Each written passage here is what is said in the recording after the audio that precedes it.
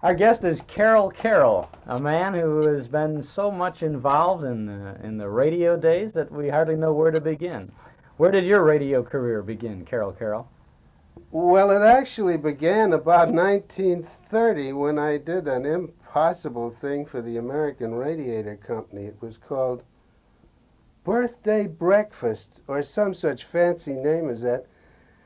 And the idea was, for instance, if it was coming up Washington's birthday, they'd have a breakfast for Washington, and Washington would be there, and all his friends would sit around the table and slurp coffee and say what a wonderful man he was.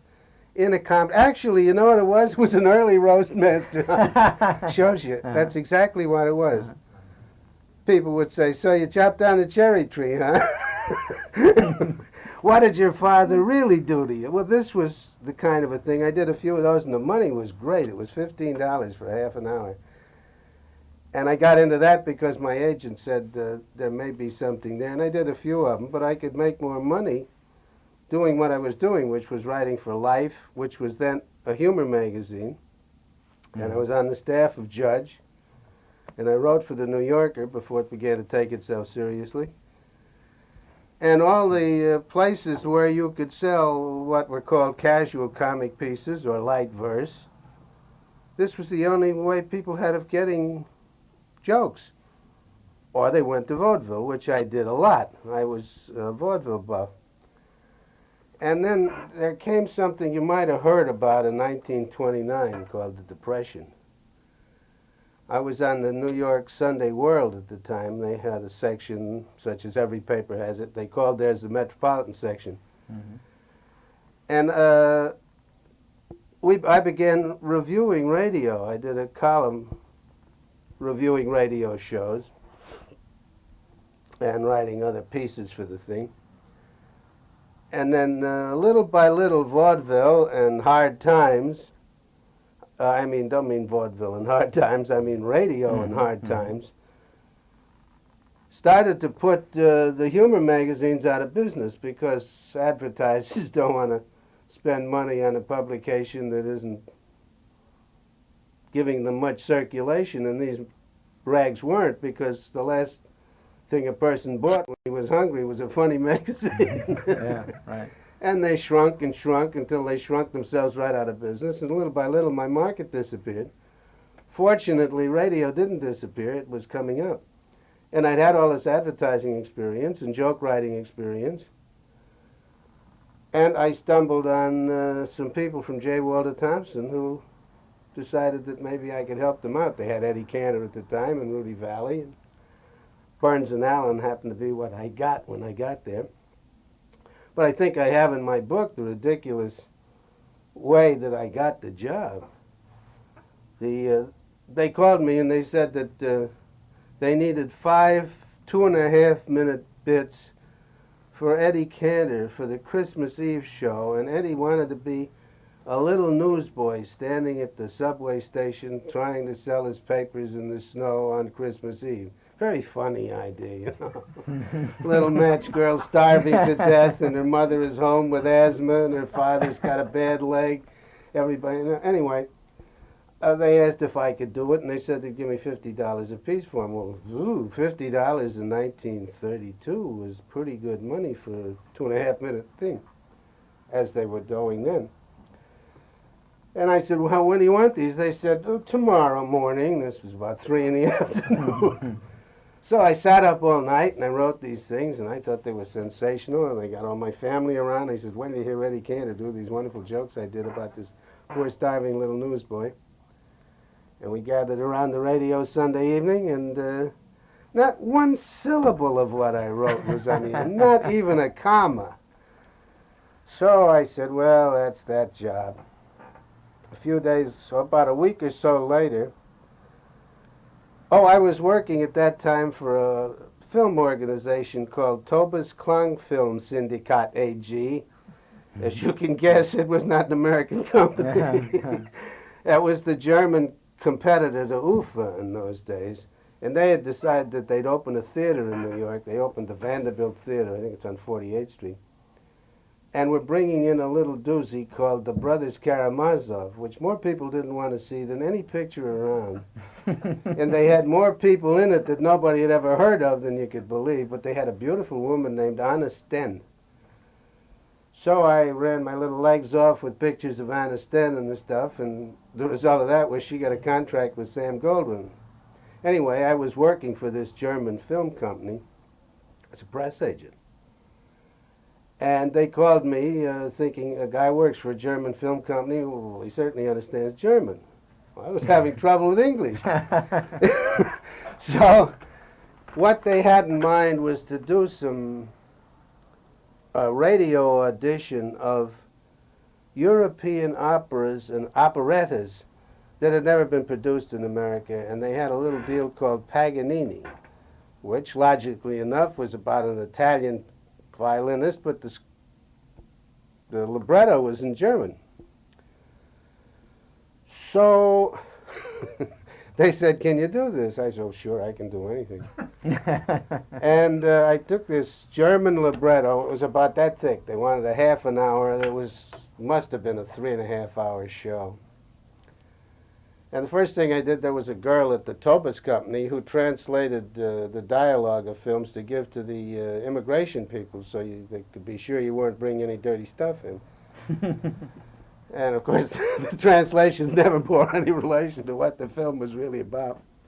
Anyway, I told her to just give me a literal translation of it, never mind putting it into any kind of English. Just I want to know what it was about, what each scene was about, and to translate the lyrics so that I'd know what they were singing about. Then I got a friend to play the score for me, and I picked out 3 or 4 tunes and wrote some lyrics for him and pinned it together with some dialogue that I made up, and it was a half an hour. Oh, and they were delighted with it. Tickled to death. They never even produced it. So there was another big triumph that I had. Well, you were getting paid for these. Oh, yes, I got Yeah. paid my $250 for the candid thing, and I got $250 for this little deal. 250 was a number they had in their head. I don't know where they got it. I liked it.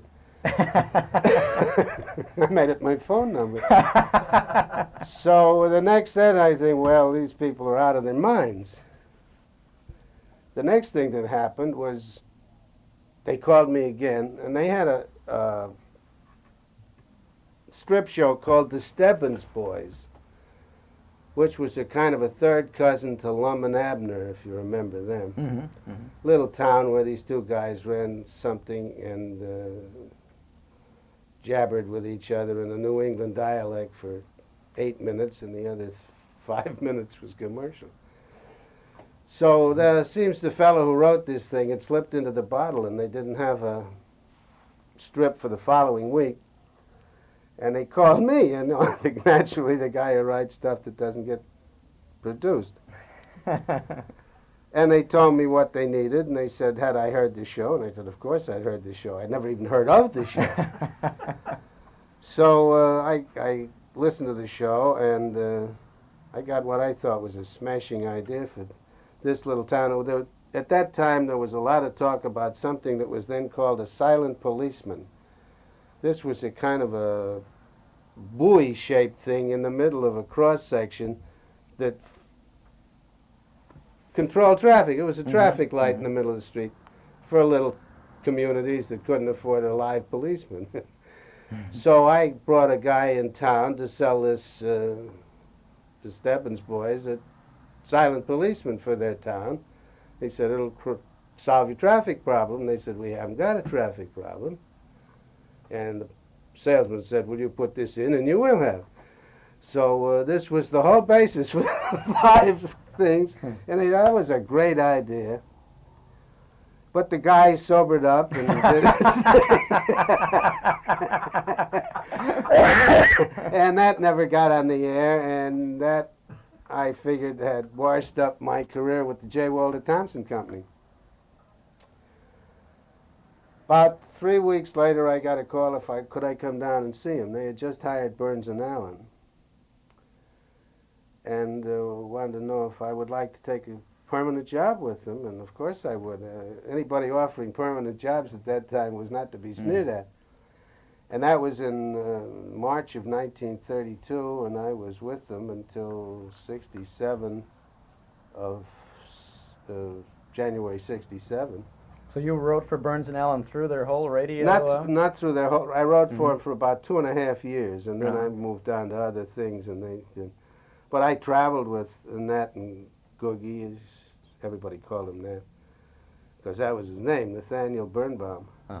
And Googie was Gracie. Gracie, yeah. She's the darlingest woman I ever Uh-huh. knew. I get tears in my eyes thinking of it. They were on for Robert Burns Cigars. Yeah, weren't that's they? exactly what they were on for with Guy Lombardo. Uh-huh.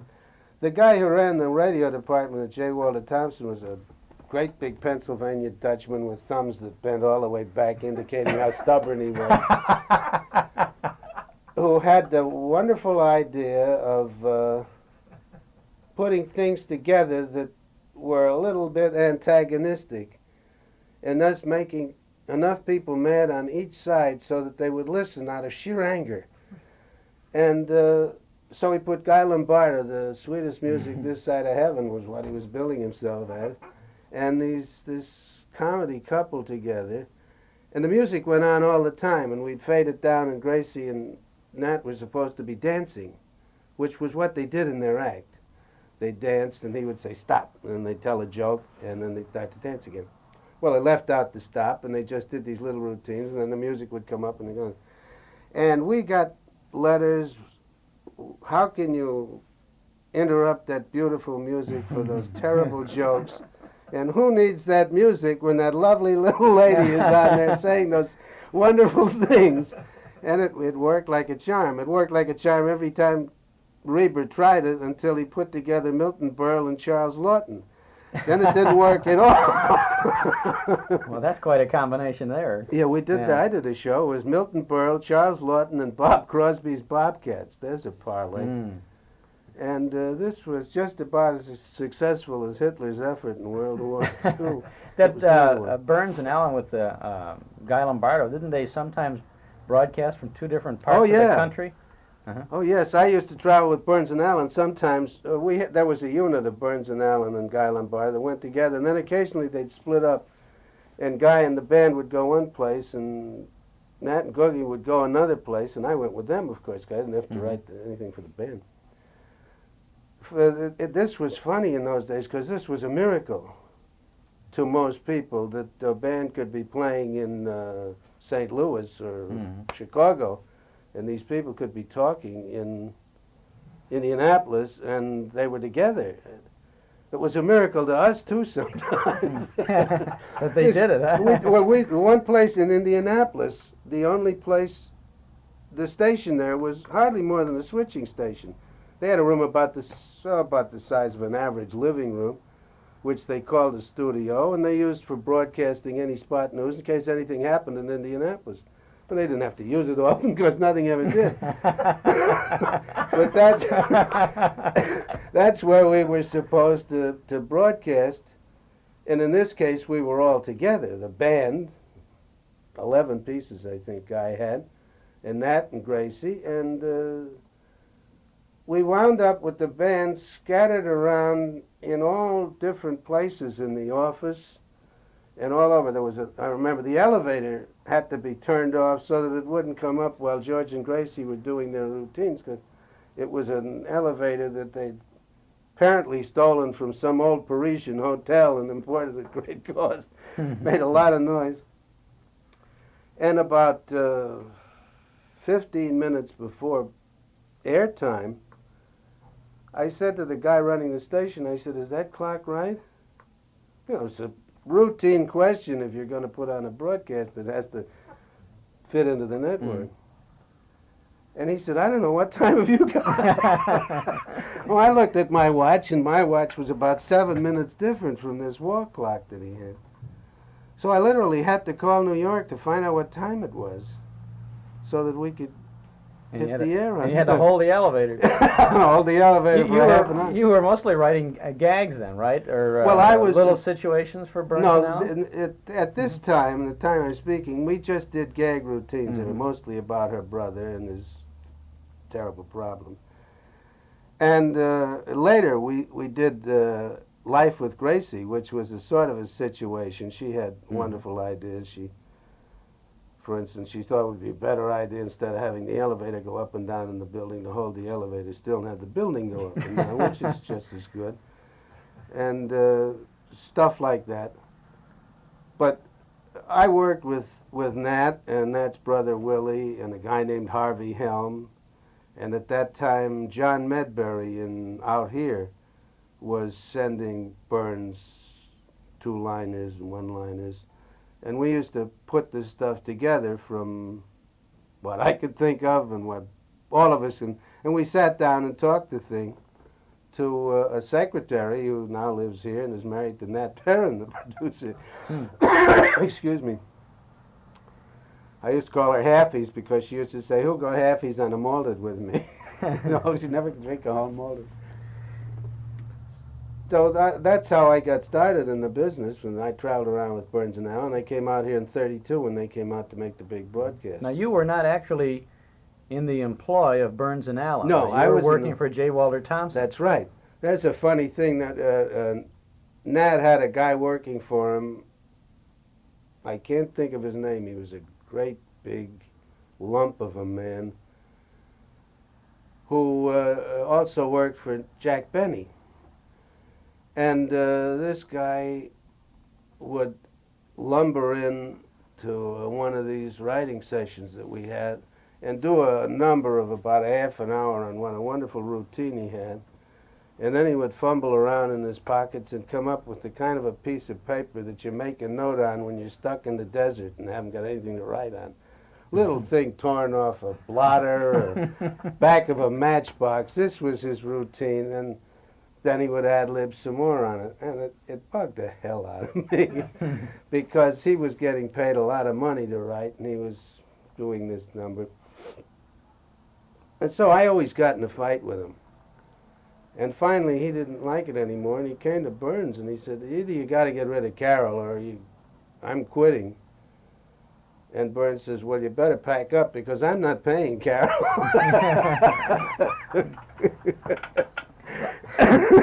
Well, exactly, how did that work? Did the agency literally own the show? The agency did not own anything. What the agency did was decide what the show would be, make up the show. For instance, the agency decided that the show would be Burns and Alyn and Guy Lombardo. When Jolson became available, we then had a very successful show, which was Rudy Valley in 5 acts or something like that. And I, because of my vaudeville background, I knew more about Jolson than anybody in the agency. Somebody had just sold them this wonderful singer, and just thinking of Jolson singing actually tears me apart. And we had this big meeting, and they said, "What'll we do with Jolson?" And I said, "We'll do the same thing we did with Valley. We'll have 5 acts with Jolson." And he sings in between them and presents the acts, and that sounded reasonable to them. But I said, "There's one thing." Well, this was for Kraft. They were introducing Miracle Whip. They were introducing it with a classy little offer that said, if you don't like it after you taste it, bring it back and we'll give you twice your money back. And everybody said, "This is lunacy. Who's going to like it? For another 50 cents, you cannot like it, and who knows?" So actually, they had to refund very little. The Americans are wonderfully honest people. And I said, "There's one thing that Jolson was absolutely sensational at, and that is on any show he did, about the middle of the 2nd act, he'd throw away the book, which should have been thrown away before they produced the thing anyway, and say, 'Come on, everybody, get together. What would you like to hear?' to the audience. And they'd call out numbers, and he'd sing and sing and sing as long as he felt like it. And that's where You Ain't Heard Nothing Yet, folks, came from. And it was just sensational, because when he sang, it was wonderful. And he'd do one number after another. So I said, the thing we'll do is we'll have a little time at the end of the show where he does this thing of getting the audience to call out numbers. And John said, that's John Reber said, "Well, fine, we'll give him 5 minutes." I said, "It takes him 5 minutes to loosen his tie." And he said, "Well, how long do you think he needs?" and we got to have at least 15 or 20 minutes. And oh, this was like asking for his mother's dowry. However, I think we wound up compromising on something like 18 minutes, which is nonsense. So Jolie came down and started to do this thing, and it was sensational. His power came through the microphone, and you knew that the people were standing up and yelling, and it was really very, very exciting. It was so exciting that it got down to, we lost a commercial, and it got down to where either we would have to cut them off in the middle of a chorus or do something. This was about 2 minutes before the end of the show, the airtime ended. And it had been on for almost an hour. This is 2 hours. 2 hours. He had been on for about 20 minutes now with this stuff. And Rita did something that has never been done before or since. He picked up a telephone, called Merlin Aylesworth, who was then president of NBC, and bought another half-hour time. Right on the spot. Right on the spot. He went right to the Went top to the and bought it president, from bought him. the time, and it was an easy thing to do because what followed us were remotes from the Pistachio Ballroom high above the Mealback Hotel or whatever it was. And they didn't make any difference. They weren't commercial spots anyway, so we just bought their time. And he went on singing. And he kept going. He kept going. This was a special show. This was a 2-hour show to introduce Miracle Whip, and this was the show which, with Paul Whiteman, then became the Kraft Music Hall. Not with Jolson. Jolson was just the big guest for this second show. Then we did 5 acts with Whiteman until we moved west and did 5 acts with Crosby. Yeah. Well, back up a half a second now. You, Jolson then had his own show for I Shell, did that, didn't he? Shell Yeah. Chateau. Was that right after this? No, or no, was no. it- There was some time in between. He was out doing some movies on Yes, the coast he did then. And movies, that's when and he did this. then we huh? did Shell Chateau Uh-huh. for him. Hello, dear, come in. Oh, you got some coffee? How nice. He. The hospitality of the Yeah. Carroll household. Oh, it's here. great. You wouldn't believe it. Put it down here. Excuse me, Hi, how are you? and I'll get another cup. I Isn't didn't that know there were great? 2 of them. Oh, thank you. There we go. Anybody want any of Don't this? tell me your wife's name is Carroll now, and No, we'll it's be. normal. You want some sugar or anything in there? You want something? A little cream would be fine. Here, help yourself. Go ahead. That isn't cream, that's milk. Well, whatever. Carroll, what kind of a guy was Al Jolson? Was he easy to work with? Let me put it this way, no. Maybe this will explain it to you. When we were preparing Shell Chateau, Uh-huh. it was my job to write the script. And I wrote it, and it introduced guests, and then Al would sing a number, and then he'd introduce another guest and do a little talk with him. It was much the same routine as the Kraft Music Hall, only it was Jolson-type talk instead of Crosby. And so I wrote this script. I'd written an awful lot of this type of stuff, so I knew pretty well what I was doing. And at that time, I haven't tried it in a long time, I was pretty good at grabbing a person's style and tonal inflections and the kind of words you like. So I had no doubt but what this script would work. And he was living at the Sherry Netherlands, and the room was sweet and way up in the tower of the building. And I get up there at 6 o'clock, he told me to come. So I handed him the script, and he took it and sat down at the coffee table and spread it out in front of him. Then I don't think he even said hello to me. Picked up a phone and ordered him dinner for himself. He ordered a small steak and a lettuce and tomato salad and some vegetables of some kind. And then he started to read this thing, and I sat there. And the room service brought up the stuff and served it for him. Didn't say anything to me. He didn't even offer me a cup of coffee. Continued to read, and every once in a while he'd make a little note in the margin. When he was finished eating, he had just about finished the script, and he got up and went over to the fake mantelpiece that had the fake fireplace in it, and he took himself a piece of what was then the classy chocolate of the time. It was Rosemary chocolates, I remember. I remember it like Rosebud. And because I was by this time so humiliated, you couldn't believe it. And I couldn't wait to see what he had written on the script. 4 or 5 notations from time to time. And finally, then he went back, put the thing all together neatly, and handed it to me and said, "Here, kid," which was the only words, were the only words he addressed to me. And I said, "Thank you very much, Mr. Jolson, and I'll take care of it."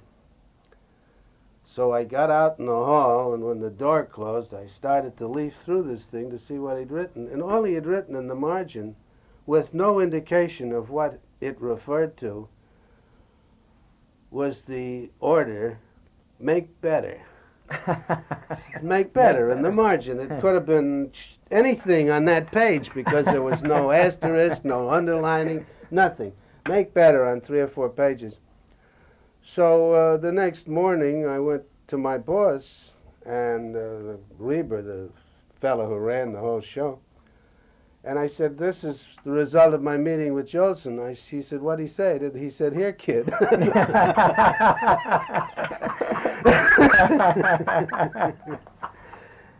And so I said, "Here's the script." He handed me, and John looked at it, and so I said, "Make better." And he looked at me, and he said, "Well, did you make better?" And I said, "Yeah, I read it this morning, and it looked better." And that was the show that he did. I didn't touch a pencil to the And he thing. made no comment No about it? comment. No, he went ahead and did it. And once we were sitting in the little room off the stage at Studio 8G in New York, Reber and Jolson and me, nobody else. And Jolie is reading the script that he's about to go on to do, and he starts to chuckle, and he says to John, "You know, John, Jolson's writing better and better all the time." I'm sitting there. Absolute shamelessness of the man. But he was quite a talented guy, Oh, wasn't wonderful. As I say, just thinking of his singing raises gooseflesh on my arms. I can feel tingle. If he hadn't been such a great talent, nobody would have put up with his egotism. he? Did you work for Rudy Valley in the Fleischman show? I occasionally saw, the show was actually written by a man named George Faulkner, who was intellectually way above anything he was doing. He was a brilliant man. Mm-hmm.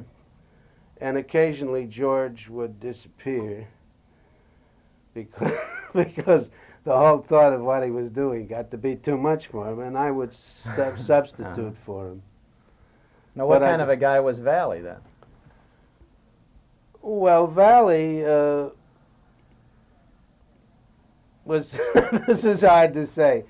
Valley was a man who couldn't sing, but sang, who has little sense of humor, but likes to tell jokes, who thinks he's a showman, but isn't, and was a big, big star.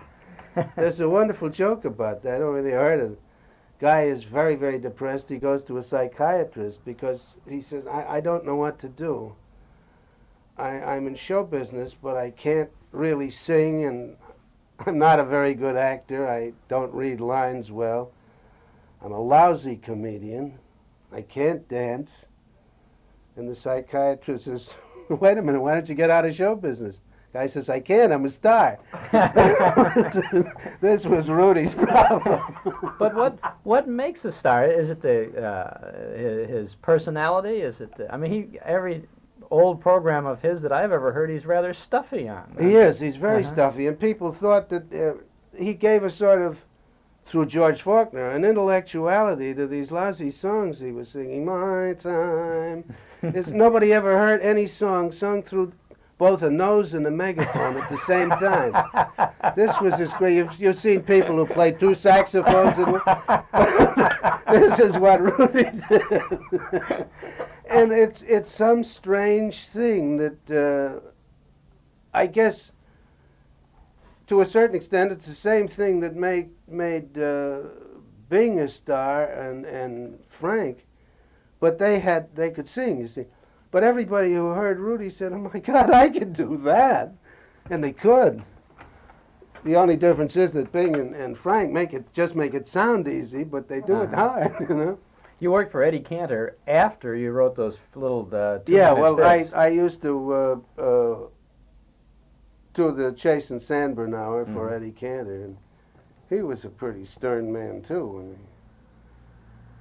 I've heard that he really had to have that audience reaction right there, and he needed to do visual things to get the oh yeah, he always audio. came out in costume, opened Yeah. the show, and Wallington would say, "Eddie, why are you coming out in a white sheet with a red beret on?" And he said, "I'm a candle on a wedding cake," or some stupid thing like that.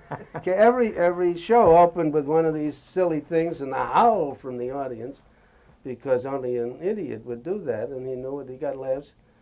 He was shameless as far as what he would do to get laughs, but he knew the power of sentimentality, Mm-hmm. and we would always do some little Match Boy sketch or other, where he appealed in. He was the guy who thought of the March of Dimes, and started. That's right. Yeah.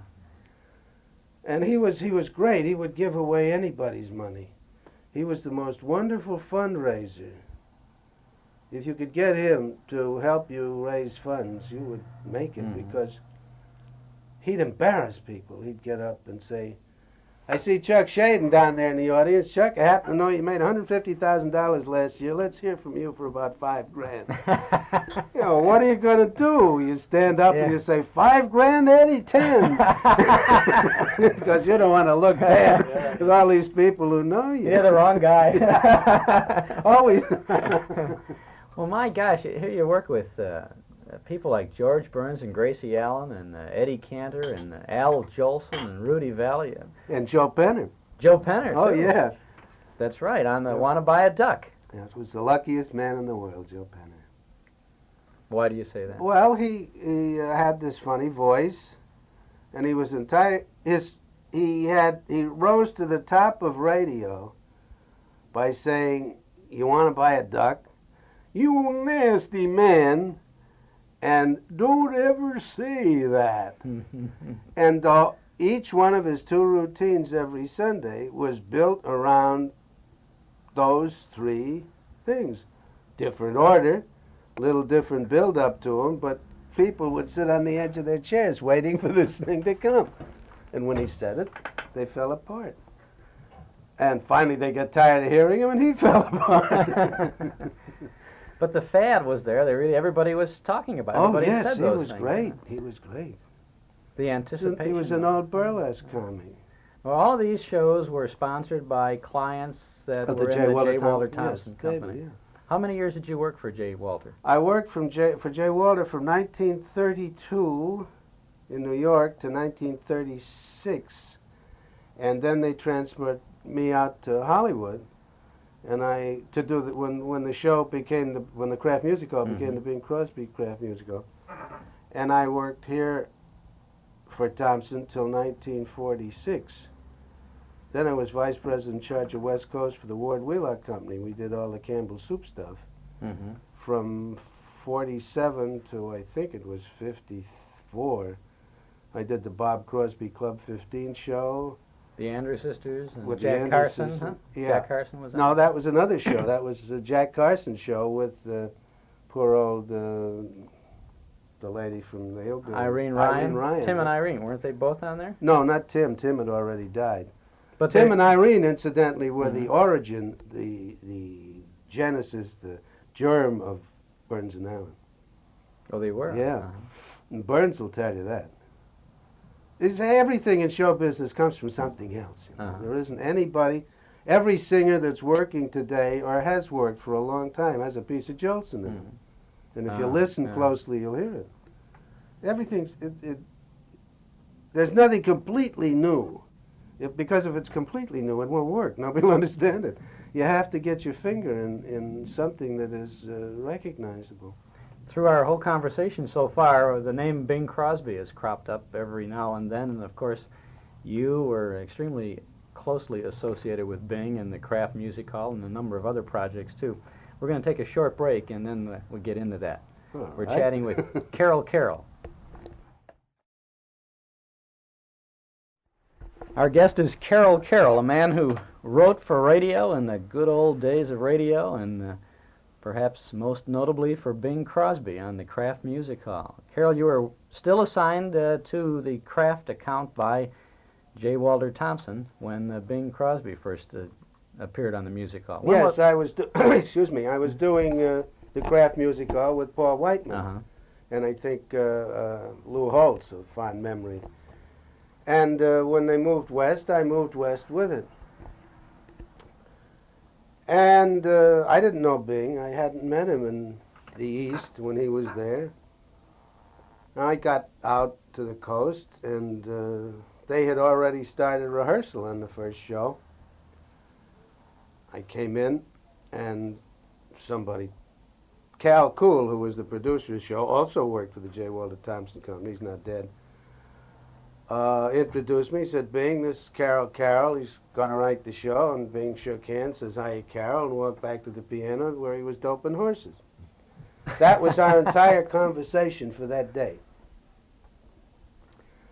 When was this? Excuse me. This was in the early spring of winter of 1936. Started in January 1936 was when Bing started the Kraft Music Hall.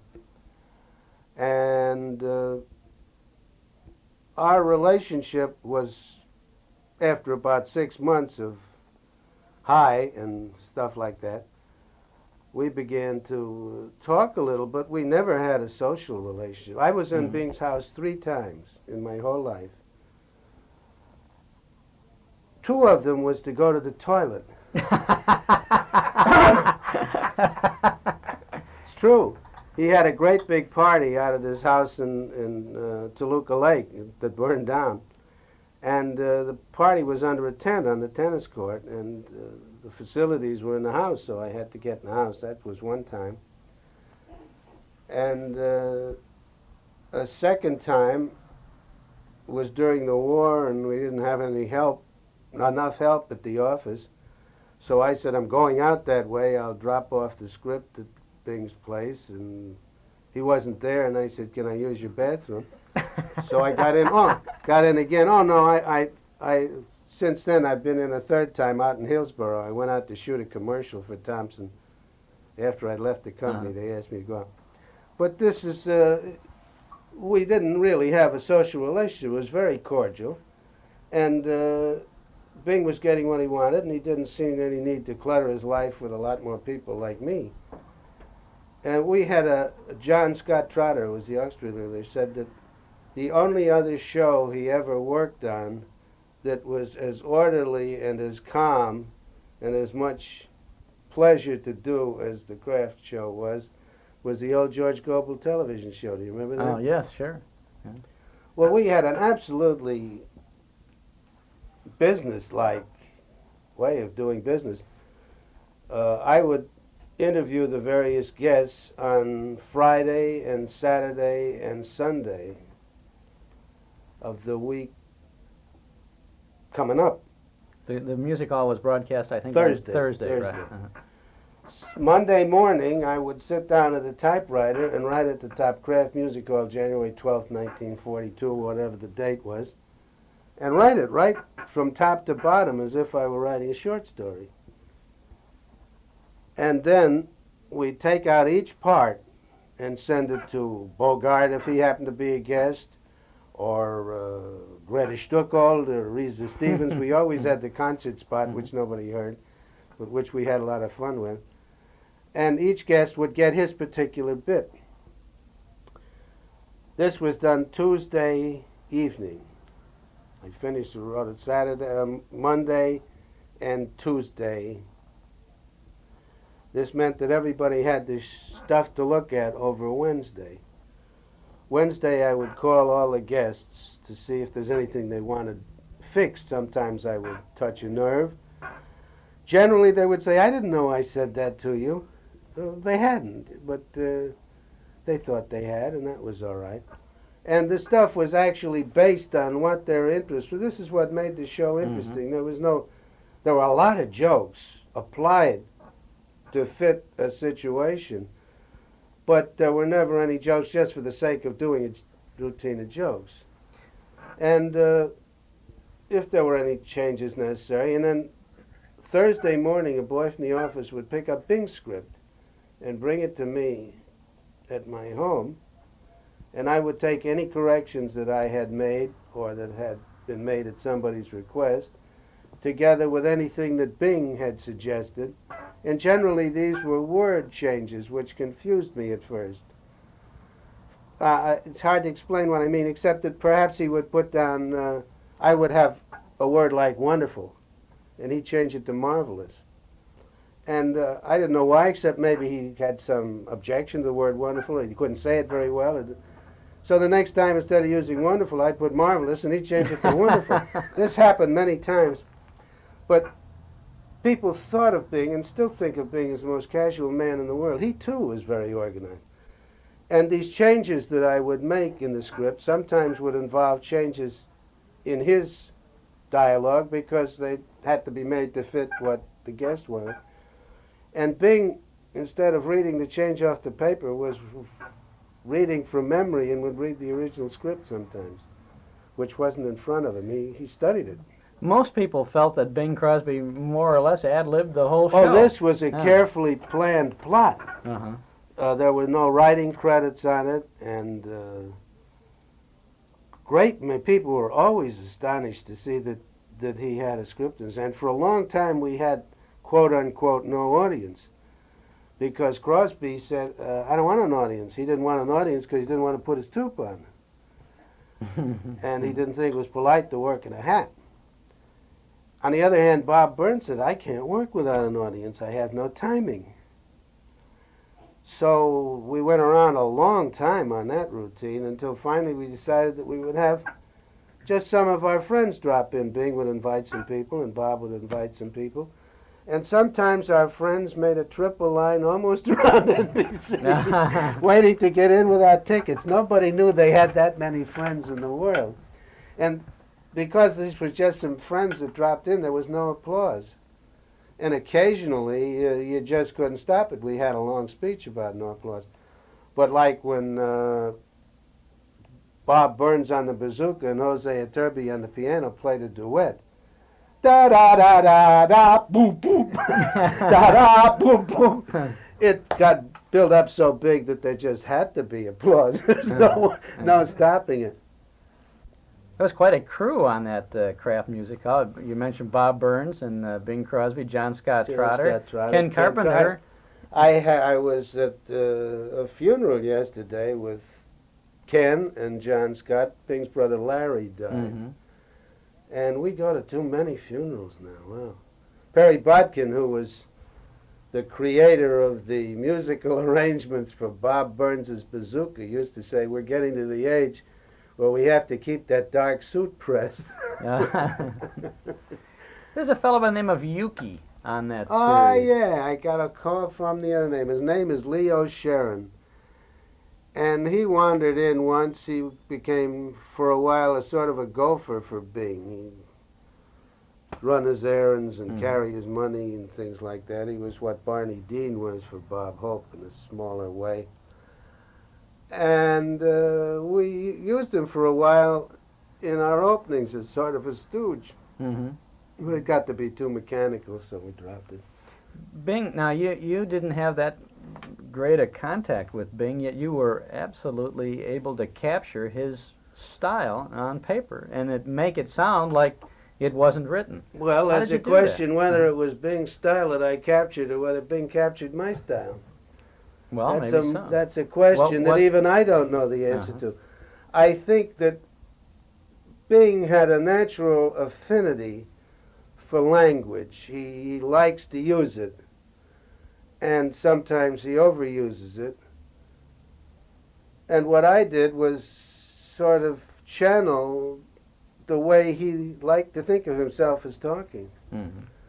And an awful lot of it is rubbed off now, and there's an awful lot of stuff that's gone into the language from that show. Yeah.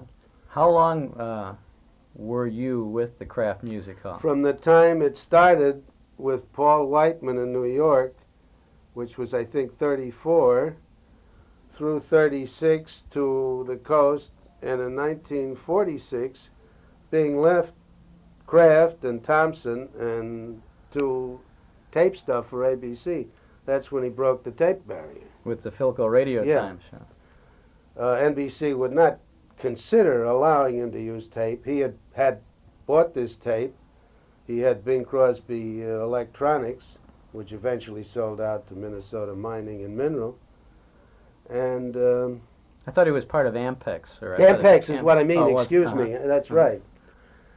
M&M make the tape, but Bing had the patents. He got them from a couple of nice young soldiers who liberated them from Germany. And he said, I'm not going to fool around with this. He didn't have to, and he got ABC to use tape, and pretty soon you know the answer. Everybody was using tape. It revolutionized radio. Of course it did. They used to do 2 broadcasts, one for the West Coast. Oh, do I know that? Yeah. On Shell Chateau, we did one for the West Coast 3 days later. 3 days. 2 days later. 2 We days. used to do Shell Chateau on Saturday evening at 9 o'clock, I think. And we did it again on Monday for the West Coast, Monday in the afternoon, so it would get out here at 9 o'clock. And I don't know whether the story about John Barrymore and that little incident is in my book or not. It is, yeah. Yeah, oh, that was... Let's hear it.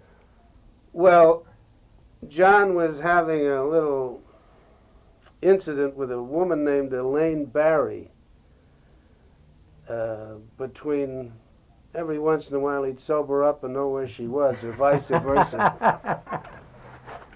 And somehow or other they sold us the idea of putting John on with Jolson to do a scene from the great play that he and Lionel did, The Jest. And John was perfectly willing. He didn't know what was happening. And Miss Barry said she would deliver him. But we finally had to locate him. He had locked himself in a room at the New Yorker Hotel in New York. And his agent and a few people got him out and brought him down to the studio just in time for the show, and absolutely sloshed. But he was so marvelous that when he got on, his hand trembled. You would think that it trembled so that he could not read. I know he was reading because it was not the script that he could have remembered. I also know he was reading because at one point he took off 2 pages and skipped 2 pages. And the wonderful young lady who was working with him also skipped the pages right along with him. All these radio actresses were great. But this Studio 8G had a control room in the back of the studio, so I was looking across the audience to John, to the stage. And John was up there. First place, as he came out, he tripped over a cable and said a few words that are now common gossip on every campus and high school gym, but were not really good for the air at that particular time. Fortunately, nobody believed what they heard, so that was all right. And he stumbled to the mic and started this thing. I had heard up to then that a person turns green. He did. He was green. The perspiration literally poured off him. This is not an expression. This is fact. There was the floor around him had drops of water of where this sweat had fallen, and his hand trembled, and I thought he would die any minute. It got so that I couldn't watch it. I lay down on the floor of the control room and shut my eyes because I didn't want to see this great man go to his maker. And I'm not kidding.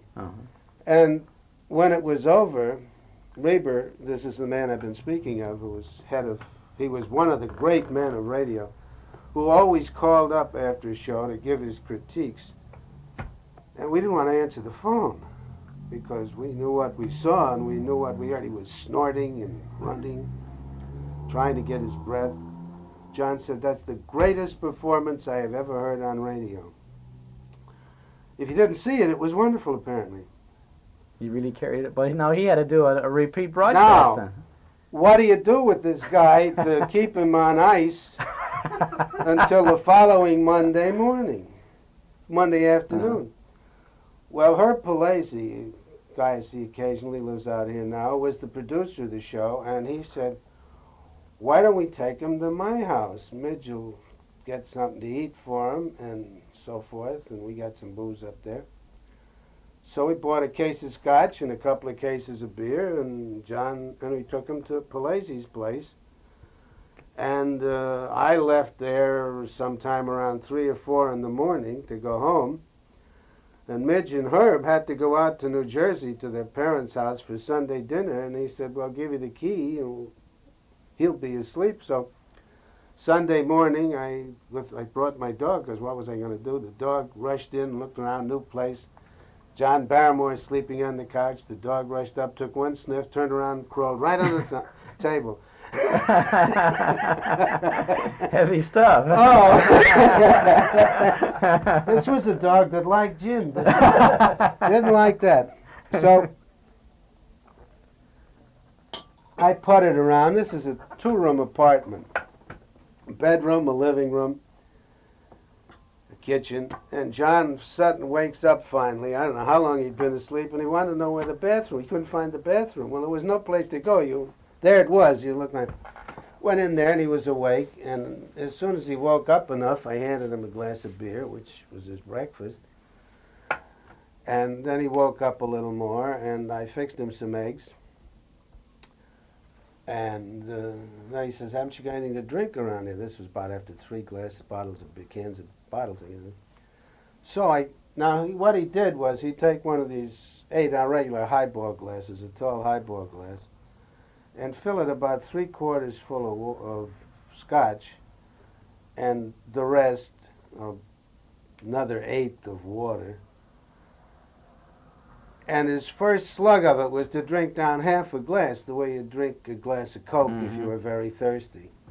And then he'd kind of nurse the other half along for a while. Well, while he was drinking like this, he was the most fascinating man in the world to talk to. He could quote on demand from anything that he'd ever done and from all of Shakespeare's works, and talk beautifully about life and art and anything that might come up. Then there would come a point where he went to sleep. He'd go to sleep until it was time to wake up and start again. So I nursed him along. The Jews have an expression, sitting shiva, is what I was doing with him. It means you sit with the body. And the Palazzis came back and took over, and the next morning, the next afternoon, we took him down to the studio, and he did the show. It wasn't as good a show because he was a little soberer. Mm-hmm.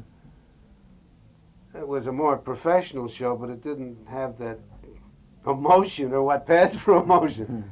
And when it was over, he came back to Palazzis because he said he wanted to come back and make his manners to his hostess. He's a very polite man. And we had a couple of more drinks, and then we took him down.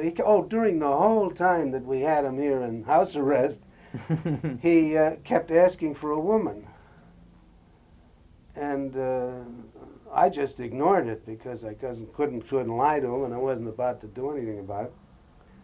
So finally, it got time for him to go home, and Herb and I took him down to a cab. Checker came up, and we told him where John wanted to go. I think it was the New Yorker Hotel. And he said to the driver,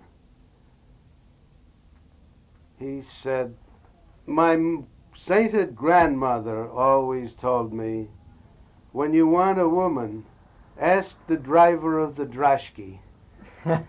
And this bewildered cab, he didn't know what the hell he was talking about. John got in. That's the last time I saw him or spoke to him. I suppose he went off in his droshky for a moment. Checkered droshky. John Barrymore, fantastic story. Yeah, Great oh story. yeah. Well, after you concluded your association with the Kraft Music Hall, was that the end of your work with J. Walter Thompson? That concluded my work with J. Walter Thompson because there was nothing more out here that they had for me to do. They wanted me to go back to New York and become an account representative, straight advertising, man, and I was not about to do. A couple of years later, Jolson came back after his movie. That's the Jolson story on the Kraft Music Hall, but you weren't That was a involved different with that. show. No, I'd had nothing to do with that at all. That was done from New York. You wrote for Walter O'Keefe. Yeah, I did after a show that? for Nestle's Chocolate with Walter O'Keefe and a guy named Don Bester. Harriet, Ozzie and Harriet with the music on the Joe Penna show. Oh yeah. Now, didn't you do this? O'Keefe had a Double or Nothing, or Oh, that was out that here was- for Campbell Soups. Uh-huh. Yeah. Uh-huh. Yeah, Walter did sort of a road company of the old Double or Nothing show, which was $64 question. We had the 64-cent question. It was cut down a little bit. You wrote for Frank Sinatra too, didn't you? A lot. Uh-huh. I did Frank's first radio show, which was for, of all things, vitamins. You know, there's a guy that really looked as if he needed a heavy wind, and away he went.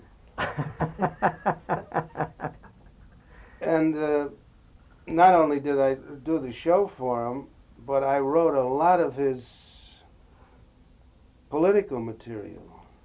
He was heavily into what was then called tolerance, Mhm. later became integration. And also, he was a big Roosevelt man, if you believe it. In fact, he was a flaming Democrat up until one day something happened and he became a Nixonite. I never understood that yet. There had to be something there. Anyway, Frank was asked by Drew Pearson of fond memory if he would substitute for him once while he went on away. It was a half hour. Mhm. And I wrote a half-hour Drew Pearson show for Frank Sinatra in which he thought his things. And I was on the Union Pacific San Franciscan, I think, or Las White. They had a name. It was the competitor to this chief, super chief. Mhm. And I wanted to hear this thing the worst way, and that's how I heard it. They had a radio in the bar car of this train. And they didn't know an awful lot about how to run a radio on a railroad train in those days, but they knew it could be done and they were working on it. And the barman had opened up the car. It was about 11 o'clock where I was that this thing went on. Someplace in Utah, I think, going east. And the speaker was in the base of the bar. It's where everybody kicked his knee when he had his third drink. And I had to sit on the floor with my head almost in the speaker to understand anything. And the barman, once he got the hang of what Frank was talking about, which was the need to recognize the black people and so, he was sitting down next to me. And when it was all over, he was crying, and he said, "That Mr. Sinatra must be a fine man." And I said, "He sure is." It was really a very good, he was, the black man was touched. Well, that's a great way to hear an accolade for your work, isn't Wasn't it? that ass? I was I would touched say too. so. Yeah, that's really something. But I wasn't really out to impress the black people. I was out to impress the white people, and there was nobody there. Did you write for Gene Autry? Oh, sure, Melody Ranch. I Mhm. named it.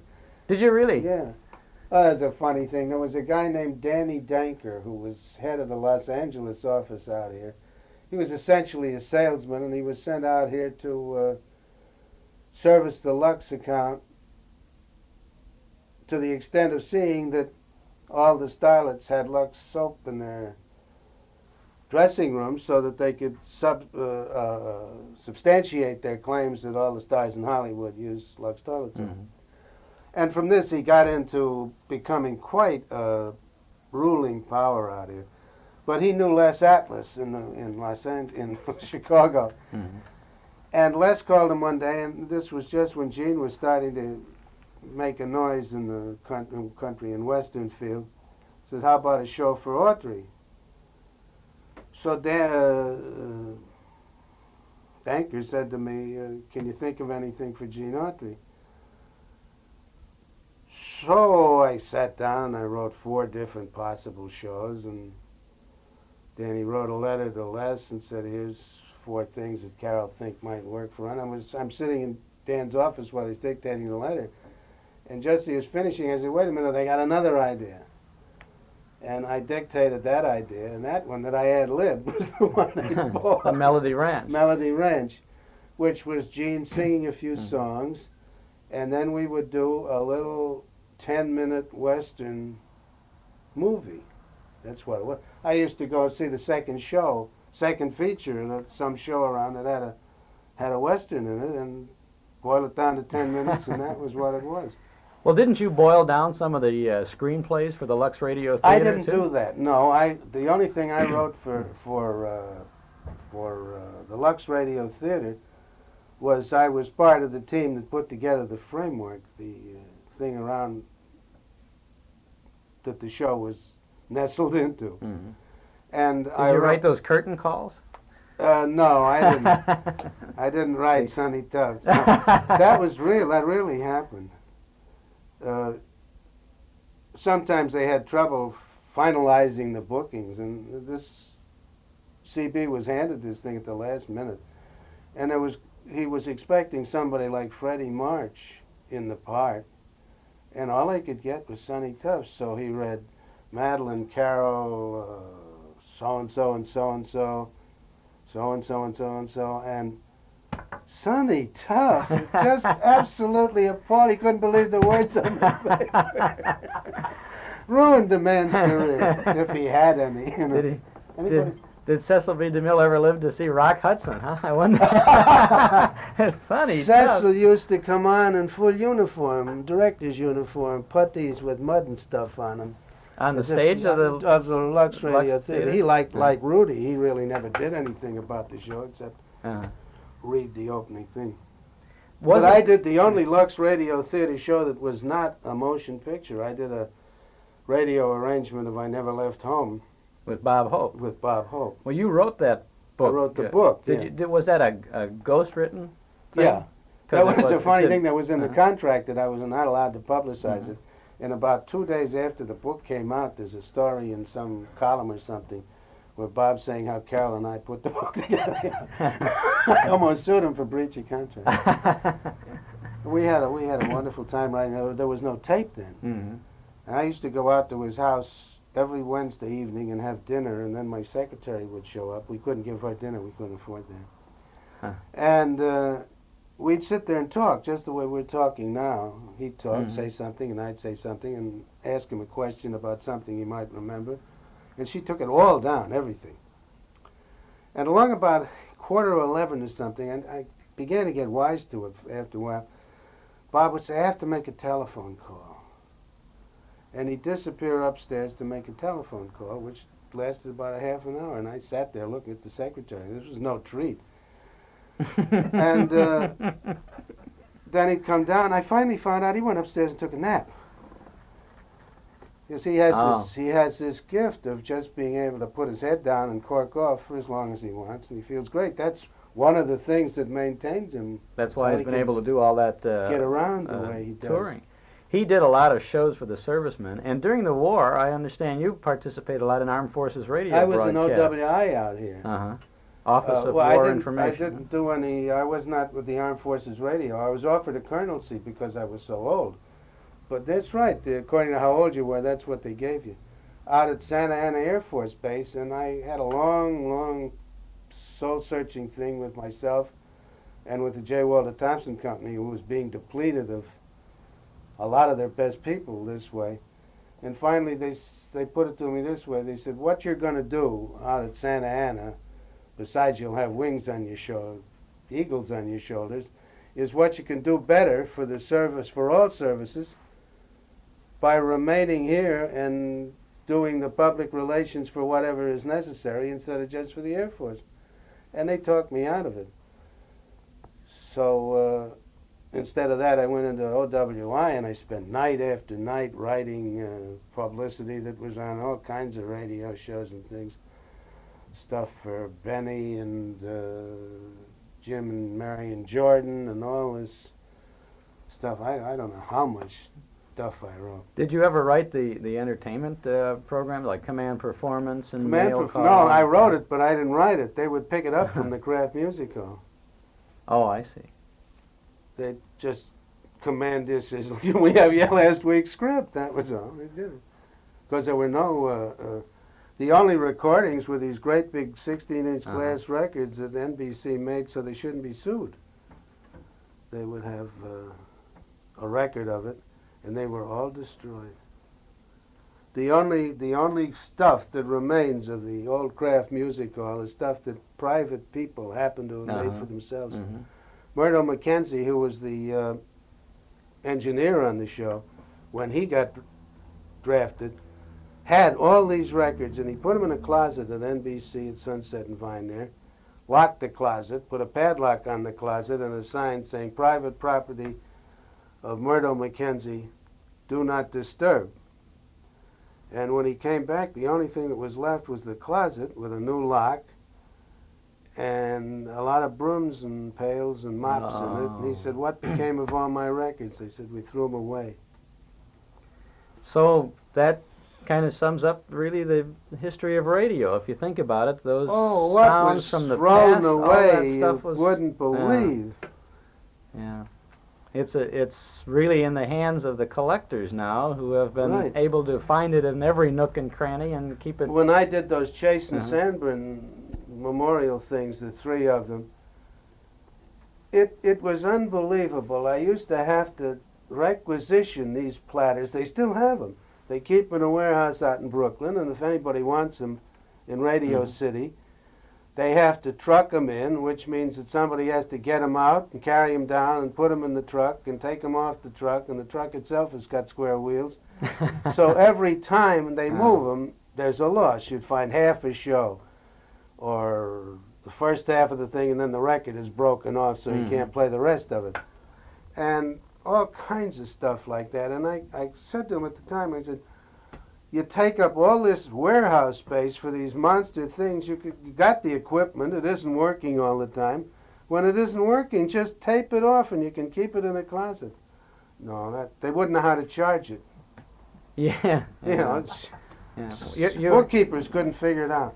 Well, there's a lot of stuff in closets these days. I don't have much of it. Occasionally somebody sends me something. But Those specials that you talked about for with Edgar Bergen and Charlie McCarthy were in the mid-'60s, all for Chase and Sanborn, weren't they? 64, 5, and 6, I think they were. Or 63, 4, and 5. I don't remember. 4, 5, and 6, I think. Yeah. But one was Chase and Sanborn's 100th anniversary. Yeah, and the second was the 101st, and the third was the 102nd. They're the only people that celebrated their 102nd anniversary. Well, but they had tied in they did a Fred Allen thing on it once. It was the 101st. Yeah, and then NBC had a... tied in on that one. It was its 25th, or 30th, or 62nd, or some number. Did you always enjoy what you were doing? I guess so. You don't enjoy what you're doing when you're doing it because you always think you could be doing something else, or you think you could be doing it better. And I'm a guy that if a deadline is 11 o'clock, I have to be there by 9:30 with what I need. I opened up more railroad stations. I get to more theaters before the ushers than anybody in the world. But this was one of the reasons that everything went so smoothly with what I did, you should pardon the expression, because I, unlike many of my friends and co-workers, didn't show up at the last minute with something that nobody understood. And yes, of course you enjoyed it. The thing with radio, once you got into television, was that you never knew how easy you had it, particularly actors. Yeah. It was just easy to walk in, grab the script, and do it. And most of these people didn't need any rehearsal. They weren't rehearsing for themselves. They were rehearsing so we know how long it took. We never did a dress rehearsal on Kraft. We used to rehearse the music in the morning, and in the afternoon the guests would come in at separate times so they didn't meet each other and rehearse with Bing, so that the whole show, when it got together, was a brand new thing to everybody but Crosby and us. Even the orchestra didn't hear most of it. They only heard what they were involved in. So it had this spontaneity, and then I think I wrote about it, we had this trick where Bing didn't want to talk, and we knew that he was a little tight with the script, so we changed some lines which would force him to ad lib. He did, and he would. He would always arise to the occasion. Finally, we didn't have to do that anymore because he got to the point where he felt if he thought of something funny, he'd say it. He ad libbed one of the funniest lines I ever heard in my life. I forget what it was. Oh, it was Wingy Manone. You ever hear of him? Mm-hmm. Sure. A one-armed trumpet player. He used to have a song called Mr. Capri on that Isle. And Wingy had finished one of his trumpet solos, and Bing is standing by the mic, and it's open. And he said, "Man, that is dirtier than the inside of a Russian horse doctor's valise." And I fell right off my chair. That picture, it's perfect radio, which was Yeah. pictures. This is a funny thing. You had to deal in pictures in radio, much more than you have to deal in pictures in television. You got the pictures. But your jokes in radio had to create a mental image.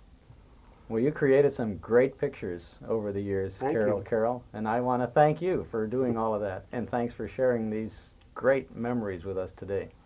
Well, great memories to me. Our guest today is the beautiful Marion Marlowe, who was well remembered for her many stage appearances and who starred with Arthur Godfrey and his friends on so many television and radio shows. Welcome belatedly to our town. Thank you very much, Chuck. You've been in town for a while, and you're appearing out at the In the Round Dinner Playhouse. That's right, through May the 16th. Through the 16th. Now, you're not in a Broadway show out there, you're in a load of them, aren't you? Yes, we're doing a Toast to Broadway, which is a combination of the highlights of about 12 different Broadway shows. And if we were in, let's see, front row center is not exactly for In the Round. It would be in the center circle, it could That's be, right? What would some of those shows be that we would, the Well, highlights? the shows that I do are things from Sound of Music, The King and I, Gypsy, Follies, Man of La Mancha. One of the first things you did was Sound of Music, That wasn't was it? my very first Broadway show. I played it for 3 years on Broadway with Mary Martin. And, well, I'll tell you what, let's take a time trip All back a right, little fine. bit, okay? Our listeners like to reminisce and follow the career of someone they like, and then see what's happening today and tomorrow too. Where did it all begin for you? Well, I was born in St. Louis, Missouri, and received all my early training there. I left St. Louis when I graduated from Beaumont High School after 2 years of pre-med training. I wanted to be a vet. And I went to California, and I got a job in Ciro's, dancing and singing. And a producer from London happened to be there one night, and I was singing in Spanish at the time. I speak Spanish. And he asked me if I'd like to go to London and be in a review. So, not believing anything anyone ever told me after being in Hollywood for a while, I said, of course I would, and 2 months passed by, and I got my ticket on the Queen Elizabeth, and I spent a year in London doing a show called Sauce Tartare, during which my roommate was Audrey Hepburn. And then I came back to America after a year in 2 command performances, married, and went to Miami Beach, where I got a one-night stand to sing for Arthur Godfrey. And he... Now, was this on his radio show? He happened to be in the audience the night that I sang. Oh, I see. And after the show was over, he came backstage and said, "Young lady, I think you're wonderful. Would you like to come and be on my show?" And when I came to, I said yes. So I spent 5 years with Arthur. Those were very good and busy years for you, They I'm certainly sure, were. Five times a week, simulcast in the morning, radio and television for an hour and a half, and then the Wednesday night show, which was an hour. You didn't, you never appeared on Arthur Godfrey's Talent Scouts, though. No, I never did. A lot of the people who started with Arthur jumped off of the Talent Yes, Scouts. the Cordettes did, and the Mariners. The Mariners, yeah. Mhm. That was quite a happy family, wasn't it? Or Yes, was it was. We got along very well. So we had The McGuire Marion sisters. Marlowe and Frank Parker, Yes, the Frank. McGuire sisters, and Luann Sims. Luann. Oh yes, and how about the Jeanette Davis. Holly Loki? Holly Wasn't Loki it? Kahaulapua. Was that her last name? Yes, And Julius La Rosa, who is now Yeah. a very big disc jockey back east. Do any of the little Godfreys ever get together? No, Not at all. no, it's no been a long reunions? time. You know, those were very special days, though. Oh, they certainly were. They were days when 40 million people watched Yeah. our show. How were you able to handle a tough schedule like that? Well, I loved every minute of it. I got up at 5 o'clock every morning for 5 years and had to be over at the studio in makeup and in voice at 7:30 in the morning. Mm-hmm. And if you're a soprano, it's not easy to be in voice at 7:30 in the morning. Though our airtime was 10 o'clock, or we had to stagger our rehearsal schedules. And we would be together about, 12 hours a day, I suppose. And I never got home before 9 or 10 o'clock at night. And how much time was taken from your schedule then for the major show on Wednesday nights? But we rehearsed all day Tuesday and all day Mhm. Wednesday for the Wednesday night show. Mhm. And then we would naturally have rehearsed our own individual numbers before that on Monday. You were teamed up quite often with was Frank Parker, I Yes, believe. it was. We were a team together, and Frank is, so many people ask me about Frank. Mhm. Frank is retired now. He lives in Miami Beach. He's just coming back from a round the world tour, and he's enjoying life immensely. He still sings beautifully, and when I get back to New York, we're going to Nashville to cut a record. Oh, you really are? Yes, we no are. kidding. Gee, that we Back should look together forward to again. that. Huh? Frank Parker and Marion Marlowe together again. That's in right. Nashville, no less. In now, Nashville, huh? yes. You know, a lot of people often remember the Godfrey shows and the morning Yes. things and the evening things, and people do say whatever happened to and, Of and course. where is, you know. But what people don't realize is that the face of radio has changed somewhat, and so has television. Yes. And while many of the performers have been extremely busy, and I'm sure you have been very busy Yes, since I those have. regularly grueling weekly shows, you've been out of the mass general public's Yes. limelight for a while. But I tour about 10 Uh-huh. months out of the year. and where do you go? In the United States, Canada, and South Mm-hmm. America. With a show similar to the one that you're doing at the In the Round No, Playhouse? this is the first time I've ever done a review. This is usually with my supper club act that I take, or I do dinner theater shows. Mhm. I toured Dolly, Hello Dolly, for 7 months. I toured Gypsy for a year. I toured Bittersweet for 6 months. And this takes up a great deal of time. What about we're always reminiscing, so I have to stay with that a little bit. What Uh-huh. what about the kinds of fan mail you received back in the Godfrey days? Well, I used to receive anywhere between 8,000 and 10,000 letters a week. 8,000 and 10,000 Yes. letters a week? That's right. And how many proposals of marriage? Well, of course, I had someone handle the mail. It was Uh-huh. impossible for me to go through all of it. But there were quite a few proposals of marriage and quite a few lovely gifts and some wonderful, wonderful friends who have stayed with me throughout my career. Many of the people who come to In the Round Dinner Theater are old Godfrey fans who Uh-huh. still are loyal, and so I'll always be grateful for those days. It would seem to me that it would be a nice shot to have a 90-minute TV special one of these days with Yes, it would be Arthur, and nice. I believe he's coming to Chicago himself Oh, is he? this summer sometime. Uh-huh. We're going to do a show, and Oh, you ought to suggest that to him. we'll try it, and we'll see if we can't book it, and we'll get everybody back. That would and be we'll sell fun. tickets for it. And I know, I'll bet you could fill the In the Round Dinner Playhouse for you're doing it regularly Yes. and have been for 5-6 weeks already. More than that? We'll be there a total of 10 weeks 10 when I weeks. close May Yeah. the 16th. So, And we came from Milwaukee, where we were for 8 weeks. So you're not too far from your hometown of St. Louis then, huh? Yes, except I haven't been home in a long time. I live in Seabright, New Jersey now, but I'll be moving out to California in the fall. Oh, that's a nice place to be, too. Yes, it is. Now, in addition to all of this beautiful singing that you have been doing over these years, what else are you doing? You're writing a book or something? Yes, I have written a Mhm. book. It's called Make Known the Thoughts of Your Heart, and it's all inspirational poetry and prose. I'd like to do something from it. I'd if love I to have may. some, certainly.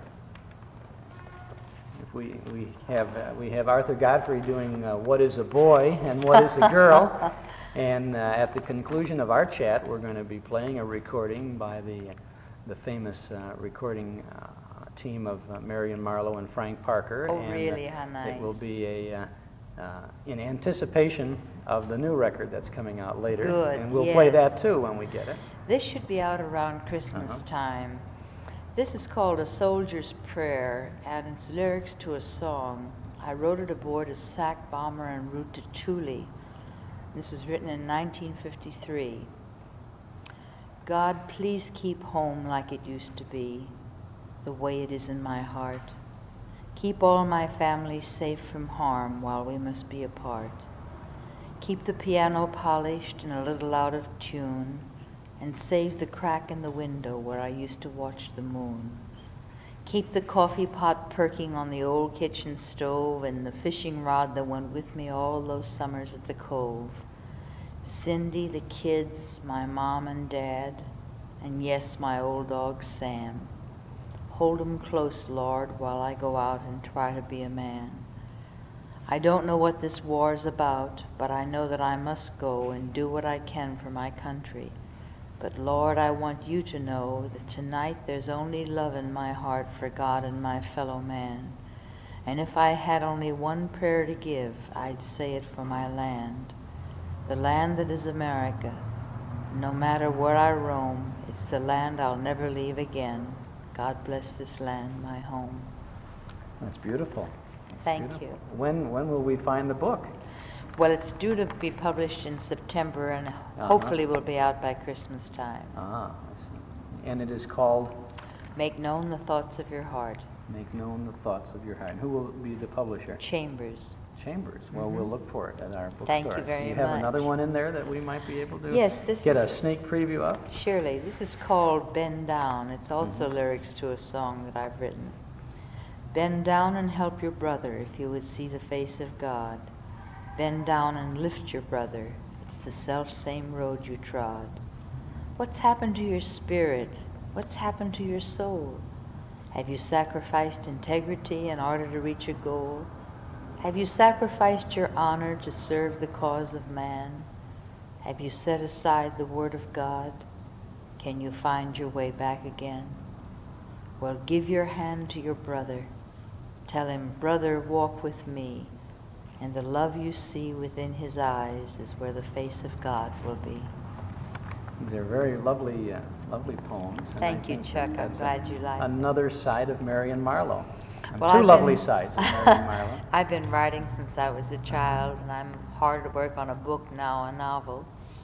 A novel, what will that be Uh-huh. about? Well, it's sort Say of... about 200 pages. I know. No. Well, it's a novel that I would rather not talk about yet. Okay, that's good. How about a glimpse of the exciting life that a young gal had in the show business? The life that you had, was it all work, or did you have a lot of fun? Oh, or I was had it- a ball. Uh-huh. I wouldn't trade one thing that happened to me. I had a marvelous time. I started when I was 17 Mhm. on the Godfrey show, and I had more fun. I've been all over the world. I've been able to do things for my family that I would never been able to do if I hadn't made the money that I made in this business. And I met so many wonderful people and had a chance to work with so many wonderful people. And I've had a chance to grow. I wouldn't change a thing. What was the most exciting thing that happened to you as far as your career was concerned? Was it being on the Godfrey show? I believe it was in the command performance in Mhm. England. Oh, yeah. That was Yeah. about the most exciting thing that ever happened to me. What kind of a scene is that? Oh, What happens It's there? Uh-huh. unbelievable. Well, the tale has been told many times by many people who have done it, but you're contacted and you go to the palace and you're received by the Queen after your show. Mhm. And I did the whole night in shock. You know, when you're 17 years old, it's a very exciting thing to have happen, and it happened to me twice. I did 2 command performances while I was over there, and it was a very thrilling time for me. Did you have to learn to curtsy? No, I knew how to curtsy. Oh, you did? Huh? In St. Louis, they taught you how to curtsy? Well, I'd played in enough operettas that I knew how to Ah. curtsy. Yeah. Well, you certainly know how to sing, and I Thank know you, that Jack. you're singing up a great storm out there. We've had good reports, Yes, excellent the crowd reports seemed out to there. really enjoy Yeah, the show. yeah. We have 8 young people with us. It's not just myself.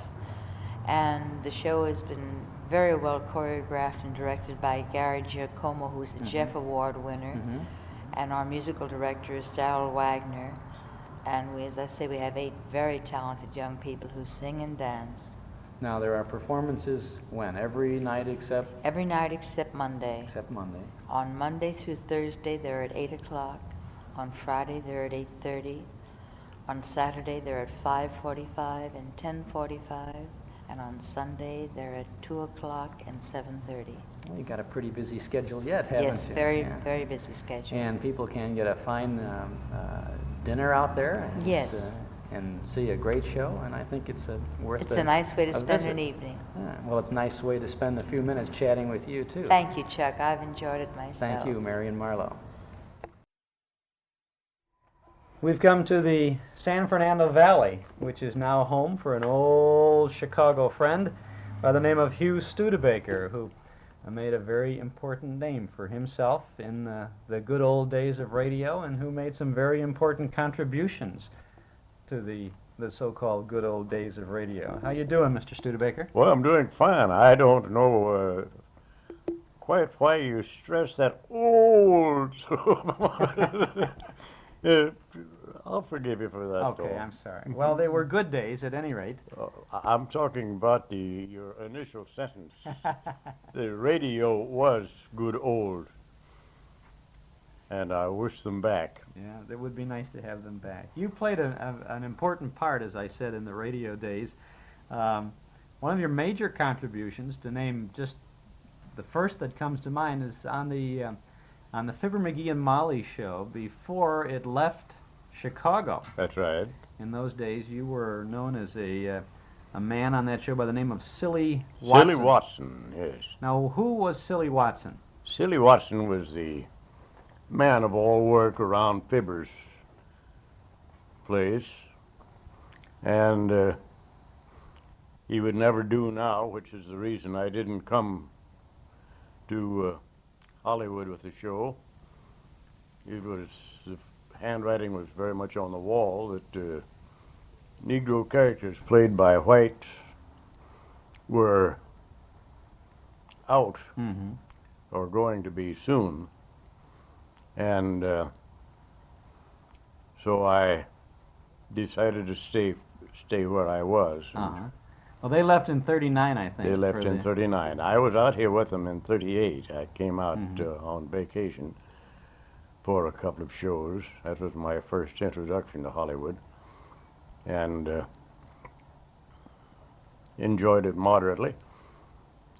But I was glad to see them back in Chicago. Wishing they had stayed. I was very fond of Jim and Marion.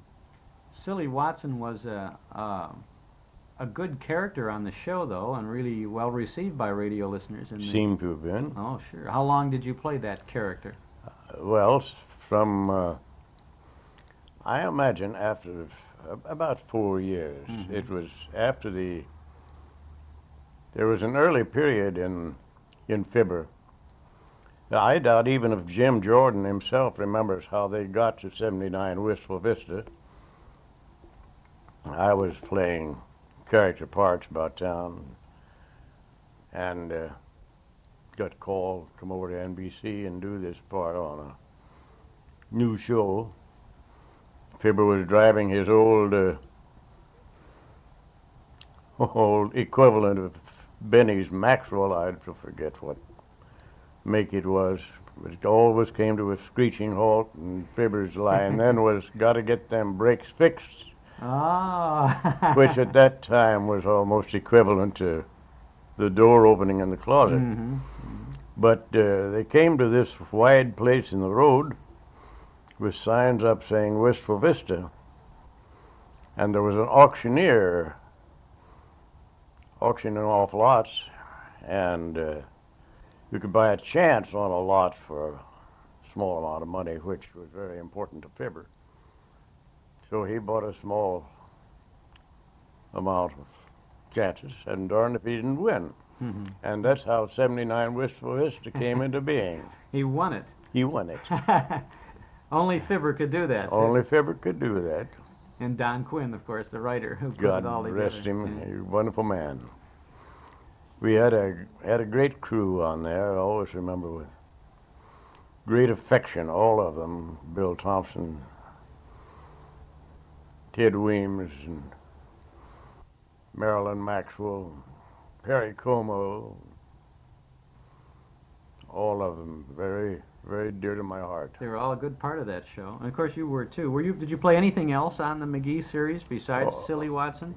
Not consistently. Mm-hmm. A rather funny thing, shortly after I started playing on it in various parts, they called for an old man. And I played this old goat. And it was rather a good part.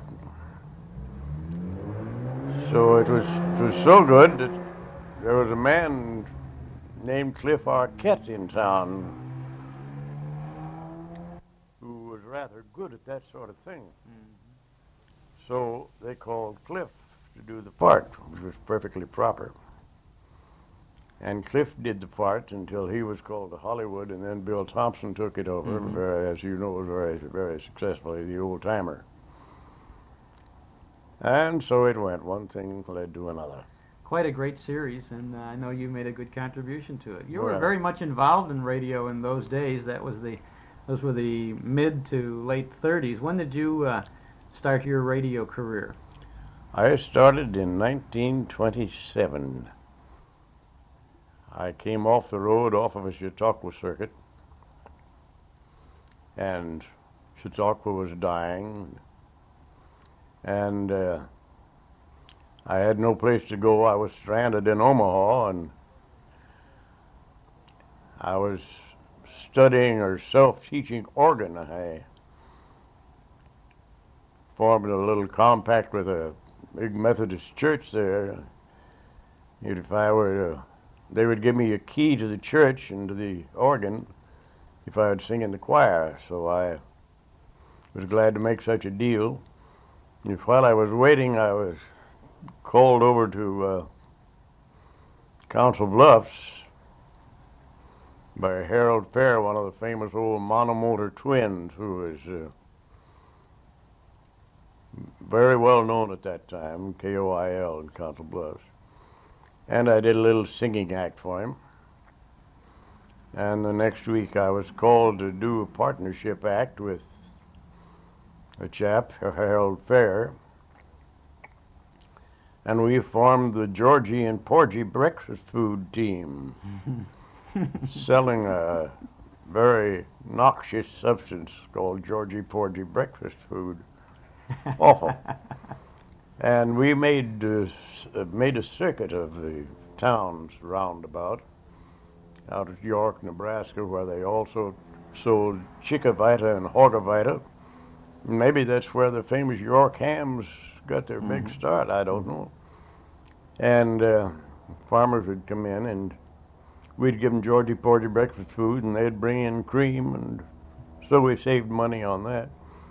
And then we played Lincoln and Omaha, the Grain Exchange, and back over to KOIL, and clear into Iowa, and various towns, Sioux City, Sioux Falls, and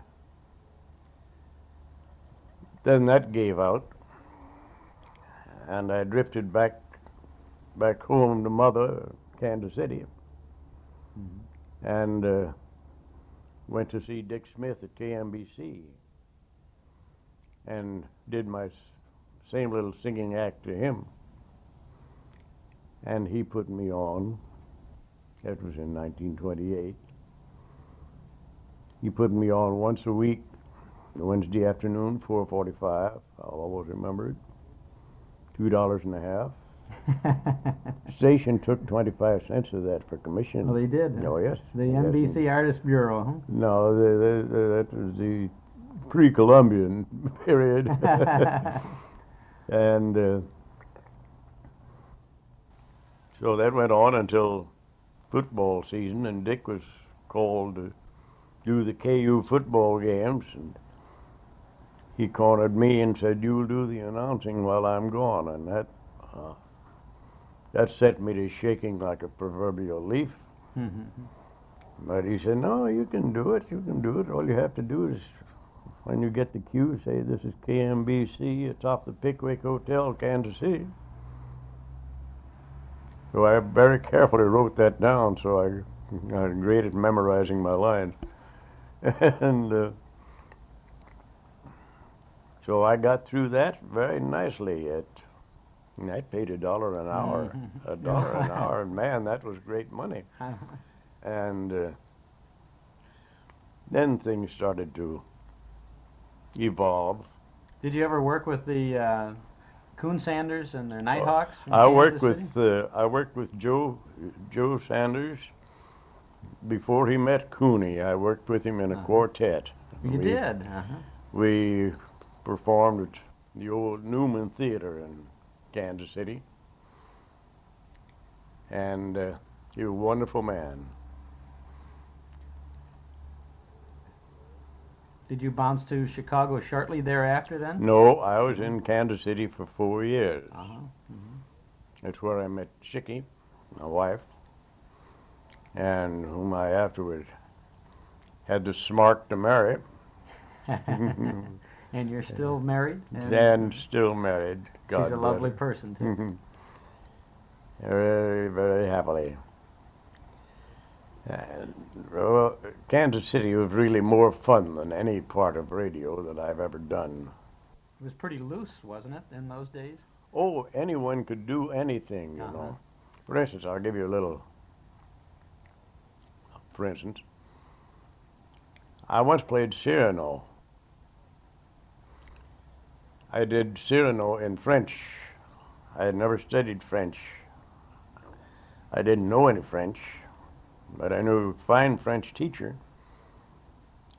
And we took about 3 weeks, and he taught me phonetically the part of Cyrano. The rest of the cast did theirs in English, and heaven knows what it must have sounded like. But we had a good orchestra back of us, and those things, experiment of any kind, went in those days.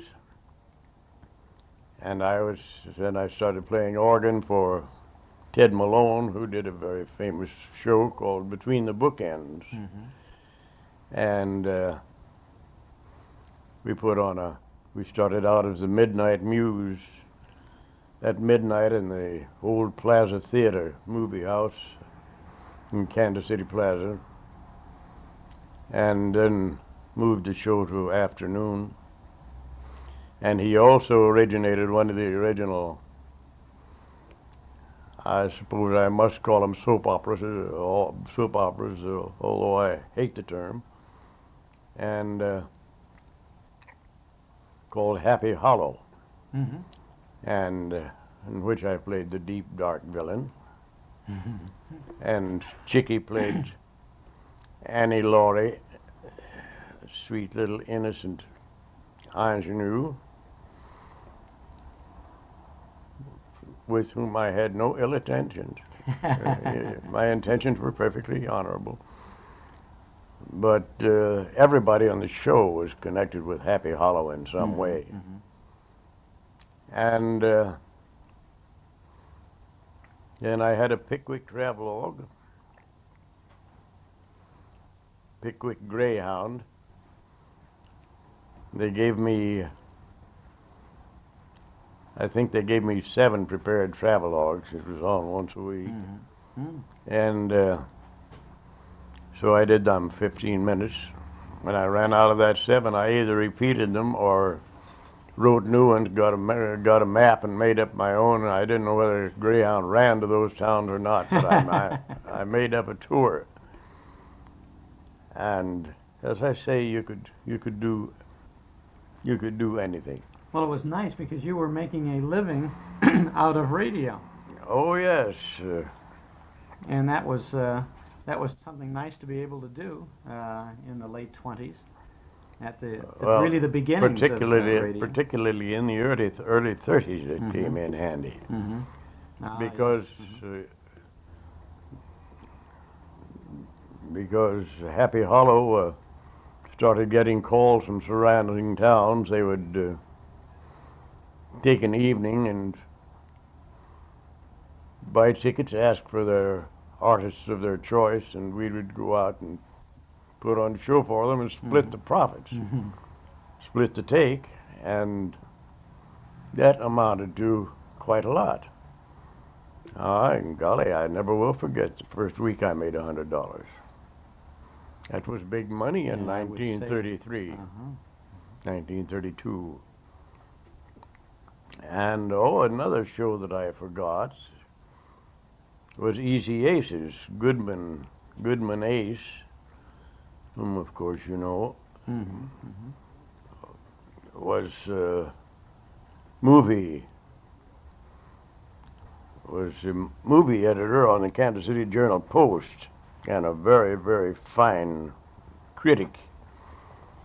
And he conceived the idea of Easy Aces. And he and his wife, Jane, and Dick Smith, and a girl by the name of Virginia Kramer, who was my opposite number in Happy Hollow. She was the villainess. And I did the announcing on Easy Aces. Oh, you did? There's a interesting little tale to that dog. I decided to go up to Chicago one time and pay a visit. One of our great heroes, heroines, were Merton Marge at that time. Great show and very, very popular out of the Wrigley building. And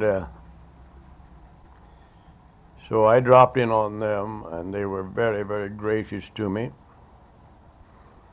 Took me out for a drink and dinner,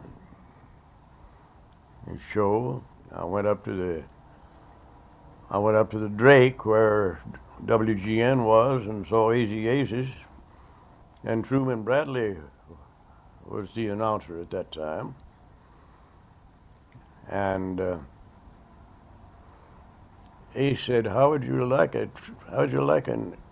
night off, Truman?" He says, "Fine." So I announced Easy Aces that was my first network experience. I felt quite important. Gave Like- Truman Bradley the night off, and you went to work. I went while to you work. were in town on a visit. Yeah, it was quite a kick. Well, now, is there a great ending to that yet? Did someone from the network hear you and say, "We've got to have that man"? And, Unfortunately, no. No, I didn't. Nobody was waiting at the gate when Nellie came home. But I went back to Kansas City along with these appearances with Happy Hollow. The station had what they called a lot of due bills, and money being hard to come by, they'd advertise and get a due bill. Well, anybody who wanted to use a due bill could do it, which counted for my trip to Chicago because I got very, very good quarters in the Blackstone. A due bill is such a thing where a hotel in one city, for example, would get advertising on a station in another town to promote visitors to come to that hotel, and then instead of paying for the commercial, they would Right, they'd give take- this local station accommodations out, whenever they yes. wanted. Take it out and trade, more or less. And then along about that time, I believe I got, no, that was after I got to Chicago. United Airlines, I believe I was their first announcer. I did a series for them, yes, that was after I got to Chicago. Now, it was in '33 that I decided to make the big break. I saw that I wasn't going to get any place eventually at KMBC, much as I loved it. much as I loved Kansas City. So I had a ring, which I was providentially able to hawk, and for enough to get me to Chicago. It was coming, looking back on it, at the height of the Depression, it was rather a nervy thing to do. I don't know quite how I managed it, but I guess I just didn't know any better. Nothing bad happens to you at that age, you know. Mm-hmm. And so I climbed on the train and went to Chicago. Got myself an $8 a week room. I didn't know where to start, but I started making the rounds. And I made a very intelligent decision, believe it or not. There was a new recording studio just starting up, World Broadcasting. And none of the big shots, the Truman Bradleys and Harlow Wilcox and Vinnie Pelletier and Tom Shirley, who were the creme de la creme of the announcers, they'd have nothing to do with it because there was no money involved. You couldn't blame them. Mm-hmm. And so I went over and auditioned for them. I sang a little, and I played a little, and I recited some poetry, and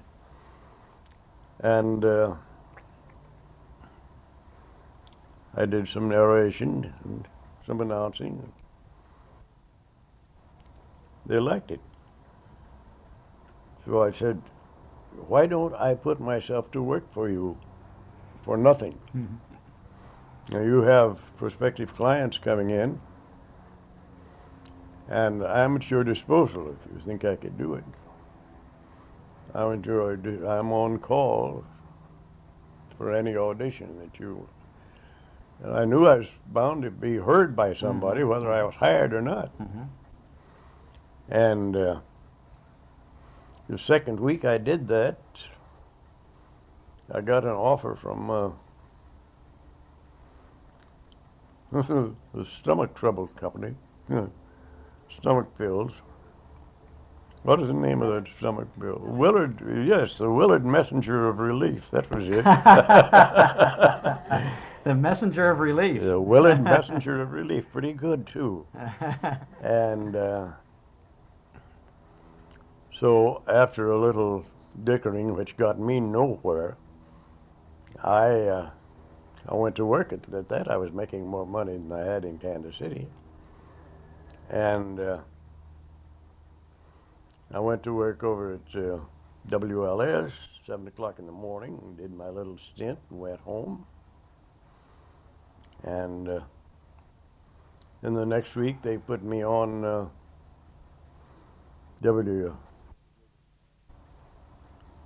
over at the Wrigley. BBM? BBM. Mm-hmm. And that doubled my salary. And about another month following that,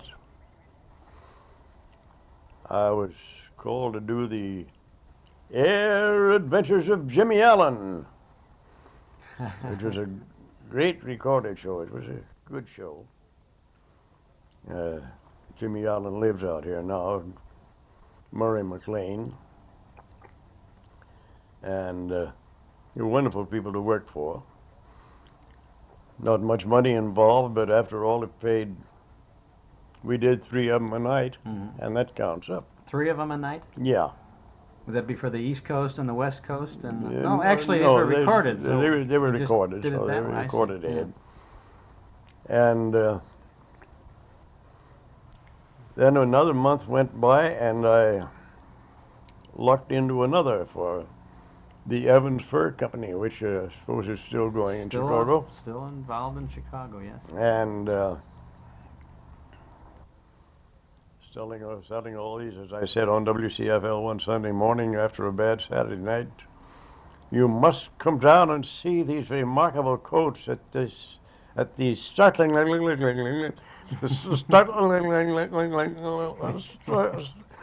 startlingly low prices. That was one of my favorite fluffs. I made several in the course of time. And so that just about took up my time in so far as announcing shows were concerned. I did a lot of other things. I did a thing called Rocky the Shoemaker, a kid's show at BBM. And then the calls started coming in for the serials. And they started to run away with me, so I decided to drop the announcing And just be an actor on the serials. Huh? Yeah. The daytime dramas. Well, and Kid shows at too. there were a lot of night shows. You were involved in, you had the leading role in some of the daytime dramas, like Bachelor's Children and Midstream, wasn't that another one? Bachelor's Children was a great one. I ran 11 years and had a wonderful cast. There was Alyn Soleil and Pat Zeller. And Were you the Bachelor? yes. I got a next question here. I don't know whether I should ask it. Where did the children come from? They were the daughters of an old army buddy of the doctor's who was World War I vet, and the chap had saved his life during the war. That is Dr. Graham's life, and he found himself very badly off physically. He wrote to the doctor asking him to take care of his young daughters if something had happened to him, which it did. It had to on one of Yes, those serials. he died then. And the daughters showed up, the doctor and the dear old housekeeper, Alyn, expecting two small girls. Instead, they got twin beauties, young ladies. And Sam Ryder lived next door. That was Alyn Soleil. And so then the fun began. It was a great series written by Bess Flynn, who died just a short time ago at the age of 93. She didn't conceive the idea of that until she was 52 years old. And she did very well at it. You were involved in The Guiding Light and The Right to Guiding Happiness. Light, yes. Was it The Road of Life and Woman in White? How many of those shows would you be doing in the prime there, back in Chicago? An average week, for example. How busy would Hugh Studebaker be? Well, despite Chicky, who says 45, I would say that 30 would be the norm. 30 shows a 30 week. shows a week. That's quite a few. Quite a few shows.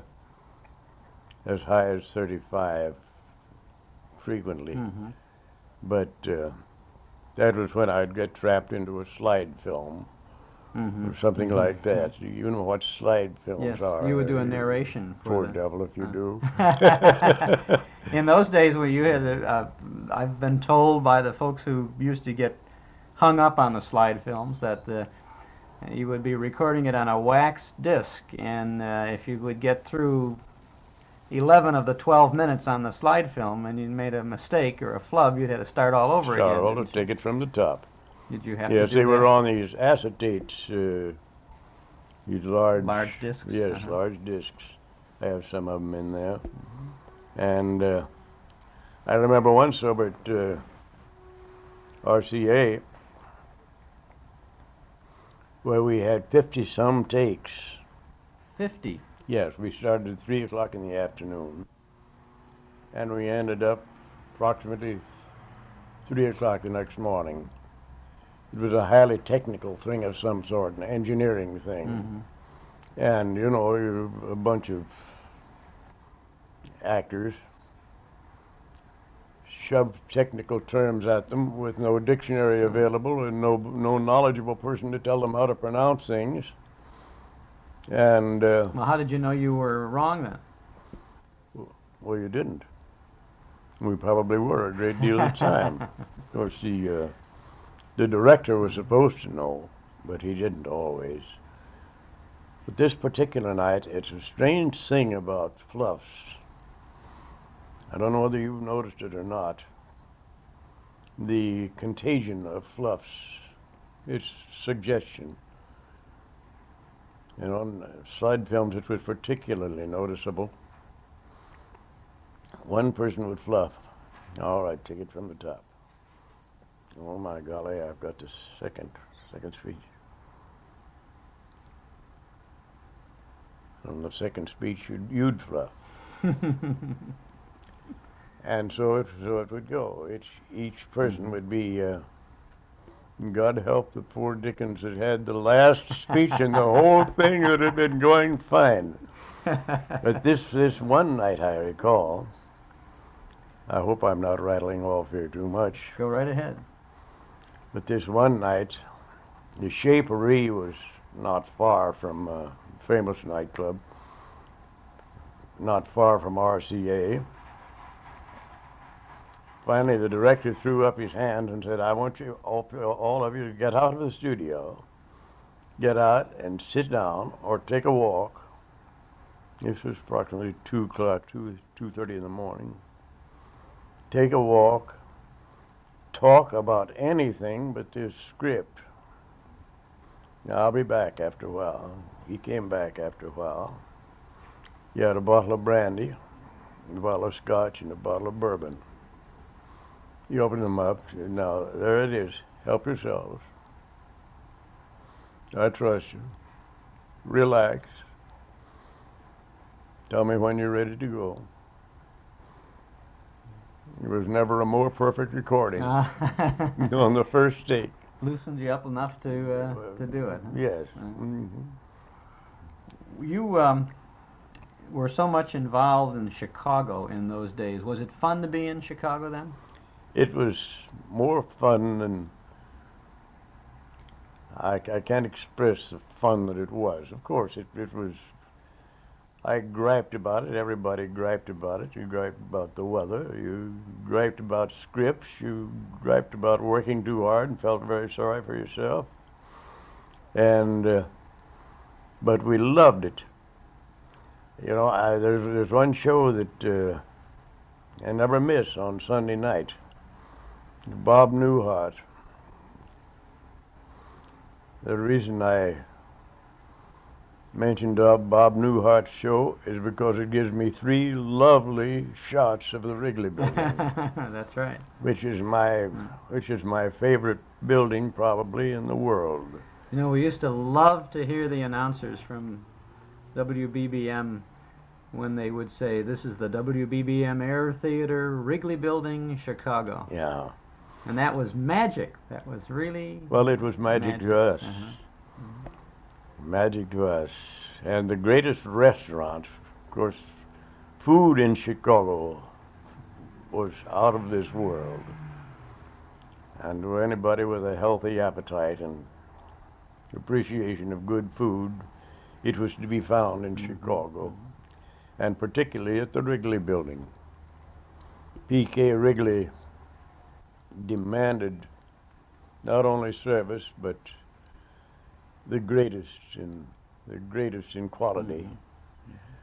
And we used to foregather there at Phil Wrigley's table after a large round table, after the morning Bachelor's Children show, the afternoon when we put on it over in the Mart. But we'd have our breakfast, save our breakfast until after the show and sit around the table. But just to show you how, what sort of service they provided, being a country boy, I happen to like dandelion greens, wilted dandelion greens. I don't suppose you ever heard of that. Not as a main course. No, I don't imagine so. Sounds a little noxious. Sound like something for bilious trouble, but and probably was good for it. But I happened to mention to Mr. Shirkliff, the maitre d', manager of the restaurant, who at that time, during the Depression, PK was paying $50,000 a year. He was paying $50,000 to the manager of the restaurant? Yes. Which gives you an idea of the regard that he held for his customers. And It gives me an idea of going into the gum business. yeah, it's not bad. It's really been better than the baseball business recently. And the next morning, on my plate was a slab of ham and a huge mound of wilted dandelion greens with bacon, and compliments of Mr. Shirkliff, who had wired or phoned down in Texas and had them flown in during the night so that I could have them for breakfast. Wasn't that wonderful? That was the sort of service that was provided by, and that's all. That concludes the commercial. You played on Captain Midnight for a while. Captain Midnight, I played for 6 years. Weren't you Ichabod Mudd? Ichabod Mudd, yes. Ichabod Mudd, the mechanic. Did you do a lot of voices, a lot of different I dialects? was never very good at voices. I was never very versatile. I mean, in the sense that a Bill Thompson was versatile, but we got by with it.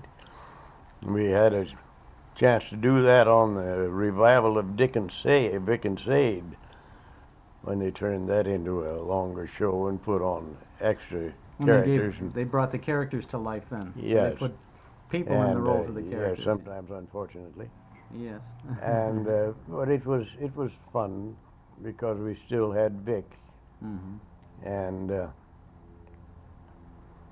well, we still had Sade at that time with the cab. Bernadine was still with us. Oh, sure. Yeah, and Johnny Coons did Rush. I did Rishigan Fishigan from Sishigan, Michigan. That was you, huh? Yeah. And lots of great characters visited that small house. Oh yes, great characters. And I did Mr. Henderson, which was a straight part, more or less.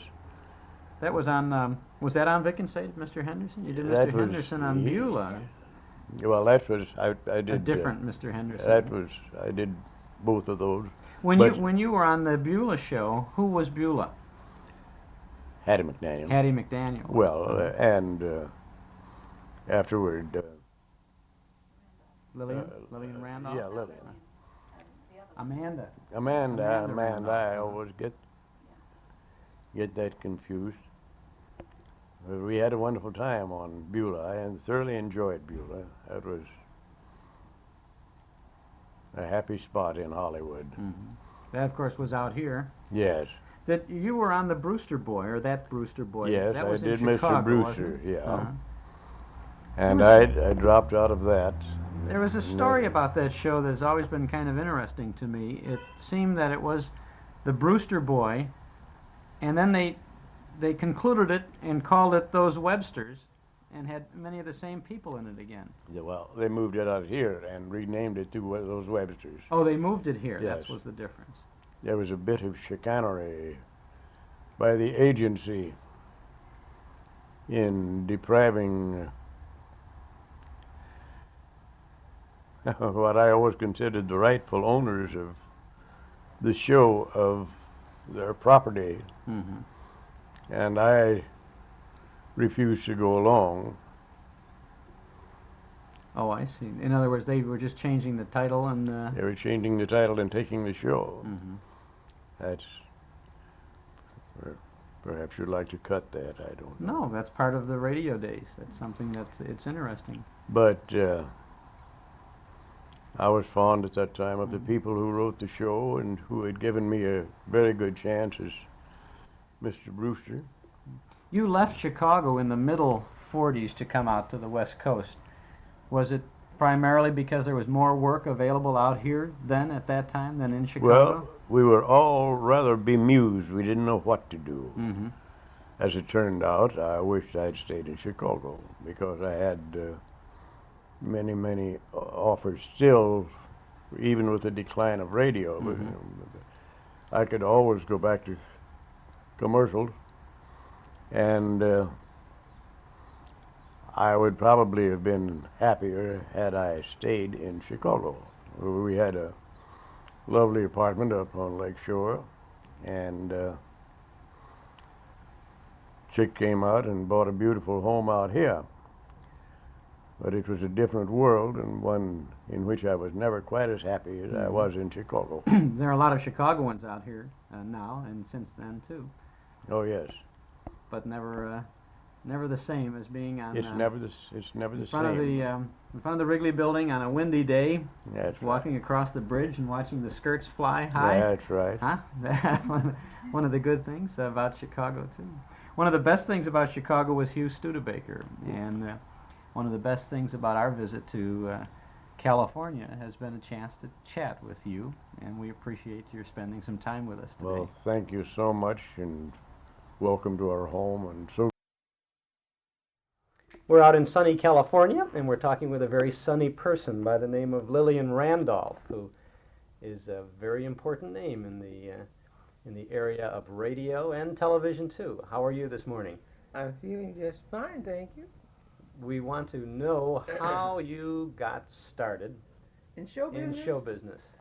Well, let's see. I might as well start the first time I appeared in public. I think I was 4 years old in my father's little Methodist church in Sewickley, Pennsylvania. That's about 12 miles from Pittsburgh.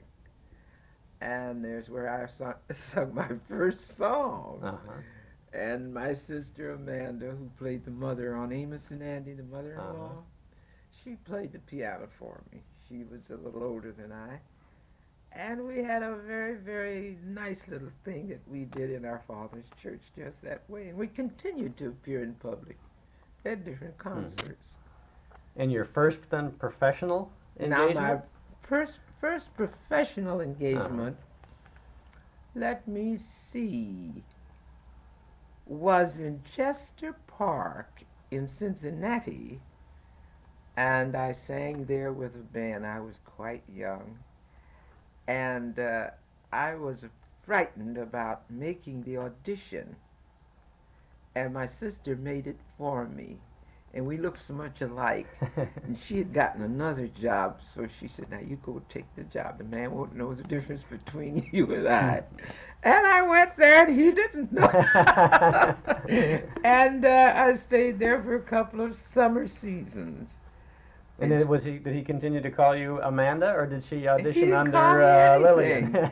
He just listened to the band, and Oh, I we'd go see. there in the evening, get up on the bandstand, and do our little number, and come away. And I can't remember his name. It's been too long ago. But it was a nice job, I know. Were you doing many other singing engagements then after that? Yes, I continued to sing, and then in Cleveland I started in radio on WTAM. And my first announcer on that was a man by the name of Red Barber. I don't know whether you remember. Oh, surely. everything. Well, I started working there, and I was asked to come over to WXYZ and WJR to audition with a group. And fortunately, I was the only one in the group they chose. And Mr. Oh my goodness, I must not forget his name. Trendle, George Trendle. In Detroit at In WXYZ. Detroit. He, that's when I left Cleveland, went over to Detroit. Mr. Trendle wanted me to do a skit, a Negro comedy skit, and he got a comedian by the name of Billy Mitchell. And I was taught, this sounds ridiculous, but it's the truth, I was taught Negro dialect by a Caucasian by the name of James Jewell, Oh, who was yeah. one of the originators of the Lone Ranger. And he was out of Chicago. Right. Uh-huh. One of the nicest men I've ever met in my life. And I owe everything I've ever done in radio to Mr. Jewell, who I think now they've told me he has passed He on. did. He passed away a little better than a year ago, I think. Is that so? Mhm. Wonderful man. And I worked there, and the whole time Mr. Jewell was training me, Mr. Trendle paid me $30 a week. And that was a lot of money during those days. And then he put us to work. And we did a little show called Lulu and Leander. And I had to do about 5 different voices, and so did Billy. But that's the way they were doing things in those days. Oh, sure, yeah. And I got anxious to get to the coast, young and ambitious. So out here I came. And my first show, when I came out here, was with Al Jolson on radio. Was this on the, was this the Lifebuoy show or the Shell This was the Chateau? Lux Radio, done at the Lux Radio Theater. I don't know, I can't remember who the sponsor was. Mhm. And a gentleman here by the name of Dick Ryan, who has passed away too, he got the job for me. And I just went from one agency to another. They would call me whenever they'd want a Negro maid or cook or anything like that. So you were doing more acting now than singing. Is that right? Yes. But when the acting would get slow, I'd go back to singing. Mm-hmm. And I worked for a man in Hollywood on Hollywood Boulevard by the name of Larry Potter, who had a supper club. And while I was doing this radio work, I used to work for him at night. Mm-hmm. And if I got a picture call, well, I'd run and do that, which I worked as an extra then. I hadn't ever had the good fortune of getting a character part. So just one job led to another, and from that I got with Joe Penner, who used to say, "You want to buy a duck?" Yes. And Al Pierce, who was a salesman. Nobody home? Nobody I home. hope. Well, what did you do on those shows? Were you playing a? The writers would write in parts for me, and I generally did the part of the maid or the housekeeper. And each producer that I would work with, I would learn something from him, and I'd just keep going, and I'd watch everybody and take in everything I saw, and pile it up back in my mind that I could use that sometime. And finally, I got the Great Gildersleeve Show. Now, how did that come about? And this was at the beginning of the Gildersleeve thing, right when it started, weren't you in on that? But About prior to that, I had done several Amos and Andy shows from 1937. But I wasn't working regularly on that. But the Gildersleeve Show was a regular show. I started in 1941. And that didn't close until 1959. It was a long haul. It was about 18 years, and you were on it for the full the length of time. run of the show. Now, the first Gildersleeve that we had was a man by the name of Hal Perry. And he was with us 9 years. And we had the Kraft Foods Company out of Chicago. And the agency that handled the show was Needham, Lewis, and Brorby. I don't know whether they still are in Chicago or not. They are, but the names have changed a little bit. Oh, I see. Yeah. So then I started doing the Gildersleeve Show, and then they would let me run over and do the Amos and Andy Show whenever I was called. And then Hattie McDaniel was doing the Beulah Show, and she got sick. And she asked me to take her place. And I continued doing a Beulah Show for about 5 years. And I was doing all 3 of them at the same time. All 3. Now you were doing The Amos and Amos Andy, and the Andy? Gildersleeve, and the Beulah Show. Now, the Gildersleeve Show was the regular show. That was really my bread and butter. And you were Bertie. I was Bertie on the Bertie. Great Gildersleeve. And you were as much, in my mind, you were as much a star of that show, on that show, as Hal Perry or Willard Waterman or any of them. You were on every show, weren't you? Every show. I never didn't miss one. And I've never been as happy in my life with a group of people as I was with those folks. How did you get that part of Bertie? How did that come about? There was an audition out for this character. I heard of the audition. I was over at MGM singing with a group of people for some background music for a picture. And at the time I was to be at NBC to audition, we would be singing there at MGM. So I told the kids to cover for me. I was going to slip out. So I pointed my car so that I wouldn't have any trouble scooting away from there. And fortunately, just at the time I was to leave, or the length of time that it would take me to drive from MGM to NBC, we got a break, coffee break. Okay. And I slipped out and got into my car, and I just shot over to NBC and ran all the way inside. And when I ran into the place, I slid all the way across the floor. Oh, my. And the men in the control booth laughed, and I laughed too. And there were loads of women in there waiting for it, and some had already auditioned. And I auditioned, and they said, "That's the gal we want." I think they loved your laugh probably too, because we Maybe did. so. But however, I got the job. And they were the nicest people. Mr. Cecil Underwood was the producer. And Harold Perry was great to work with. Great. A fine man. And he stayed there, I guess, until he got tired, and then Willard Waterman took it over. And he was there 9 years. But I stayed right straight along. Now, what, if you don't mind, giving us a little birdie's eye view of the situation, how much rehearsal did that particular show take? What, from the end of you finished one broadcast, what did it take to get the next Gildersleeve broadcast on? We would go it there. Started on Sundays, I believe. It was on we Sunday would, afternoon. yes, initially. but we would go there perhaps Friday and work with the show, and sometimes different parts would have to be changed. And we'd work not too many hours. By the way, we were sitting on that stage when Pearl Harbor was bombed. Oh, you were? And we were sitting there when the president's voice came over declaring war. And after that, we couldn't travel nights with any lights on our cars. It must have been quite an impact at that It time. was. It certainly must have put a damper on your spirits at the beginning of that rehearsal period or whatever. It was quite a frightening thing. But however, we didn't realize exactly,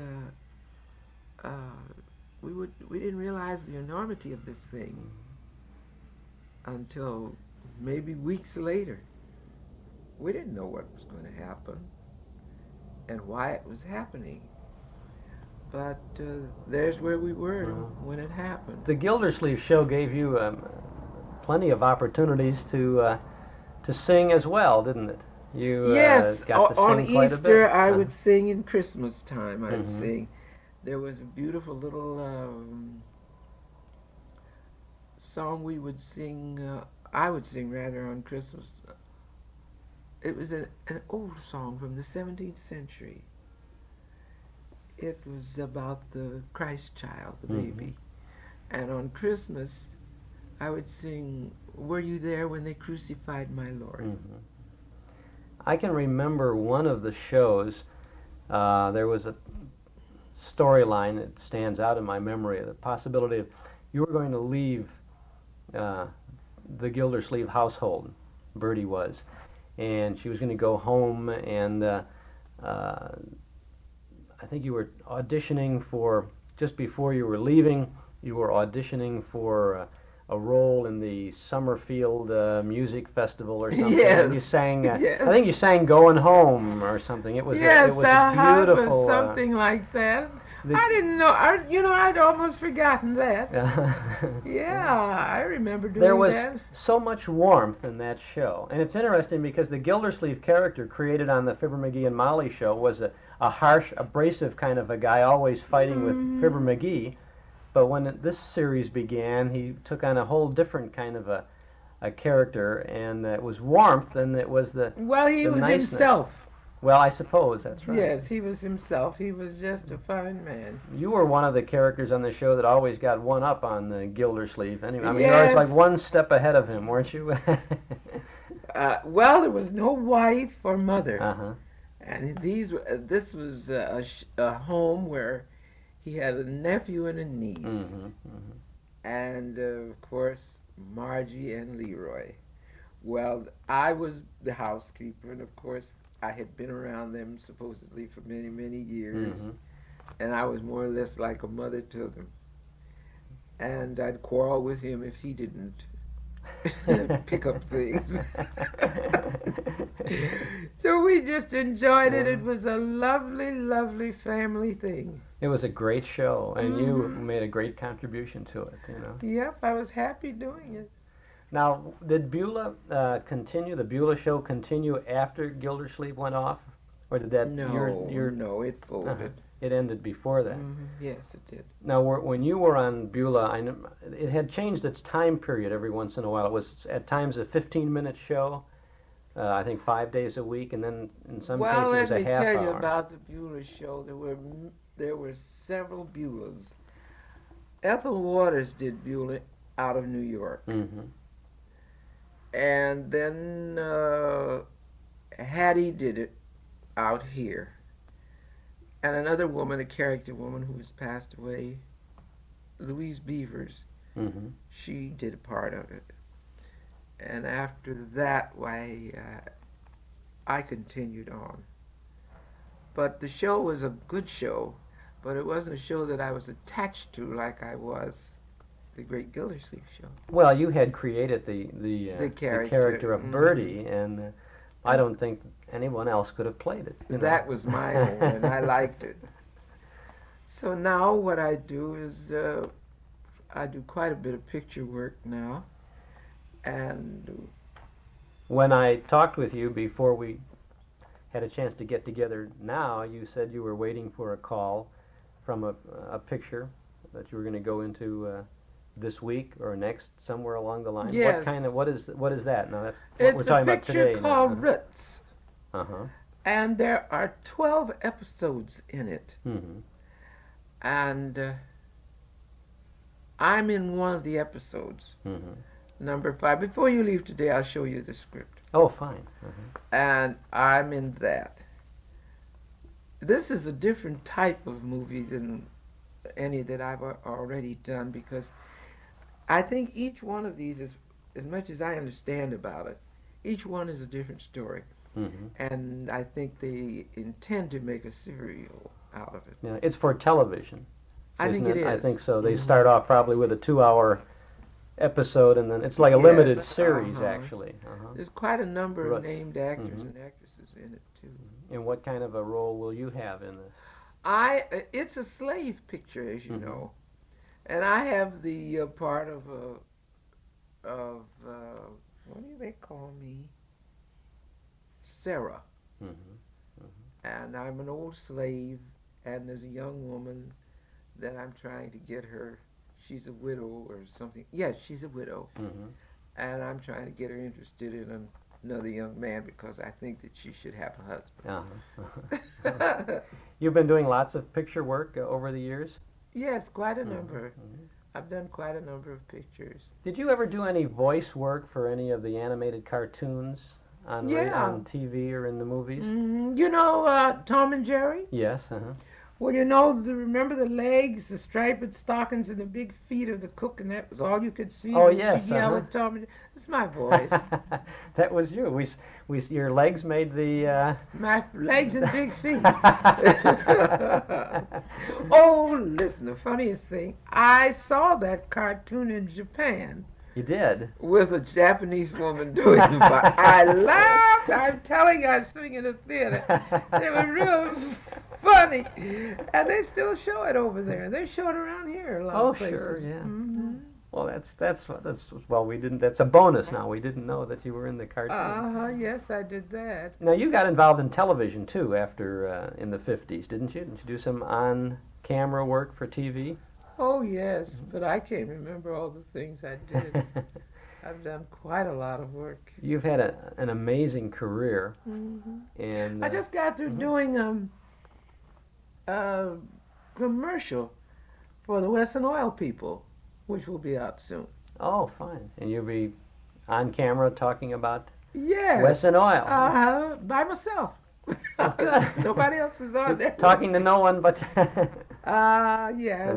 And I had fried some chicken, and it Mhm. was very crispy and nice. Uh-huh. And so maybe I shouldn't say anything about this now. Well, that's all right. Well, that gives us a chance those of us who are listening to you chat today and remember you in so many interesting radio roles. Now we'll say, Yeah. oh, now we get a chance to see her, and we'll look for, you see, Well, I'm Weston not- will say, hey, that's great. Now we got a lot more people looking for the commercial. Yes. Well, that's what you'll be seeing me in on TV next. Keep you in the kitchen a lot, from Kraft mayonnaise to Wesson oil. I don't mind it at all. It's work, and I'm an That's right. actress. Uh-huh. So what difference does it make what type of character Yeah. I play?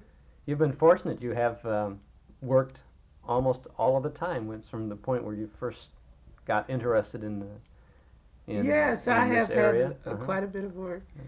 And some work that I have had lately I've turned down because if it was a character that was in a picture where there was a lot of pornography, Mhm, I didn't want any part of it. Because I'm an old fuddy-duddy, I don't go for that. mhm. Well, it's nice that you have that kind of integrity too. You know? Yes. I'm a Christian, Mhm, and my life isn't like that. And none of my family are like that. So I don't care for that sort of thing. And I wouldn't want my children or the members of my church to see me in a picture That's of that right. kind. Yeah. But do you think that's silly? No, I think that's realistic, and I think that's wonderful. Well, that's too, me, whether it's Yeah. silly or not. I'm not going to do it. You've done some great things, Lillian Randolph, and we appreciate you taking a few moments to spend some time to share your career with us today. Well, I like to see young people go ahead doing things and being progressive in all their work. The thing, now here you are out here talking to me in Los Angeles, and you live in Chicago. Isn't that nice? It's nice for us to be here. I think that's very nice. And I appreciate you coming over. Well, thank you very much. We're glad to be here. And thank you for all of the great many hours and hours of entertainment you've given us. Well, let's hope to God that I can continue to do it. We hope so too, and we'll look forward to it. Thank you very All much. righty. Our salute to the Man of Steel includes a very special guest appearance by the screen's original Superman, man who starred in the 1948 Columbia serial The Adventures of Superman, and did such a good job in that. Had a sequel made a couple of years later for Columbia called Atom Man versus Superman. He's Kirk Alyn, and Kirk, we're glad to welcome you to Those Were the Days. Well, thank you very much. Thank you. Nice to be here.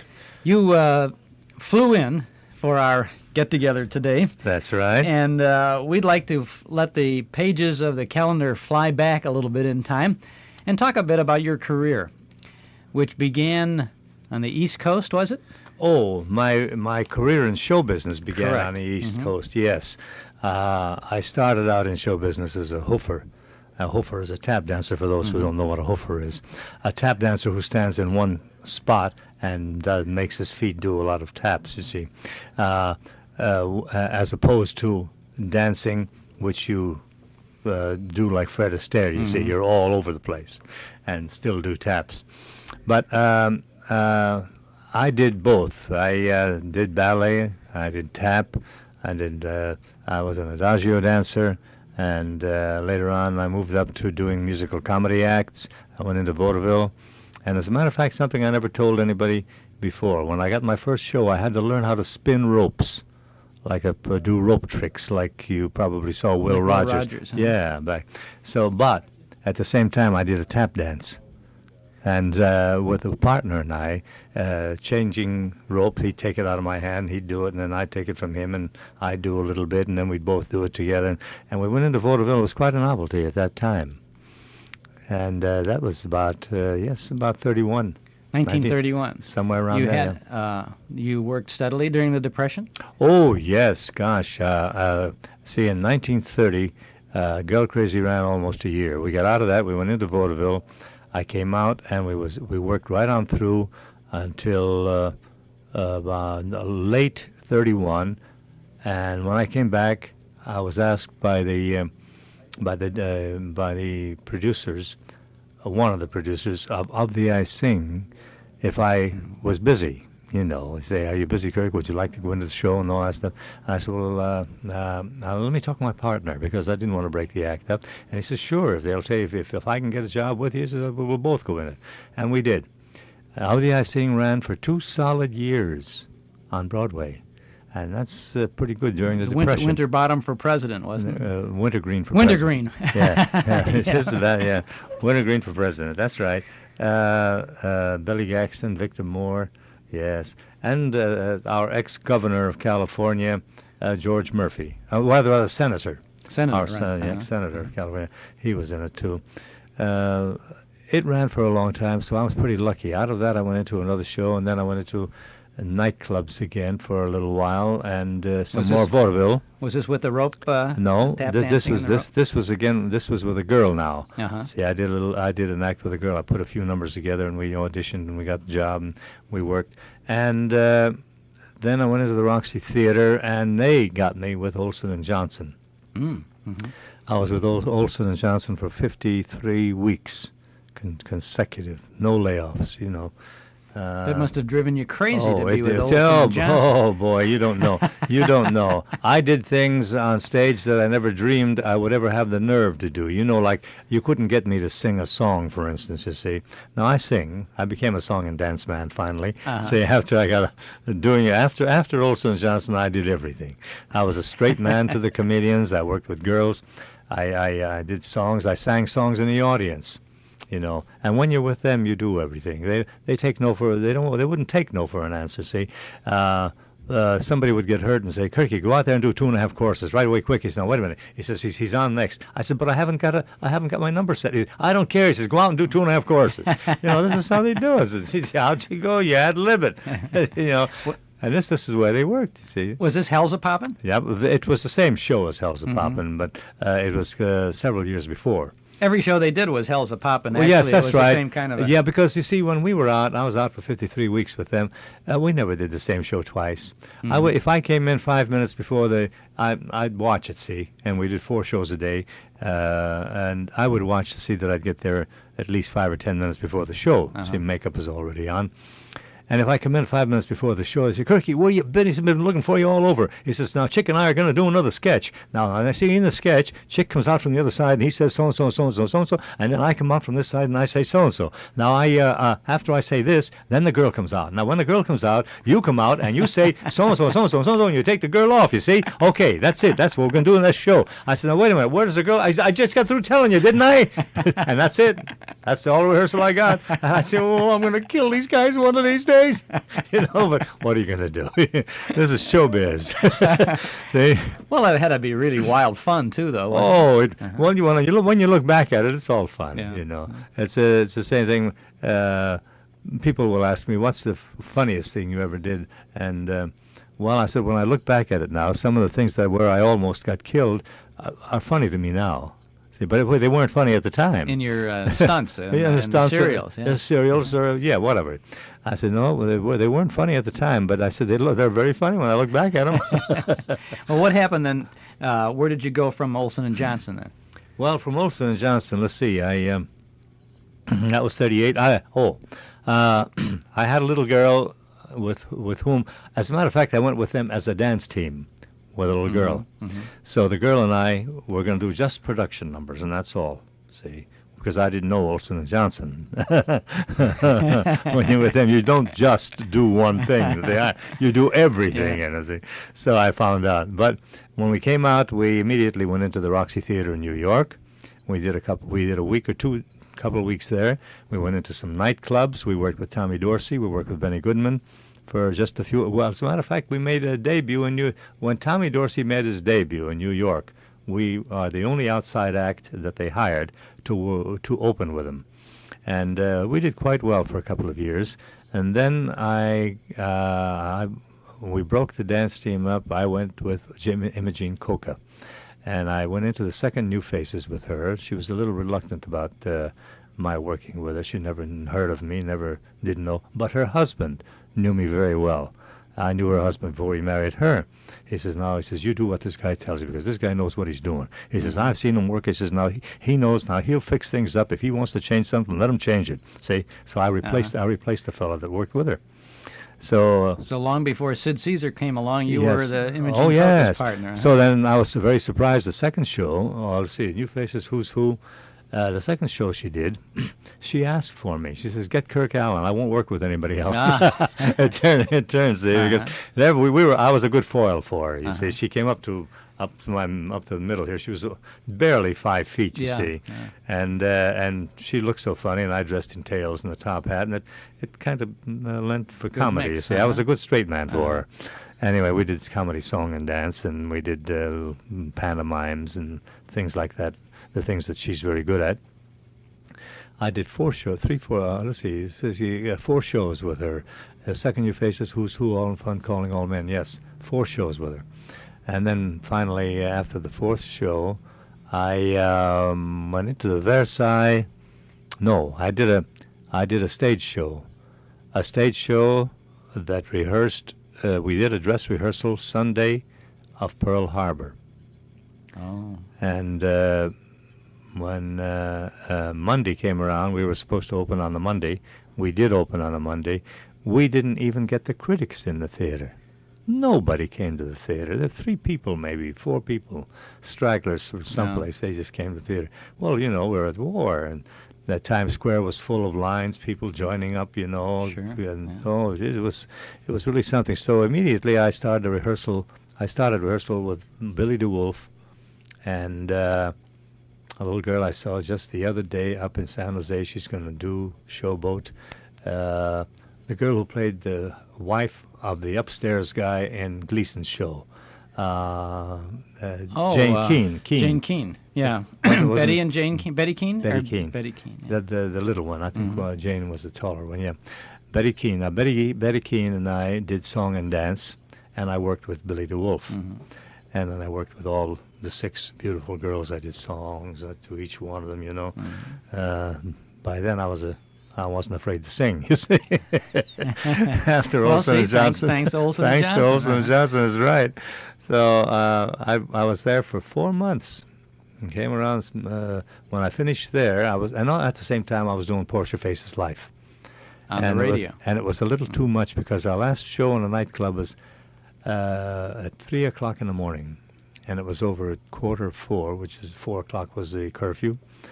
4:45 it was over with, and then in the morning I had to get up at 8 o'clock to be at NBC to do Portia Faces Life. And I did this for a little while, and it was showing. Beginning the show, I was losing weight, and I was getting tired, and I was no sleep, and and I have a girlfriend to take out once in a while, Sure. and it was. So then that's when I decided. I said, as soon as the show closes at the Versailles, I'm going to ask them if they can't get another boy to do the thing on Portia, and I'm going to California, and I'm just going to lie in the sun and not tell anybody where I am for 1 month, 2 months maybe. See. So when I came out here, I checked into a hotel and called my good old friend from a few years back from there, Red Skelton. And Red immediately says, "What do you mean checking into a hotel?" He says, "I got a house out here in Tarzana. He's fine, pal. You are. You don't want to live with me." He says, "You come all the way out here." And he says, "I'm going to come right down and get you. You check out of there." See? And much to my surprise, I said, "Well, Red, I already paid for a whole month." See? He says, "Well, you got to tell the guy you're moving out. That's all. Just tell him you're moving out." So I went to the fellow that at the desk, and I said, "Yeah, I just talked to my friend. And he insists that I go out to Tarzana. I know I paid you for a whole month. If you want to keep it or give me a portion of it back, whatever you want to do is all right with me." But he says, "Oh, well, hell, if you're not going to stay here," he says, "Here, paid. You only stayed one night." He says, "Take it all back." So I was very surprised. The fellow was Those very were nice. the days. Those were the days. They were very nice. Yeah, sure. He gave me all the money back. See. Well, two questions at this point, Kirk Alyn. First, I want to know how you got involved with Portia Face's life, and I want to know how you met Red Skelton. Let's talk about the radio show first. Oh, well, I don't know how I got Portia Face's life because I did spot shots. You know how they are. You do a spot here and a spot there, and you do one or two shows here, one or two shows there. And I think one of the producers who did another show said, "Kirk, there's a spot on Portia Face's life." I'm trying to think of who he was, what his name was. You'd know his name because he was pretty famous. Anyway, he got me on there, and I tell you what episode, what portion I did. Walter Manning was the leading man, I think. Walter Manning went to Europe as a war correspondent, and when he went to, is it Lithuania? Yeah. He went to Lithuania, and he met me. I spoke a little bit of English. You see, I spoke with an accent on it. So I became his friend, an interpreter. So we went all through the war, supposedly all through the war. He was the war's correspondent, and I spoke with him, and he and I would go through the lines, and I would show him around how to get through places. So this was kind of a nice little part, It was while he was in Europe, I was in the show. You see, when he left, I would have been out, except I quit before he came back. It was nice. Radio never fascinated me so much. I think it was because there was no audience out there, and I love You needed audiences. the reaction. Yeah, I needed the reaction, reaction, and I like audiences. You see. Just to take a piece of paper and read it, and it didn't fascinate me. There's no fascination to that. See, later on probably I would have been all right, but it was too soon in my career. I still liked audiences. That's right. Well, you had it was nice to get supplemental income anyway while you were doing sure. shows at night and the radio during the day. Yes, it was nice. Too bad they didn't have a Superman radio show at that time. Well, they did. They really did in 41, 42. Yes, they did. They had, and Bud Collyer was. Bud Collyer doing did it. that, Yes. But that was a long time. I was going to say June Collier's brother, see, because I can always think of June, but I can never think of Bud. Well, was that June Collier's brother? Yes. Really was. Huh? Yes, that was her brother. Yeah. She was married to Stu Irwin. And then when Stu did his television series, he did a series. I worked. I worked in that for a while. You were in that series. Yes, I was. Oh, good. I did a few spots in it. Well, how did you meet Red Skelton? Red, I knew from let's see, way back, right after he was still doing walkathons. Do you remember walkathons? Walkathons. I've heard of dance marathons. That's what they are, dance marathons. Same Same thing. And that's where he met Edna, his first wife. See, his first wife, I think, was about 14 or 15 or 16, no more than that, 15. And he was about 17, I think. Red was. When they were just through doing that, and they went into vaudeville, and that's where I met Red. And I liked him. He was so funny, and his comedy was so clean. This guy wouldn't tell anything suggestive, and I liked him. So one day I met him. I was in Washington, D.C., as a matter of fact. I was at another theater. He was at the Capitol Theater. They called it Capitol then, I think. And from then on, we became friends. When we got back to New York, I visited him quite often. And anytime I wasn't working, he'd say, "Come on down to the theater." He says, "We'll do a sketch, and I'll put you in a sketch." He says, "We'll do the sketch with Edna, you, and I, the three of us." You see, and these are little blackouts, blackout sketches. So I'd come down, and maybe 1 day, 2 days, matinees, I'd come in and do it. And later on, I did a show with him in about 1938. I did a show with him in St. Louis at the Muni Opera called Gentlemen Unafraid. It was West Point, 1860, the beginning of the Civil War, 1861. 61, Yeah, so he played the comedy lead, and I played the dramatic lead in it. and there was a fight. There was a little friction between fellows up at West Point that were from the north and those from the south, and they were splitting up. They were going south, some of them fighting with the Confederates and some with the Union soldiers, and there they were buddies, and they were going out to fight each other. It's quite a nice musical. It was their 20th anniversary. I remember that because they put us on the air, and the music was nice. It was a brand new play. It never got to Broadway. Never did Broadway. And I think from there I went back to say 38. What did they do? 38. Oh, I went back with Coca, and went out with an orchestra, George Olson's orchestra. And as a matter of fact, we played here at the Drake Hotel at the Gold Coast Room for 10 weeks.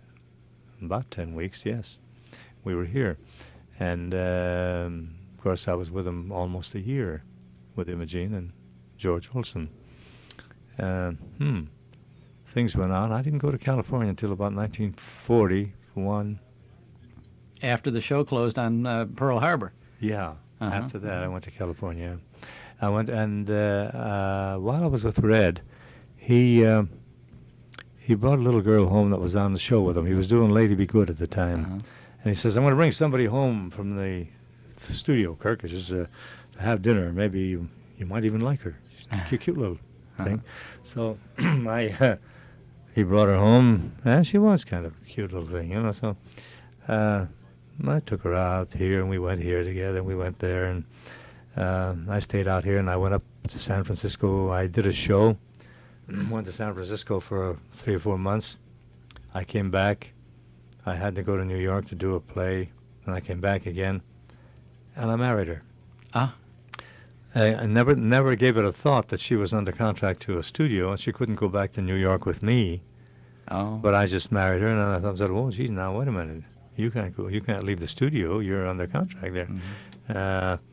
Well, I guess I'll just stay out here and make the best of it, see what I can do in pictures. And that's what kept you in Hollywood. And then. that's what kept me in Hollywood. And who was that cute little girl? Virginia O'Brien, the deadpan singer. Oh, yeah. Well, she appeared with Red Skelton in a lot of yes. MGM films. Yes, she did, yeah. That's right. Yeah. She, at that time, she was in Lady Be Good with him. Well, what was your first entry into the movies then? Well, I went out and got an agent. It didn't take me long. It took me a week or so, and I looked around a little bit, and I found what I thought might be a good agent for me. And he took me around to the studios, introduced me to all the various casting directors, you know, Paramount, RKO, and Columbia, and all those. Took me to Republic. I went to Republic, and of course you go through the same thing. They say, "What have you done, Kirk?" And then you explain to him what you've done. Of course, I was the leading man in stock companies in the summer times back east too. See, I almost forgot that. But that's real tough. That's a good hard proving work, yeah. Good proving ground anyway. So I came out and told them everything I did. So they said, "Well, Kirk, anything that comes up that's your type, we'll give you a call. And thank you very much." And I went home. This is what I got at all the studios. But about 8 o'clock that night, they gave me a call. Say, "Kirk, are you a quick study?" I said, "Well, coming from New York from doing stock, see, that's why I mentioned the stock. I had to do a new play every week." Yes. So I said, "Well, if it's not more than 50 sides, I can learn it by tomorrow." I was determined. He said, "Oh, no, we mean 3 or 4 sides. You know, this is all. You never do You're it." talking about a page, right? A A side is a page, when I right? say a side, that means Right. a page, yeah. So he said, no, 3 or 4. Now this guy that was supposed to go out with Bill Elliott, he got acute appendicitis. They just took him to the hospital. And he's your size. The clothes will fit. Oh, they'll fit you perfect. He says, we looked at this guy's sizes. He almost looks like, you see. I said, well, all right. He says, all right, be here at 5:30 in the morning, ready to leave for the location. So I went out on location, and that was my first picture. Well, I got the first picture. I got another one after that, another one after that, another one after that. I think I did about 16 pictures before I left the lot. I did. And I made all kinds of pictures, you see. It wasn't only serials and westerns. I made musicals and whodunits. You know, those are the mystery pictures. I did that. I told you about coming down here. The Lady Who Dared. I saw that just the other night out here. Somebody ran it for me, and I'd forgotten that I did it. But well, you did so many of them. You were so busy. You kept and going. you know, another reason you don't remember which pictures you've done, because see, you can't copyright a title until the thing is released. And while a thing is in production, they either give you a substitute title, a title they know they're A not going to working use, title a of working some sort, yeah. title, or they give you a number. They say Mhm. you're on production 4952 or something like this, you know. So you're on. You don't know what really the thing is going to be when it's Mhm. released, and that's why I didn't know it was the lady or the girl who dared. Yes, the girl who dared. Well, see, a whole career began because if the boot fits, wear it, I guess, huh? That's the way it was. I made the most of the situation. You see, Uh-huh. I didn't cry about it. I said, well, if I've got to be out here, I'm going to be out here. You That's remember all. the title of that first Yes, Overland Mail Robbery. Overland Mail Robbery Yes, with and Bill then- Elliott, Wild Bill Elliott? Yes, with Bill Elliott. And it was, I made a light comedy role out of Mm-hmm. it, see. It was supposed to have been serious, but I made it just a little bit light comedy because it lent, in my estimation, it lent itself to be just a little bit comedy. It could And have the been- director had no problem Oh, with it. no, he says, I like the way you're doing it. I like what you're doing Uh-huh. with it, Kirk. He says, keep doing it. So I got along fine. How long did it take to film that? Oh, Westerns only took 2 weeks. Uh-huh. 14, Bang, that knock is 'em out. 14-day schedules. 14 working days. 14 working Uh-huh. days. That's all it took. Sure, they knocked those Westerns Well, out real Republic fast. was not known for long shooting schedules on their No, they pictures. weren't. Once in a while, they would do an all-star production, Uh-huh. like I did one out there with Vera Ruba Ralston called Storm Over Lisbon. Mhm. Well, that they took a little time on. Everybody on a lot who was under contract, and I wasn't under contract, but I was in it too. Mhm. And that took a little longer. So you were just working really from picture to picture then, not That's on the all. contract. Uh-huh. That's all. I wasn't under contract, but they treated me like a contractee. You see, out of one picture into another, because they did want to sign me up to do westerns, and my agent didn't want anything to do with westerns. You must They have worked with Roy Rogers then, Oh too, yes, huh? I work with Roy. Roy's a good friend of mine now. Yes, Mhm. I was on television show with him a few months ago with Tim McCoy and he and another cowboy, and I got the tape at home. We were talking about tapes.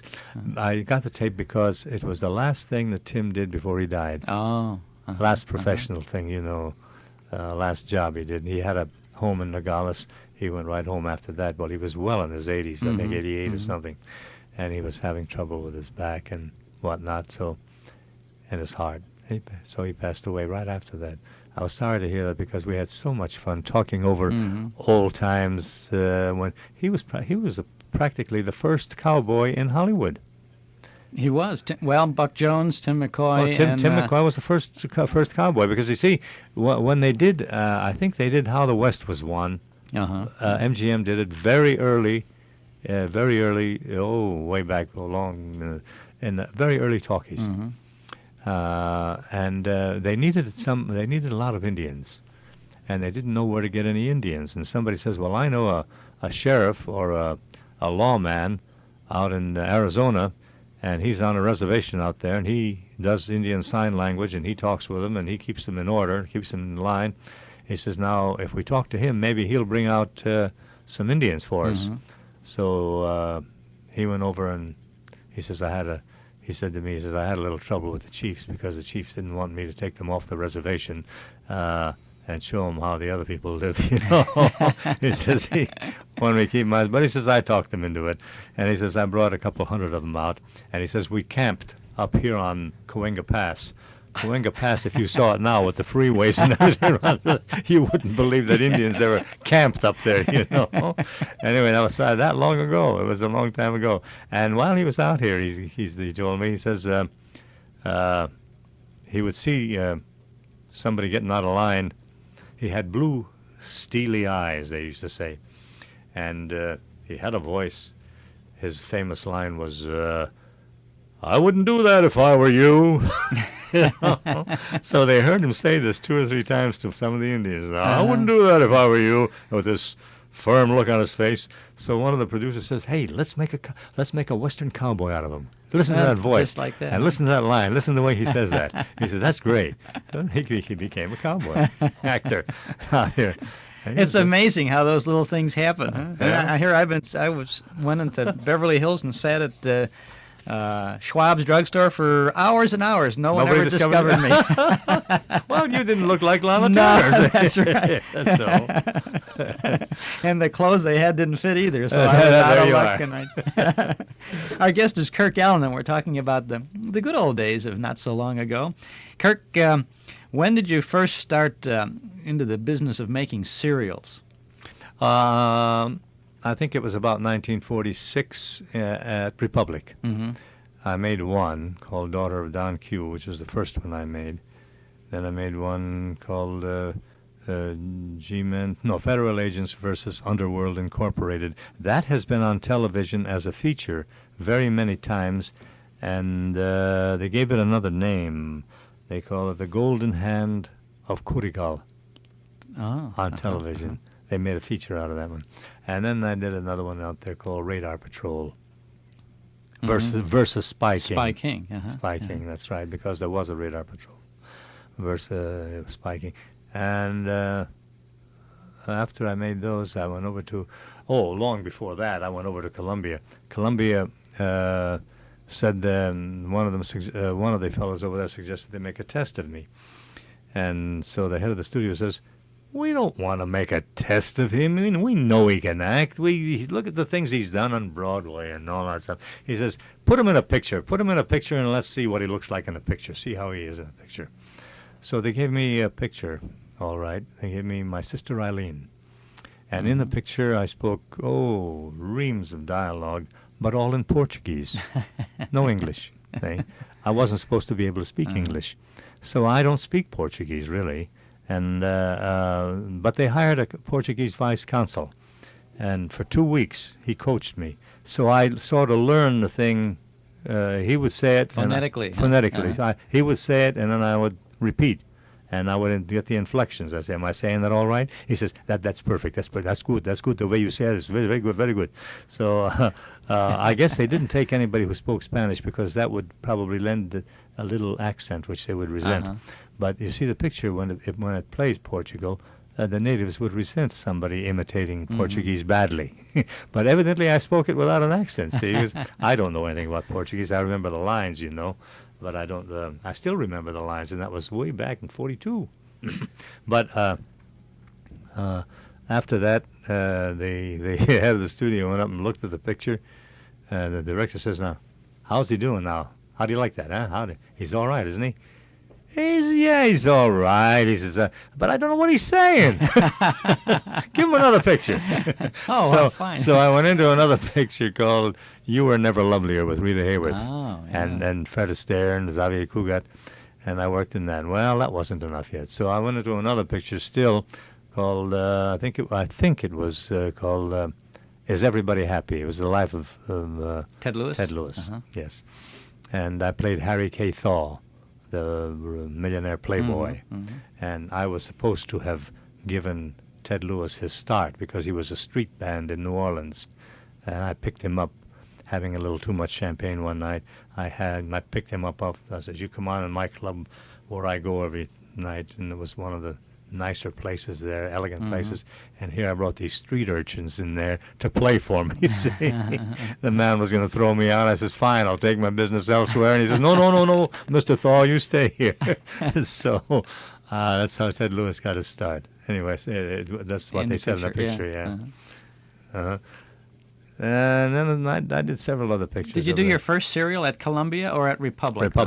Republic. See, now you were not under contract to either one, though. No, I wasn't, but you'd think I was the way I worked there. Out of one thing Maybe they into felt another. you were anyway. They probably did, They used me over and over and over and everything. And if I had 2 days off that I didn't do anything, it almost looked as though they were afraid they were going to lose me. He says, "No, wait a minute, you're not working tomorrow or the day after, are you?" I said, "You're through with the picture?" I said, "Yes." He says, "Well, how about going on Roy Rogers' pictures? There's a couple of days on there you can do. Fill that in, and then until so-and-so starts, and then you'll go on that." I said, "All right." So why not? This is how it went. It was all right. I was very lucky. I guess I was very lucky. Well, you must have had you must have had some pretty worthwhile talent too, Kirk, in order to. Well, I wasn't. 'Cause they wouldn't want you if you didn't do a good I wasn't job. exactly a greenhorn, and Yeah. as my good friend Harmon, as you know, wrote all these books. Jim Harmon. He has a saying always. He says, "I just didn't fall off the turnip wagon yesterday, you know." That's an old That's expression, right. isn't it?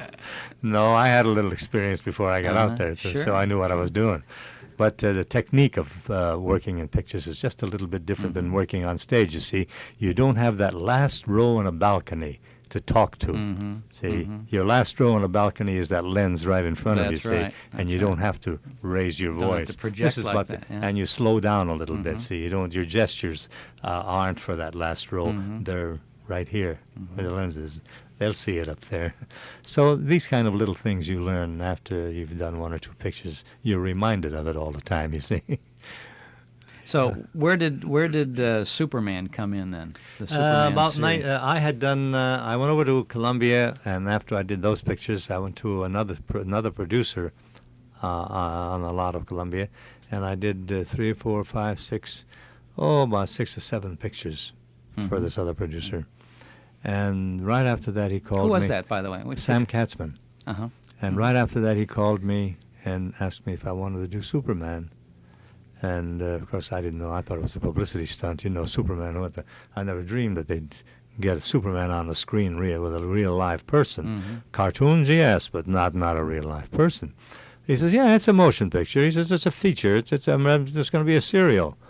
I said, well, sure, why not? I'll do it. Yeah, it's money in the bank. Well, Sure. That's the only way I looked at it. I said, if he thinks I can do it, I can do it.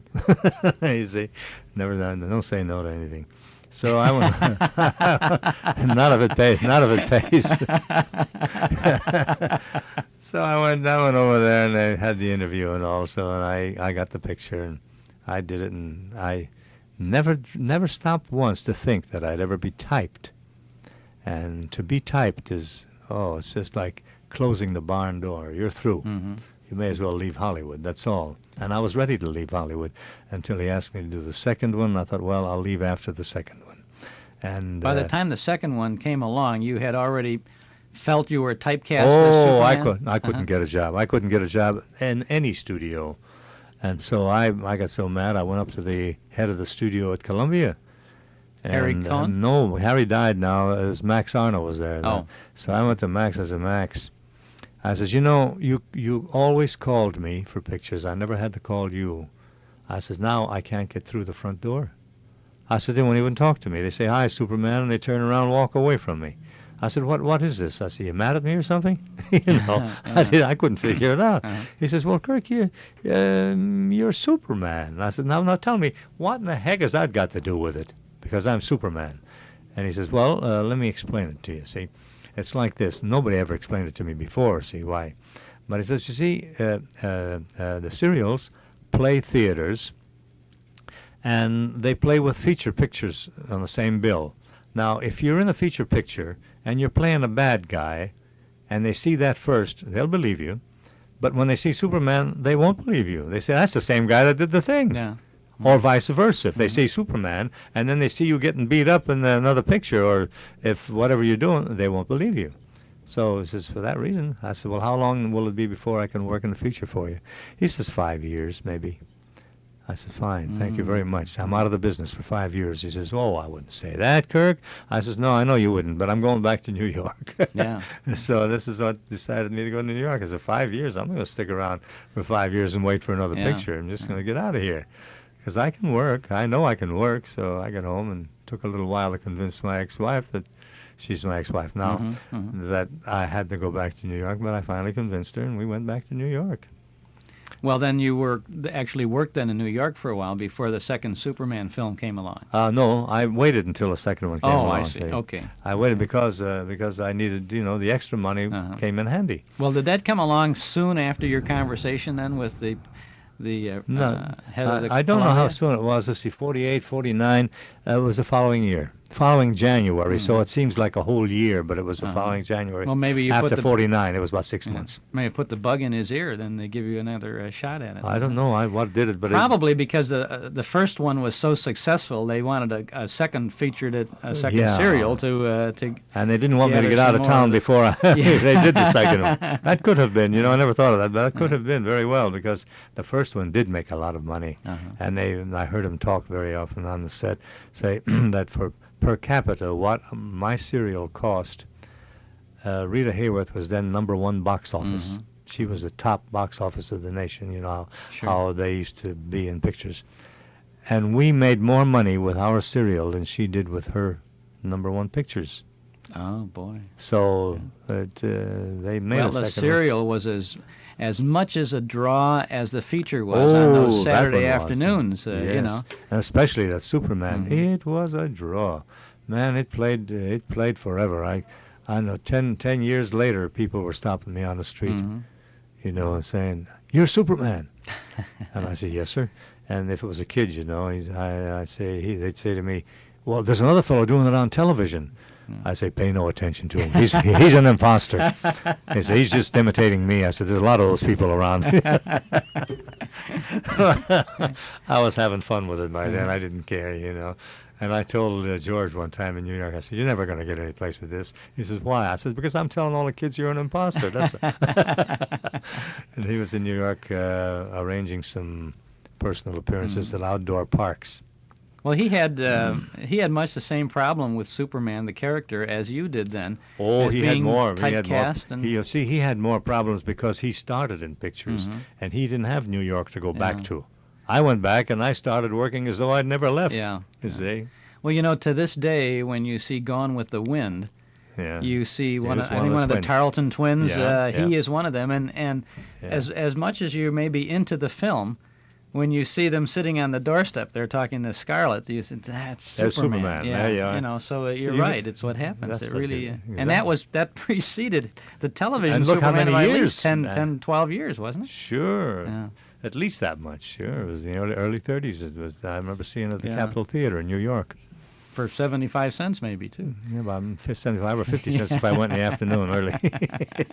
50 cents, I saw. Jeez, can you imagine the price they get for pictures nowadays? Yeah. Well, the Superman movie, they're charging $4 plus. I used to go see matinees at the Pantages in Hollywood for 35 cents. Those were the days. And I was in pictures already.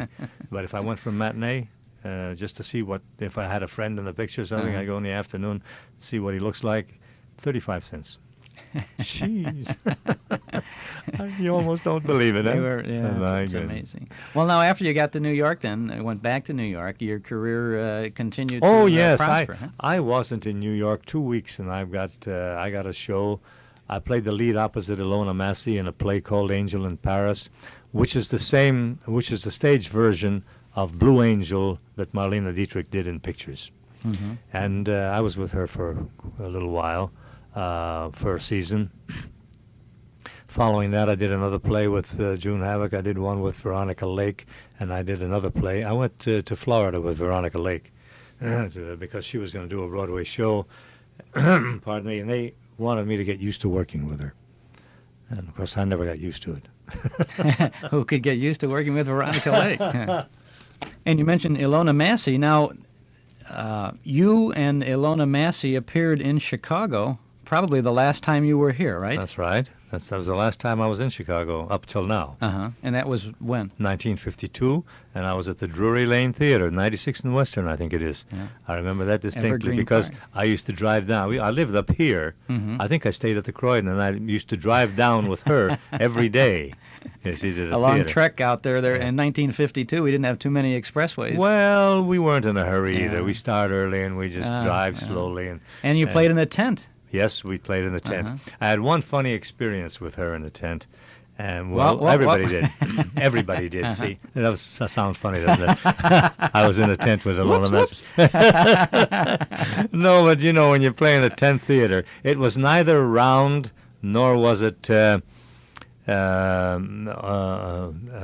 proscenium. In a sense, because we played to a blank wall. It was a long tent but if you know what I mean, when you entered, you faced a blank wall. Your audience was on either side of you, on the right side and on the left side. And it was a little hard to get used to at first. Well, that wasn't the big problem. One matinee we came in, and it was drizzling, just a little bit. You see, in the tent we had mics all over the stage because canvas does not bounce off the acoustics, like wood does or anything. So we had to have mics all over the stage. We had about 6 or 8 mics over the stage. And a little later on, it started to rain real hard. And the mics picked up all that rain noise. hitting the canvas tent. I would stand in front of her, about a foot away from her. She couldn't hear what I was saying. And the audience didn't know what I was saying. I said, no, what am I going to do? How are we going to do this? And we couldn't, so we stopped for a minute thinking the rain would let up. It wouldn't let up, Went right on through. What a matinee we had. That was a funny matinee, and nobody could hear anything. And the mics would naturally amplify the noise, too, you see. They'd pick it up, and the speakers would just bring that noise out. So you didn't know what the actors were saying up on the stage. That was funny. I wanted to talk with you, Kirk, Alyn, about many of the things you did in the movies, too. And you did all of your own stunt work, didn't you, when you were in the serials?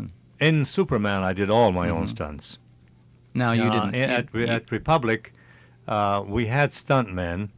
We had 2 stuntmen who would choreograph all the fights. See, they were all choreographed. We knew exactly where we were going. But after they did what was called the master shot, the long shot, I would come in and do all the close-ups here and there all over the place. But I would do it with someone who knew how to do fights. Match it. I'd do it with one of the stuntmen. So I learned to do stunts very well and knew how to do fights and all that sort of thing. And I did a whole lot of it at Republic, so it was no problem as far as that's concerned. Of course, with Superman, you didn't fight. You took and knocked their heads together, and that's about the end of the fight. But you did a lot of other things. I did a whole lot of other things that took leaping from one roof to the other on houses, And you during did a all flood. this I did all yourself? myself. I did everything myself. Well, how did you leap from one house to another? Was it an It's about illusion, or was it... No. The houses were about 10 feet apart, which is the code in California, 5 foot from the... You mean you were actually out there leaping from house... 10 feet. I leaped from one roof to the other roof. Able to leap a building in a single bound. I was doing it. And you know something, after I wore that suit for a while, for 2 or 3 weeks, the crew would forget that I am not Superman, and I would forget that I wasn't Superman. If the director says, you get up there now and I want you to leap from there over to there, I'd just think nothing of it. I'd get up there and try it, and I'd catch myself in the middle saying, what am I doing here? Oh, my. Well, did you ever get hurt in these things? No, I didn't. Never got hurt, no. Never got hurt? No. I didn't, fortunately. I did everything, most everything. I can't. It's just... The only time I almost got hurt real bad was on the railroad track.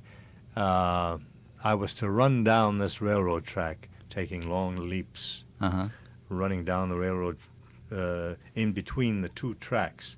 Well, the railroad ties, I couldn't look down and look at the railroad ties. I had to look straight forward. And sometimes I'd miss a railroad tie, and I'd trip, and I'd go head over heels and rip that uniform or that suit to smithereens, and I'd put another one on. I'd get scratched up a little bit, but that was because I wasn't looking where I was going. I couldn't look. We finally got it in all right. we did it. Well, it's amazing that now you have said because you were a dancer, a hoofer, you could do a lot of dancers' tricks, so you could. Oh, yes. You must have used this to do yes, some of these leaps and things like that. Now I would do things where they would connect the animation with me, where I would end off and the animation would take over. You could hardly tell a difference. I would do takeoffs off the ground. I would dive over the camera. So that in the lens you could see me coming right toward the lens, and I would dive over the camera, and you could see my feet go out, and the camera would turn around, and then as being faster than the speeding bullet, I was miles away, and they would animate that pick in up. there. So the actual flying in those serials was animated, Well, but that it was matched animated. very nicely. But it didn't matched so very nicely. All the takeoffs and landings I could do very gracefully because I had the ballet technique, you see. I could do it so very... And Superman had to do them very easily and gracefully because it was no effort for him to do it, you see. So I had to do it just nice and light. If I landed on my flat feet, it wouldn't look like Superman then, you see. Kirk, Alyn, I really appreciate you spending this time with us today to chat about what is absolutely a fascinating career. Well, this is a lot of fun looking back at things because you're reminding me of things that I forgot that I did.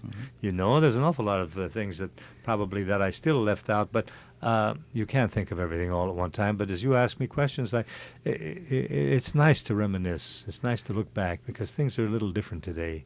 They're not like they used to be. Well, you don't want to live in the past, but it sure is No, a you nice don't, place but to visit once in a No, while. I isn't laugh it? about it, Yeah. and it gives me a little chuckle, and I laugh about it, and it gives me a little lift, too. Well, you've given us a lift, too. Thanks very much.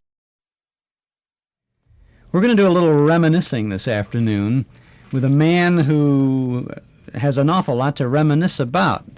Our guest is Leon Lichtenfeld, who is 83 years young and who has a crystal clear recollection of the golden age of radio as far as Chicago is concerned, and that's just the beginning of his memories, but we're going to kind of zero in on radio in Chicago today. Leon Lichtenfeld, you go back quite a few years, especially with WGN, don't you? Right. Chuck, well, let's start right at the beginning because the Drake Hotel opened on January the 1st, 1921.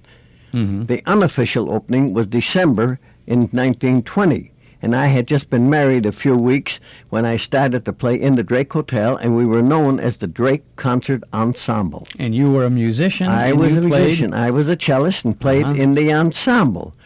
Now, don't forget that the Crystal set was about to be born. That was the time, see? And we were playing in the hotel, and there was a station on the roof of the Drake Hotel. It was owned and run by two playboys in Chicago. One was Thorne Donnelly, the son of Reuben Donnelly, who prints the telephone book. Right. And the other fellow his name was Elliot Jenkins. Now, they were playing around with radio. They had no electricity, so they run this station with automobile batteries.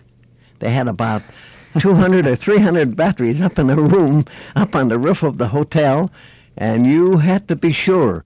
If it was thundering or lightning up at the time, raining, don't open the door because you get knocked flat on your back. It would come out with a blast and knock you right over. Now, these two fellows, wanted to put us on the air. Now, there was just one little tiny earphone to listen from when you had a crystal set. Yes, You tickle this little piece of crystal with a wire, and only one in the family could hear what would be going on. So the things that they were putting on was the stock market reports from the Union Stock Market. The stock, not the stocks that you sell on the New York Exchange, but the cattle, the livestock markets in those days. Well, it was really funny, because everybody at home wanted to hear the market, and then after the market, one of us would play a solo. Well, it was one day I'd play a cello solo, and another day Henry'd play a violin solo, and this is the start of radio broadcasting from the Drake Hotel. Now, what were the call letters of that station? They were WDAP. What they stood for, I really don't know. These fellas had been operating from the Edgewater Beach, not the Edgewater, from the Wrigley building, and they moved it over to the Drake. Now, they put their own antennas up. They did all their work themselves. They'd walk around and crawl around. Now, these were two very wealthy playboys, did all the work themselves, climbed up on ladders. Gee, you would think they would tumble down. The Drake was only about 10, 11 stories high at the time. Incidentally, the Drake was supposed to have originally been built 35 stories high, but it was after the war, 1918, they weren't able to receive material to go any higher, see? So they thought they'd just stop right there at the 10th floor, and that's where it remains till this day. Right.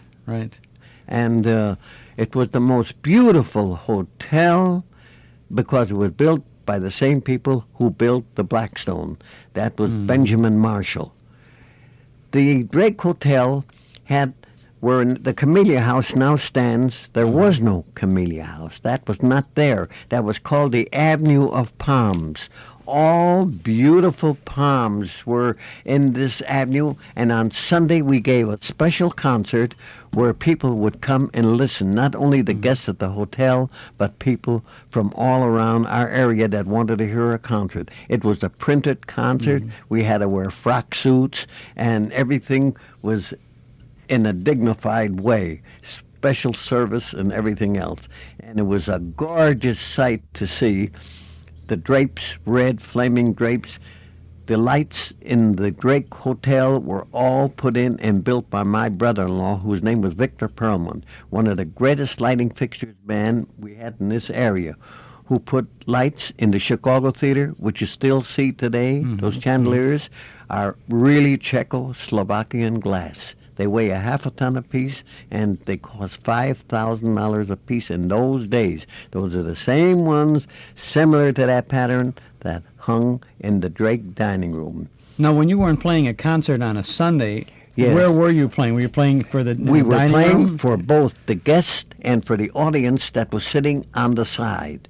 There was the guests in the dining room. The dining room held about 1,500 people, and another 500 or 600 were sitting on like a veranda all along, and all these palms that are hung there, and we played in front of palms. It was the most gorgeous sight you ever saw in your life. Now, when you Really. did the broadcast then with the We stock... weren't broadcasting yet at that time. No, but later when you were doing Later the broadcast, on, where did you broadcast We from? broadcast the concerts from the dining room. They would run a remote control wire From the roof, huh? from Or the studio yeah. up on top. But before, we had only one microphone in which Pierre Andre, while he was announcing, had to run down 10 flights with the same microphone and hook it up downstairs. They couldn't afford two microphones. You have no, and those were carbon mics in those What days. did they have while he was running down the stairs? Was Nothing. It It was dead, just a blank, Nothing. 1 minute blank. They had an elevator waiting for him to grab him, run him downstairs. You see, many people don't know this. This is the early days of radio. What sure we had to is, go yeah. through at those times, see? And until later on, we got better mics, and we had a wonderful engineer there by the name of Carl Myers. See? And he's a Henry's- fellow that really put WGN on the he radio, isn't did he? everything for WGN. Nobody ever did the engineering work, no place like Carl Myers did. Punchy, we called him Punchy. He did everything. And of course, we had Quinn Ryan there, who later come on, see? Now, don't forget, WGN wasn't created until 1924, I believe it was, Right, yes, 1923. 24, yeah. See? And this is when now? When This are is you talking? I'm talking about the era of 21 and 22. Okay. Now, along came a fellow by the name of Erpstein, Charlie Erpstein. He bought the station, and he From named the two it... wealthy young men about town, right? Two yeah, playboys? that's And- right. And then he came along and bought the station. I forgot what his call letters were. He had something to do with Elgin. His transmitter was up in Elgin also, see? And he was something else. I could talk for hours on what he was, you know. He'd get on the air and never stop. And we got on, and don't forget there were no commercials in those days, no advertising, nothing, and no script. There was no such thing as holding a script in your hand. It was Quinn Ryan that finally said we have to have a script, because later on we had an announcer make an announcement up there, and he closed. Instead of saying, "This is WGN," he was reading the news. He signs off saying, "This is WMAQ, the Chicago Daily News Station from the LaSalle Hotel." He's broadcasting the Tribune News. Sounds funny, doesn't it? Well, why did he do that? Was he working for WMAQ at the same time? No, his mind just left him. Oh, he he- didn't know he was. He just, you know, he became paralyzed. He didn't know what he was saying. He was From a that point singer. on, Zap to give him a script Yeah, then, right? yeah. And, you know, after reading the news, he signs off, and I'll never forget the phone call comes in from the Tribune Tower. Who the heck was that? That was crazy. But Well, when did WGN, I mean, how did WGN acquire that station? They just outright, the Tribune bought it then, The right? Tribune bought it. I think they acquired it in 1924, if I'm correct. I see? believe that's when the Tribune started WGN. Yes, and the name, we called it Liberty, I believe, at that time. The Liberty Station had something to do Well, with it. they had, now from my reading of some of these things, Leon, the WGN had the Tribune owned a station called WLIB out That's of it, Elgin. that's what it is, WLIB. The Tribune had started its national magazine, Liberty. Yes, Yeah, that's so they how the used magazine LIB. came. That was the Yeah. call there. It's WLIB. And, you know, everybody wanted to be on radio. You know, in those days, everybody wanted to sing. They wanted to play an instrument. They didn't think of the little stations, you know, what did we have around here, WENR, and we had a little tiny station, I think WIND was gone. We had a station on Broadway. Do you remember the name of the station on Broadway, where Atlas, I think, or somebody was in charge of it? Can you remember, Chuck? Well, I can't remember, but I'm trying to think, because I've heard... there was a little station there at the... No, that wasn't WEDC. No, that was no, Denmark. No. I can't think of the call letters. You know, my mind just don't. I'd remember it. I'd read about it. When we play this, Leon, someone will call in and tell us what it is. Oh, yeah. Somebody will probably call in and give it. It was on Broadway. The only one that could probably remember about this, he's gone too, was Quinn Ryan. Yes. There's nobody left. Of the originals, there is nobody. I don't think anybody is left, Chuck. Well, we've got you, and we're going to learn. Well, you'll learn plenty. I could go along and talk a long time. Anytime.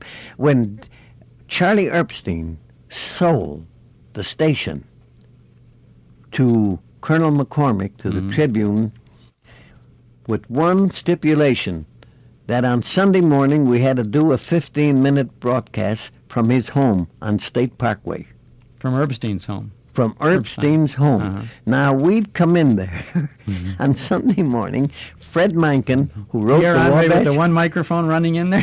One crazy mic. Fred Menken, we carried a little organ, a portable organ, and Fred Menken is the man that wrote the Wabash Blues. He played with me. And Leon Benditsky and myself, Leon Lichtenfeld and Bizarre, we had to go to Charlie Erpstein's home and do this Sunday morning broadcast. Now, we'd ring the bell, and Charlie would be told by the maid that the musicians are here. Now, the first thing that he offered us was a glass of whiskey and a glass of gin for a chaser. I'm speaking of a water glass, folks, and I don't drink at all. Sunday morning. Sunday morning. This was right early in the morning before breakfast. They had to charge the battery to get the station on And the they air. charged up. He didn't charge me up because I didn't drink. If I take one drink, I'm under the table. But Fred Menken, he had his fill, and then Charlie would get on the air, and he'd wander off and start talking about things. Only people that remember the days of Charlie Erpstein's broadcast can call in and tell you if they remember.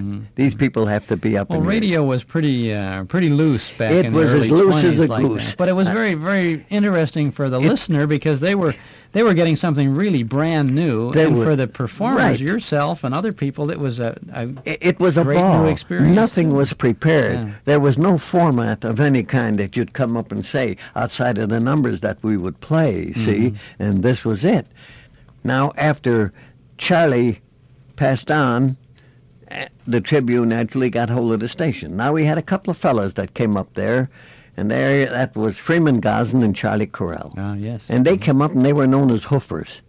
You know what a hoofer is? They were dancers. A singer and a dancer come up and sing a song. One of the songs that Freeman Gosden and Charlie Carroll put on was called the Kinky Kids Parade. Many people remember this song.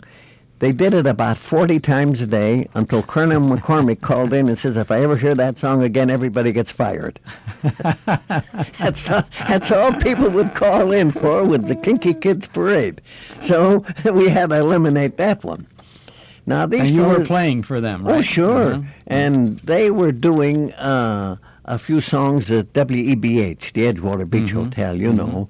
And then we corralled them, and they came over, and they worked for us. Now, in the early days of radio, there was a show called Andy Gump. I don't think you ever heard of it or knew it was ever on the air. We searched the Chicago area for weeks and weeks and weeks until we could get somebody who looked like Andy Gump with no chin, you know. You mean there was a comic strip? Yes, it was a comic strip in the Tribune, but we had to get a guy that looked like him. To be on the radio. To be on the radio. There was no television. But why did he have to look like I him don't for know. radio? He wanted somebody like him. The Colonel wanted That's what the the Colonel. Colonel said Okay. he wanted. He had done.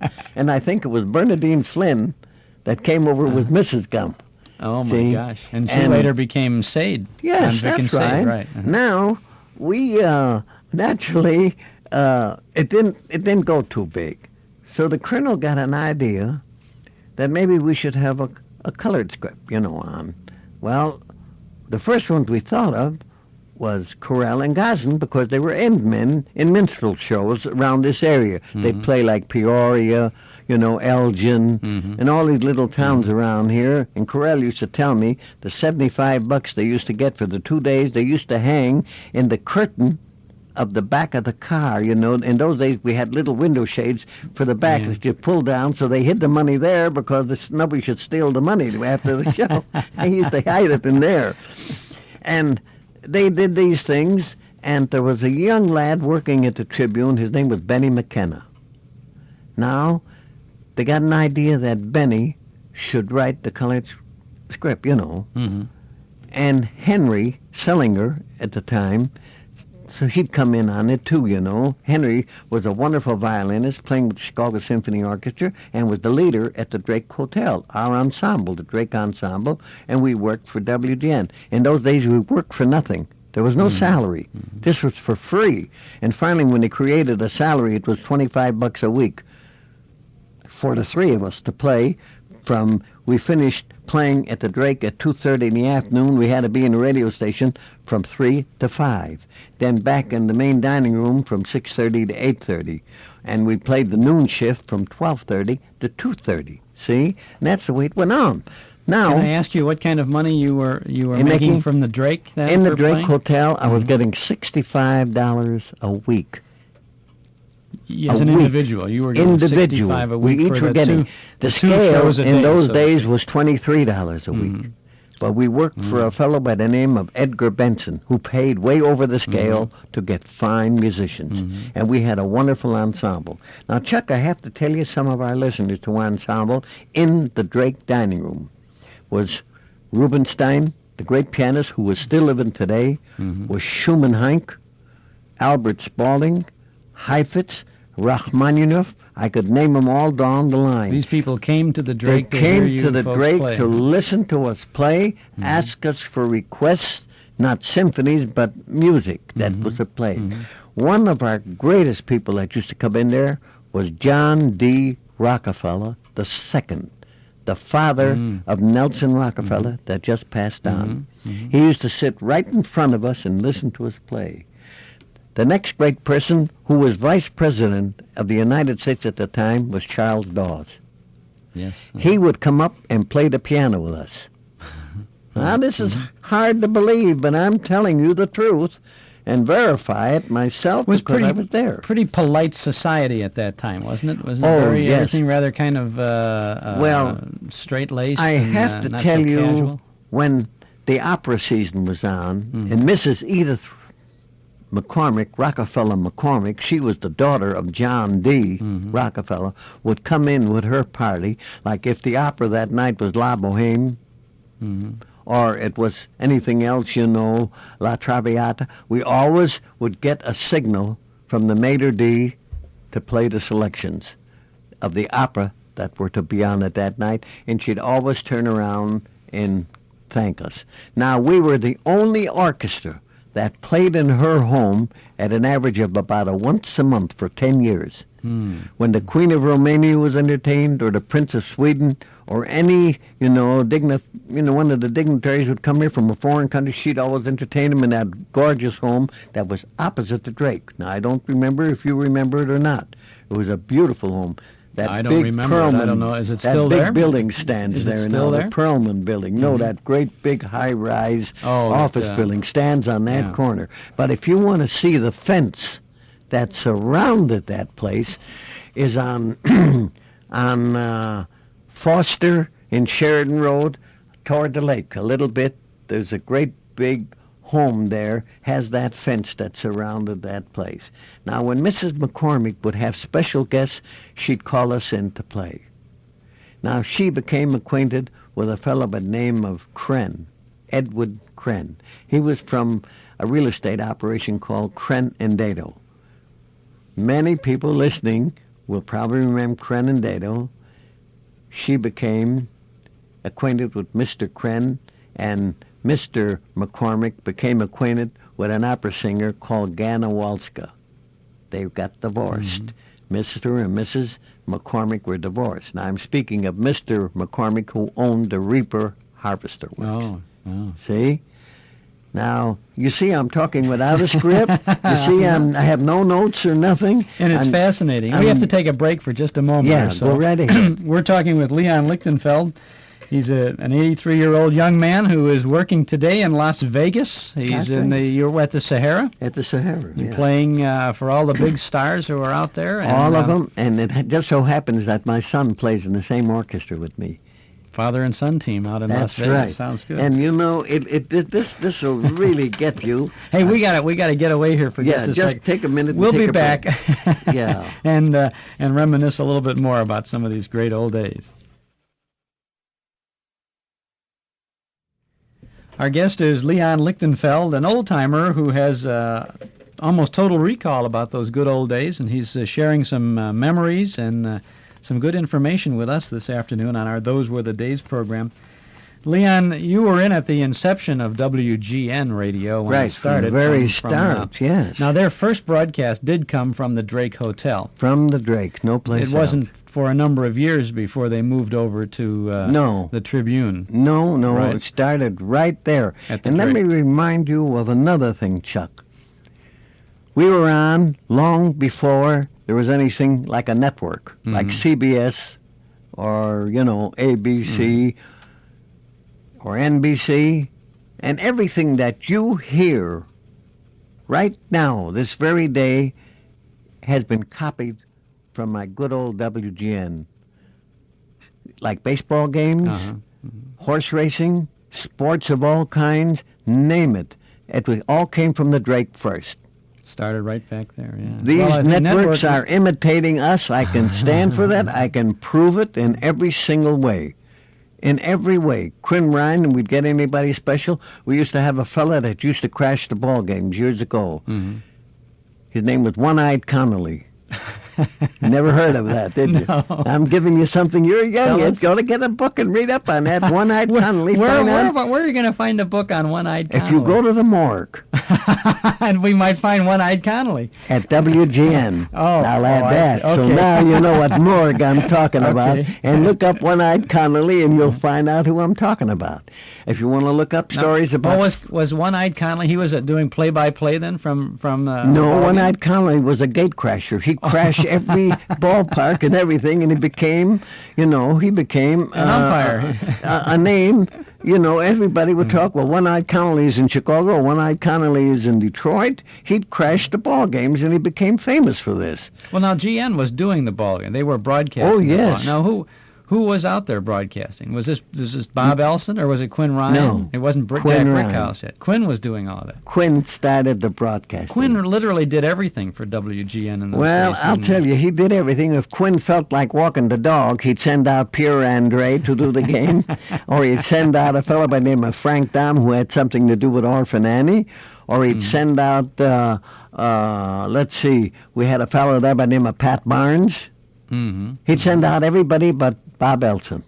He wouldn't send Bob Elson to do the ball No, game? he didn't send out because Bob Elson was announcing us in the afternoon at the radio station. Don't forget, there were no records at WGN for many years. WGN had everything that came from WGN was live. There was no such So thing when you as were a playing record. in the afternoon between your luncheon and dinner stint at the Drake, no, you were doing live here's the way material. it was. The ball games didn't start till 3 o'clock at that time. We were finished at 2:30. Then we'd go upstairs to standby. We were standbys because of in case of rain Oh, yes. or a called ball game. Then we'd have a singer up there, and we'd do the program until 5. You were the musical interlude then. That's the famous right. musical interlude. That's right. See, because at 5 o'clock, then a bigger orchestra came in and took over. We at that time we had a larger orchestra. Or now we had a fellow by the name of Tommy Coates. He was a singer. Now Tommy Coates came up one day and he sang 42 songs. So somebody stole all the songs. 42 songs. Everybody sang, all the songs he did, they stole them. They didn't want to hear his voice anymore. Now, if you want to get something on this, Chuck, If Bob Elson was here now, I don't have to tell you what confusion would be going on in front of this mic. Really, if Bob were here. Because in those days we had Larry Larson on the organ, and we had another fellow. He did so well he committed suicide. He jumped out of a window, one of the fellows, you know, and everything that we do, all of us had to do solos, you know, 2 hours, 3 hours, a long time to fill in when you're especially on radio. And I used to write out hurriedly what I would play, the number, the selection, the composer, and so forth, and we'd do it, and then come back, play another number, and then we'd put Tommy Coates on. He'd sing a song or two, and then we'd go in. Russ Russell was the announcer we had up there that jumped out of a window in Kansas City and committed suicide. A wonderful announcer, but he was taught how to drink, and that was the end of him, see? But in our playing days, and the things that took place at the Drake Hotel, in fact, I have movies of a lot of this. This is the thing that you know, that could be put on the air with back conversation. We didn't have talkies with that. We had a fella up there that came from England with a big eagle, one of those great big birds that he had on a strap, and he would come up to our station, and his name was Knight. His last name was Knight, and Quinn Ryan would interview him. But he took us out on the roof with Pat Barnes and Leon Benditsky and myself, and he showed us how the eagle would fly around. He had this eagle on a great big long leash, you know, and flew around. Then he told me to take hold of the eagle. And that eagle weighed about 20 pounds. Now you try and put 20 pounds on your arm and lift it up, and this eagle's, his wings were flapping and knocking my eyes out, you know, and I couldn't let loose of the doggone thing. But all of a sudden, Pat Barnes runs out and says, "You're on the air." And I had to drop the eagle, and we had to fly and get on the air again. These are the few of the things. That eagle later turned up on a Fred Allen network broadcast. I probably He did. did. I have a tape of that show, and the eagle got away from I think it was Captain Knight or Colonel Knight. Knight. That was his name, Captain Knight. That was his name.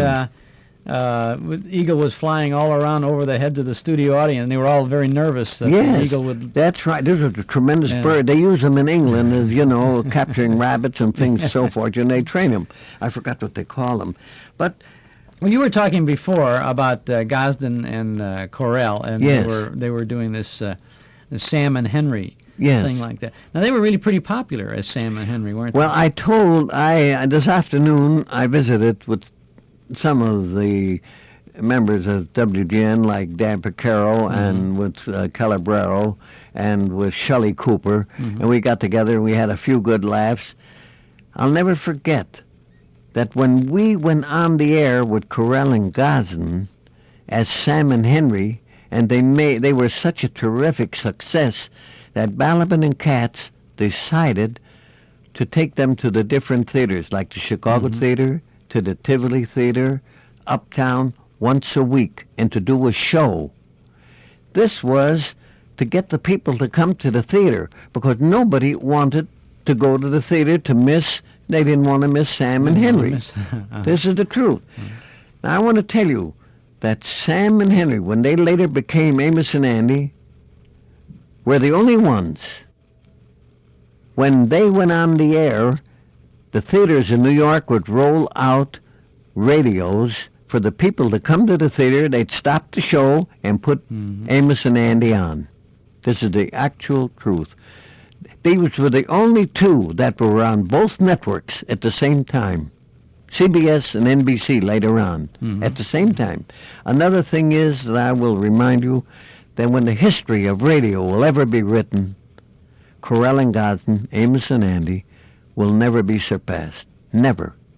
For the things that they did. They were wonderful fellas. We played golf together. Andy died in 1972, visiting me here in Chicago. Yes, he was visiting, he came in to be at one of our veterans party for WGN, you know, and he passed on. But Gosden is still living. He lives in California, and I'll be talking to him in June when I take a ride into California. I call him and I speak with him. He isn't feeling too good, but he's the same old guys. These guys were terrific. They would do they did a little stint, you know, where it was very funny. Now, this is when they were Sam and Henry. where it was very, very funny, where Carroll, who had to read the part, he would break up. Now, to prevent him from breaking up, he had a pitcher of ice water standing on the desk. And when it came to the part to read, he had to pour the whole pitcher on top of his head to keep him from breaking up. Now, I was there. I saw this myself. You know, nobody was permitted to watch them. And nobody ever saw them as Amos and Andy, too. As Sam and Henry, you know how they did the show? The show went on at 10 o'clock. They didn't come into the studio until about 9:30 and wrote the show in 20 minutes. Right on the spot there. Right there. It was put on right there and then. Where were they? They were out on the south side in the colored neighborhood picking up conversation and things that would go on. And they'd come to the studio, and Carroll would be at the mic, at the typewriter, and Gaz would read it to him, and they'd write the show right then and there. There were no other voices. Freeman did 10 different voices, and Carroll did about 3 or 4. You know, I don't have to tell you who they were. They were the craziest names in the world. The Kingfish and all the you others. know, yes, and you know, the automobile that they owned, and it was real funny, and it was a terrible thing that we had to lose them, because Henry Sellinger had an idea in which Mr. His name was Benson. Edgar Benson. This is long before MCA. Henry Sellinger wanted Edgar Benson to write up Charlie Carroll, to get a hold of Verna Phillips and all the Fibber McGee and Molly, write them up to 10-year contracts. But Benson thought that Mr. Sellinger had something else in mind. It wasn't. Henry had a good idea. They would have been the property of WGN all that time. They would have never gone away. You must remember one thing, that when we'd come up to do a show, everything was did by a red light. You're on the air now. Clyde White was the engineer. Sometimes Colonel McCormick would come on unbeknown to us, you know. We'd either be pitching pennies or reading newspapers, but the doorman at the Drake, who'd always alert us, the colonel is coming, then we'd all get busy with papers and go to work with homework like mad, you know, so we wouldn't be caught doing nothing. But it's a long story. I could talk for hours and hours and hours. Well, what were you with, how long did you stay with WGN? I stayed at the Drake in WGN until 34, when I was asked to, that's when WGN put in recordings. There were no recordings until 1934, so they cut out the trio in the afternoon. They cut the afternoon music out, and I was asked to come over to join the Breakfast Club with Don McNeil, where I stayed for many years, and I played with Don McNeil from the very beginning. It was called the Pepper Box at first, see, and I stayed there. Yeah, Pepper Pot at the beginning, and I stayed there all that time. But in our early days, we had the Ashley sisters. Then we had the Morin sisters, if you remember, Morin, and then came the Andrew sisters, you know, then it started to come up the line. And Francis X. Bushman used to come up there. We had Madge Bellamy. Now, these were all people coming to the Breakfast Club. No, to WGN in the beginning. Okay. Later on to the Breakfast Club, I'd have... I can't recollect all the names that became famous, like Joey Brown would come up, Ray Schalk, who was a great catcher for the White Sox, you know, standing in catching in front of 55,000 people out at the White Sox Park when he'd come up to the station. I'm talking about WGN, to be Quinn Ryan's guest at night for about 5 minutes. He couldn't read the little piece of paper he had in front of him. He was so nervous, his hand just shook, he couldn't read it. Would you ever believe that? Here's a man that's playing in front of 55,000 people, don't bother him, has to come up and stand in front of a little piece of iron, and he shook himself to death. He got us thinking about how many people were listening well, to the probably radio. that went to his mind. And don't forget, there were hundreds of people that used to come up, this little microphone used to scare them to death. Oh, sure. Yeah. It'd scare them to death. You know what it is, they'd have mic fright. But there were so many other things that happened in my lifetime. Well, how long did you stay in Chicago radio then? When did you... I stayed in radio up until, well, I left NBC in 45 to go to the Schuberts. And I played at the Harris and the Schubert Theater for years, see? And I played on and off. as an extra man at NBC, and then when ABC was created. Now, did you know the story of NBC and ABC, how they were created? Don't Red forget that Network our and the Blue call Network. letters were WGN, the world's greatest newspaper. That's what the call letters were. Some argument came up between Colonel McCormick and President Roosevelt, Franklin Roosevelt. So he said, if you can't let me use WGN, the world's greatest newspaper, then NBC can't own 2 stations. That was the split of the Red and the Blue Network. Something new to you, So probably. McCormick was the instigator Oh, of yes, that. sure. Uh-huh. History will prove this. Mhm. And I played along, fine. And I went in, there was a war came on. Sure. I had a friend that I played with in the quartet. He was one of the chemists with a big soap company in Chicago. He said, Leon, I'll put you in detergents. You don't know this story. So I said, what do you mean detergents? Who heard of a detergent prior to 1942, 43? Don't forget that there was no soap that you could buy in those days because soap was used for making bullets. Ammunition, yes. And we could not get it. But the Germans invented something. It was called a detergent after the war. Then we came out with a washing machine, called the Bendix, in which you could not use any soap with animal fat in it. So out came the detergents. So this gentleman put me in the detergent business, and the name of my product was called Neoglow, which means Neoglow. something, Neoglow, Neogloe. And I manufactured this for many years, up until 1970. Oh, my goodness. Well, sure. I serviced the Drake Hotel. I serviced the Ambassador. I serviced the Chicago Beach Hotel. All these hotels. My soap powder was being used until finally Lever Brothers and Procter & Gamble caught up with me. And I couldn't battle those people anymore, so I had to give the business up. And I stuck with music, and I'm up in years. Now, believe it or not, as I told you, How did you get yourself out to Las Vegas then?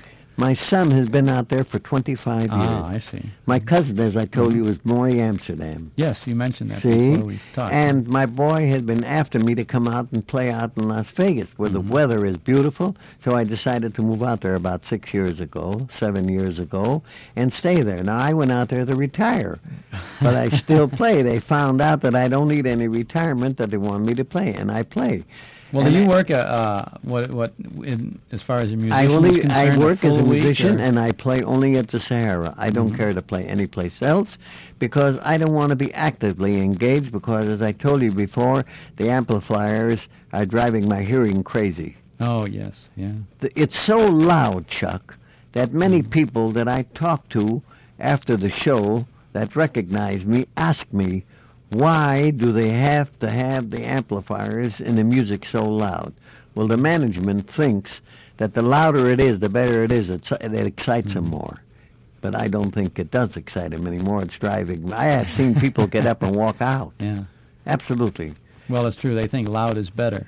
Yeah. Well, they think the Not louder it is. Now, that's for necessarily. rock and roll, and that's Yeah. driving our children today deaf. And believe me, the doctors are right. The kids of today, in another 15 or 20 years, won't be able. We'll have a country of deaf people.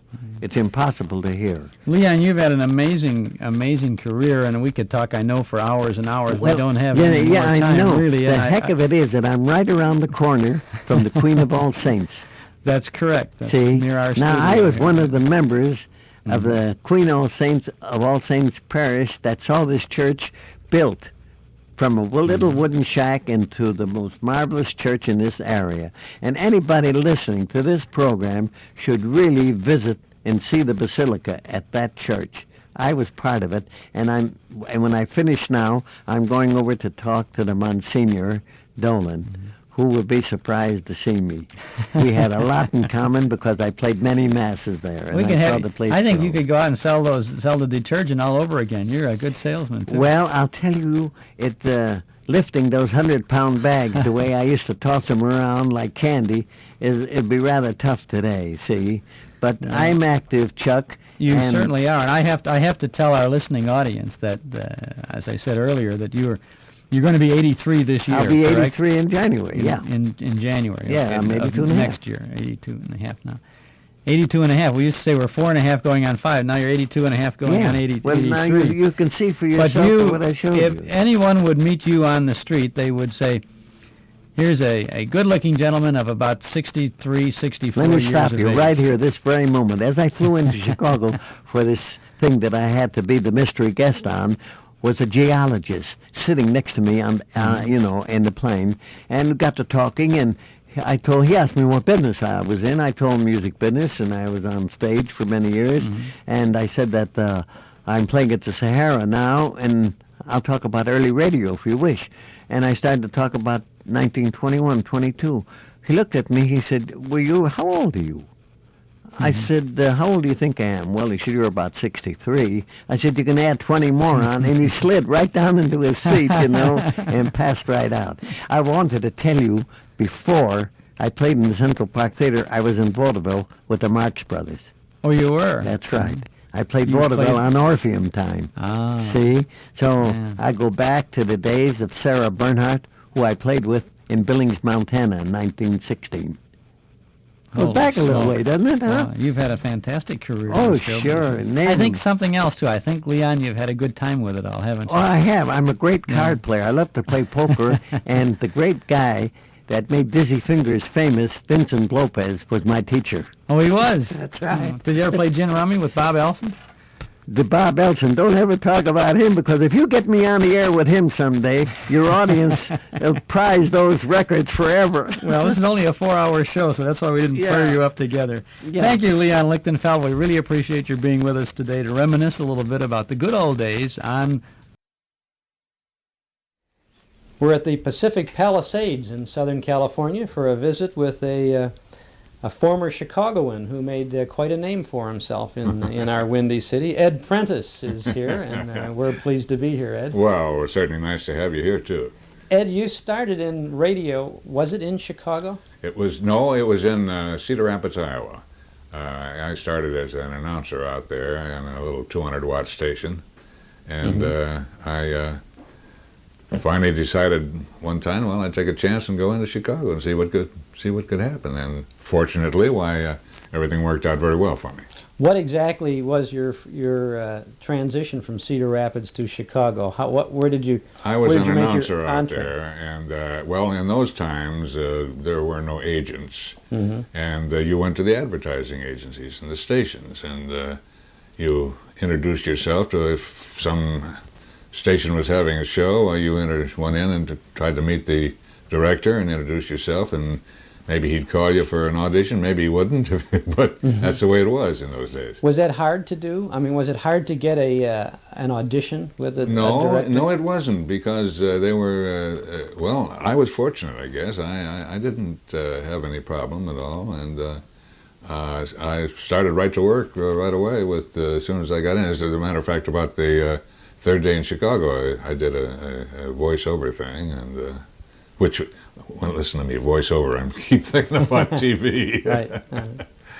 Well, did you get a job was it a one-shot job on an individual program, or was it a series? I've kind of forgotten, but there were shows that I worked, like Guiding Light, Ma Perkins, and Today's Children, and quite a few of the, as they were called, soap operas in those days. You, being a former Chicagoan, obviously were, and still are, a member of the Bridges Up Club. Absolutely. As a matter of fact, we have luncheons out here. There's a group of us that meet and get together, and we have a lot of fun because we talk about old times and things that happened then. And lots of times that bridge was up, and but we use it as an excuse mostly. Well, did you ever get delayed from a broadcast because of the bridge being up? Yes, we did, because sometimes you'd strike it lucky and you'd get over going from NBC to the Wrigley Building, CBS.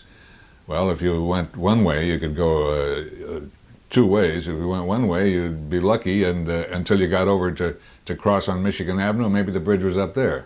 But it didn't often happen because you got pretty smart after a while and you left in plenty of time, so you wouldn't.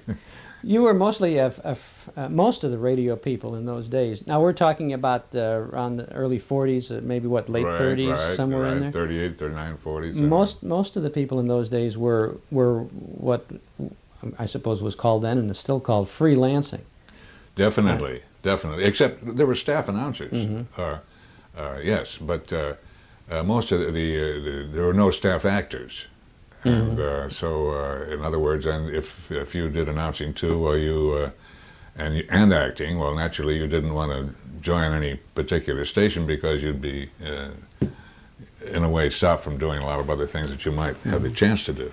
But one station rarely had a company of actors anyway, did they? There was there was no station that had if a station had a show,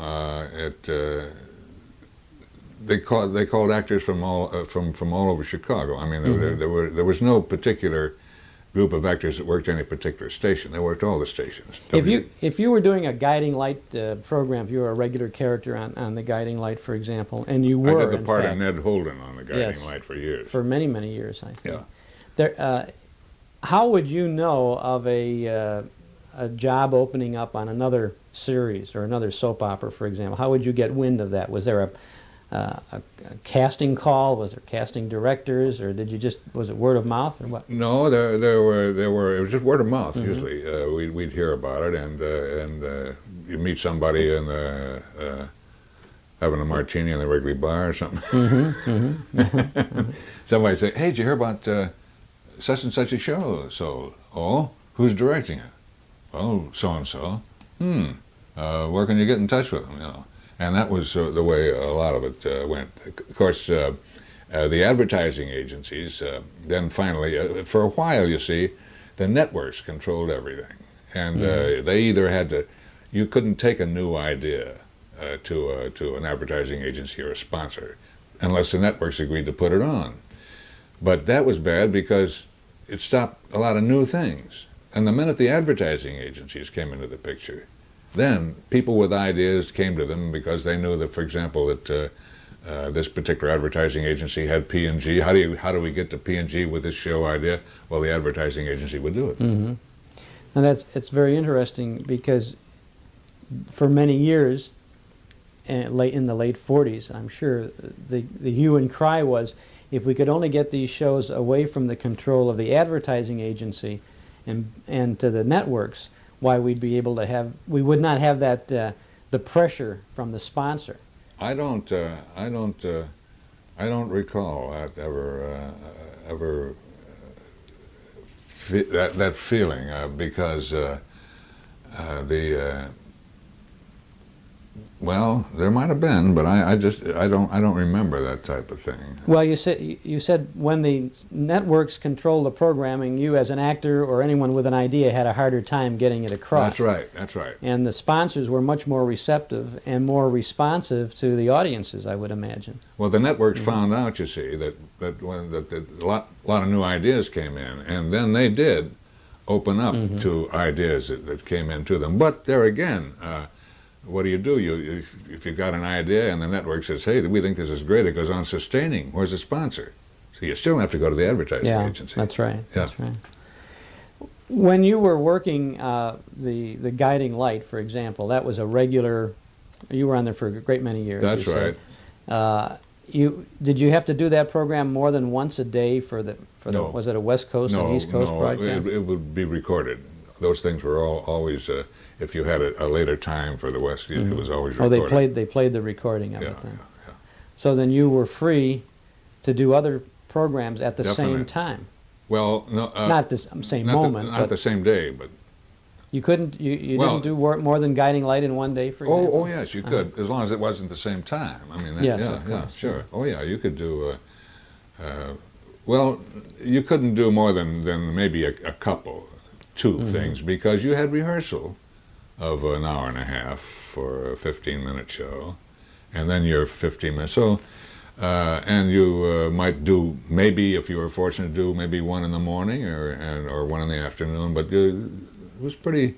If you had a running part, you had to be very careful about what you took that might interfere. Didn't with want a it. conflict on That's something. right. I That's see, right. I Yeah. see. Now, you were involved for so many years in the soap operas, but you were involved for perhaps even more years in the adventure shows, the after-school radio, and in fact, you were Captain Midnight. That's right. That's right. I look around your home here in the Pacific Palisades and don't see any Ovaltine jars anyplace. Well, no, that's very true. But there's a lot of wonderful memories of the Captain Midnight show. Did that come out of WGN in Chicago? That came out of WGN Chicago. Now, there was a regional broadcast of Captain Midnight for Skelly Oil for some time before. Yeah.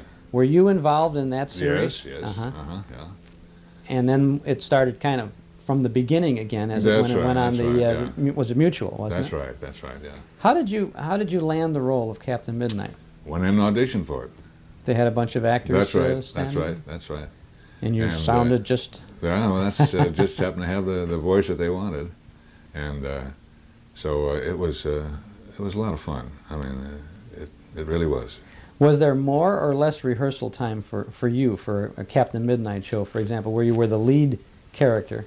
No, you had a different script every day, of course, and your sound effects, and you had the same time rehearsal, and then you did they made a recording of that show too, and so it was no more rehearsal for me because it was the story angle, and whatever part of the story you were in, well, that was all rehearsed the same, about an hour and a half rehearsal on it.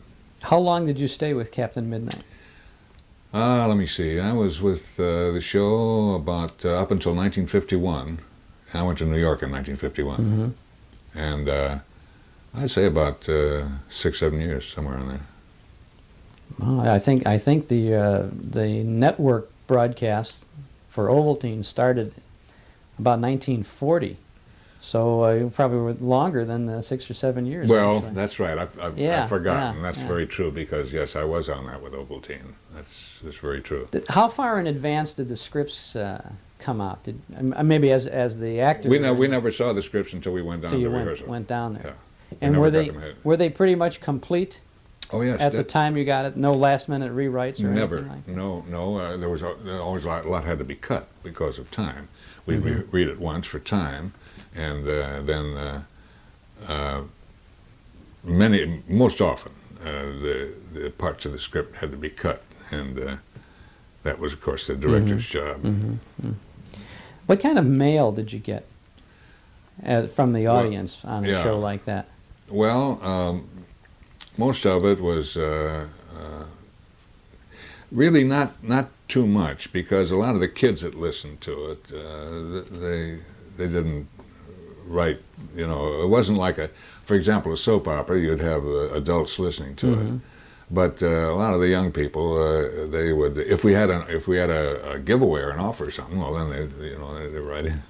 Well, the secret decoders, and all of that sort of thing. Oh, there must have been tremendous response to those those things. Oh, yeah. Oh, they would write in for something like that. That's very true. But just ordinary things about the show, there wasn't too much of it. Did you get much fan mail then as being involved with the soap operas? Quite a bit of fan mail, and most of that. However, most of that would go to the advertising agency and to the sponsor, unless it was something that directly concerned you as the actor. If it was addressed to you, you always got it. But they would hardly ever know who it was, right? That's right. Because in most of those years, the actors seldom got credit on the show. Even just as a bunch of names at the end of the show. The only shows that they got credit on, for example, would be like on the first night of show, where the announcer would on that type of show. But unless they read the papers, Ma Perkins, they didn't know who did the parts on that, or Guiding Light, or Today's Children. unless they read the radio columns, and there'd be an article, maybe they would mention. Or the something fan about- magazines, the the fan- radio the fan magazines magazine, would that's have right. articles about That's right, yeah. about that sort of thing. Yeah, that's true. Did you mentioned the First Nighter? Now that was a major network show from very Chicago, definite. and you worked on that frequently. I didn't did, you? for a while, I did Mr. First Nighter, who introduced the shows and what have you. And then I also did, after that, I also did acting jobs, leads on, Les Tremaine, by the way, was one of the leads on First Nighter. Olin Soleil Olin and Soleil, Barbara yeah. Luddy, I Yeah, think. yes, yeah, I should say so. That brings back a lot of memories. When you did a show like that, as opposed to a program, the soap opera or the Right. kids' adventure show, that required a greater amount of rehearsal time, I would assume. Yes, because you had an orchestra with it, and your bridging of the drama with the music and the timing of all those things. I've forgotten exactly, but I think sometimes it was around 2 hours or 2.5 hours, something like that. Mostly again the same day. Yes. Same day. Yes. Would never yes. bring. We never got together to read the script without the rehearsal meant everything. I mean, music and sound effects. That's how professional all of you people were. You just pick up Had the script to and be. you go right in there. That's right. And you did it. That's and you needed to put on a show for the audience, the studio audience too, correct? Oh, definitely. The announcer of the show would speak to the audience and tell them what when he gave them cue for applause and what have you, and the fading of down that and the fading up of the music and all of that. Yes, everybody realized that they were really more like a stage show. It was more, people felt more like they were on the stage or in a film or something. And the actors had to dress formally for the broadcast. That's right.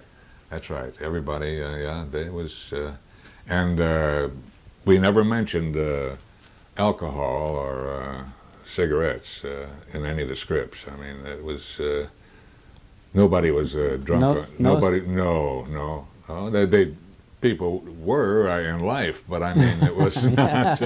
It's a fantasy land. Yeah, that's right. That's right. Yeah. But it was all good, clean, wholesome entertainment. That's right. I mean, it was so different than some of the things that we have today. It seems as though that everybody's searching today for somebody that's in a bad situation that they can report on. Looking for troubles. Looking for trouble, but we didn't do that then. The soap operas or daytime dramas were pretty melodramatic in those days, but the content was.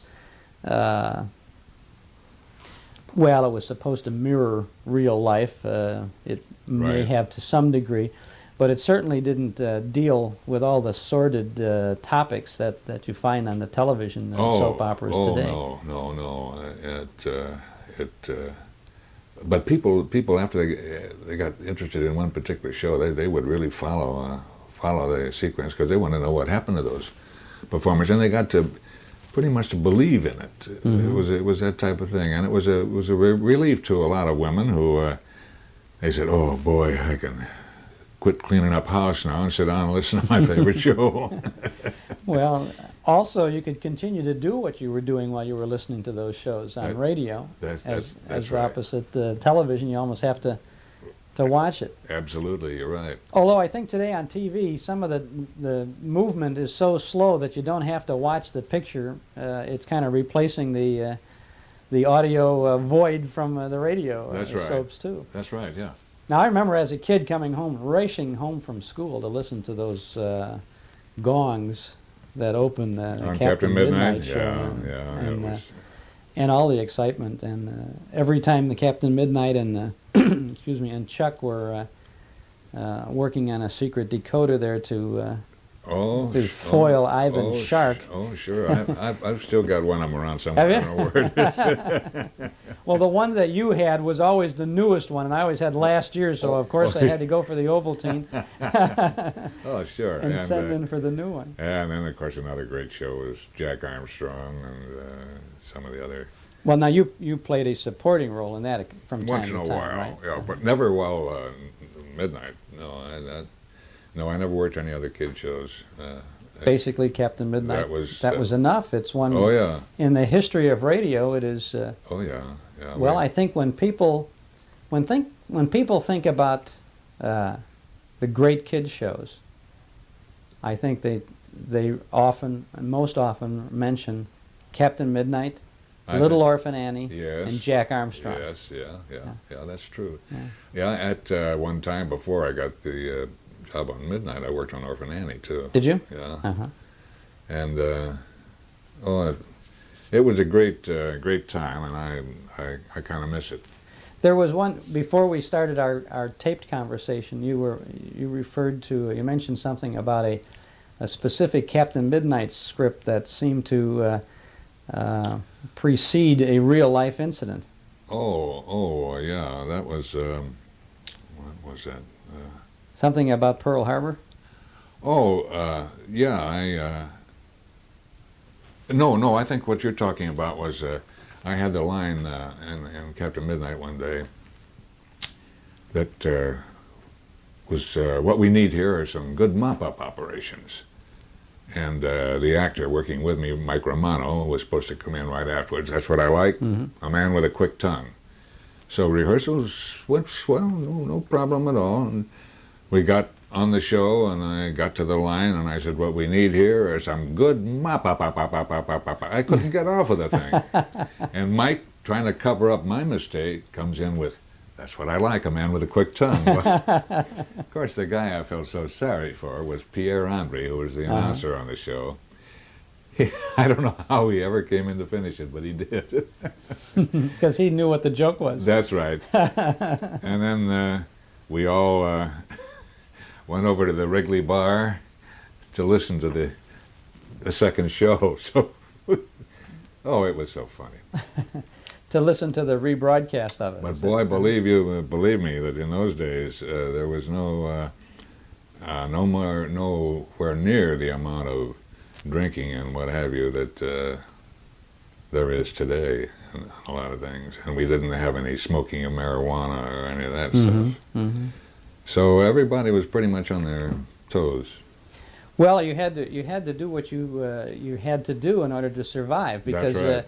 in some I'm trying to think now, when did AFRA come in to kind of protect the actors? Sorry, it was probably early 40s, so there was a time when you were probably taken advantage of by the producers and the networks and all of that. Give you almost next to nothing just to do all this. But as others have told me, everybody was young and eager in those days, and we're glad to do it all. That's right. That's right. It was fun. I mean, plus what you received in pay was also the enjoyment of doing it, and it was. Did you socialize much with the other radio people? Oh yes. Oh yeah. We always got together. Well, practically with everybody. I mean, there was always parties of some kind on weekends or something like that, and everybody that you always associated with your cast. I mean, like on Guiding Light, we always got together, a group, and it was a great camaraderie and feeling of fun. Everybody. You never heard anybody talking against anybody else or anything like that. It was all a really great time of entertainment. You were in Chicago then for maybe a dozen years over this period of time. Whereabouts did you live? Well, I lived on the near north side for a while, and then, of course, when I first went in, I lived at a hotel, and then I got married in 1941, and bought a home out in Manhasset, Long Island, and lived in apartments. In 1941, while doing all this in Chicago, you bought a home in Long Island? Manhasset, yeah. Yeah, that's right, yeah. And then I lived at the I was trying to think of the name of the hotel on the beach. Can't think of the name of the hotel right now. But that was before I was married. And after we were married, I bought a home and. You think of the Edgewater Beach Hotel? No. Are we in New York or in Chicago? No, in Chicago. Yeah, but when you said Long Island. No, I said Manhasset. Wait a minute. No. Oh. We got you. You're right. We got you. We pulled you in yeah. there. Oh. No. Where was it? Out in the suburbs of Chicago. Can't Probably in the north side, out in Sauganash or Edgebrook or somewhere out in. I can't think of the name of the place to save me. See, I told you. After all, when you get over 70, you're not over 70. I'm 70. I'll be 73 September 9th. Well, happy birthday. Thank you. I would say Thank you. Captain Midnight looks just as well as he ever did. Oh, well, not exactly. When you moved at the end of the about early 50s, you said you moved to New York then. Now, did you have additional opportunities in radio at that time to go to New York? A lot of things were moving from Chicago. Well, no, nothing that I went to New York with the idea that I had to make a move. I mean, I felt that I did, and of course, I had a lot of people that I knew in advertising agencies that were there that knew of my record and background. So I didn't have as much of a problem in moving from Chicago to New York as I might have had. So what did you do then when you got to New York? What kind of work were you doing? Television was starting at this time. That's right. Well. That's right. Well, I did TV on Guiding Light, and commercials. An awful lot of voiceover commercials. Did you do the same character in Guiding Light on TV as you did on radio? That's right. Yeah.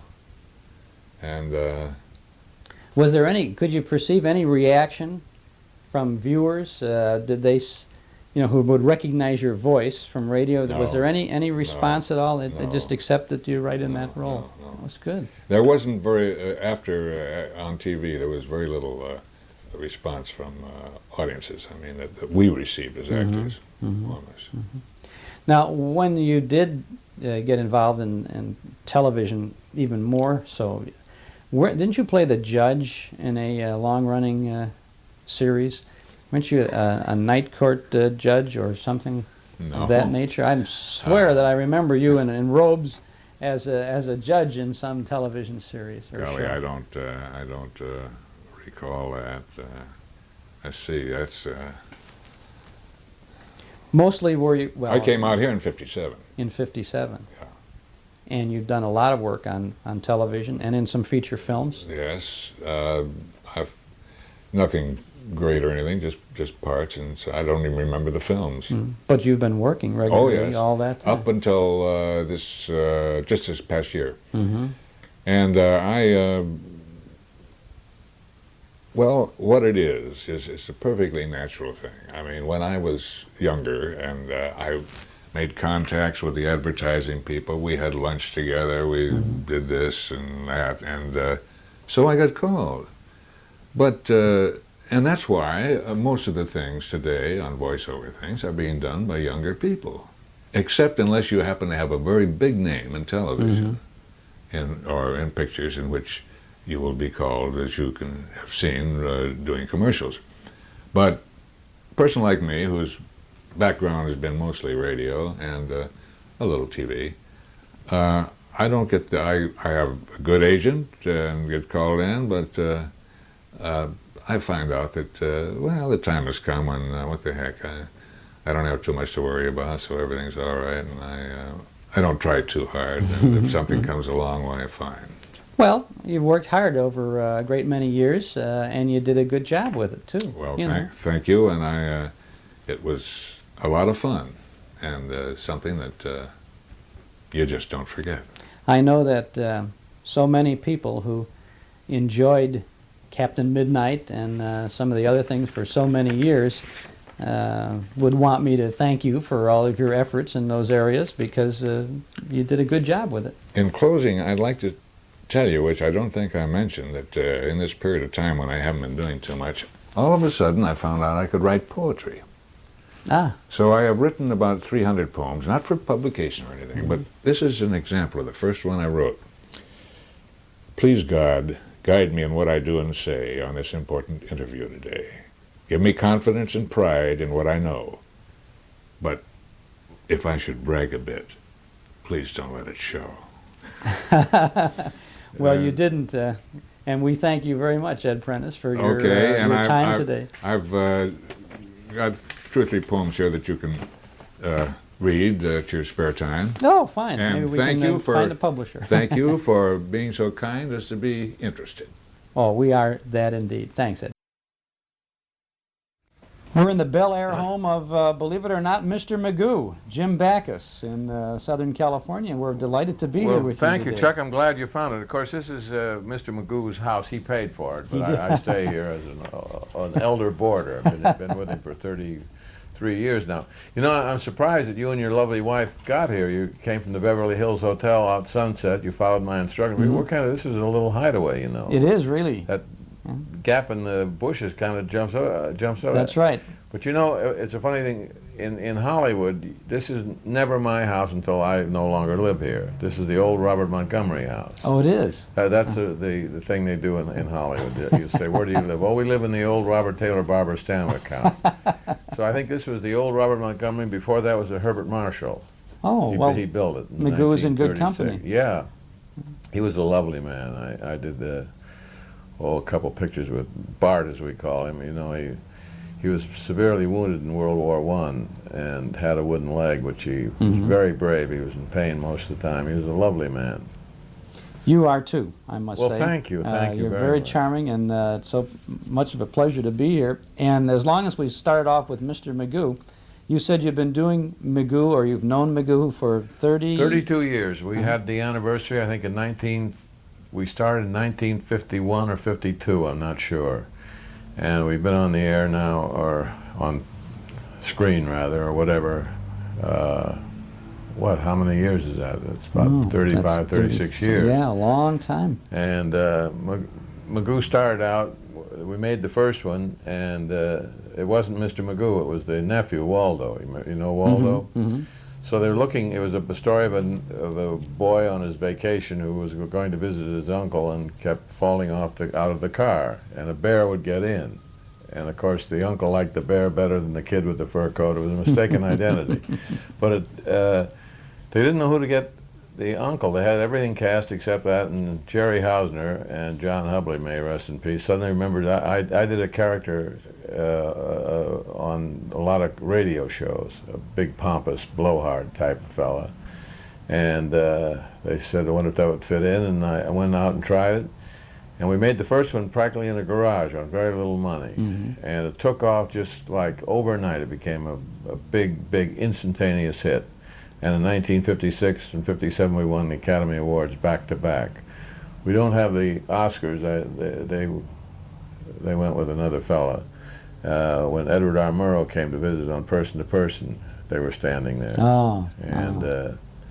So Magoo's he's been a kind of a mixed blessing, because a lot of times it's kept me out of good parts in it pictures. Has, because people felt that you were too... That I was a blundering, nearsighted old guy. And of course we also, when we started Magoo, we are making fun of someone's handicap.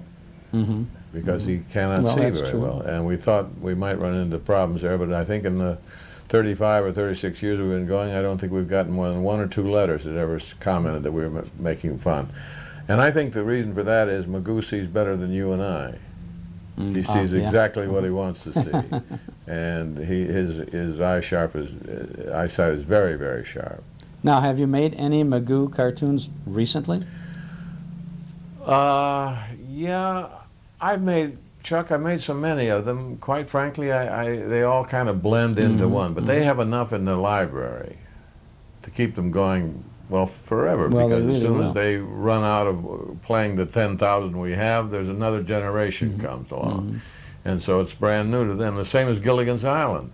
We only made about 100 Gilligan's Island. I think, I don't know how many they've played in reruns. I've lost count. I know I sit here and get furious because I don't get any money anymore. Yeah, the residuals have run out. Yeah, they've run out, and I sit and people call me and say, hey, we saw you 3 times on Saturday. And I said, yeah, it didn't make a quarter.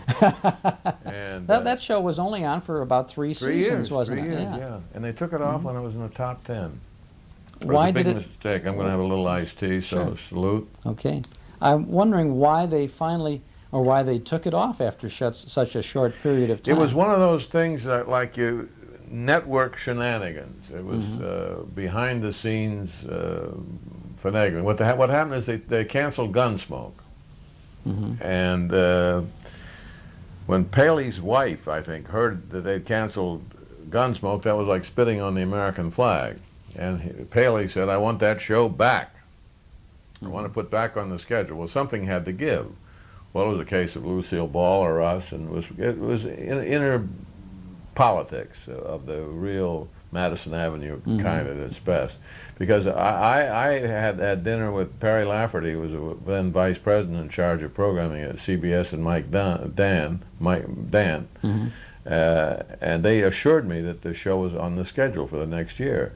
And I was having lunch the next day, and I got a long-distance call, and they said, we've been canceled. And I said, you can't be canceled. I have a renewal right here with me. And so it was canceled.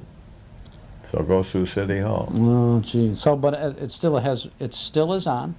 It's still playing, and the public is still enjoying it. I know it. I go figure it out. It gets better with time. And the kids enjoy it more because they know I've had a kid sit here and tell you what's coming next. I couldn't begin to tell. So then Gilligan falls down, and Mr. Howell picks him up, and they laugh more. It gets better because certain things about comedy do bear repetition. Like in my generation, we used to fall down every time Fibber McGee went for the closet. Right. You knew what was going to happen. Or Jack Benny got to start the automobile, and Mel Blanc went into his song and dance. And you knew it was coming, and you anticipated, you relished it. And that's the way this works. Well, even though the checks have stopped coming in on Gilligan's Island for you, at least you can enjoy the fact that you are reaching yet another generation with that. It's a very show. gratifying feeling to receive mail, particularly when I was sick. I got them with lovely letters from people. They didn't want anything; they just wanted to wish me well and a speedy recovery. Well, we wish you that too, and you're looking very fit. Well, you thank look you. very I'm well. a little shaky from time to time, but I'm much better. I was pretty sick for a while. But you look fine. And so I shouldn't. That was about 5 years ago, and I more or less was under house arrest. Though I did get out and made that picture, slapstick of the other kind, I think they call it now. It's the Kurt Vonnegut picture with Jerry Lewis and Madeline Kahn and myself and the late Marty Feldman. It was a very, very good picture. A funny thing, I was sitting here in this room about 2 years ago, and Olga, the lady that showed you in, she came to the door of the den and said, there's a young man who wants to talk to you. So I had no idea who it was, and I said, well, bring him in. We'll give him some hot tea, coffee, cocoa, whatever. And then came this kid. To me, he was a kid. And he introduced himself, and he said, I'm Stephen Paul. I said, well, that's nice. Glad to see you. And he said, I want you in my next picture. Well, I thought I had a mental case.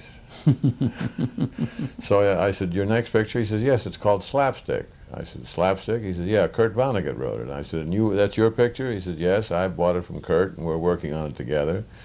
I thought, oh, boy, I better call the Bel Air Patrol and get the rubber room ready, you know. So he said, I got Jerry Lewis. And I said, Jerry Lewis is doing what? He plays the kid, and Madeline Kahn plays the other kid. He says, that's right. And he said, I got Michel Legrand to do the music. And, well, I thought by now he's crazy. So he said, and I want you to be the president. I said, well, you know, I thought I'll, you know, play along with the kid. I said, all right, I'm the president. So he said, then I realized he wasn't kidding, because he showed me some of the rough draft of the script, and so I had to cross the room for some reason. I said to him, I said, you know, I don't walk too well. And he said, you don't walk too well, Mr. Backus. I said, no, there was another president that didn't walk too well either. And he said, who, Millard Fillmore? I said, then I realized, from where he stood, 23 years, Roosevelt was a long way off. Yeah. So I'm kidding a little about that, but Steve loves to hear this story anyhow, and he turned out to be it was a delightful picture, and for 23 years old, he's now 25. Mm-hmm. I've had hangovers longer than that. And it's nice to see someone like that come along. It's refreshing. I've made over, I think, close to 250 pictures.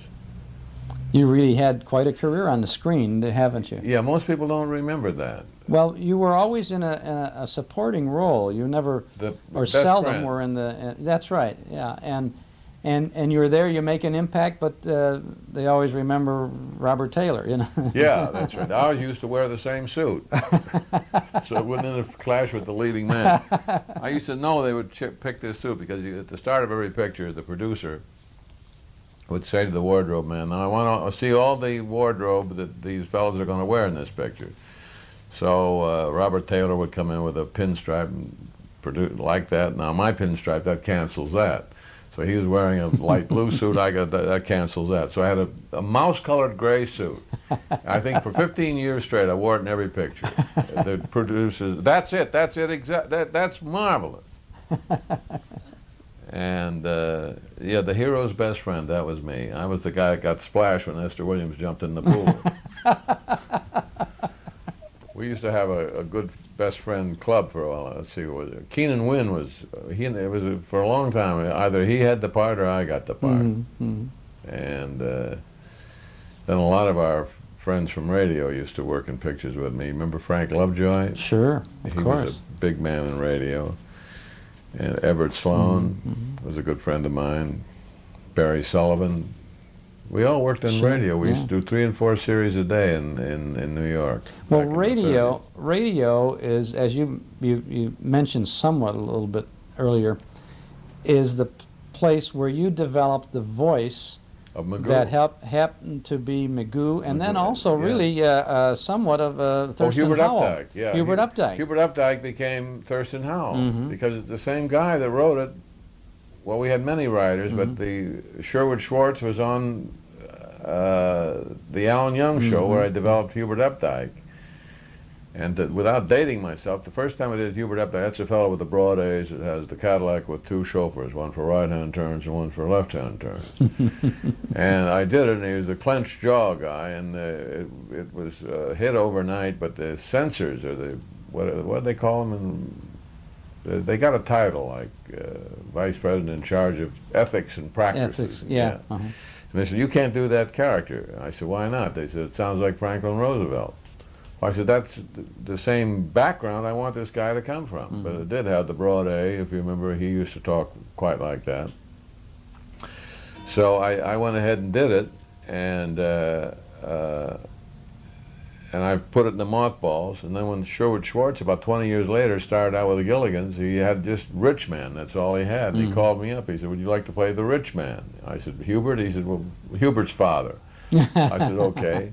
So the first script we shot in Hawaii, I took Sherwood on his word. He said, "You know, I didn't realize they're going to get you." And he said, "I just wrote a kind of a rich guy with a couple of lines." He said, "But I promise you when we get to Hawaii, we'll rewrite it." When he gave me the script, the wine list was longer on the plane.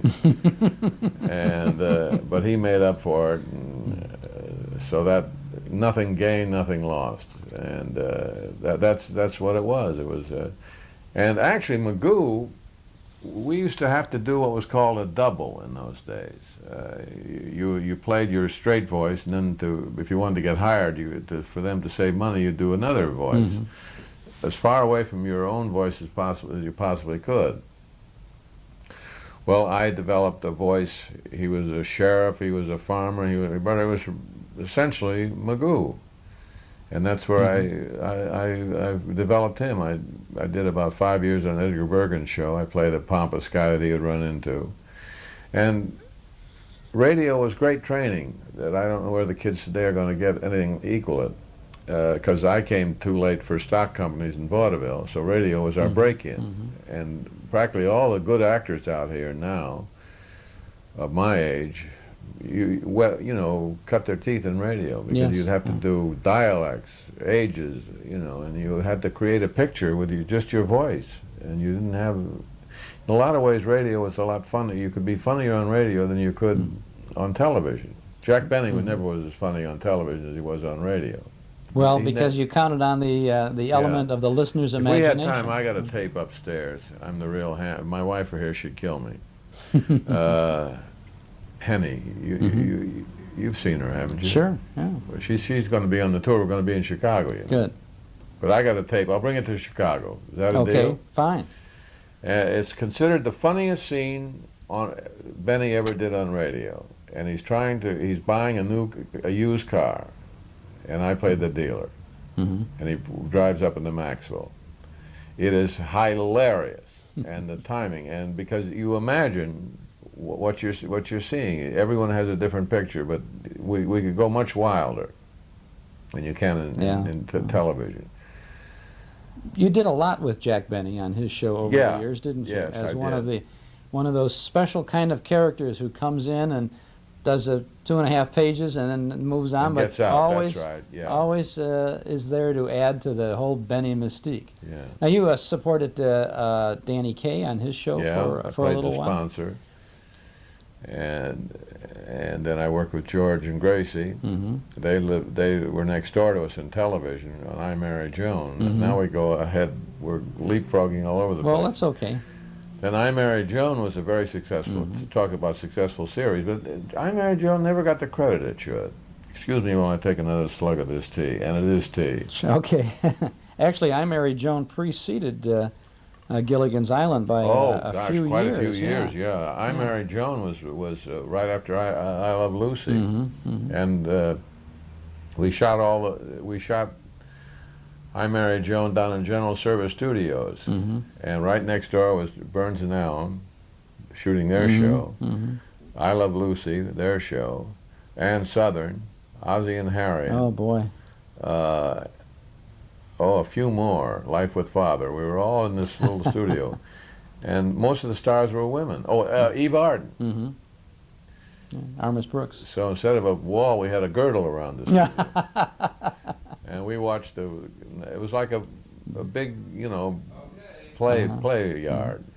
Did there was something about the I Married Joan series that, aside, of course, from the comedy, and you were Joan's husband, Judge Bradley Stevens. You've done your work. I know, and well, they're still on the air. They're. That comes up in trivia. Have you played trivia? The new game. Yeah. Haven't gotten a hold of it yet. We got a guy that works part-time for us. It is absolutely marvelous. He won $37,000 on the pyramid. Oh my gosh! And now you can't talk to him. Thank God he's still working for us.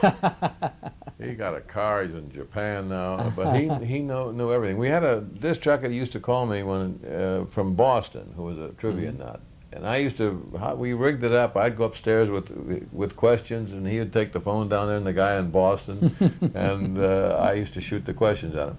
But one of the questions that come up in most trivia is what was what you just said, the occupation of Joan Davis's husband and I Married Joan. His name was Bradley J. Stevens, right? Right. And he was a judge.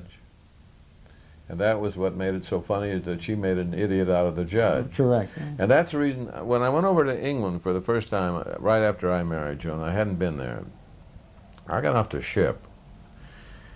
And I wasn't prepared for the excitement that it caused with Magoo and I Married Joan. Now, television was just starting in Great Britain.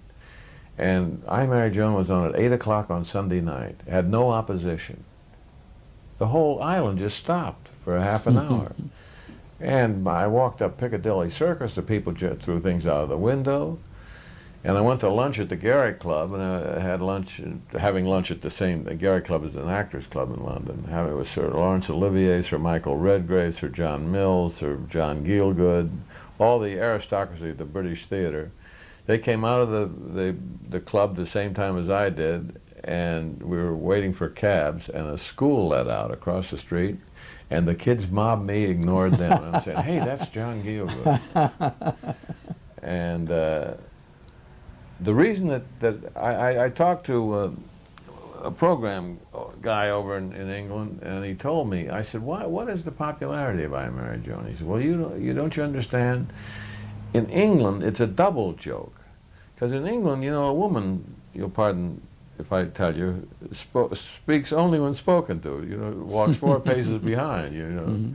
And to see a woman, and the British also revere a judge much more than we do. Mm-hmm. To them, a judge is a big guy, you know, wears that wig, and he's a powerful figure. You don't fool around with him. So to have a judge on one end and a woman, a mere woman, making an idiot out of a judge just tickled them absolutely out of their mind.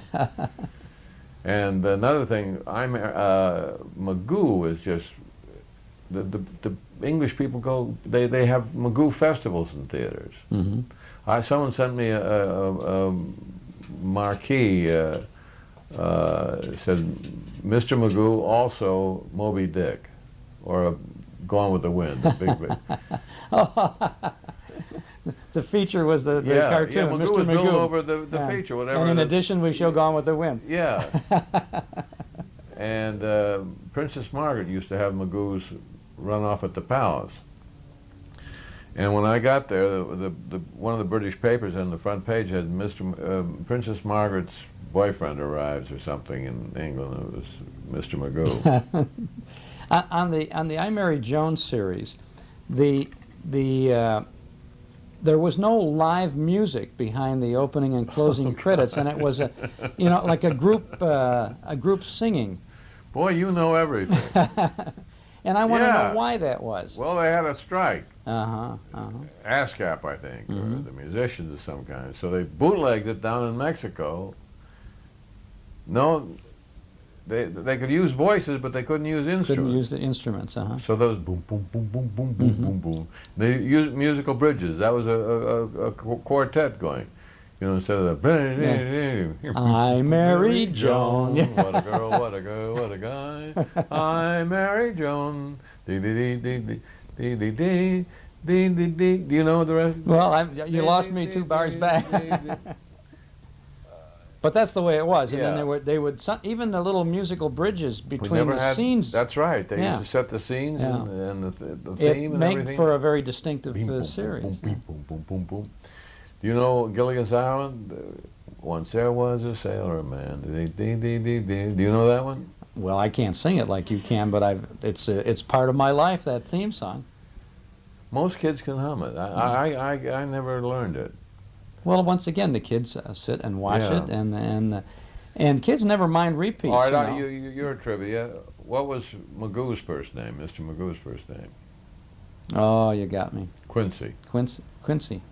And on Hollywood Squares one time, they had a question, what is the second most identifiable voice in the world? Well, the person who was guessing naturally assumed, because I was on the panel, Mr. Magoo, which was correct.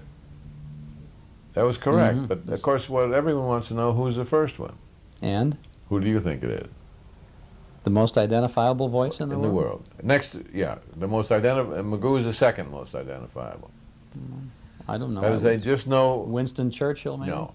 It's a trick. Oh. It is the recorded guy on tape who calls the faithful to prayer in all the Muslim countries. Oh. See, he used to come out on a tower, remember? But that's all done on tape. And they got one priest to do it. Oh. And in India alone, he's got a 97 share. Okay. Well, your comedy ability is very keen yet. We're talking to Jim Backus, and we have lots more to talk about. A great career and a new book that's coming out very soon, which is the reason why Jim is coming to Chicago a little later this year, and we'll talk about that in just a moment. We're talking with Jim Backus. Now, Jim, tell us about the new book that you have. Well, that's a long story, but here goes. The book is called Backus Strikes Back. Originally it was called Shake, Rattle, and Roll, which is a title I like, but the objection was that they might think it's a Chubby Checkers or to do with music. And what it was about 5 years ago, I was stricken with an undiagnosable, is there such a word? It's good enough. Disease, a neurological disorder, which they had many names for, none of which were accurate, but they all were devastating. And it was what was called a catastrophic disease, and still is, because it's one of those things you live with, you don't live, you don't die from. And so I was grounded. I was unable to walk. I couldn't use my arms very well, and I had trouble talking. In other words, I was a mess. Mm-hmm.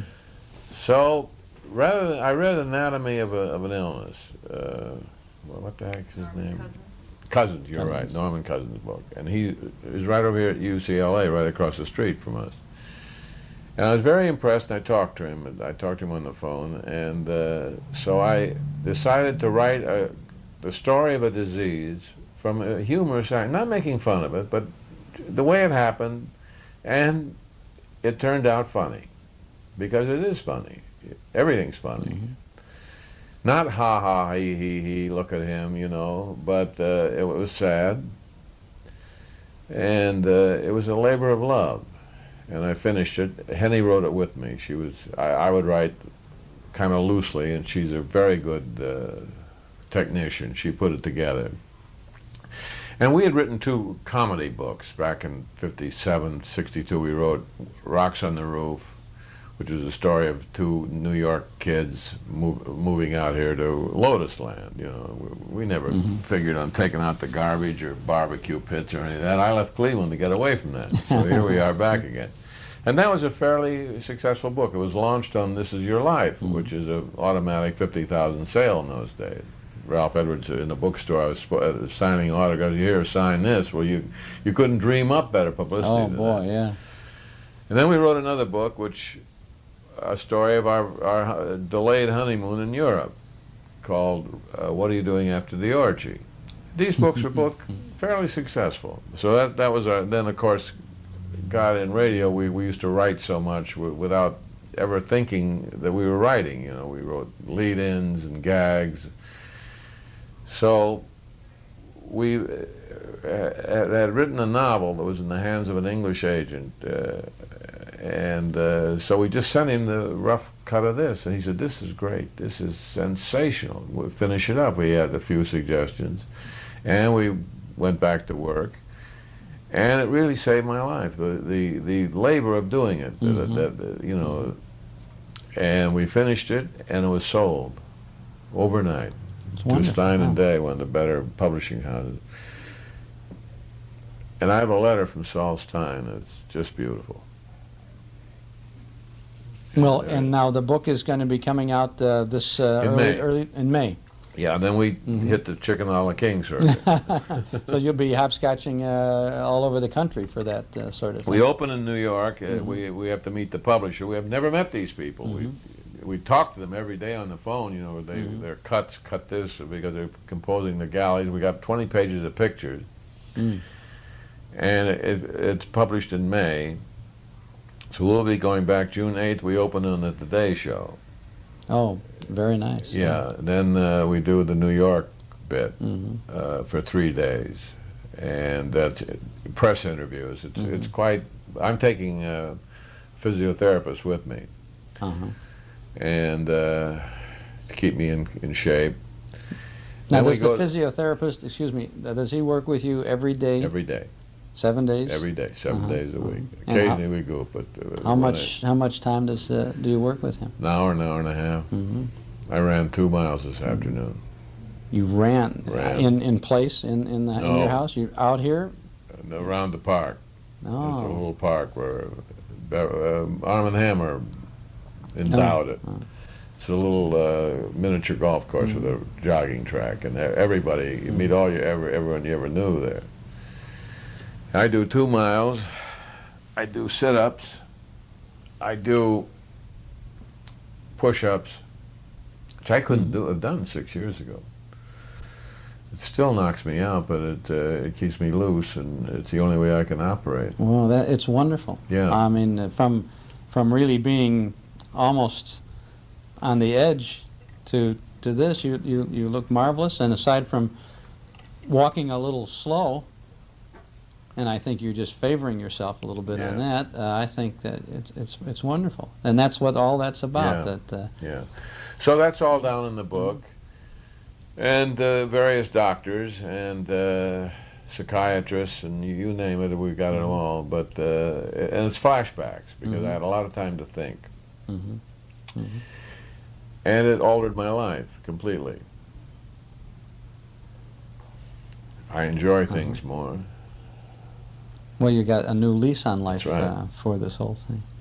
Are you able or thinking of doing some more things on television? Well, yeah, I can get it all together for a couple of hours. I did a picture called Prince Jack, which I'm very proud of. A good friend of mine, gosh, Mr. Levitt, I call him. He wrote and produced and directed and got it together. I think the finite, F-I-N-I-T-E, of the Kennedy assassination. This says it all and wraps it all up, I hope, because this is supposedly what happened. I don't know, and it's an expose, but there's only 10 of us in the cast. Dana Andrews plays Cardinal McIntyre.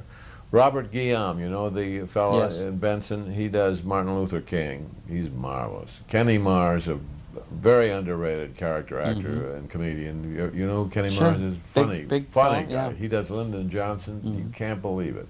He and I play a dirty, nasty, sniveling Texas publisher with a real down, Texan dialect. And Lyndon and I, Kenny and I have a fight. He is Lyndon and me is this dirty, nasty publisher. It is hilarious. Of course, it's all the 4-letter words in the world because that's the way those guys talk. You can't say, golly, darn you, And Cameron Mitchell plays the General Walker, the fascist general. Bob Hogan plays Kennedy. He's marvelous. And Lloyd Nolan plays Joe Kennedy, the old man. That's all there is, except an unknown blonde in bed with JFK. No. All you see is her head. We wanted Henny to play it. Is there a release date scheduled for this yet? I saw an advance. No, I don't think it's been set yet. They're getting a distributor though, and it's a very good picture. I did that, and I didn't know. Levitt was a wonderful guy. He came out here and he talked to me. He said, "Do you think you can do it?" I said, "Yeah, I think I can." He said, "We'll make it as easy as we can for you." And I put in a day, 9 in the morning till 12 at night. He kept saying, "Can you do one more shot?" I did it. Don't ask me how. Well, that's part of the determination. When you've got something to do, you go ahead and do it. I think it's a very important thing. If you sit around and feel sorry for yourself, anybody, healthy or no, then you're going to be in the doldrums all the time. Every Saturday afternoon. Live? Live from 1 o'clock until 5 o'clock. He's very good, isn't he? Oh, thank you. I want to ask you about a role you played on a television series, a short-run TV series called Blondie. Now, you played J.C. Dithers on that show, didn't you? Yeah, Henny played Mrs. Dithers. You and your wife was on that with and you? Will Hutchins played Dagwood, and Patricia Hardy played Blondie.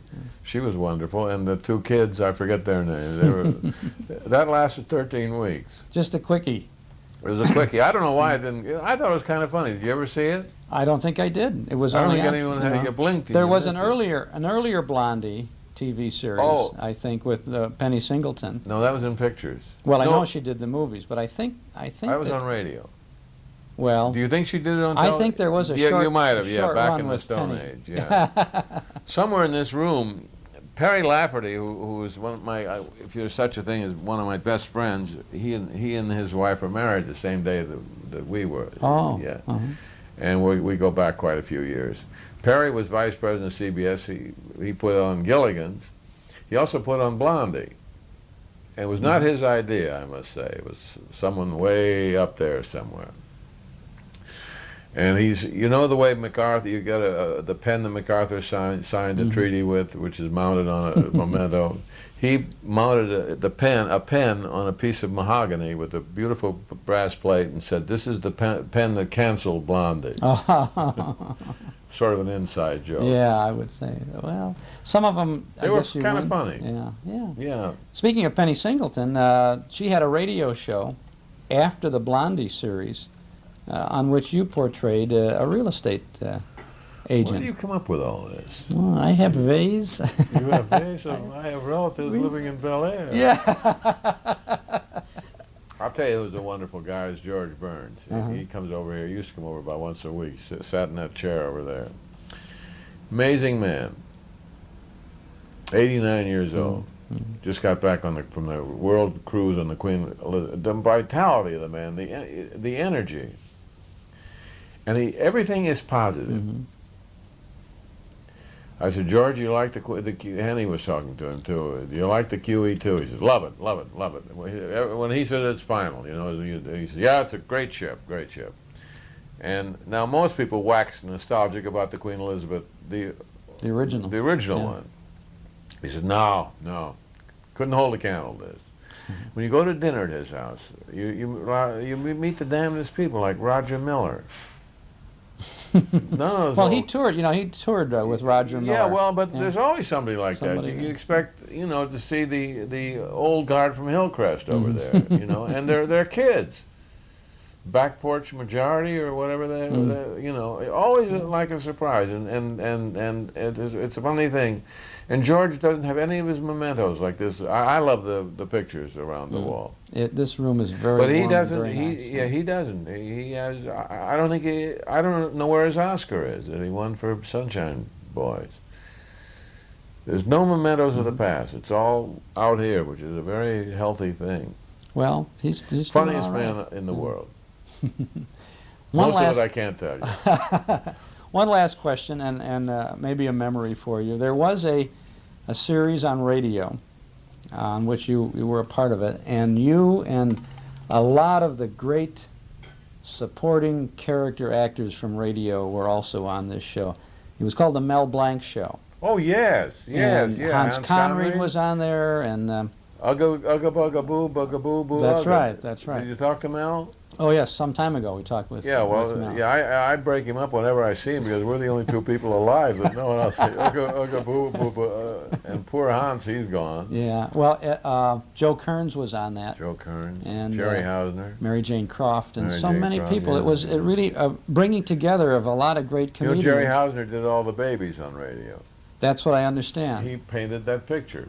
He played Waldo. Oh.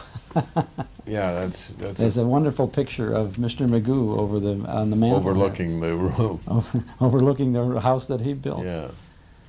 Jim Backus, I'm so happy to have been able to spend Well, I'm a so little happy time you with came. you. I think we started out a little slow, didn't we? No, we started off quickly, I think. But this was a very lovely way to spend it. I got a little sentimental, started to well up a little, but God bless. Well, I wish you a lot of luck and good health and much See you in happiness June. in the future. Right. We have a very interesting opportunity today to talk with a man who really made the golden age of radio golden, and a man who wrote a book about that golden age and the activities of the first man.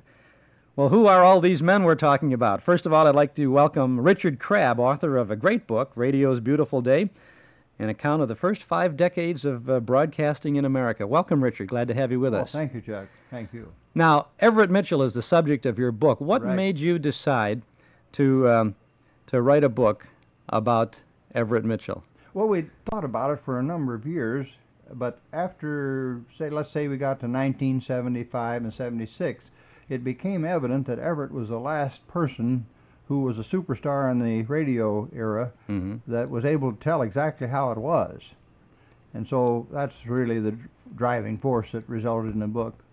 And how long did it take you to write this book? Well, it took quite a while, but it's proven, and I've done books before, but I've never done a book about a living subject. And that's been very rewarding. We've had, Everett has had more than 500 letters now from readers, and not one of them have pointed out a mistake in the book. And that pleases us a great deal.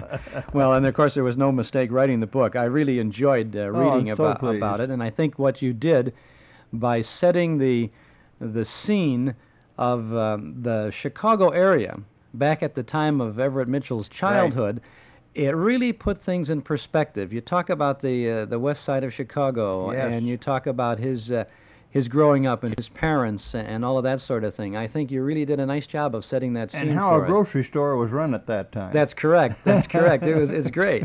Well, why don't you introduce the man you've brought with us? Well, it's I don't often get an opportunity to introduce Everett now, but I welcome that opportunity.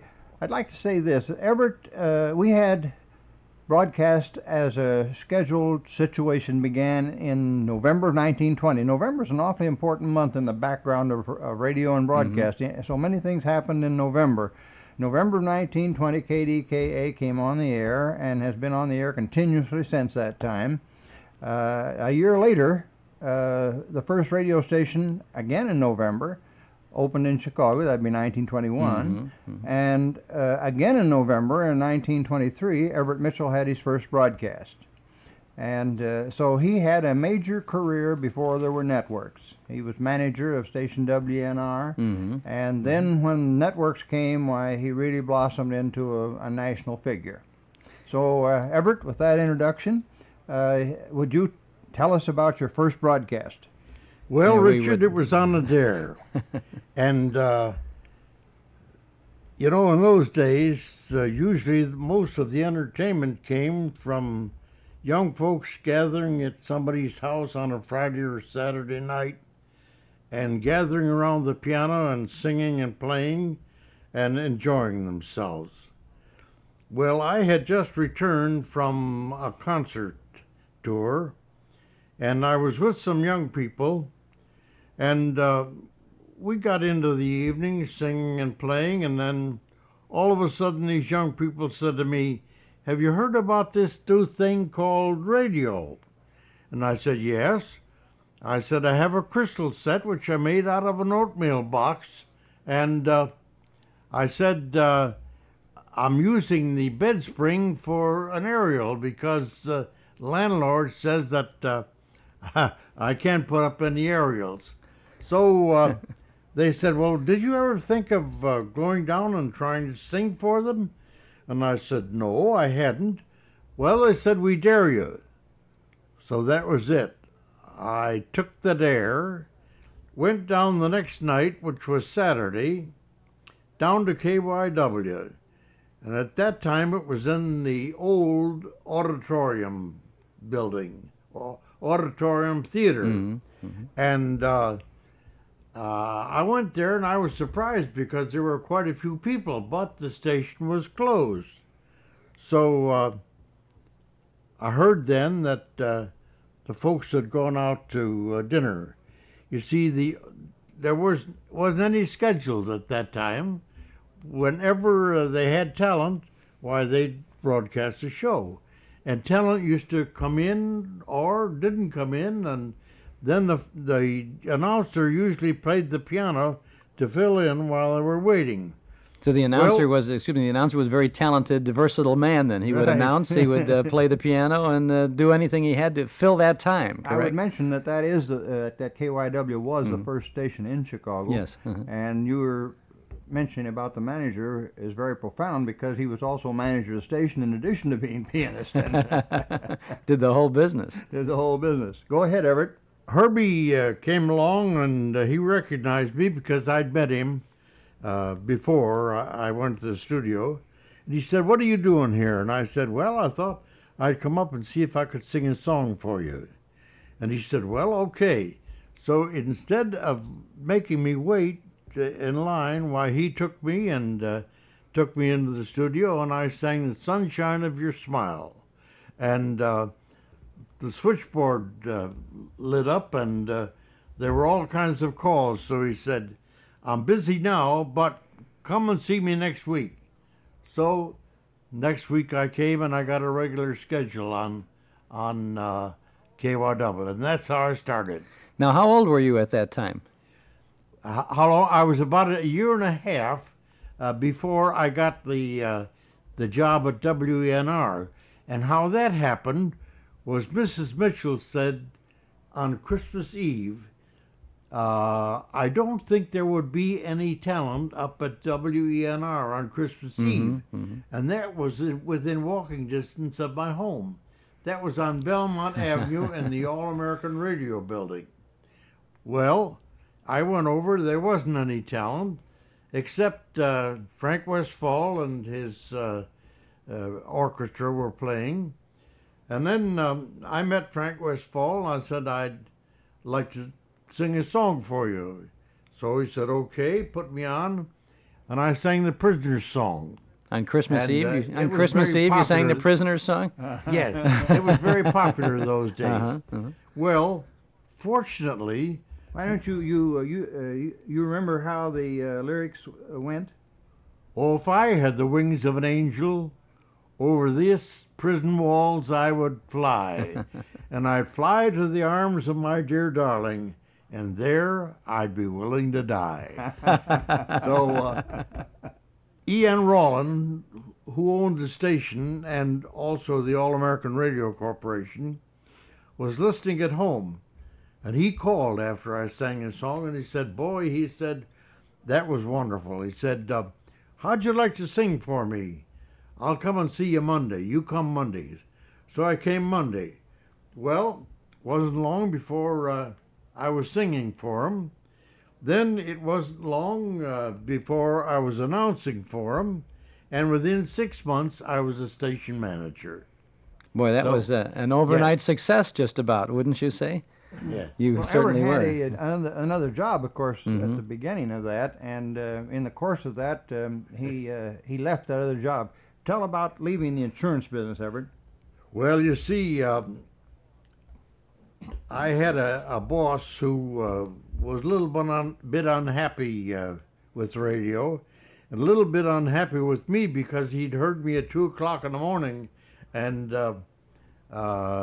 signing off the station, and he called me in and said, now, this business of fooling around with this radio, he said, that's something you shouldn't do. He said, because it's only a fad, and it'll never last.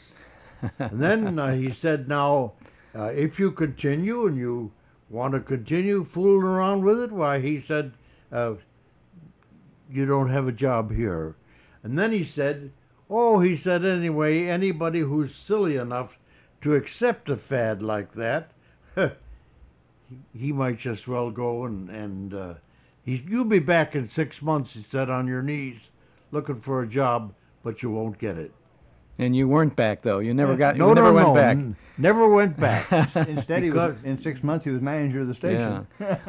Everett Mitchell is our guest today, and so is Richard Crabb, the author and the subject of a book about Everett Mitchell, Radio's Beautiful Day.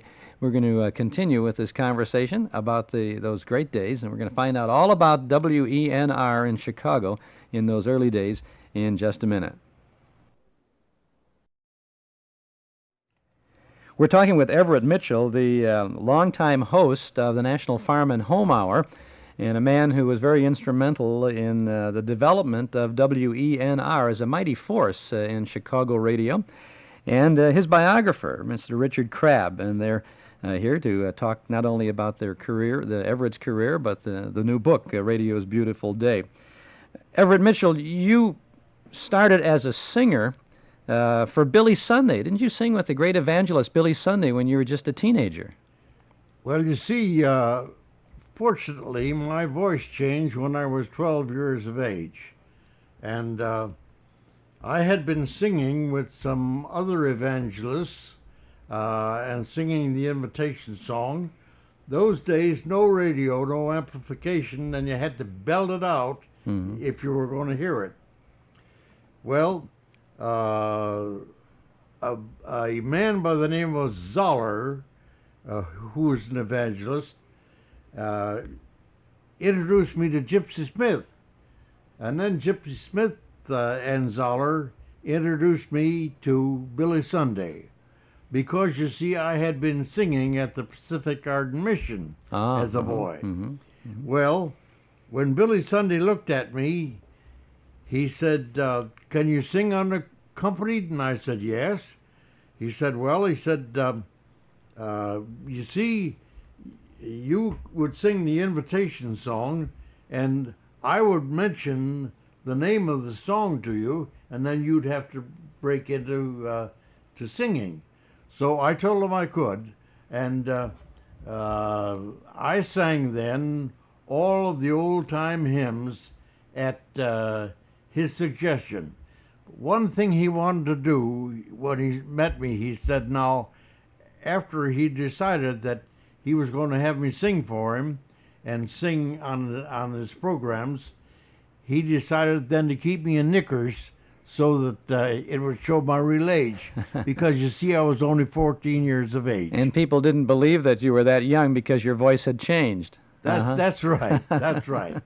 One of the things that, Chuck, that was a surprise to me and that Everett explained to me, and I believe we do have it in the book, is that Billy Sunday would have different meetings for particular kinds of persons. In other words, for instance, the Loop Stores on one occasion when the big when the big revival occurred here in Chicago, he would have a special service just for the employees at the Loop Store.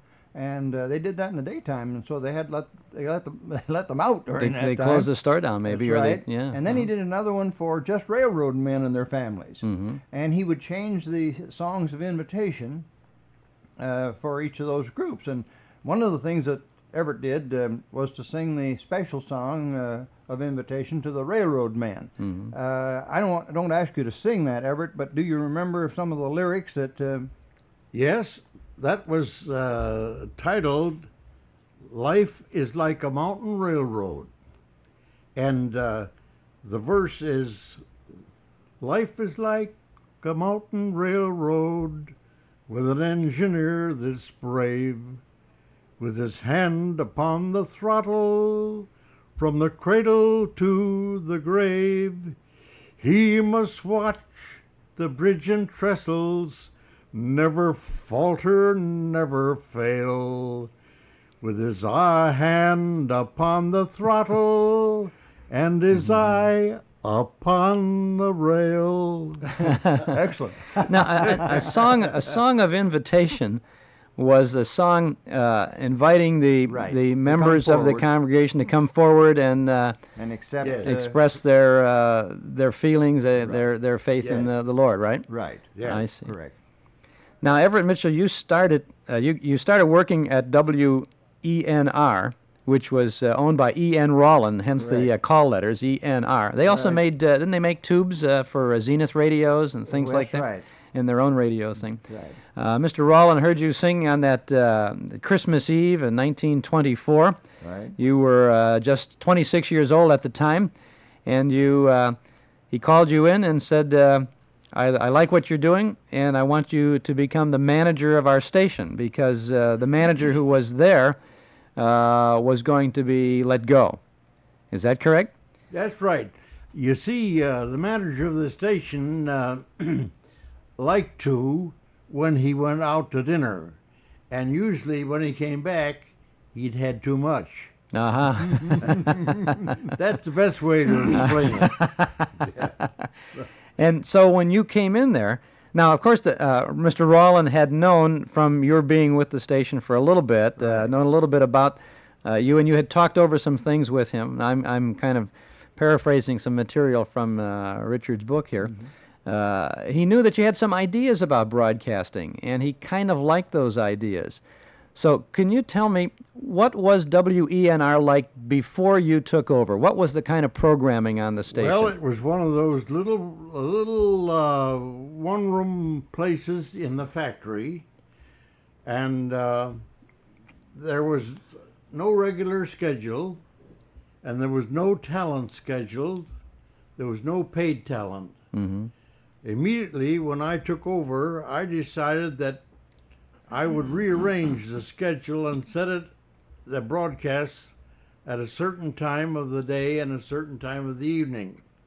And I also would book the talent so the talent would know when to come to the program. Because you see, in those days they operated on it so that when the door opened and somebody stuck their head in, why, you brought them in if they could whistle, play the harmonica, speak a piece, or sing a song. So we changed that. And in changing it, I had many of radio's firsts, and we made quite a lot of progress.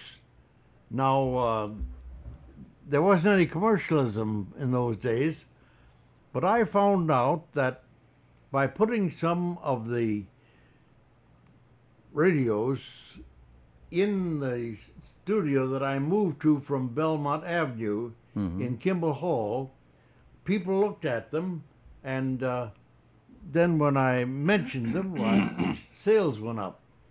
One of the first things that I did on the Christmas was to install a program where the children would write to me for Santa Claus letters. Then, after I would read these Santa Claus letters, a little elf would come down from the North Pole from Santa Claus, and his name, by the way, was Peter.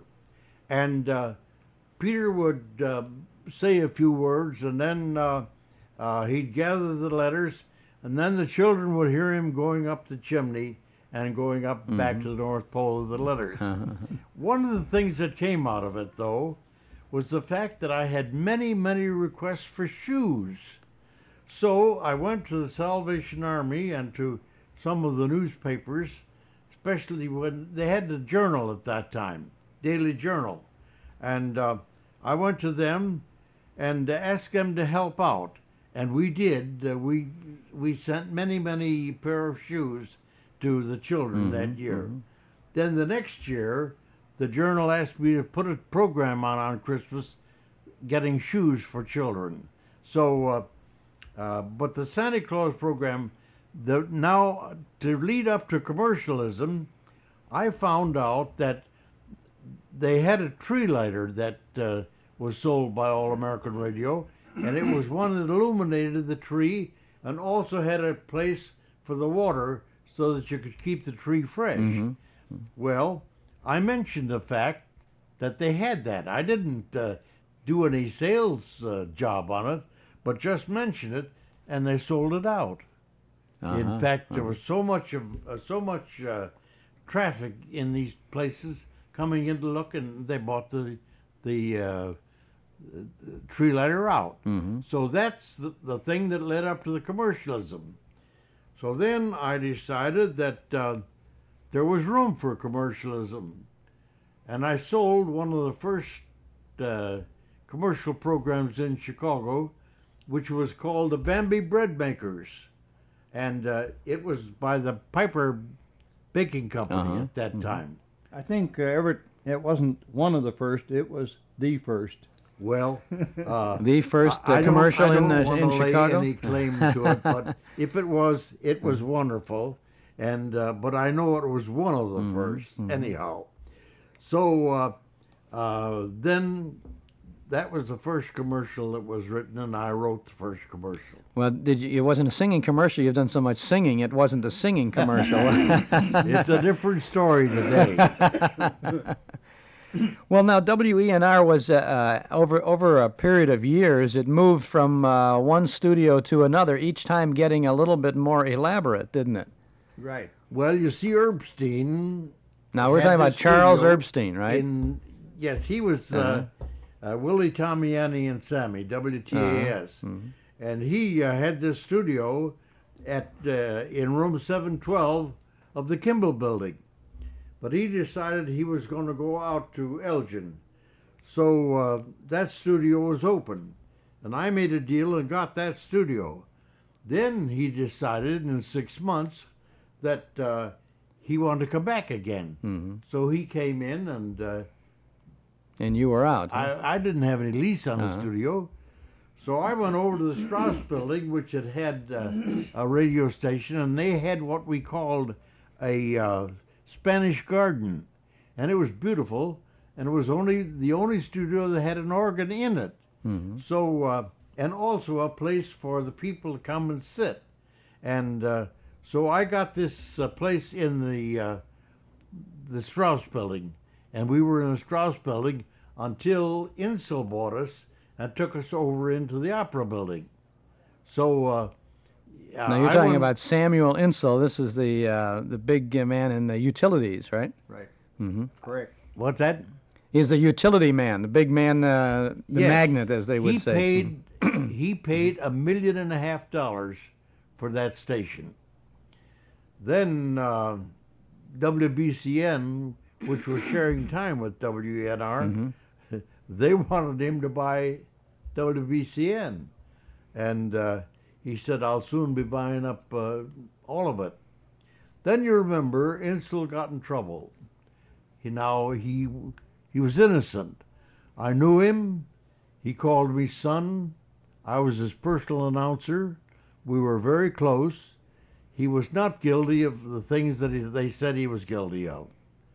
So he had to sell the station, and NBC bought it. But Mr. Insull put me in his furniture and fixtures, and so I went over to NBC. Oh, so that is when WENR became part of NBC then? Yes, that's right. Now, you said you were Samuel Insull's personal announcer.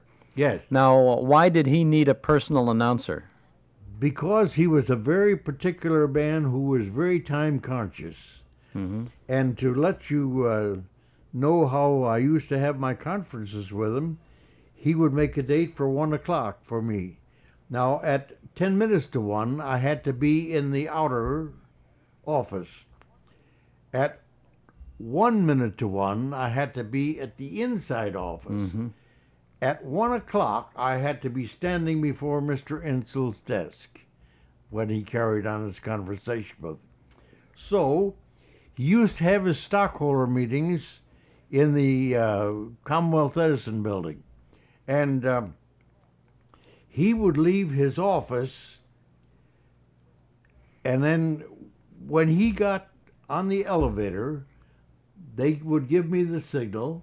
I had to start to introduce him, and as he got to the microphone, I had to say, Mr. Insull, and step aside. Now that's how time conscious he was. I see. And that's how you became his personal announcer too. You did.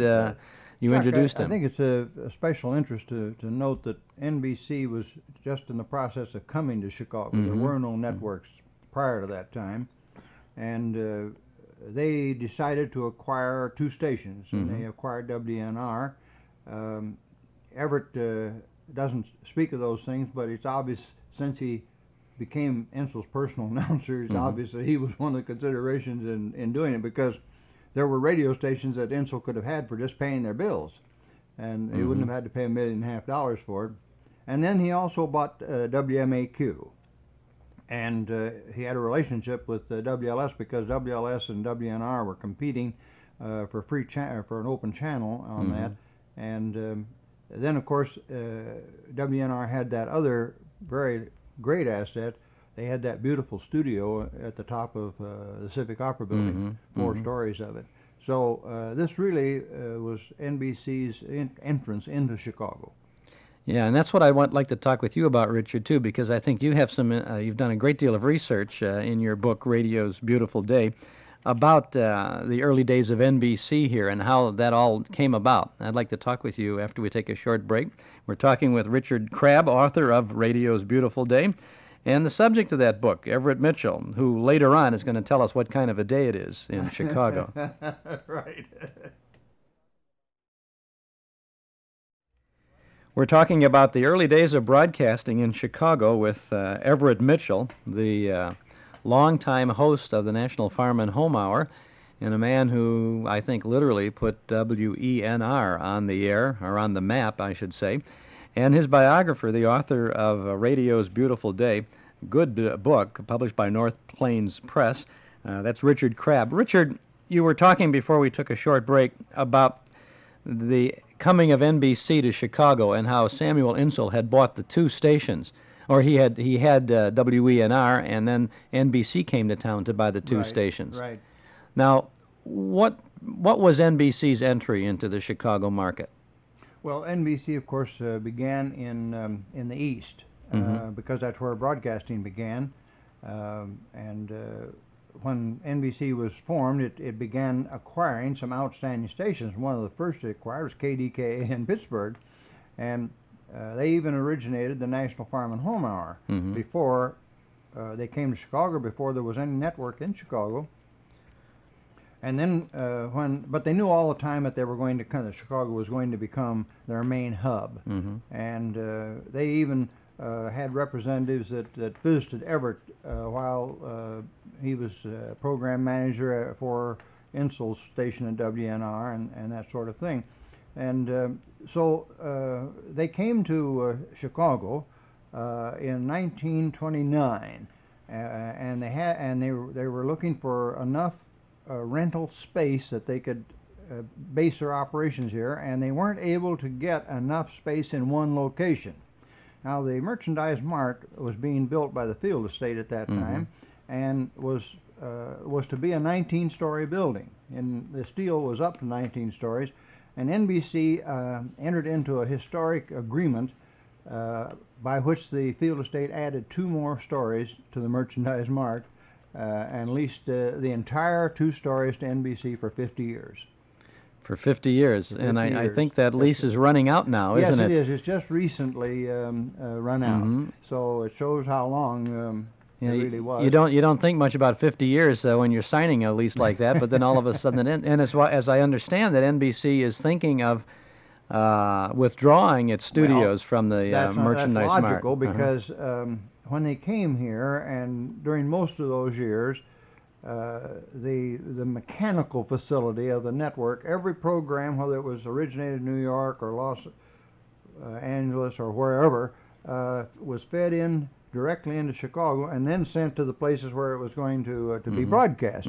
And now they're not doing that anymore. Now, the whole, as you know, the whole matter has changed, and so they don't need that great hub effect that they did. And I'm sure they will find they'll arrange to be in smaller space. Everett Mitchell, did you you came to work for NBC then when the National Broadcasting Company bought WENR? That was the Blue Network then. The ENR became the Blue Network. Is that right? Yeah. And WMAQ, which was the daily news station up before that time, was the Red Network of the National Broadcasting And the Company. National Farm and Home Hour was carried on both. It was carried on both networks? Right. All stations. Simultaneously? Yes. Yes. I see. Now it was unique in that respect. I would say it would be, because in some cities, and I suppose most cities in the country wouldn't have both a red and a blue station, right? Well, some did, but they made the arrangements. We haven't mentioned the fact that the National Farm and Home Hour, from the time it originated in Chicago until 1944, was a sustaining program. It's the no commercials. Largest sustaining broadcasting effort in the history of broadcasting. And so when NBC was making it available and having the United States Department of Agriculture as a partner, the only time that the department has ever done that, why, they naturally put it out everywhere, and so they used it on both networks. Now, before Everett Mitchell came on the air with the National Farm and Home Hour, Richard, who was hosting the show, and what was the format of the show? I'm glad you mentioned that. That's a very interesting story. They had brought an announcer from New York. Now, bear in mind that radio was new, and so you didn't hire. There was not any opportunity to hire a person who had 5 years experience or 10 years experience doing this or that. And this gentleman that they brought from New York, I'm sure was their crack announcer, had been a shoe salesman, and his voice and that sort of thing was very good, but one of his major responsibilities when he came to Chicago was to be moderator of the National Farm and Home Hour. He knew nothing about agriculture, and he got into some difficulty, and must have Everett explain this to you, but Everett, when he got into difficulty, NBC went to all of their 25 announcers in Chicago and asked them if they knew the difference between a haystack and a straw stack, and Everett was the only person who did. And that was a total qualification for being well, it was the trigger. The trigger. It was the trigger. Everett, tell about the fact that you were asked about a haystack and a straw stack. Well, I'll tell you what I'd like to do, Richard. I'd like to tell you what led up to it. You see, we had a corn husking contest, and this announcer went out with a derby hat on and overcoat with a velvet collar and spats. And this fella, you mean the one who was the From New York, right? the New Yorker who was yes, hosting the Farm and Home he was Hour? from New York. Right. So he kept calling the haystacks straw stacks, and The listeners the just- farmers were listening, and they were absolutely well. They were intense. They were mad because they didn't think NBC should have a man on there that didn't know the difference between a straw stack and a haystack. So there were many letters came, and so then NBC decided to do something about it. And you told them, Richard, that among the announcers, I was the only one who knew the difference. Well, the reason I happened to know the difference was because I was born on a little farm on the prairie in Moreland, Illinois, which is now part of Chicago. And so I was brought up with a straw stack and a haystack. So Everett, there may be some folks yet that don't quite know that. Yes, Would and you my explain my the hand difference? is up too. I don't know the difference. But see, I could never get that job. You were safe. See? you would have a straw stack if you thresh the wheat. Then the straw from the wheat goes into a straw stack. However, there are many kinds of different things like clover, alfalfa, and the many grasses that are grown for hay. And they cut those, and those go into a haystack. So the hay is really a grass. The straw comes from threshed grain. I see. And there were a lot of people didn't know. But anyhow, when Frank Mullen, who was director of agriculture, asked me about it, I told him yes, I knew it. He told me to tell him, and so I told him. Then he said, "Well, I'll take you out in the country, and you identify the various crops." And I did. And when I came back, he said, "Well, Everett," he said, "you're going to be on the Farm and Home Hour." And that was one of the most wonderful things that ever happened to me in all my life. Now, when was that? That was in That was in 1930. 1930. 1930. And then in 1932, when I coined the phrase, "It's a beautiful day in Chicago," that's when life turned. Because coining that phrase led to travel in 67 countries of the world, and in the interest of agriculture. And every one of those countries wanted me to say it was a beautiful day in their country, even in Russia. So when I was making some tapes in Moscow, I said it was a beautiful day in Moscow. But I had one client on the Farm and Home Hour whose business I brought in, and I was with that one client, Alice Chalmers, for 18 years, but 38 years on the Farm and Home Hour. In the beginning, all of the NBC stations, 16 million people a day. So it was quite an audience. A real run on radio. You say 1930 is when you started, and 38 years you were on the air with the National Farm and Home Hour until 1968. That's not too shabby a run. No. They must have liked what you were doing. Now it was 5 or 6 days a week for a while, wasn't it? It was 6 days a week. 6 days a week in the beginning. Until 1944. Yeah. And then the government insisted that NBC dispose of one of those two networks. And they elected to sell the Blue Network. And it is now, of course, has become the American Broadcasting Company.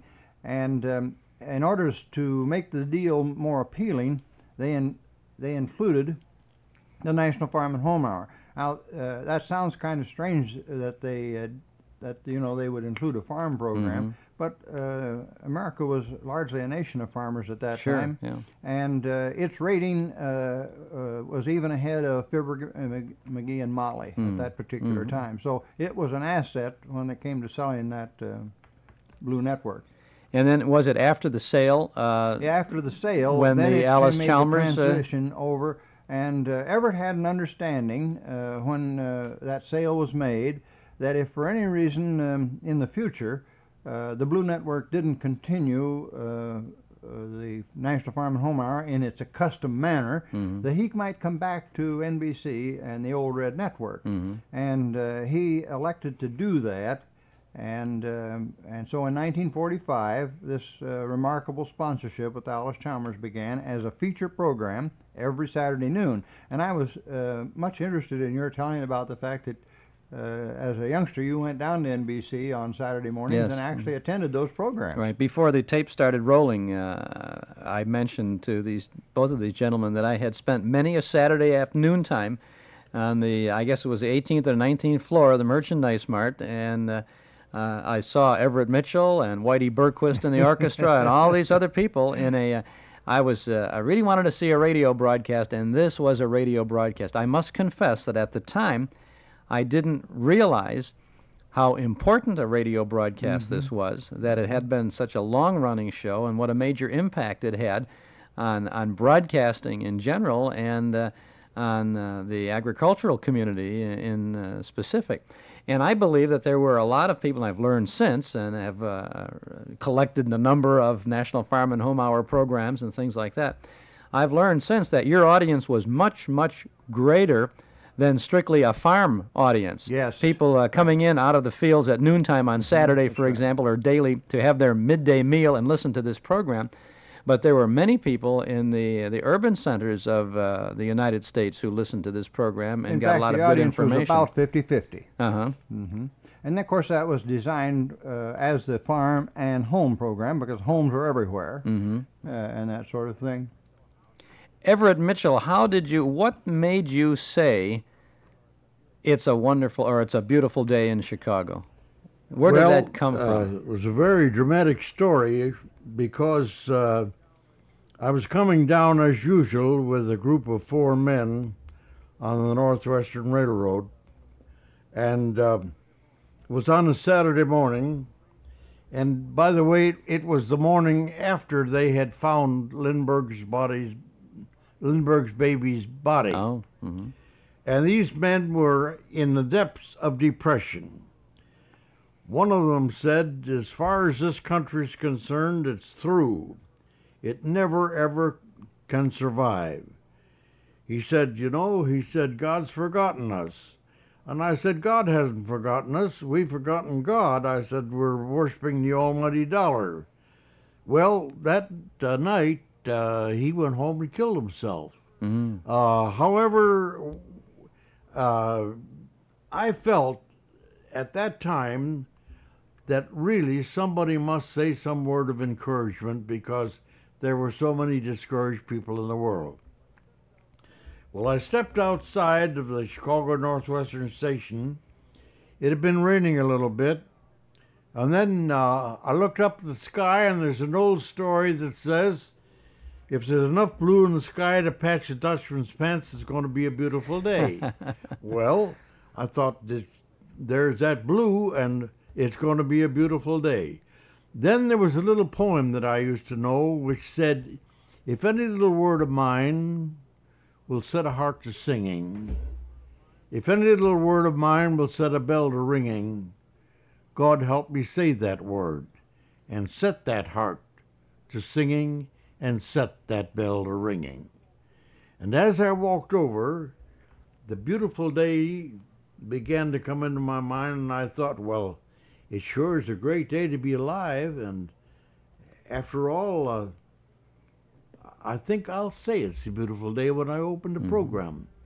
Didn't get there in time to clear it, but when I stood there before the microphone, I said, it's a beautiful day in Chicago. Oh, it's been raining a little bit outside. Temperature's in the 60s, but it's a great day to be alive, and I hope it's even more beautiful wherever you are. Well, the orchestra reached for where hair used to be, and the engineer didn't know whether I'd gone berserk or not, and whether he should turn it off. But then I started right in and said, the National Farm and Home Hour, and continued the program. After the program, the president and vice president in charge of You Can't Do That sent for me because he wanted to know why I said it. Well, before I could answer his question, page boy came and said the switchboard's tied up, and there are all kinds of long-distance calls. May Everett come and take some of the calls.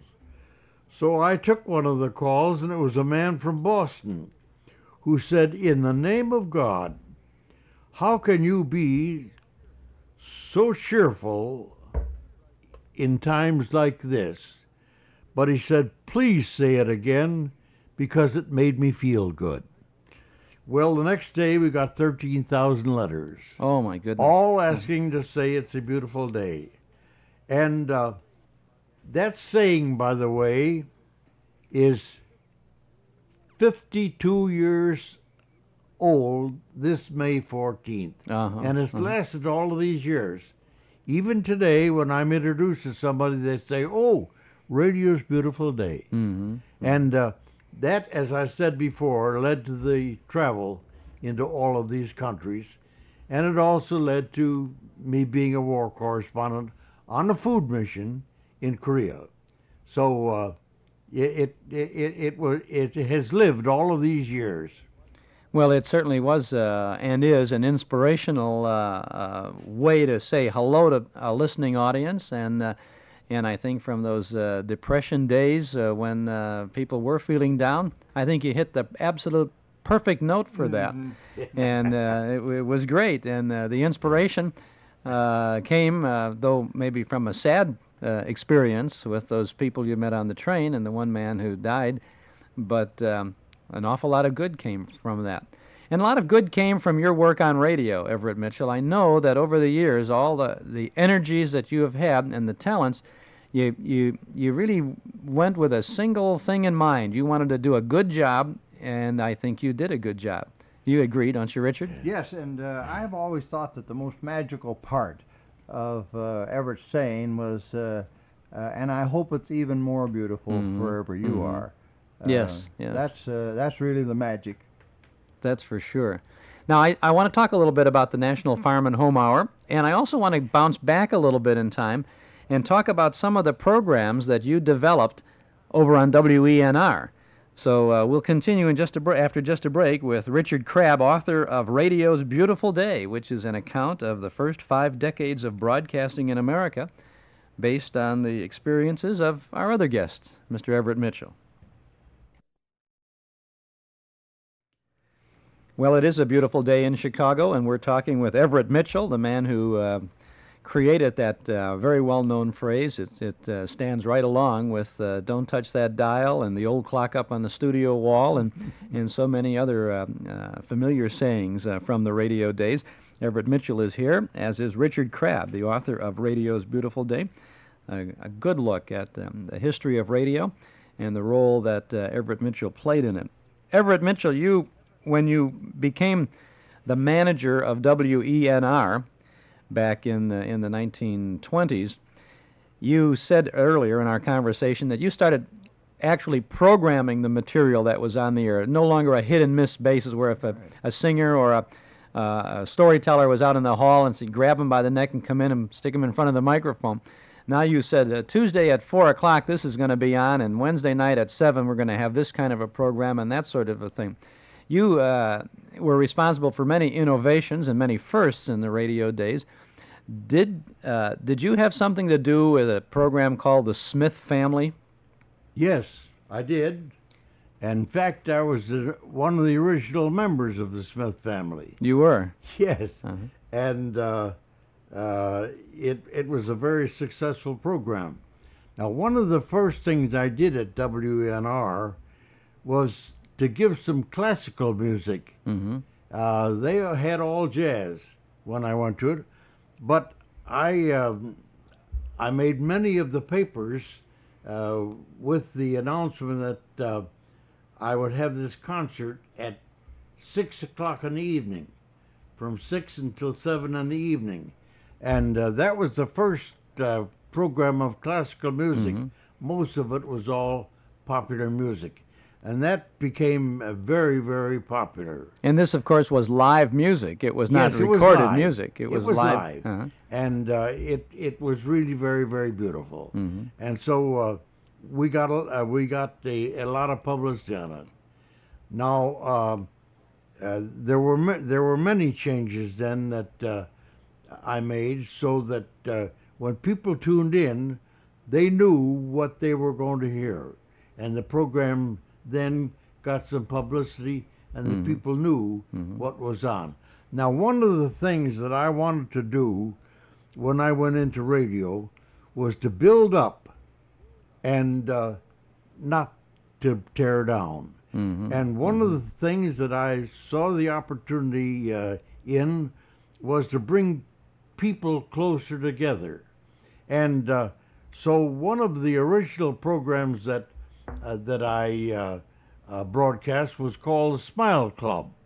And we had a rather interesting thing happen to the Smile Club, because we used to go out to the veterans, and then we'd pick out the veteran from a hospital and mention that veteran on the air. Well, the Smile Club was a very, very happy program with a lot of laughter, because it was for the shut-ins. Well, we were at the height of the Smile Club when and having an awful good time when the door opened of the studio and Mr. Insel walked in. And everybody became silent. They stopped smiling. Because they knew how stern he was. So he said to me, "What happened?" Well, I said, "I guess maybe they thought that they shouldn't be having all of this fun and do all of this happy broadcasting because maybe you wouldn't like it." He said, "Tell them to go ahead." So they did, and he left the studio. But he was really surprised. Then there was another one I'd like to tell you about. Nobody had ever had a program where they told about the different states of the Union and what those states were famous for, what their main objects were, what kind of institutions they had. And so I founded a program called Know and Boost Your Own United States.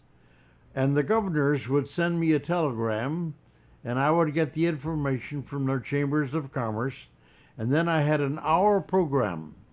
A little later on, Middle West Utilities sponsored it. But there was a vice president of Middle West Utilities who wanted to be in the radio. So he decided if I would write it, then he'd like to announce it. Well, he did, but that, of course, went with the selling of the station. Chuck, it always fascinates me that Everett's great contributions really stemmed from that initial thrust of scheduling. That everything flowed from it. He mentioned the dinner program. They didn't have that. They didn't even broadcast during the time, the supper or the dinner hour period at the beginning. And when he started, they observed. But he did schedule it. He said, "No, we'll do this from 6 to 8, so you could at least depend on when the station wasn't going to be on there." And then it occurred to him, well, this is an opportunity to give people dinner music right in their homes. And so you see that became a first. And in addition to all of the other things that he has mentioned, he tried to fit the programming during the entire day to the audience that was then listening in the afternoon, and they started at 2 o'clock. Why he had mostly homemakers, and so they'd have homemakers. And then he had his first farm program at 5 o'clock, and then he had a children's program. And his children's program turned out to be quite a success. It continued for 15 or 16 years. Was that the Air Juniors? That was the Air Juniors. Correct. What was Everett? What was the idea behind the program, the Air Juniors? Well, in the original idea of the children's program, it was called the Air Scouts. Uh-huh. But then the Boy Scouts and the Girl Scouts got unhappy, so we had to change it. And it was with Irma Glenn, and it was an educational program, one of the first on the air. And then it was also one of the first radio children's program that ended with a prayer. And it became famous. Within the first 6 months that we had the program on the air, we had 50,000 members. And it was a very, very wonderful. And this was just a local program. This was not on the network, Yes, was it? local program 50,000 on kids. WNR. Yeah. Yeah. But those members that Everett speaks about came from 20 states, so you can see WNR had a powerful signal. Had a good yes. signal. See, there was one uncanny thing about WNR. It reached out to many, many points of the world. In fact, I received quite an honor from New Zealand. I was declared the most popular overseas announcer in New Zealand. And then when I went to New Zealand, I met some of the people that had been in the business of giving me the award. So it was Nice. it was quite a pleasure. Oh, I would say Yes. so. Now, I have, over the years, I've done a lot of listening and searching and digging about radio and the radio days, and of course your name, Everett Mitchell, always turns up. But when you talk about WENR, it seems to me that today, after all of these years, the one program that people remember about WENR are the WENR minstrels, the Wiener minstrels. Now, you had something to do with Yes. that, didn't you? And then do you remember the horse race they had on at 10 o'clock in the evening? Now, I don't remember it, but I guess it was there. There was a horse race which was controlled by dealing cards. And I would call this horse race as the rider's car came up. Well, it became so popular that Amos and Andy, who were on at 10 o'clock, they objected. They didn't want the horse race to be on because it took away from their WGN audience. Well, anyway, what happened was the group who practiced fixing races came to me and wanted me to fix the race. And I could have had all kinds of money, and it would have been very simple to fix it. But I didn't yield to temptation, and the race wasn't fixed. But when Commonwealth Edison Company, who owned the station at that time, when they found out that they wanted to fix the race, then they had the race removed from And they took them off from the air. air. Yeah. What were, I want to get back to the Wiener Minstrels. What was that show? The Wiener Minstrels. What kind of a show was it? Was it a minstrel show? The Wiener Minstrel. Well, that was really quite something. Gene Arnold and his cadets quartet and Chuck and Ray, they were on that program. And Gene, by the way, made the minstrel show so popular that it was sold to Sinclair, and it was on as a sponsored program for quite some time. And it was too bad that the minstrel went off because it was very popular. Now, one of the things that never should have happened was they shouldn't have let the people see the sound effects and how they were made. Because you see, they would take a little wooden block and take the drummer's sticks, and as they were supposed to go into the tap dance, they'd make the tap dance on the wooden block. They'd tap on the blocks, And so many people were wondering how oh, he must be a wonderful dancer. And they come in and see the wooden block. But only a few people really got in to see the show, right? There weren't that many who saw it. Yeah. Yeah. Well, see, that's part of the magic of radio. Yeah. It's the and Bill Child was one of that was supposed to do the tap dance. Well, Everett Mitchell, you've had really a wonderful career, and you've spent so many years of your life devoted to radio and establishing so many firsts for radios. And a real important part of it all was, of course, your dedication to having radio be much more than music or entertainment. You've done an awful lot in the area of public service, which was really your whole life with the National Farm and Home Hour for many years as a sustaining program on both the Red and the Blue networks, and then as a sponsored program for Alice Chalmers. Now, a city boy, I never even knew who Alice Chalmers was, but I learned of them, the tractors and the other farm implement equipment, from listening to the National Farm and Home Hour. Well, it was the greatest privilege in the world to work with rural people. Mm-hmm. And I say it was a God-given privilege. Thank you. Well, we're happy that you did all of that, and we're glad that you came by today. Thank you. And Richard Crabb, I've read your book. It's a wonderful book. It's available at bookstores all around, and I might add at our Metro Golden Memory Shop.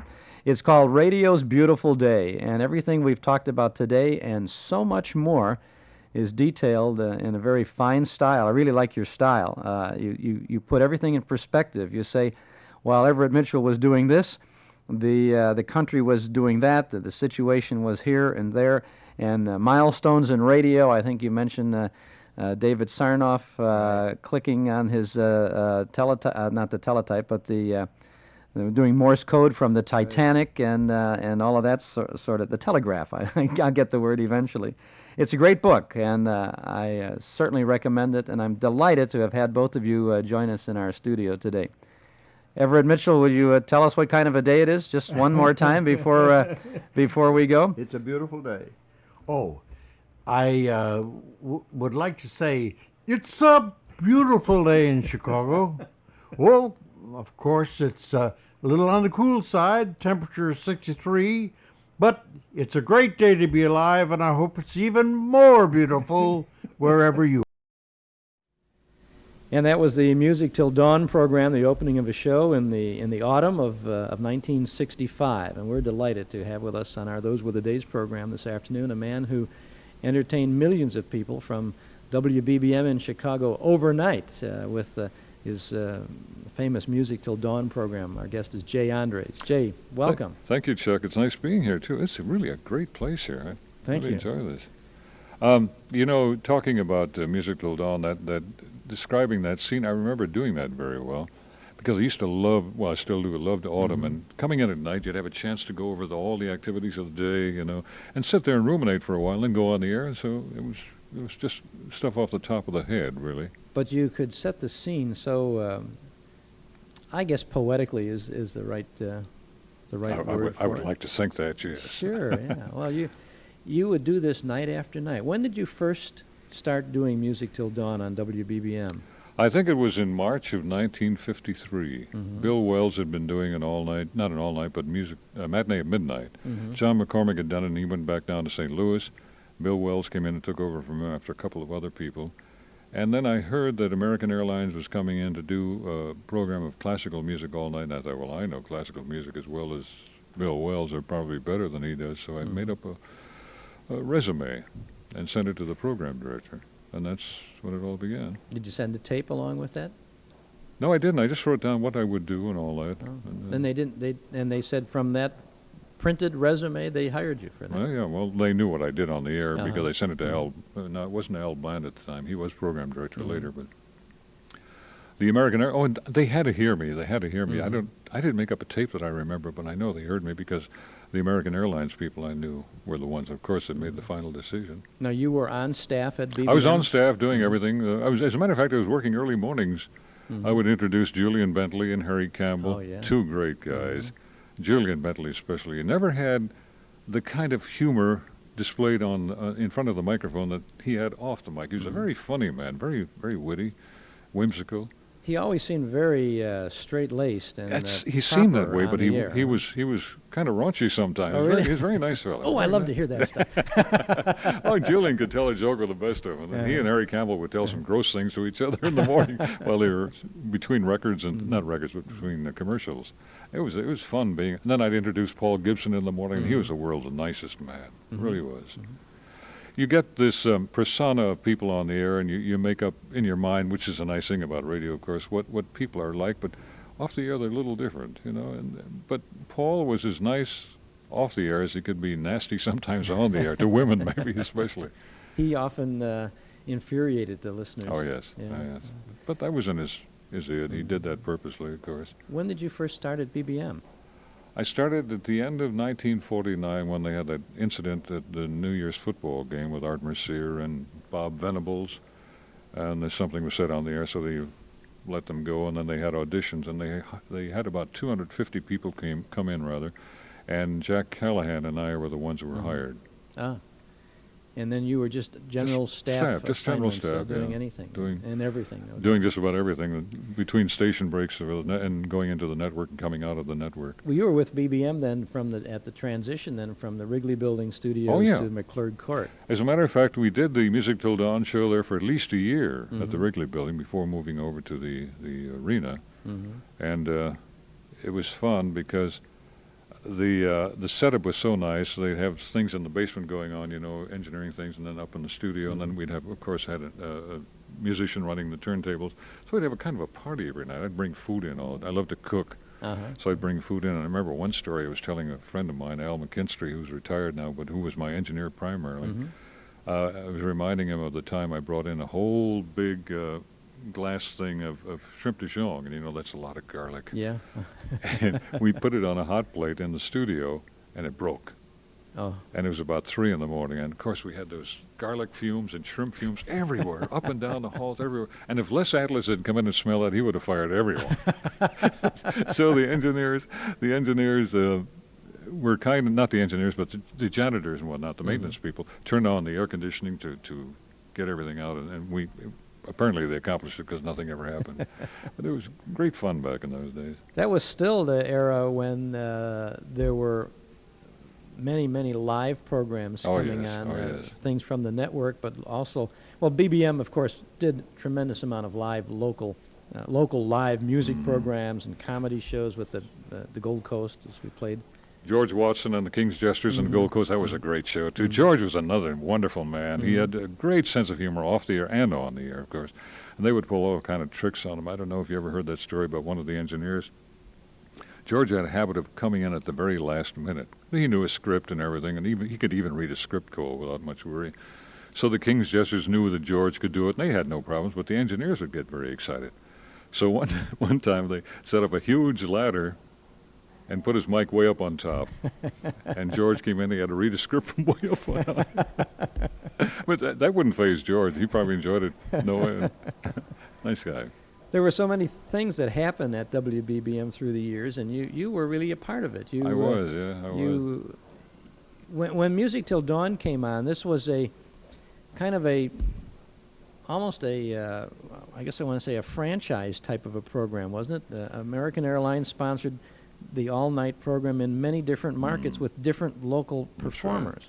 C.R. Smith, who was at that time the chairman of American Airlines and was a very demonstrative Texan, knew what he wanted, and he was a friend of William Paley, Bill Paley of CBS, and so he said to Paley he wanted to buy the entire network, and Paley said, don't do that, that would be too expensive for one thing. Why not make it more cost-effective by choosing various O&Os, owned and operated CBS stations where you have the big markets, Chicago, New York, Washington, Dallas, San Francisco, Los Angeles. So they bought 5 originally, and we were one of the originals, and that's how it came about. And then gradually they added more, so that finally they had 10 in all.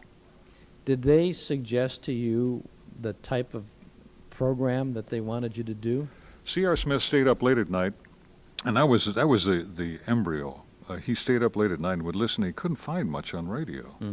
And he knew it was a good time, and he knew he probably could make a good buy. So that's how he came to Paley. And he said, let me buy the whole network, and we'll play some music that isn't offensive to anyone, that people like. And, of course, at that time, there was pretty good pop music, not rock and roll, but pop music. And he had a kind of a liking for that, so they said, let's mix everything up. So they made it a semi-classical, classical program. And the programming would come out of New York. It was done a week at a time.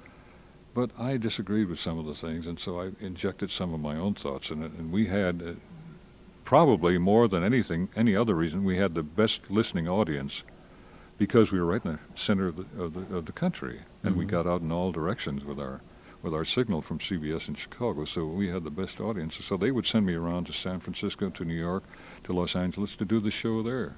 So it was fun. I did each one. Once, really? And that was it. But you mean just one shot? One shot, Oh, over a weekend usually. Uh-huh. It was kind of fun getting away. And that's the nice thing about American too. They always said, we want you fellas to go out and see our root system. So we'd travel out over the root system as much as we wanted to. They were just great with us.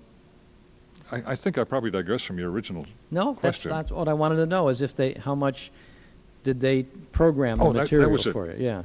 They didn't say you have to do this, but they suggested this as a guideline, the program that came out of New York. And it worked very well. As I say, I mixed in a lot of things that the others didn't mix in. But we're different in Chicago. You added certainly it's the Chicago school, as they say. You added your own personality to the show. I think so. And gosh, you must have. Was that the first time you'd worked overnight?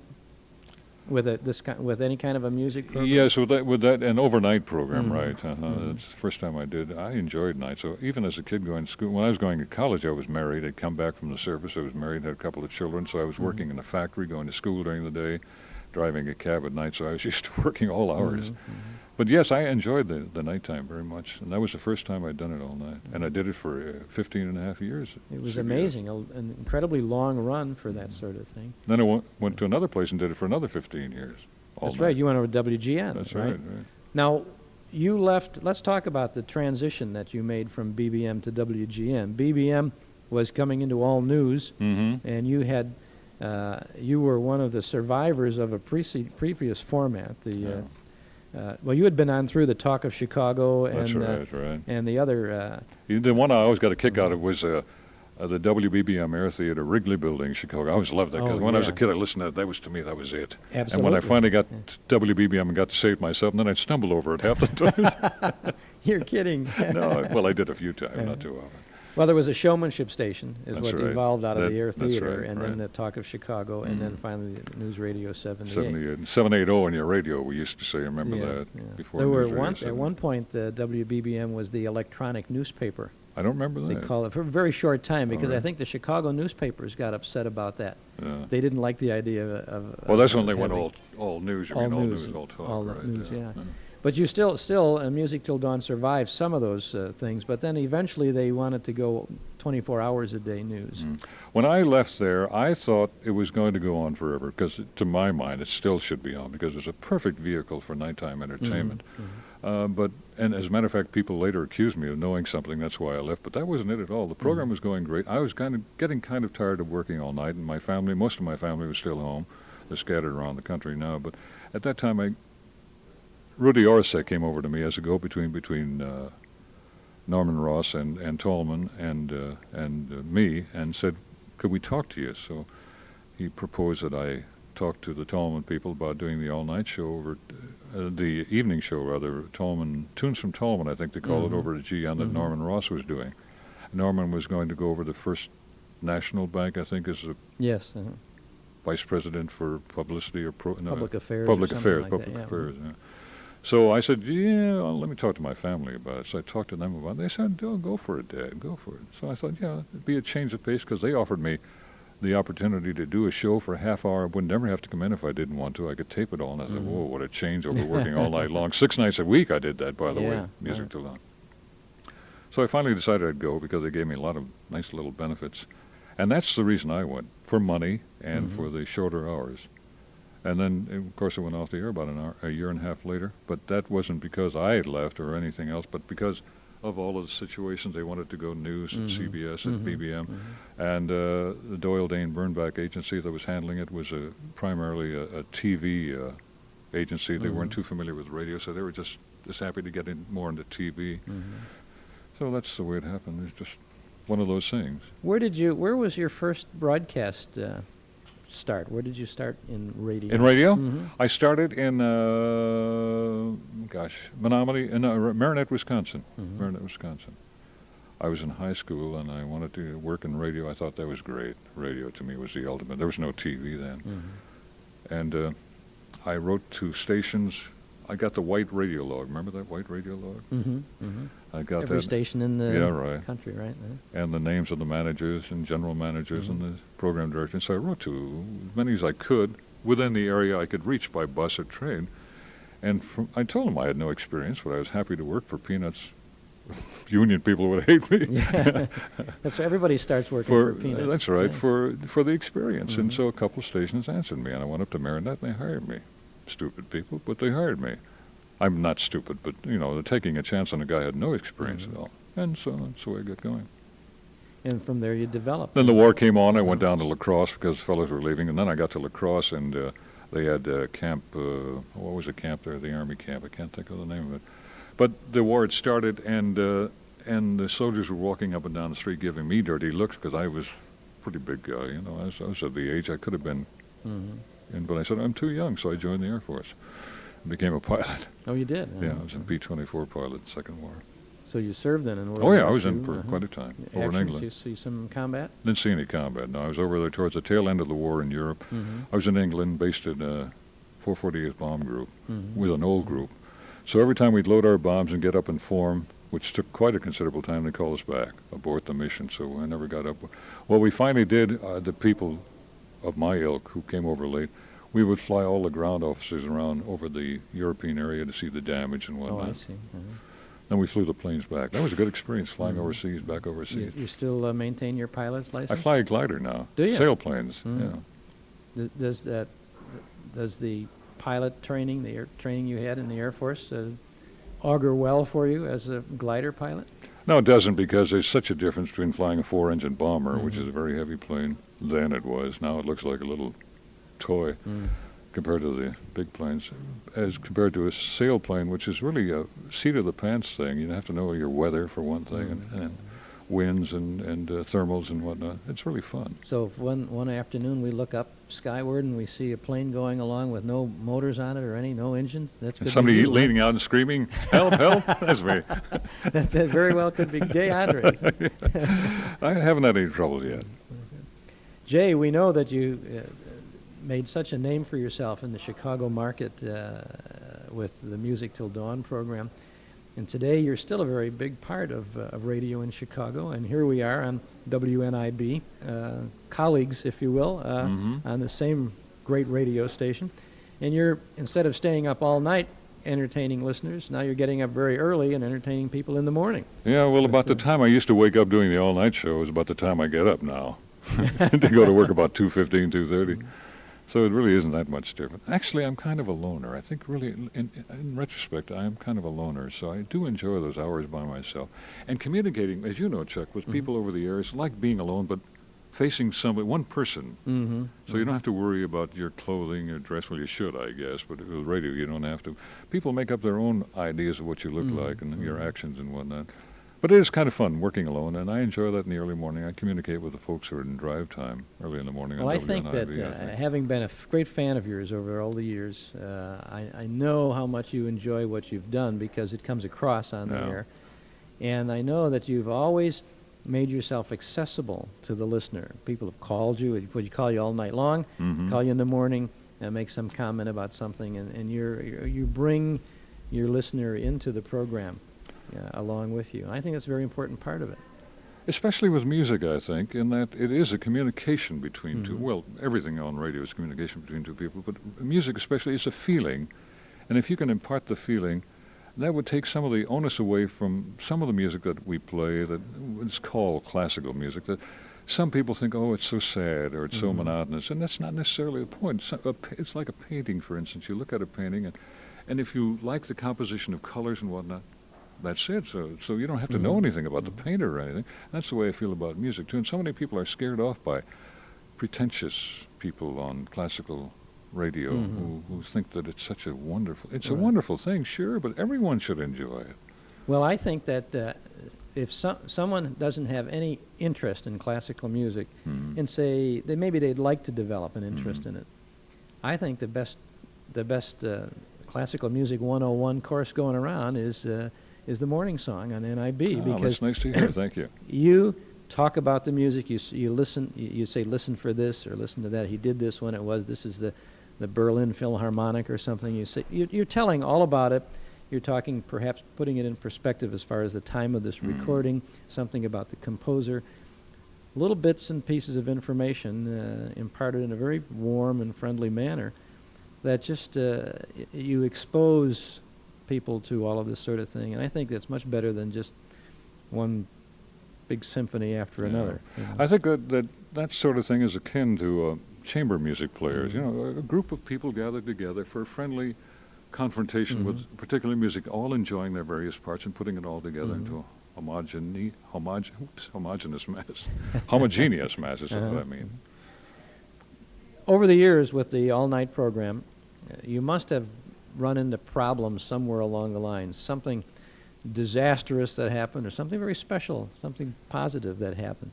I remember one time when the Russian, what's the first Russian thing they sent up? Sputnik? Sputnik went up. We climbed up on, we heard it was going to be over at a certain time, so we climbed up on the roof of the arena and watched it go over. Gosh, that was an exciting thing.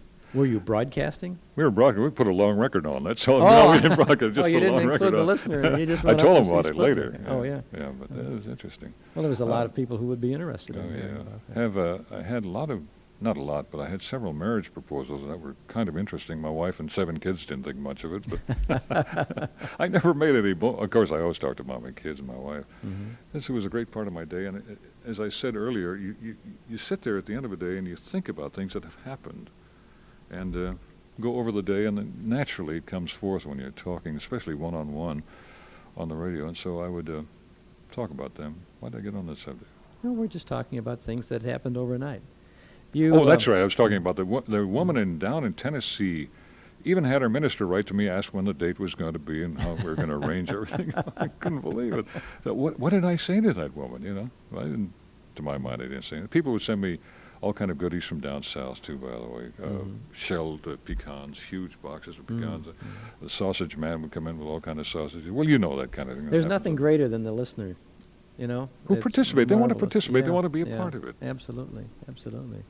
And I always enjoy meeting the public and talking to the people. I like to see the faces that I can't see when we're on the air, and it's so important to get the feedback. The last night you were on WBBM, Jay, it was the 14th of September, 1968. Actually, that's almost exactly a few months different than maybe 20 years ago. 20 years, right. And when you signed on that night, you were on from 11 o'clock, beginning at 11 o'clock that night, there was a rather unusual beginning to your program on that. You remember that? I'll say, I sure do.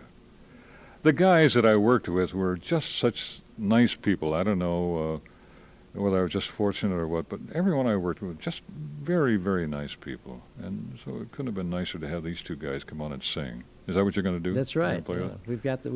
We got a tape of your, and we'll do it in a couple of seconds there. But it was the couple of engineers from, or technicians, I guess, from WBBM.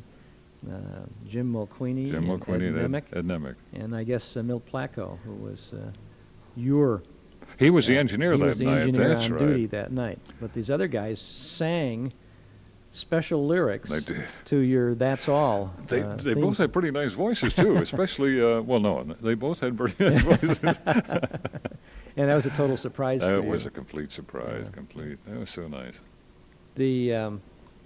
When you left BBM, were you were off radio for a short period of time, or did you? Only about a week or so. I think just a short, very short period of time. Now, go ahead. When I came over to WGN, the program director there gave me a copy of the last night on the air, and it was really we had a real party later on. So I'm glad I hope you didn't put any of the later in the night of that last night. Well, we've got a little bit of it here. We've Good. got a little bit that we can play, and it's what most of your Music Till Dawn listeners heard. When you started, when did you start with NIB? How long have you been with us now? Somebody told me the other day, I didn't keep track, but I think it was just 3 years, a few days ago. But the surprise me on that last night at WBBM was that my wife had gotten all of our friends, husbands and wives together, who would always, through the years, by the way, we really worked hardships on our friends, because I would only be off on Sunday night. They all had to go to work on Monday mornings, but I talk them all into partying, staying up, going out to dinner and doing this and that, dancing and whatnot. And they all had to get up on Monday morning. I could sleep on Monday mornings. So it was nice of them all to come down then that last night. I had each of them do different things, like doing the news, do the temperature, do introduction. So they all enjoyed it. They're all ham bones. But that's what the night consisted of. And eating. Well, it was a marvelous program, and what you continue to do today is wonderful. You are a treasure to Chicago radio, and while you're not bronzed in the Museum of Broadcast Communications yet here, you're too young to be bronzed. Thanks like very much. When we're here on Saturday afternoons, we figure that we're just another one of the artifacts doing our show. But there's lots of folks who have had the opportunity to thank you for what you've done, but I want to add mine to that. Thank you very much. I still hear from people about Music Till Dawn, by the way. I'm sure. Call up, listen to the program. Oh, you're back. What happened to you in the interim? Years go by. Yeah. Well, we're going to listen, and thank you very much for being with us, and we're going to listen to a clip in just a second from the beginning of your last WBBM edition of Music Till Dawn from, as I said, September the 14th of 1968. Started at 11 o'clock. We're going to hear the kind of a nice farewell from John Holtman and Frank Beeman, who close out the news, and then John Holtman, who is still prime anchor in the mornings on WBBM, will introduce the program. And thank you, Jay Andres, for being with us today. Thank you. Could I just interject a thought? Sure. Isaac Walton said, and I'll see if I can paraphrase it, said, if God allows us to hear such wonderful music here on earth, think of what the angels must hear. Most appropriate. Thank you, Jay Andres. Thank you. It was 40 years ago, in 1947, actually 41 years ago, that Ralph Edwards took his Truth or Consequences microphones to the Long Beach Naval Hospital in Southern California, where he paid a surprise visit to a World War II veteran by the name of Hubert C. Smith. We've been able to uncover Mr. Smith at his home in Greenville, Tennessee, and we're on the phone with him now. Good morning, Mr. Smith. Good morning, sir. How are you this fine day? Fine, thank you. Christmas time coming once again, as it did back in 1947. Yes. Perhaps some changes in your life since at that time. Oh, yes. Quite a few. Let me ask you about that special broadcast of Truth or Consequences before we talk about some other things. Were you really surprised? Oh, yes. I knew I was to be on the program, but of course I didn't realize the extent that it would be involved. I'd had a previous call from one of Mr. Edwards' associates that they would like for me to be a contestant on the program. Okay, but you didn't have any idea they were going to bring in your family and friends and do all of that sort of thing. Oh, no, because I was a young 19-year-old, and didn't realize that they would spend thousands of dollars to fly your family. That must have been an awfully nice surprise for you. Yes, it was. And, of course, as we heard in the broadcast, you certainly were moved, and all of those folks from your hometown coming by the magic of radio into your hospital room certainly, I guess, made a Christmas for you, didn't it? Oh, yes, it was a surprise, and it was one that I've always remembered. Did you ever find out how or why you were chosen? Well, I suppose it was because I was one of the seriously injured patients there in the hospital and had made some progress toward recovery, I suppose. I don't know. Well, you were rather seriously disabled at that time. How have you progressed over the years? Well, I'm still a quadriplegic and paralyzed in of all four extremities. And I'm able to get around some with the aid of a walker. Of course, I require assistance in, daily activities.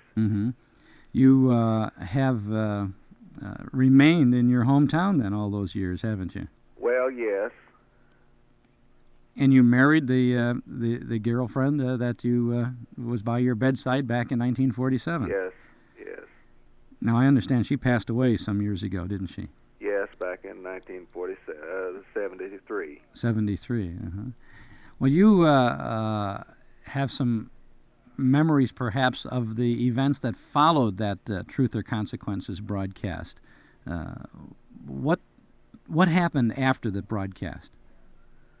Well, I received quite a number of cards and letters, and of course, some of the people there in California, local groups, visited me. I received some gifts, and of course, a few months later, why, of course, it was more or less, people went on with their everyday activities, and it more or less slipped into the background, and I didn't hear anything more about the program until a number of years later, whenever the record was released to individual stations, and it started, being aired then, and I received some calls.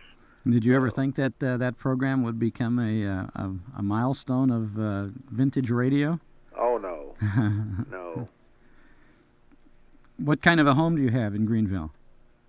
Well, we have a small, it's a 6-room frame house, and where I live, and just average home. But you're getting along okay these days.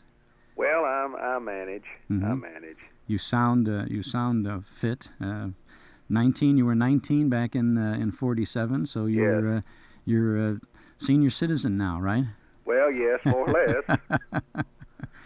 Well, on behalf of all the folks who have heard that broadcast, either in its original programming back in 1947 or through the years or on our program just last week, I want to thank you for your service to the country. That certainly was a representation of all of the boys who served during World War II and who certainly were much respected and thought of highly by the folks at home and, of course, by their fellow servicemen. You were in the Navy, and how long did you serve in the Navy? I was in the Navy 3 years. 3 years altogether. So, did you enter the Navy prior to the war or after Pearl Harbor? No, it was after Pearl Harbor. Oh, it'd have to be because you were 19. So you kind of snuck in under the wire, didn't you? Yeah. Did you have to get permission from parents or anything to join the Navy? And they gave you their permission. Yes. Gladly or reluctantly? Well, they knew I wanted to go into the Navy, and they thought it'd be better for me to volunteer than to maybe go into the Army whenever I, was drafted. Did you? What ship did you serve on? Oh, I served on a couple of ships. I served on a minesweeper, and the last ship that I was on was the USS Nantahala, which was an auxiliary oiler. I see. Well, I want to thank you very much for taking a little time out of your Christmas week activities to share some memories with us and to let us thank you for your role in not only, of course, World War II, but in what we call today the good old days of radio. Thanks very much, Hubert Smith. Well, I appreciate your call. Nice to talk with you, and have a good holiday. You too, sir. Thank you very much. Thank you. Bye-bye. We're in sunny California, and we have a great opportunity to chat for a few minutes with a man who is responsible for lots of the music that we've heard on so many of the good old radio shows. He's Ivan Ditmars, and we're glad to have you before our microphone today. Thank you, Chuck.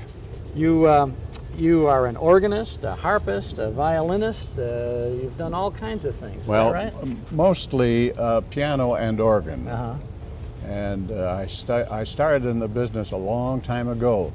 Believe it or not, I'm 84 years old. Oh, I wouldn't guess that at all. No, absolutely not. Well, I get around pretty well. Everything seems to work. Well, that's wonderful. But I just happen to have this sheet in my pocket, and it reminds me of some of the things that I did in the business. When did you start in the broadcast world? Well, I was born in Olympia, Washington. Uh-huh. And I played silent pictures when I was 12 years old. Oh, boy. So I played both piano and organ, and then I went on to the University of Washington, and I became the accompanist of the Glee Club as a freshman, which was quite an honor. And after the University of Washington, I felt that I knew about as much as anybody around there, and I wanted to go east, so I went east to the New England Conservatory in Boston, where everybody knew more than I did, and that's what I wanted. So I had quite a time in New England, and it was a very wonderful place. After that, I came back to Seattle, and one of my first great memories was playing a duet with Irving Berlin on the Eddie Cantor show. Oh, boy. And it was a fascinating experience. He had them move the piano around on stage so that the audience couldn't see the keyboard.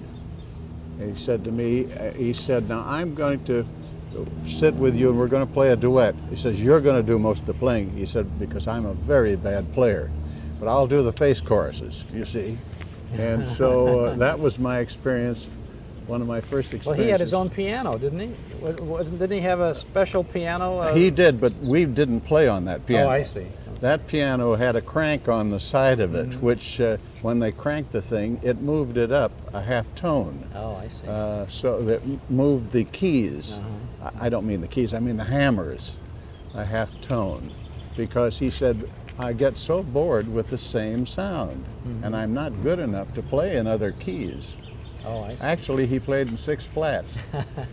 You know, if you've ever horsed around with the piano and you do da-dee-da-da-da-da-dee-da, well, everybody does that in 6 flats, and that's the way he started out. So. Well, where did your radio work started out here in California? No, started in New England. New England. Yes, and I enjoyed playing on WNAC, which was a friend of mine who worked in a butter and egg store told me they were having a competition for an announcer, and he said, why don't you try out? And I said, I've never announced. And he said, you told me you were on the debating team in school. And he said, why don't you try out? What have you got to lose? So I tried out, and I won this job as an announcer on WNAC. I found out later, however, I must say, that the reason I won was that I had a Western accent, and they were looking for something different from New England. Oh, I see. And I was it. Well, that's okay. So they paid me $50 a week, which was a lot of money in those days. Yeah. And I had only had to be there from 6 to 8 in the evening. So that was one of my first wonderful experiences in New England. When I came back to Los Angeles in 1936, that's a long time ago, isn't it? I managed to get an audition through Bing Crosby's brother. I got an audition with Victor Young, the fabulous orchestra leader and composer and so on, who was with Paramount Pictures then. So he sat me down at the piano and he said, now play something classical. And I played this classical thing, Chopin, and he stopped me after about 15, 20 seconds. He said, that's fine. Now he said, play this. And he put a piece of a new popular song. He placed it on the piano. He said, play that. So I started playing it, and he didn't, after, about 30 seconds, maybe a minute, he stopped me. He said, now up a tone. You know, that's transposing. So I did it, and he said, you're hired. You start next week. That was a wonderful experience. Boy, a nice audition, huh? Yes, Oh, yes. He was a wonderful man and a very talented man. So that's when I played on Shell Chateau was the name of the show with Victor Young. And then after that Was Jolson on that show? No. I played on the Jolson show. You did? Later, yes. And also on the Eddie Cantor show. Jolson had his own pianist, by the way. He did. But he didn't do any of the other things. I was with Lud Gluskin, if you sure. remember that name. Sure. So I went on CBS staff as a pianist, organist, conductor, and so on in those days. One of the interesting shows, you probably all remember a show called The Whistler. Oh, of course. Well, I played that with, Night. right? Yeah. I played that with Wilbur Hatch. You remember Bill Hatch? He later did work with Desi Lou. That's Desi right. and Lucy, yeah. Oh, he did all kinds of shows. And he called me, we were very good friends. And Bill called me, we were talking one night, and he said, suddenly he said, by the way, he said, could you write a Brahms waltz? And I said, sure. I thought he was kidding. He wasn't kidding, and he said, you've got to write a Brahms waltz. We need it next week, and you've got to record it next week for the show. So I called it Pseudo Brahms, Esquire, and I still receive residuals from that. You do? Yeah, because it went on, what was the show, Star Trek? Oh, did they use it on? Was it Star Trek? No, that was more recent, wasn't it? This is Wilbur Hatch, one of his big shows that he had. He did The Whistler. Oh, yes. Yes, I did that with Bill. Yeah. Oh, golly. And A lot of them. you remember Suspense? Yes. Yeah. You did a lot of that work. Yeah, I and worked Escape, on that. you did Escape too, didn't you? Yes. I have a note that says you worked a lot on a program, actually an unusual time for a dramatic program, but it was Saturday mornings on Stars Over Hollywood. Yes, Stars Over Hollywood. Yes, I did play that. And I played for years a show with, I'll have to think that one up. I just can't seem to remember the name. I played with Hedda Hopper. Did you? Hedda Hopper's Hollywood, and I was with Andre Castellanos for 2 seasons. These are wonderful old names. I'm so lucky. I just happened to be at the right place at the right time. Well, you wouldn't have been there though if you didn't have the talent to do what was required. Well, yes, you had to kind of deliver. I remember working with Steve Alyn. He was wonderful to work with. And I had a trio with him. He loved to play the piano, and so on that show I played mostly organ. When you must have done some, you mentioned Suspense and Escape, and we talked about things like that. You must have been one of the people, especially on some of the organ shows, where a little sting comes in there, or some music to help the plot along, or to punctuate the action. Was all of that scored? Or was that just no, they say, that's Ivan, all you do it, ad lib? That's all ad lib, Yeah? yes. And everything was live. If you made a mistake, there was no correcting it like there is now. Would the listener know about a mistake that was made? Well, some would. So musicians, you can't fool another musician. Yeah. So you would decide maybe if you were doing, did you ever do any that kind of music for maybe a situation comedy type shows and things of that nature? Where, well, yes. You know, let's see. Bouncing along the street as they change the scene from one location to another? Yes. Well, Dr. Christian I worked for many years, and one of the fun shows, was Orson Welles. He was quite a character. Was he? Oh yes, yes he was. Which of his series on which? That was the one that out in Los Angeles. Mm-hmm. He was, as you know, an Easterner. Yes. And he came out, and at the start of it, Bernard Herrmann was the conductor, Mm-hmm. and it always started with that opening chord, which was a chord of B flat, D flat, and G flat, but then this F was stuck in there, and it gave us this weird sound. Mm-hmm. That was the opening of the show. Well, let's see. I'm going on and on here. I ought to give up. We're just interested in the work that you did, because I think you contributed so much to the radio broadcast days that people who listen to the things that we do today are glad to know you and get a little bit more information about you. You've been out here in California since the mid-30s then. Yes, yes. Well, I went back to New York in the 50s and did a lot of shows there. I did Double or Nothing with Bert Parks. Oh, And he's become quite prominent recently, as you've all noticed. Yes, he was a lot of fun.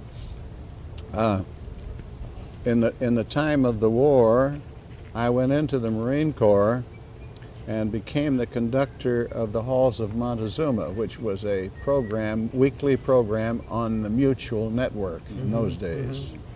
It was a lot of fun to do that show. Yeah. So. Well, you have really worked with many of the greatest names in show business from radio, and I guess I would say that they have worked with one of the greatest names too, Ivan Ditmars. I was just lucky to be there. Really, Chuck, it was wonderful, and I remember an unusual association with the Sons of the Pioneers. Oh. And they were a great group of singers, as you know, but there wasn't one of them that had a great solo voice. But together they were magic, and I was just fortunate to work with them for quite a series of programs.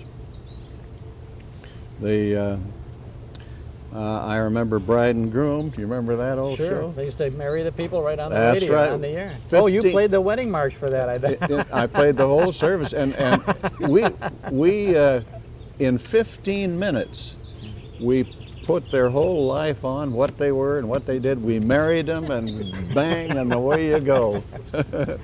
So I played the two wedding marches pretty often. Oh, boy. Yeah. Well, I guess I mentioned Live Like a Millionaire with that, and the Continental, that was a show in New York. I did Jack Parr's first show from New York. Jack was a wonderful and strange person, very intelligent, highly intelligent, and we got to, Harriet and I were lucky enough to socialized with him and his wife in New York, and he had a great loyalty for the fellow. During the war years, he had a young fellow that he went every place all over the world, and they entertained. So when he got this job to do this big show, the Transcontinental show, he wanted his friend to have a go at it, but this friend said, I don't know anything, I can't lead 25 musicians, I don't know how to do it. So they came up with the idea that I was to do it until he became familiar with how you do this kind of thing. And it was a wonderful association, and after that, he did all of the shows. Who was his friend? I can't remember his name, Oh, I'm sorry. I don't think he had a long career. He was a very good pianist, very good player. I think it was Toscanini. Les Tremaine chirping in with yes, that. Les. Well, Les knows all these things. He, as the people say, I was there. He was there. Well, we're glad you were there, and I know that there's a luncheon coming up, and everyone's getting ready to go for it. And I thank you so much, Ivan Ditmars, for spending a little time with us today. Chuck, it's a pleasure to talk with you. Thank you. And thank you, Les. We're in the green room at the Pacific Pioneer Broadcasters at the Sportsman's Lodge, and we're talking with the president of the PPB, Mr. Jack Brown. Jack, thanks for spending some time with us today. Chuck, I'm very happy to be here. You went and told everybody where we are. I was going to say, this is the first time I've been in Chicago, then the wind wasn't blowing. But we're on tape, aren't we? I might get a little windy. Oh, okay. I hope not. I hope not. All right. Tell us a little bit about the Pacific Pioneer Broadcasters. This is its 25th year now, right? Yes, that's right. We in January, we celebrated our 25th anniversary.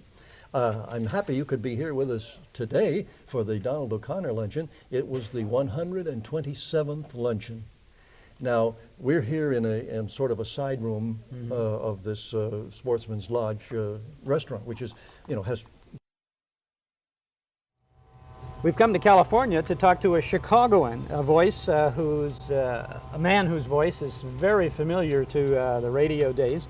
He's Jonathan Hole, and welcome to Those Were the Days. Well, it's good to see you, sir. You played for many years on virtually all the soap operas that came out of Chicago. That's right. You were, I believe, Fay Perkins' husband, Paul Henderson. That's right. I'm buried in Arlington. That's the way they got rid of me. That's right. That's right. But that was a romance that went on for an awfully long time. Number of times, yes, number of years. It did go on. Rita Ascot. Rita Ascot. Charming little gal, yes.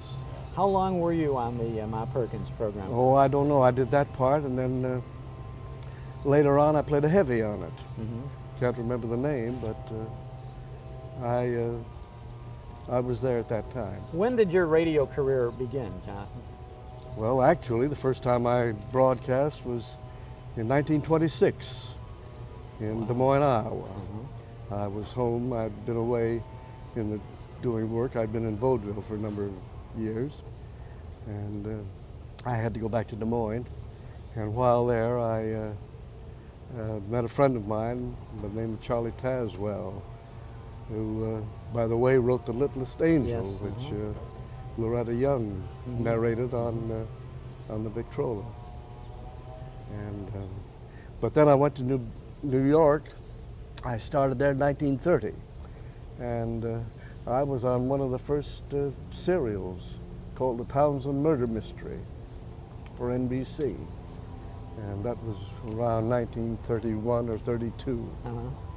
So how did you get to Chicago then? Well, later on, I worked in the theater for many years. I did dramatic stock for all over the country, and as a matter of fact, I went in once to see a producer, be interviewed, and he asked me what I'd done, and I rattled off these names where I'd been in stock. He told me I sounded like a railroad conductor.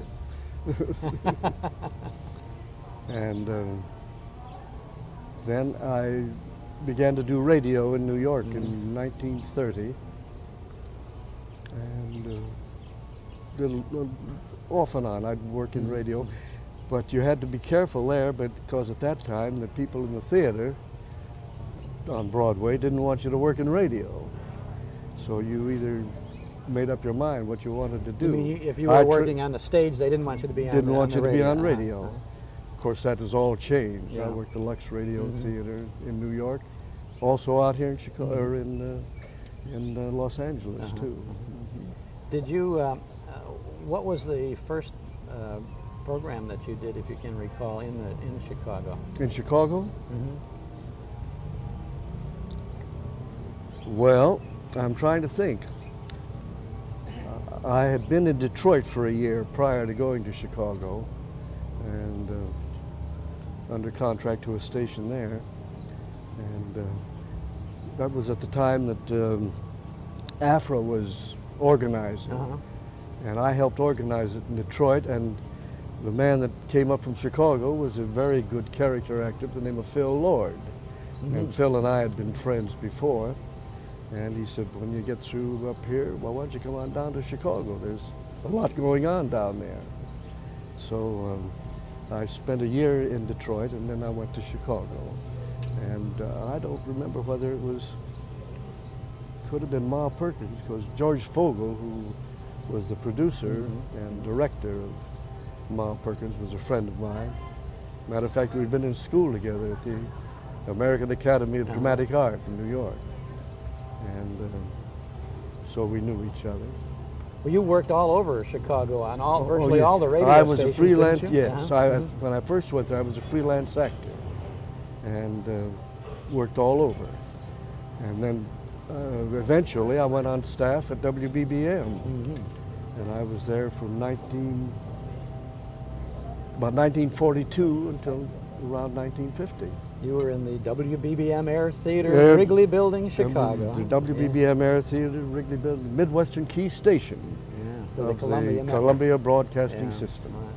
So you did announcing there as well as acting and other but things. I had the privilege of working as an actor on the outside, which was a little unusual at the time. You mean being on staff at BBM Yes, and then being able to work freelance elsewhere, yeah. By the way, they changed my name from Johnny Hole or Jonathan Hole to Johnny Cole, C-O-L-E. Radio wasn't as loose in those days as it is now. And they were afraid somebody would make a wisecrack about my last name. But you've had a tremendous career in radio. Did you? When you came out to California, of course, you did a lot of work out here in California. Did you ever work with Jack Benny? Oh yes, I was on the Benny show. You were the floor walker many times, either before, after, or during Frank Nelson's. No, To me, there's a similarity between your voices. There was, and I can hear some of those shows. Used to do in Detroit kind of the same thing that he did out here. But I worked the Benny show, I think, twice. Oh, I see. On one of them, a tiger attacked me. And I was supposed to lead this tiger on the stage, and it came at me, tore my coat and everything. And right away, Fred DeCordova raised my salary $100 a day. This was on the TV, yes. On the TV Benny show, yeah. And speaking of TV in Chicago, you participated in the Studs Terkel program. Yes, Studs I was one of the regulars on that. Yeah, with Beverly Younger and Wynn Strachan. Oh yes, Ben. By the way, her daughter has done very well out here, and on the Dallas, you know. Kathy. What was Younger? Beverly Younger. But she married. An actor, nice fellow. Well, I can't think of his name, but Kathy, his daughter came out here. Has done very well, I guess.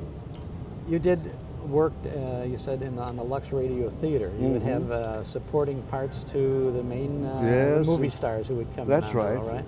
And as I say, I did it in New York before it came out here. That was really early on. Very early in the Lux days. At that time, he used a lot of stage actors, of course. I think I was on with, among others, Claudette Colbert. But the stage actors weren't used to the microphone.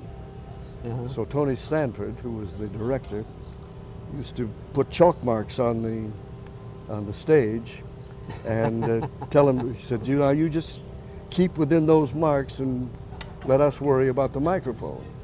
I think in California they did something similar for the movie actors. They had a kind of a railing around the microphone area, and the movie actors would stay within this like a semicircle. Yeah, same thing. Probably got the idea from Tony. Yeah, because they didn't know. A man by the name of Fred Mackay, I think it was, did it out here. You have some memories of close calls in radio over the years where you maybe missed a show or almost missed a show because the bridge was up in Chicago?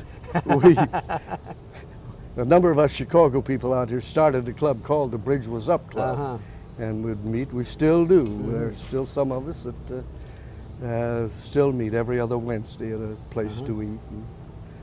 But we have dwindled down to a precious few. Well, but I think Chicago was enriched because of folks like you who came to town and did a good job on radio. Well, we hope so. Yeah. Well, I think you represent a special group of people who did a decent job, who did a good job, who took their work responsibly and really, even being in a studio, maybe without an audience, had a rapport with that the listening audience out there, didn't you? Well, I think a lot of us were better prepared. Most of us, I think, had been in the theater for a number of years, and we felt that we knew what we were doing. Did you? I will always remember Chicago. That's where my 2 children were born. Passivant Hospital. Oh yes. Yeah. Well, we're glad that you took a few minutes to chat with us today. I'm very happy to. And we're delighted to see you out in the open here with the birds chirping in the background and someone cutting a lawn in the distance and an airplane maybe going over once in a while. Lovely, lovely California. It's beautiful. I've been out here long enough so that my blood has turned to orange juice. Well, we'll drink a toast to you and thank you for all the good work you did in radio. Thank you, Chuck. It's been a pleasure to meet you Thank and know you. you. Same here. And remember me to Jonathan. any friends that may still be alive back in Chicago. We sure at will. At WBBM. Thank you. Right, right. Our guest owns one of the most famous voices in radio. He was an announcer for radio beginning in the late 1920s, all through the radio era. It's Ken Roberts, and we're delighted to welcome you today to our program. Thank you very much, Chuck. It's a pleasure to meet you and to hear about your interesting program, and I'm happy to be with you. Thank you so much. When did you start your radio career, your broadcast career? Actually, I had forgotten that it was in the late 20s. You just reminded me. But I started when I was still in high school, I guess, in the mid-20s. I had a friend who was writing a program for WOR called The Story Behind the Song. And he called me and asked me if I would like to be on the program one afternoon, or one evening rather. And I said naturally I would.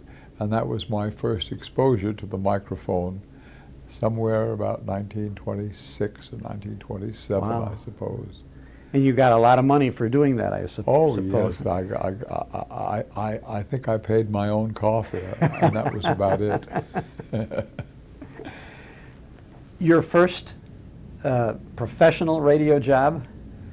My first professional radio job was at WMCA in New York. I had always wanted to be an actor. I had no intention of being in radio or announcing or anything of that sort, but getting jobs in the theater was rather difficult in those years, as it still is. But there was a depression at the time, and the theater felt the depression like most businesses did, except maybe even more so. And there was a need to make a living, and I just went up to WMCA and asked for a job if they had an opening, and they said, we have a temporary job open, and I was lucky enough to do it, and I got wonderful experience there. But it didn't last very long, and I didn't have too much time to give them because I did have a summer job waiting for me as an actor in a stock company. And so I left WMCA after just a couple of months and went to work in the stock company, acting. Did you have a voice that they were looking for, or did they feel that your voice was radio quality at that time? Or you said you walked in and they said, come up? I think they did. Actually, WMCA was responsible for my name. My name was not Kenneth Roberts when I started. My name was Kenneth Truman. And the man who hired me, who was the chief announcer, his name was A.L. Alexander, and he enjoyed some sort of fame for a while. He had something called the Court of Human Opinion or something of that sort that he conducted on the air. But he looked at me and he said, you know, he said, you have a very nice voice and I'd like to hire you, but he said, you'll have to change your name. I said, what's wrong with Kenneth Truman? He said, well, Truman is he said, people won't understand it over the microphone. It's too explosive. Truman. It doesn't have a sonorous sound. I said, well, Mr. Alexander, I said, the job is important to me, more important than the name. why don't you give me a name? So he thought for a moment and he said, well, how about Clyde Roberts? I said, well, the Robert sounds all right, but you can keep the Clyde. And that's how I became Kenneth Roberts. It was at WMCA in New York. Right. Baptism, early baptism under fire. You got the I beg name right. pardon? You were baptized under fire right off the bat with a new name. Yeah, that's how it happened. So you went on the stage then? Yes, I was in this little stock company up in Connecticut, and that just lasted a couple of months, and then I needed a job again, and I spent my days on what we call rounds, knocking on doors of agents and casting directors and producers, and all to no avail. There was no work. And so one day I said, this can't go on. I've got to get a job somewhere. I said, what about this thing called radio? I had a little exposure. Why don't I try that a little more seriously? Now, and this was all to myself, of course. I said, I can't look for work at NBC or CBS, which were just starting to get very important. I said, I don't have enough experience in this. I better start at a small station. And in New York at that time, there were a number of small stations, mainly in Brooklyn. Brooklyn had 4 radio stations of their own, and they each on the air for about 4 hours a day. They shared the wavelength. That was the custom in those days. One wavelength for 4 radio stations.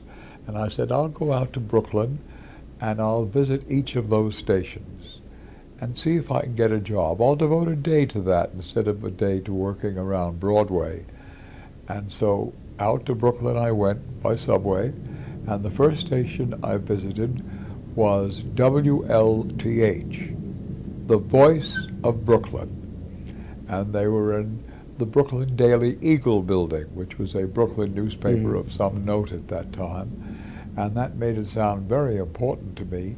So I walked into this station, which turned out to be 1 room, 2 rooms rather. One room was the reception room where all the business of the station was conducted, and the other room was the studio. And I walked in, there was one person sitting at a desk, and I approached him. I said, how do you do, sir? I said, I was wondering if I could get an audition for a job as a radio announcer. And he looked at me and he said, how old are you? And I told him. He said, what is your experience? I said, well, I worked at WMCA for 3 weeks. He said, I see. He said, well, it so happens that my announcer left this morning, and I need somebody. You've got the job. And that's how it started. No audition even? No audition, no nothing. And he hired me, and he gave me a wonderful salary for that time. I just couldn't believe it. And after 3 months, he gave me a $5 raise, and that was delightful. And after another 3 months, during all of which time I did everything at this station. I was the only announcer, and I was the only person on the air. I did the news, I did music programs, I played the piano, I read poetry, I swept up the studio in our spare time. I answered the phone when we got off the air. I even sold time over the telephone, acted as a salesman. So I had a lot of experience, and I learned how a radio station operates. I therefore felt I was ready for the big time. And so I went to CBS. I decided to try CBS first. I liked their attitude on the air. I liked the kind of programs they were doing. I preferred their sound to that of NBC's. I don't know why, but it appealed to me more than NBC did. And so I went to CBS and arranged for an audition, which they were giving in those days. And I did my audition, and I was hired that day by CBS. And that was the start of my real career. And your first assignment then for CBS? Well, as a staff announcer, my first assignment was to sign on the station at 7:30 in the morning. Mhm. That was the first thing I remember that I had to do. And I would get up at 6 or so I could get there in time, put the station on the air, and then do, news had not started as yet. Mhm. News was not on the air. Most of the programs were music or drama. This was the local CBS station then, so... No, this was the key station. Well, I but- signed on the local station, Right. but then we... Was that WABC at that time? At that time, it was WABC, Mhm. correct. Of course, WABC later, those call letters later went to another station, but CBS was originally WABC, and after some years, it was changed to WCBS. Yes. That was in New York, Mhm. of course.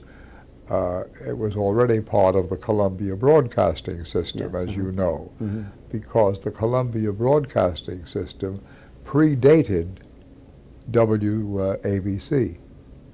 Mr. Paley was given a gift by his father when he graduated from the University of Pennsylvania.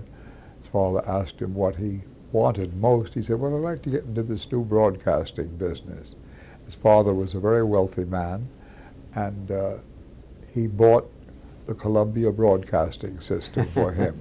The Columbia Broadcasting System in those years was a program supplying entity. And they supplied programs to WOR as well as to WABC and other stations throughout the country. Eventually, CBS bought its own radio stations, and in New York it bought WABC, which was the Atlantic Broadcasting Corporation. Oh. And from there on, they bought WBBM in Chicago, as you know, and they bought WCCO in Minneapolis, and that's how it grew. And by the time I got there, which was in 1931, they had already been in existence 4 years, I think. I think they started in 1927. CBS itself, Yeah. yes. Mhm. Yeah. So I was part of that whole growing up scene. Many of the network programs then were originating from the NBC, or rather the New York station. Yes. WABC or WCBS. Yes, we were already at 485 Madison Mhm. Avenue with 5 studios, I believe, and they were constantly busy. And pretty soon soap operas got to be very, very popular. And all of the work, I must tell you, for announcers was done by staff men. There was no such thing as a freelance announcer. Everything was staff. I had not been there very long when CBS landed its first big show, and that was for Chesterfield cigarettes. Lucky Strike was already on the air, but they were on NBC, so that the landing of the Chesterfield account was very important to CBS. And to announce it, they held auditions, of course, to see who would get the program. And the only people who auditioned were the staff announcers. And I was fortunate enough to win the audition and get the program, which was a big feather in my cap, considering that I was a newcomer. I'd only been there a few months, and here I competed against people like Andre Baruch and David Ross and Frank Knight and Louis Dean and Harry Von Zell, who were all on staff with me at that time, and I managed to win this program.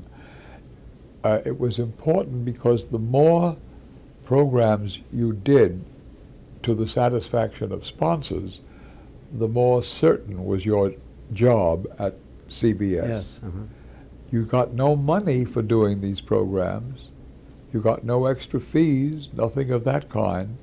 You just received your salary from CBS, but you wouldn't have been on staff very long if you didn't have your share of commercials. So it was very important to get that.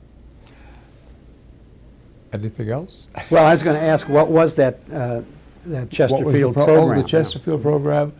It was 6 nights a week, 15 minutes at night. I think it went on at 9 p.m. every night with Andre Castellanos and his orchestra. And there were 3 singers, each of whom did 2 nights a week. The 3 singers were Jane Froman was one of them. I believe Bing Crosby did 2 nights, and Arthur Tracy, the street singer. Oh, yes. Those were the 3 singers. Then it varied after that. Others were added. I think Lily Pons came on it for a while, and not Morton Downey. Oh, I did the Morton Downey program too. That was for Camel cigarettes, the Camel Quarter Hour, with Morton Downey, and the orchestra was Jacques Renard, who came from Chicago, I believe. I think they so, brought yes. him from Chicago to do this program. Was this at about the same time you were doing the Chesterfield Oh show? no, you couldn't do 2 cigarettes. Couldn't do 2 cigarettes, no. Couldn't do 2 Later. cigarettes. No, Chesterfield was the first. Yeah. Then I went on after that to, but I can remember I said you didn't get a fee. You might find this interesting. I received a call one afternoon to visit with the vice president of CBS, who was a man by the name of Klauber, K-L-A-U-B-E-R, Ed Klauber, who really ran the company. And he said, Mr. Roberts, he said, I have something to discuss with you. Chesterfield is very happy with your work, and they would like to give you a fee for doing their program. However, I would like you to know that while we can't stop you from taking the fee, we would not smile happily upon it, since it is not our policy to allow our staff announcers to take fees. We would like you to continue working for us instead of for Chesterfield. So if you take this fee, that would be the end of your relationship with CBS. However, we understand and are happy that you are doing such a good job for Chesterfield. And so if you don't take the fee, you would continue to work for us and Chesterfield, and we would give you an increase in salary. Well, there was no question in my mind what decision I would make. So I said, well, I'll be happy to stay with CBS. So I got a $15 a week increase. Well, that's wonderful. And you certainly got a nice pat on the back. And yeah. Chesterfield was prepared to pay me $200. Oh, boy. And may I ask what your CBS salary was at that time? Yeah, I was making $55 a week. Ah. Yeah. But you didn't know how long that Chesterfield That's right. relationship would Working last. with CBS became a permanent job. And when Chesterfield went off the air, I stayed with CBS. Well, that there would be some people who would have jumped at that. Possibly. Regardless of the, we look at the present instead of the longer range. But I stayed. Now, there came a time when Chesterfield decided to change announcers. And I did lose the job. But my increase continued. More than that, CBS, a wonderful company, took into note that it might be uncomfortable for me to be relieved of my job on Chesterfield. And they took me aside and they said, now look, you don't want to be here when the change is made. Why don't you go on a little vacation? We'll pay for it. And they sent me to Atlantic City for 2 weeks at their expense while this change was made. Well, they must certainly have had a wonderful regard for you. It was very Yes. considerate. It was very considerate. When you came back, then you had Well, when I came back, I I had a marvelous career after that. I did 2 or 3 soap operas a day. And I did Joyce Jordan, Girl Intern. I did Life Can Be Beautiful. I did This Is Nora Drake. Oh, I did so many of them. I did Easy Aces, which also had come from Chicago. Well, the commercials, I guess, came. Did the commercials come in New York and Easy Aces from Chicago, or was this the point when the Aces moved to? No. When Easy Aces came to New York, the commercials were done here. Yes. In New York. Same time. Yes. I remember on the Vic and Sade programs, they were always done in Chicago. You weren't part of it, but the Vic and Sade commercials were done in New York. Oh, really? With Ralph Edwards. Well, that was NBC. Yeah, that was NBC. That was NBC. Well, did you work early on in your career with CBS with Fred Alyn? Yes, I was on the Fred Alyn show when it first started, the very first Fred Alyn show, which was on for a product that no longer exists called Linit, L-I-N-I-T. And the program itself was called the Linit Bath Club.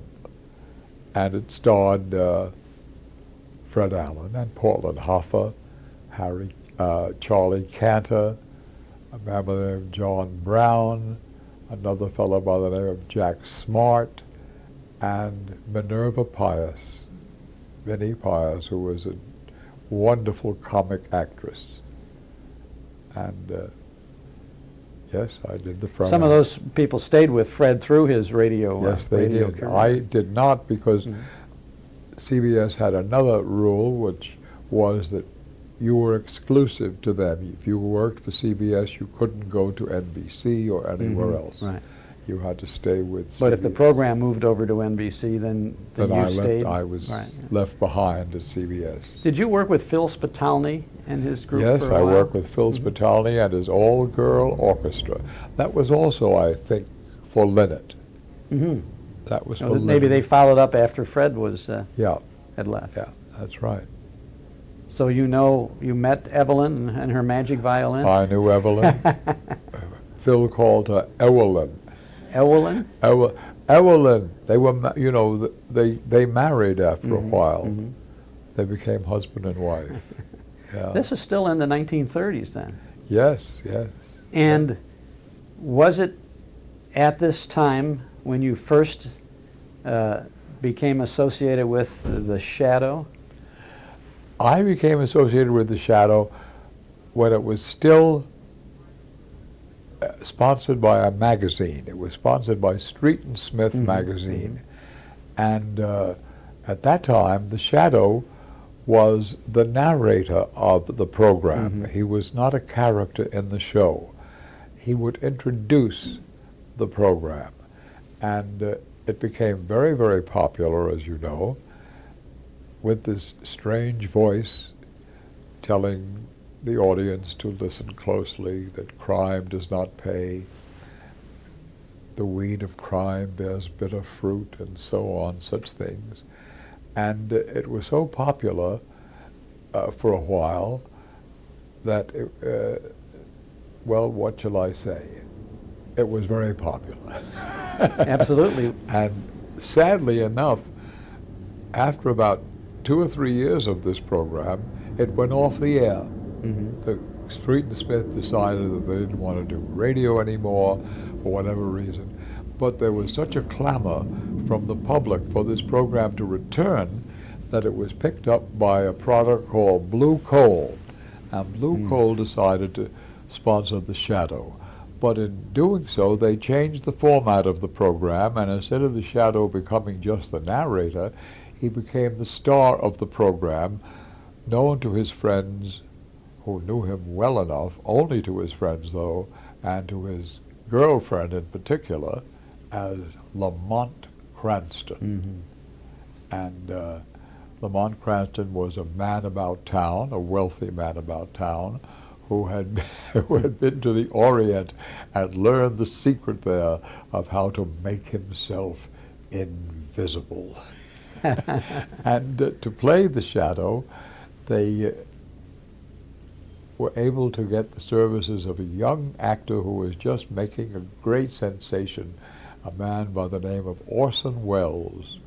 So Orson was the first Lamont Cranston, known as the Shadow. And I was lucky enough to be the announcer because I had been the announcer on the original series. And so I continued working for Blue Coal and selling blue coal while introducing the Shadow. Now we heard the Shadow in the Chicago area Yes. on the Mutual Network station. That's right. Now the reason I was able to do that, even though I was on staff at CBS, is that the Shadow that you heard on Mutual was a recorded program. So when I appeared on the Shadow, I wasn't really working for Mutual. I was still working for CBS, but working for one of their clients on a recording. I see. And the recording was made on Wednesday or Thursday afternoon or some such, and then it was played on WOR and the Mutual Network on Sundays. Ah. But I was never on Mutual or WOR. I was on the recording, which was made at, oddly enough, at the RCA studios. The whole thing was very complicated. But I was within the law and within the rules of my contract in that I was not appearing on another station. And you stayed as the announcer on the Shadow for a good many years, I guess, Oh, yes. till the middle 40s. I was on sometime. the Shadow, I think, for 6 or 7 years. And the reason I left was that I had developed my own program. I developed my own program called Quick as a Flash. And it was an audience participation program. It was an information program. It was very much in the style, if you please, of Information Please. And I not only helped develop it, I owned part of it, and I was also the host on Quick as a Flash. And that, because of that, and because it was going to be, we sold it to Helbros Watches, and they bought time on WOR, that did interfere with my contract with CBS, and so at that time, I took a leave of absence from CBS. Oh. They knew what you were going to do? Yes, and I would have to leave staff in order to do it. But it was worthwhile. It was worth it to me because it was a step up in my career. Instead of being just an announcer or just a voice, I was now, in my view, a personality, if you will, within my own right, that I had my own program, that I was the so-called leading personality rather than a supporting announcer. So it was worth it to me to do Quick as a Flash. Did you ever hear Quick as a Flash? I remember listening to the program faithfully. It was on Sunday afternoons, That's right. I think after the Shadow. Before or after the Shadow? Immediately before. Just before, Yeah. And enjoyed it, but have never been able to find many of those broadcasts around. We've hardly ever uncovered any of those shows. Right. We've had a great time talking about your career, and I know I said it was going to be just a short while, but if you've got a few more minutes, I'd like to continue. Sure, go right ahead. We're going to take a short break, and we'll be back with our guest, Ken Roberts, on Those Were the Days. Our guest is Ken Roberts, and we've been talking about his prolific radio career, and we were up to a point in your radio days where you had taken a leave of absence from the Columbia Broadcasting System to move on to your own program, Quick as a Flash. How long did that run? I was on it for 3 years. The program continued, but I left it in about 1950, I guess, or 1951, something like that. That's when I left it. Did you then return to CBS? Yes, I did. I went back to CBS and stayed with them for another 2 or 3 years. And then I got very, very busy and received a lot of offers to do shows on other networks, which I wanted to do. And the only way I could do them was by leaving CBS. And they said to me, they said, we'll give you another leave of absence, but only for 3 years. If you can't come back after 3 years, we'll have to just sever our relationship. And I said that was a fair deal, and I took the leave and never went back. It's really amazing that a company would be willing to do that. Today it would be totally unheard of. But That's in those right. days there was a Well, regard and a respect for its employees. Well, the announcers Mhm. were very, very important Mhm. to the companies at that time, not just CBS. The NBC was Mhm. very loyal to its announcers Yes. as well, because they had a wonderful staff too, as you know. You know the names. Sure. Milton Cross and Kelvin Keach and George Ansbro, who's downstairs now, was with them for almost with them for over 50 years. And the announcers were very important because the announcers actually were the ambassadors or the representatives of the company. When who was NBC? NBC was a company, but George Ansbro was a personality, was a person that the audience could identify with, and so the announcers became very important to the broadcasting companies, and that perhaps is why they were loyal to them, or maybe because they were decent people. I don't know. It was one or the other. Both of them, I'm sure. You know. Yeah. You then appeared on a great many nationally broadcast programs over all of the networks at various times, Yes. and became identified with some of those programs as the announcer on that show. Programs like I think you were on Crime Doctor. Yes. And Grand Central Station Yes. for some time, and It Pays to Be Ignorant. Well, you see, a lot of those programs became my program, if I may use that expression, because I became the Philip Morris announcer. And as the Philip Morris announcer, I did all of their programs.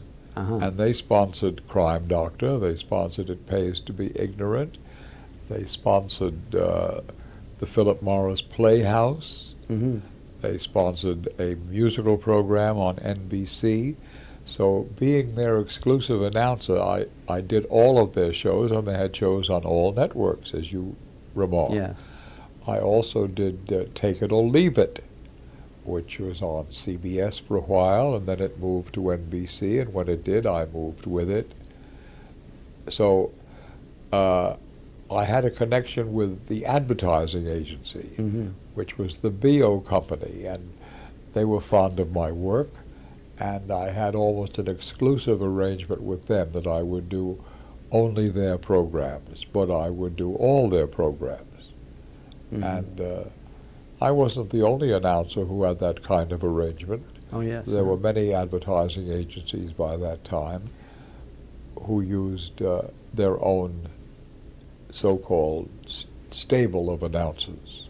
You would work not only for the Philip Morris sponsored programs, but other programs produced by that agency. Exactly right. Some of they represented Procter and Gamble. They represented Eversharp, and so I did all those shows. You see, that was the way that worked. How important to the production of the program in relation to the listening audience and to the studio audience was the announcer, was your role as an announcer? Well, I think the announcer was very important to the sponsor. You had to be able to deliver the copy in a satisfactory manner to the sponsor.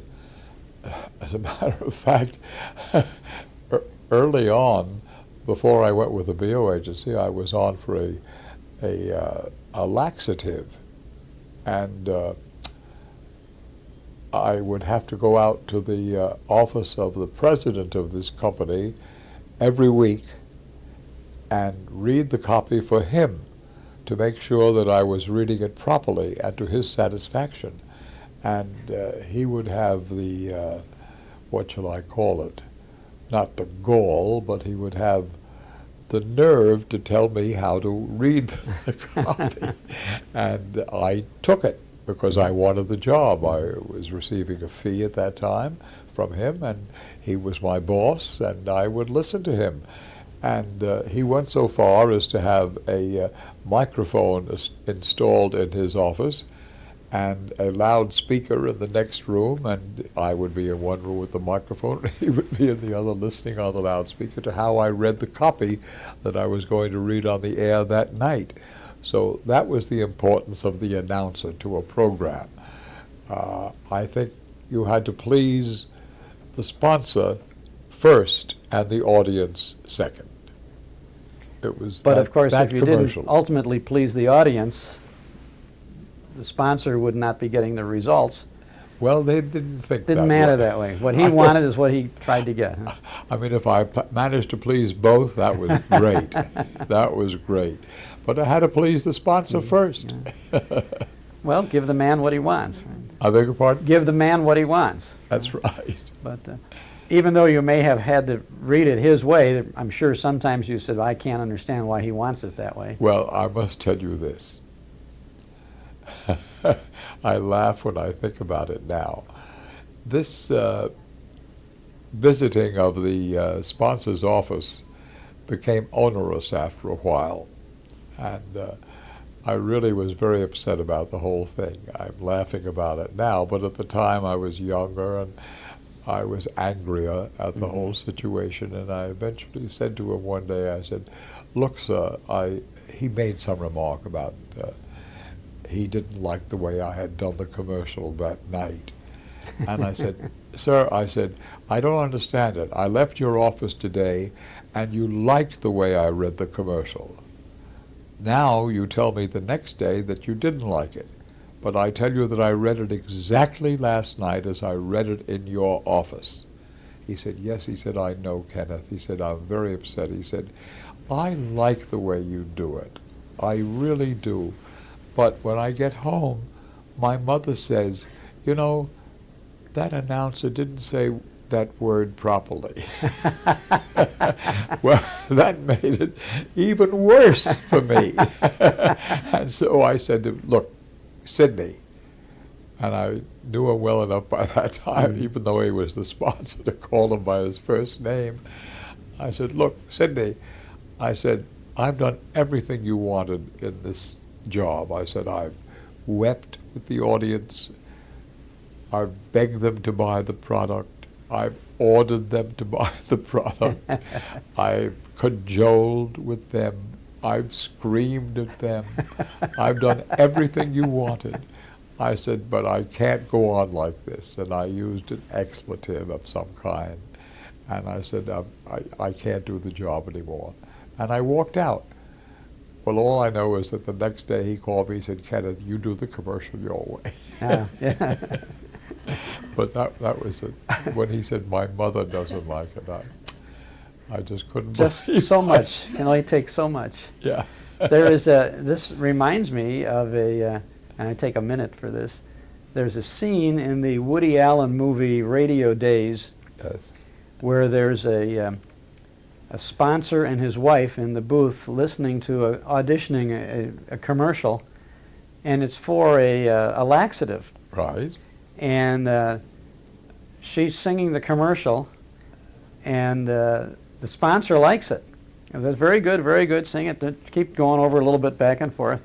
And finally the wife says, I don't like it at all, and the sponsor says, neither do I, get rid of him. That's exactly what happened. Maybe I told Woody the story. It's quite possible. I was in Radio Days, you know. Yes, I think you were. Yeah. I shouldn't Yeah. agree with you. I know that you were, yes. Yeah, in the very last scene, up on the roof of the building on New Year's Eve. It was fun. That was a great movie for any radio fan. Isn't that a lovely movie? Fantastic it's scene charming. up there too, yeah. It's really delightful. Well, you were doing all of these radio shows. There's one you did with for a while with Milton Berle. Yes, that was also for the BO Company. I think that was also one of the Philip Morris programs. I think Philip Morris was the sponsor of that. So your radio career has been tied into Chesterfields and Camels and now Philip Morris? And Philip Morris, yes. But never at the same time. Never at the same time. No. Did you work after Fred Allen? Had you worked with any of and Berle? I guess were there any other the major comedians? Yes, there was one who was very popular at the time, Al Pierce. That was for the Ford Motor Company. And Al Pierce came from California, I believe, and there he had a very successful little 15-minute program. And CBS liked his work very much, and they decided to develop him as a big-time star. I don't know if he ever became one, but he had a wonderful show, a full-hour program for the Ford Motor Company, and he had Tizzy Lish was with him, I remember, as one of the so-called stooges on the show, and Elmer Blurt was another character. It's all coming, but this is a marvelous moment for me with you. Thank you so much. I would have forgotten all this, but it's all coming back now. Well, thank you. And well, Elmer Blurt was a character played by Al Pierce. And yes. he would be How do you know all this? Oh, I've been listening and studying and reading. But Elmer Blurt was the reluctant salesman who said, Yes, nobody that's right. home, I hope, I hope, I hope. That's And right. That became a catchphrase Yes. across the country. I hope, I hope, I hope. That's right. Well, Al was very, very sweet. He became a good friend of mine. I had nice. fun doing that show because we traveled a lot with it. We used to go to different cities every week as a promotion for the Ford Motor Company, I suppose. You were mostly centered in New York. Oh, yes, Did only you New did you had you at any time been on the West Coast for any No, I length used of to time? visit out there, but I never worked out there. I worked maybe one, with Al Pierce, maybe we went out for a week or something. But New York is my home. As a listener from those in the days of radio, I grew up as a youngster listening to all those shows, and in later years involved in all the things that I do now, I've listened to so many of these broadcasts. I can detect a difference, a slight difference, but a difference in the programs that came from New York and in Hollywood. I don't know what I can't articulate that difference, but you could tell a New York show and you could tell a Hollywood show. Now sometimes Jack Benny would say we're in New York, Right. or Fred Allen would say, well, we're visiting out here in Los Angeles. But there were certain shows that, and almost all that we've been talking about, were New York shows, and we always knew it. I guess Fred Allen almost always came from New the York. East Coast here. Yes. Could you ever detect anything like that? Did you ever feel a difference between the East and West Coast as far as broadcasting these shows? Well, I think canned laughter was more a part of California shows than New York shows, I think. In New York, we used to do shows with audiences and use their laughter. And I used to detect something artificial about the laughter in shows from California. Now, I could be wrong. Well, I don't know if I don't think until the very end of the radio days did they augment the laughter or the Possibly audience not. You applause. could be right. But I suspect that maybe the Hollywood laughter is a little phonier. Maybe that was, just because it was Hollywood. it. Maybe that was it. Of course, my favorite show in New York, I must say, at that time, through those years, was Easy Aces. I thought that was just the brightest, most amusing show of them all. And I was fortunate enough to get to know Goody Ace rather well because as I say, I announced his program for a while, and he was a delightful, witty gentleman. He was just marvelous. And I also made such fond memories of him because he decided to use me as an actor on his show. And for many years I played his adopted son, Cokie, who was, yes, Cokie was their adopted son, and he was not too bright a young man, and he spoke rather haltingly. They said, "Oh, hello everybody, how are you today?" Yeah, he was that kind of person, which was completely different from my own persona, and I had a great time playing that part. And I used to do that 3 nights a week. He was on the air 3 nights a week at that time on NBC.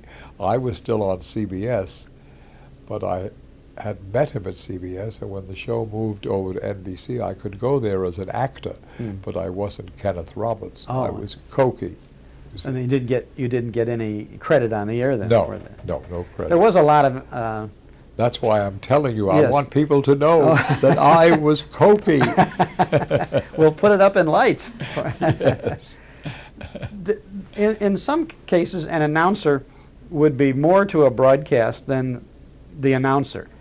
People like Harlow Wilcox and That's Don right. Wilson and Harry Von Zell Exactly. were integrated into the program content. About the only program that I'm aware of in which you had a stronger role or a greater role than the of the announcer might have been It Pays to Be Ignorant, Right. because you were kind of introducing the contestants to the crazy Well, panel. I also had something to do on Milton Berle's program. Milton would use me once in a while as his straight man, and I would do more than just the commercials. But you're right, there weren't that many in New York. Oh, I did the Steve Allen program for a while on television, and I used to have lines with Steve, but that's about all. That's about all. Aside from this exciting experience of working with Easy Aces as an actor, did you have many opportunities to act on any other programs? Yes, I think so. I used to do some acting. I was on March of Time. I managed to, as you know, they impersonated famous people in the news, and I was there. Alfred Lunt. Alfred Lunt was an important actor of the time on the Broadway stage, and every time there was a news item concerning Alfred Lunt, Kenneth Roberts played that part. So I did. I was on March of Time. What else was I on? I was on, once in a while I would do a small part on The Shadow. I was there anyway as the announcer. I would play a cab driver, policeman, or something of that sort. Somebody who had maybe 2 or 3 lines in the story. I never had any big important roles as an actor, except I used to be on the Columbia Workshop. Oh, yes. In the early days of its history. Did you do any of the You Are There programs? Yes, I was a correspondent on You Are There. There were 3 newscasters who were used. John Charles Daly, Don Hollenbeck, and myself. We were the correspondents on You Are There. Yes, as a matter of fact, I'm very proud of that. I'm glad you mentioned it. I'm very glad you mentioned it. That's one of the best shows I ever did. Marvelous radio series. And I'm so happy to have been a part of it. Well, you have had a marvelous radio career. You moved into television a little bit after the radio kind of Yes, I had to. feathered out. The radio disappeared. I had to go into television, and I was on the Jerry Mahoney show, which was Paul Winchell, the famous ventriloquist. Oh, I was part of that show, that's right. I did more than just announce. I was part of Paul Winchell's cast. I did,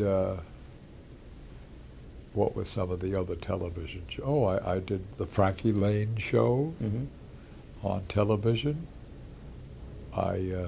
You're making me think. I haven't thought about these things in a long time. Let me say now. Television. I was a voiceover on television for many, many years. I did soap operas. And the one I did Secret Storm, which is gone by the boards. I did Life Can Be, Life Can Be Beautiful. I was on that for 25 years. On TV? On TV, yes. You didn't see me, but you heard me. Oh. You heard me on Life Can Be Beautiful. I did the news on television, on ABC. I had my own news broadcast at twice a night, once at 6 p.m. and again at midnight. I was on camera for that. So I moved around.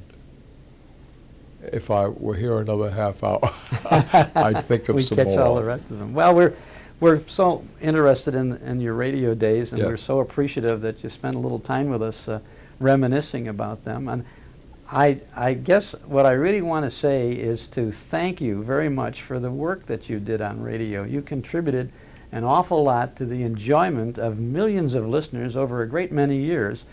And I know you were compensated properly for it. I know you had a wonderful time doing it.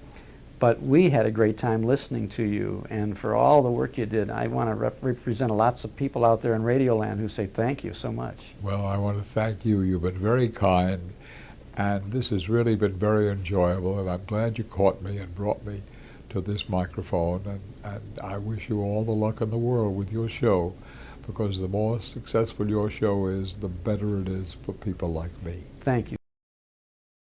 Fans of the Jack Benny radio show will instantly recognize the name of Larry Stevens, and we're delighted to be chatting with Larry Stevens this afternoon on our Those Were the Days program. Well, thank you very much. I really appreciate you having me on your show. It's kind of exciting. This is the first time I've been to one of these Friends of Radio, and came a long way. Came from Santa Barbara County, but I'm really enjoying it, and I've met so many nice people since I've been here. I've only been here, not even 24 hours, you know.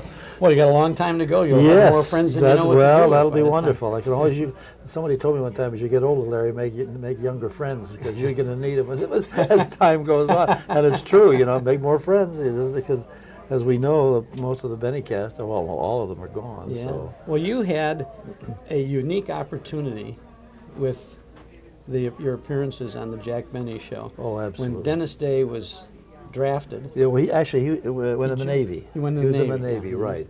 And that's when I auditioned for the show, which was interesting in itself how it happened. I was 20 years old at the time, and the Coconut Grove, they used to have a buy a bond night. And if you went down to the Coconut Grove, Freddie Martin's orchestra was there at that time, and as a matter of fact, I think that's where Merv Griffin used to sing, was Freddie Martin. And so anyway, excuse me, I went down there with this friend of mine, bought a bond, and you could get up and sing or dance or direct the band, tell jokes, anything you wanted to do if you bought a bond. So anyway, this guy that I was with bought this bond, and they said, okay, we got some kid here's going to sing Stardust, so, you know, they said, oh, no, not another singer, you know. That's all you hear at those things, people want to sing, which is understandable. But anyway, so I got up and sang a song called Stardust, and they received it well. And at that night, of course, the place was full because that's where they went, at the Coconut Grove. And for bond nights, that was a big meeting place. It held a lot of people. It could hold a lot of people, you know, a few hundred. So anyway, I sang this song, and there was an agent in the audience who handled the Ritz Brothers and Ethel Merman, and he called me and says, hey kid, I want you to come to my office tomorrow, I want to talk to you. I says, what about? You know, I didn't know this guy from Adam. He said, well, Jack Benny's looking for a singer, Dennis Day's going in the service. Well, I didn't even dawn on me because I was working in the defense, but I'd been in the service and I was out. And, excuse me. So I went up and signed with him that Monday afternoon. This show was on, not the audition, but the Coconut Grove thing was on a Sunday night. So I went and signed with him, and he had me audition for Mary Benny 2 weeks later. And then she said, I want Jack to hear him when he comes back from New York. So I went in there the next couple of weeks, and I sang for Jack. And Jack said to me, hey kid, can you sing the song a little higher? Because I didn't have the high voice like Dennis had. See? So I sang in the higher key. He says, no, go back to your original voice. So I said, okay, Mr. Benny, you know. So I went back that and I sang the song, which is I'll Be Seeing You. And then he came out of the booth and walked over to me with his hand out and turned to his agent and said, sign him. Well, you know, it was such a thrill because there was 150 guys auditioning for Wow, that show. yeah. You know, Dick Haymes wanted the show, and Sinatra had his own show at that time. Sure. He wanted Sinatra to do the show too, and Benny had says, you know, maybe I can get Frank Sinatra to do the show. Benny said, you know, to Mary. She says, Jackie already has 2 shows. Benny said, well, maybe he'll hire me. You know. So anyway, but of course Frank was a big star at that time. You know, in '44. Now this was 44. Right? 44, 1944, yeah. So my first show was in November of '44. Now, did they sign you to a long-term contract? Long-term contract with options every 13 weeks, like every everybody 13 else. weeks. Yeah, they had options. So, and had you expected to just simply replace Dennis from here on out, or did you expect that when Dennis got out of the service? Well, we knew that Dennis. I didn't think of that at that time. I was just so thrilled to be on the show like that with all of these stars that I used to. 6 years ago, or prior to that, I was 15. I was lying in bed listening to all these, you know, Phil Harris and Rochester, and of course Dennis at that time, and prior to that was Kenny Baker. But you know, and Mary and Jack and of course Phil Harris. I mean, I just couldn't. You know, I was in awe. Yes, sir. Just want to get up on those stairs working. Oh, okay. Of Quickly course. go by. Thank you. And so let's see. Now I was talking about. Jack, where was I? I was the gentleman came through and I lost my train of thought. We're talking about you were listening to Jack Oh yes, on as the I used radio to, as I used to kid. listen to I used to listen to Jack on the radio as a kid, and little did I dream that I'd be on that show 6 years later. And of course, I was in awe for about a year, my mouth hanging open, walking around looking at these Phil and all, you know, and of course Frank Nelson, who I loved, and he was just a tremendous guy. I would say he was the one I think that Benny really broke up, or rather he broke up Benny more than anybody else, because he got into his parts so much, you know. Benny used to look at him sometimes and just completely break up at rehearsal. They'd be doing a scene as a floor walker or as a conductor or something. He says, this guy really hates me, you know. He got in, and Benny used to break up, because Nelson was so into it and such a fine performer, you know. And there was one scene that we did that was with Jack, and Jack was going to New York. And so Benny says, gee, I better get a ticket to New York. I don't have one yet. So, of course, he goes over to he says, there's the ticket taker over there. So, of course, he goes over and says, oh, mister. And he says, yes, are you the ticket taker? He says, well, what do you think I'm in this cage? A canary? You know. And Benny says, well, gee, I just wanted to buy a ticket to New York. He says, well, he said, what are your prices? And Nelson said, well, we have one for $129.95 and one for $79.95.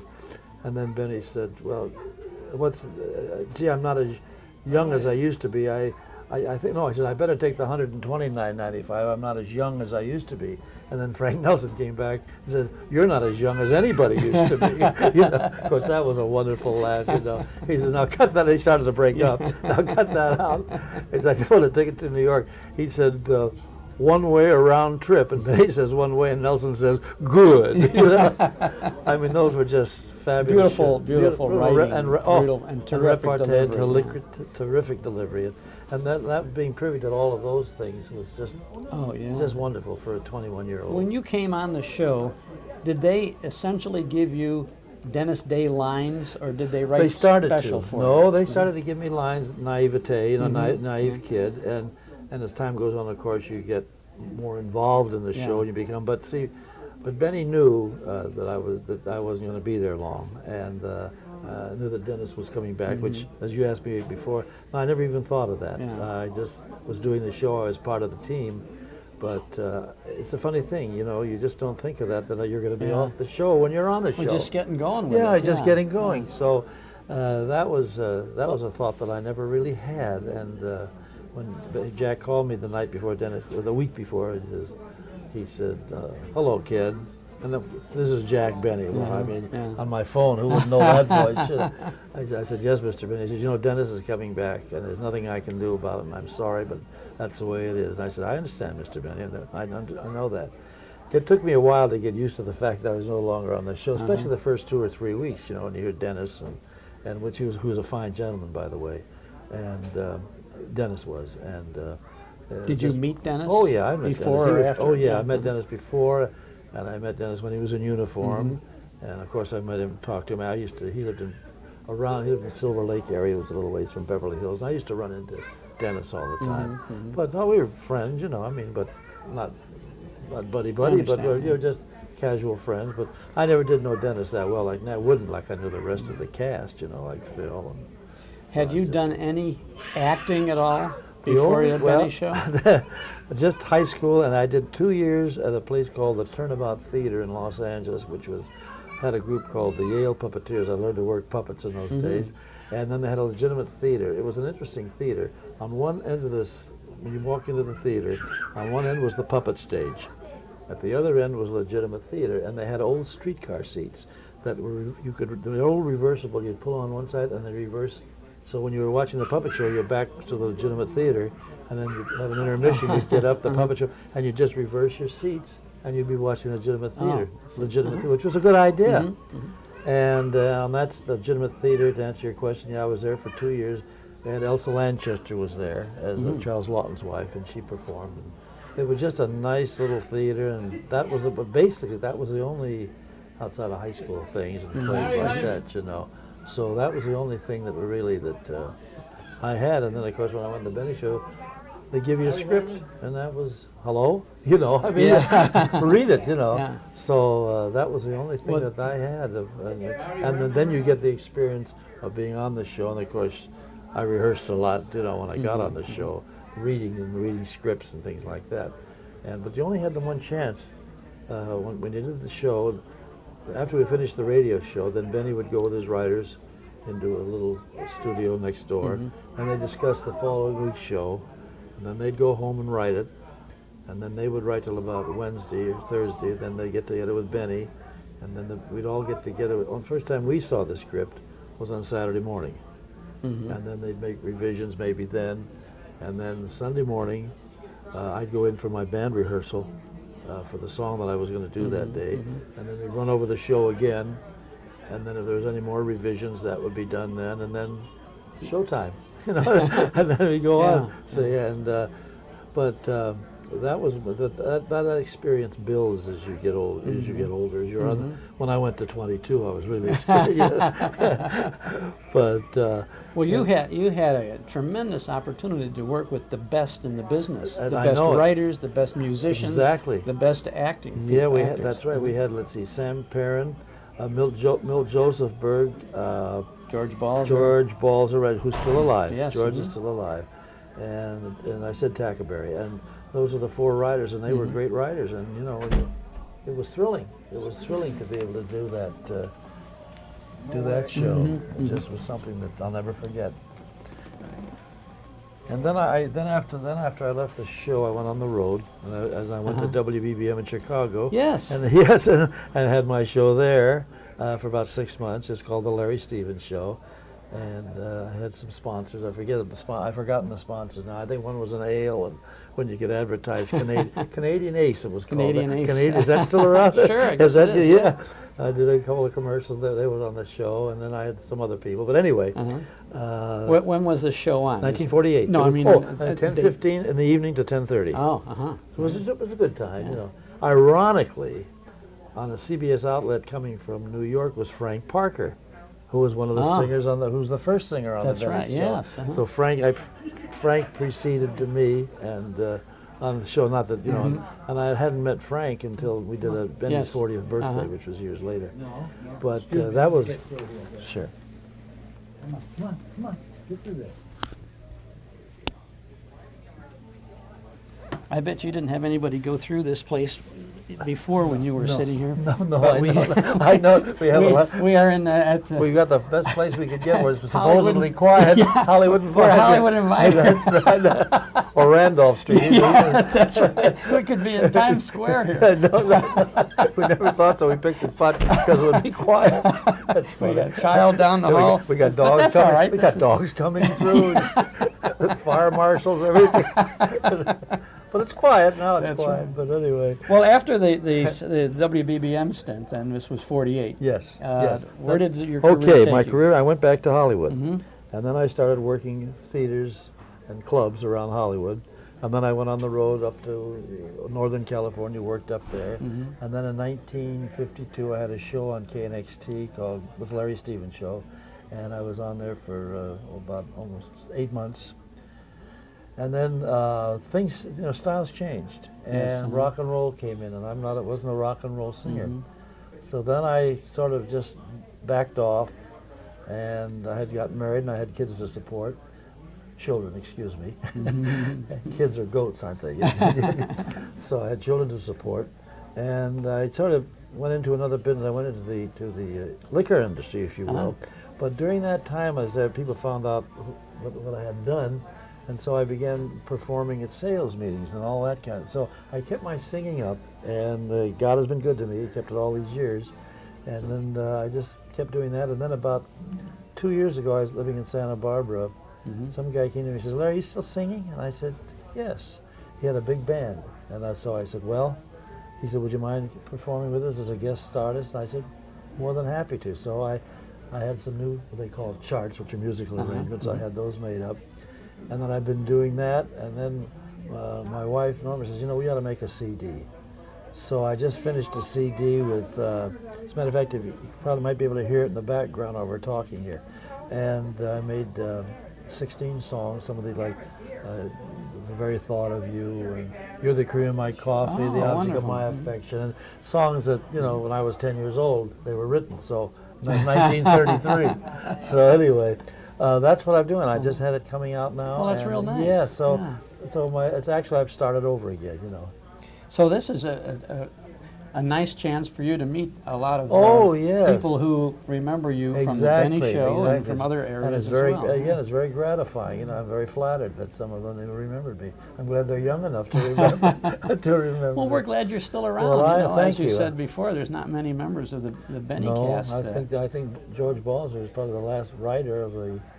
Yeah, I think so. And Sam Perrin just. You know, we lost Sheldon Leonard. Too, I know it. That's right. On the show, he was on it. the tout that that's he right. would do. Yeah. Hey, Mister. You know, that was hey, bud. Hey, bud. Yeah, those were great. Just wonderful things. We had Walter Winchell on the show. We had Rita Hayworth on the show. We had Joe Lewis on the show. Fred Allen on the show. And as a matter of fact, we did a show from the Plaza in New York. And that was exciting. We had about 1,000 people. That's when Fred Allen was on the show, and that was 1945 in April. And my wife and I had just gone back to New York 2 years ago, and she had never been into the Plaza. You know, it's beautiful with the carriage lights out front, and just a beautiful old. You walk in, and the concierge is there, and then you have the. Here's your friend coming through again here.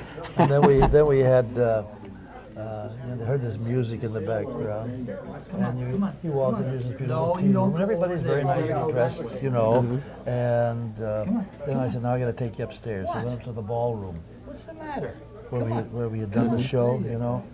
And I had Norma, my wife, take a picture of me standing there. And it was very nostalgic. It was very teary because I'm beautiful. I stood in front of there, and there's nobody there, but just me. We did that show from there, you know. It was very touching, very teary. And I still have that picture. That was a couple of years ago, but I didn't think I'd be back there again, you know. But and though my whole world has changed a little bit now. I'm getting interviews, and I'm getting offers, and it's kind of exciting. It's a renaissance for me, really. And, well, that's wonderful. As I say, God has been good to me and kept my voice, and I think that's the attribute that I have is I took care of it and I didn't abuse it. And, I never smoked, even though I was on the Lucky Strike show. You know, had all the free cigarettes I wanted. But did they offer cigarettes free to everybody? Oh yeah, in those days they did. Yeah, they used to have people on the street handing out cigarettes. I don't know if you remember that. Or not. Yeah, sure. Oh gosh. But you know, I always got a carton of cigarettes, and I just give them away. You know, I didn't. Don Wilson told us one time that he smoked Lucky Strike diligently. He said until. The radio show or the TV show ended when the Lucky Strikes.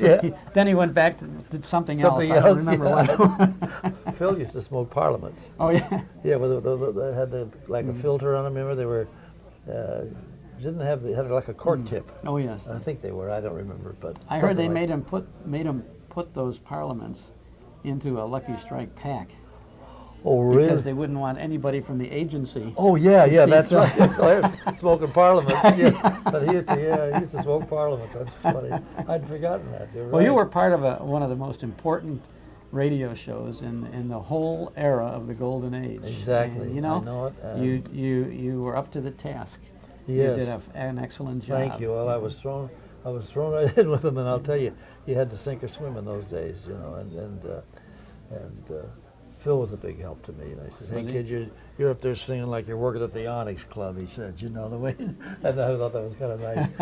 I just thanks Phil, you know, and he was a big supporter. So you had a song on every show then? Oh, every Yeah, song. right. The only time I didn't have a song was on, you know, the shows would run the actual dialogue was only about 15 minutes. Mhm. Because the opening and closing was music and applause and incidental music and laughs and things like that. Oh, the laughter oh, took yeah. up a lot the of laughter, time. See, the laughter, that's Yeah. right. And people thought, well, a half-hour show, it's a half-hour Yeah. writing, but it wasn't. Mhm. But you had to just throw your best shots there Mhm. for dialogue right then and there. So, and Benny, I told you that story, yeah. I started It's becoming okay. redundant. there, Benny's you know. pauses took up enough time on the show. Yeah, right. Well, we used to open the show. He had a warm-up show, Uh-huh. and of course Phil used to come out and sing. He'd had Phil open up for the audience before the show, Mhm. sing "That's What I Like About the South," and Phil could lift those people right out of their Oh, chairs, yeah. you know. And then because then Benny would come on. We all had pennies in our hands, and then Benny would come on, and he'd take his violin. Of course, we'd all go, "Oh no," you know. So Benny would start to play, you know, da da da da da da da. His violin bow screeching across the violin. And then Benny would say, "I bet you thought I was going to be lousy, didn't you?" He'd be playing his violin. So he'd start playing a few more strands. Then we'd all throw pennies on the floor to Benny, see. So Benny, he didn't look down. He'd just keep playing the violin for about 15 seconds. Then he'd say, "Well, I can't wait any longer." And he'd put the violin on, bend over, and start picking up the pennies, you know. But that was, And you know, this was kind for of the studio this was for audience studio before audience, the yeah, show to went see on it. the air. Yeah, Wonderful. right. So things like that people never knew, you know. But I'll tell And you. everybody liked Jack Benny. Yes. Never have run into No. anyone who didn't No, like Jack Benny. No, I know. He's had quite a varied career from Yeah. vaudeville up through and into television, the transition, you know, and then of course, unfortunate, he didn't know he was going to die, you know. He just had this pancreatic That's right, cancer, yeah. and he was gone in 6 Yeah, weeks. That's yeah, it was what's amazing. devastating, you know, because as you know, he was going to do the Sunshine Boys Yes. with George Burns, you know.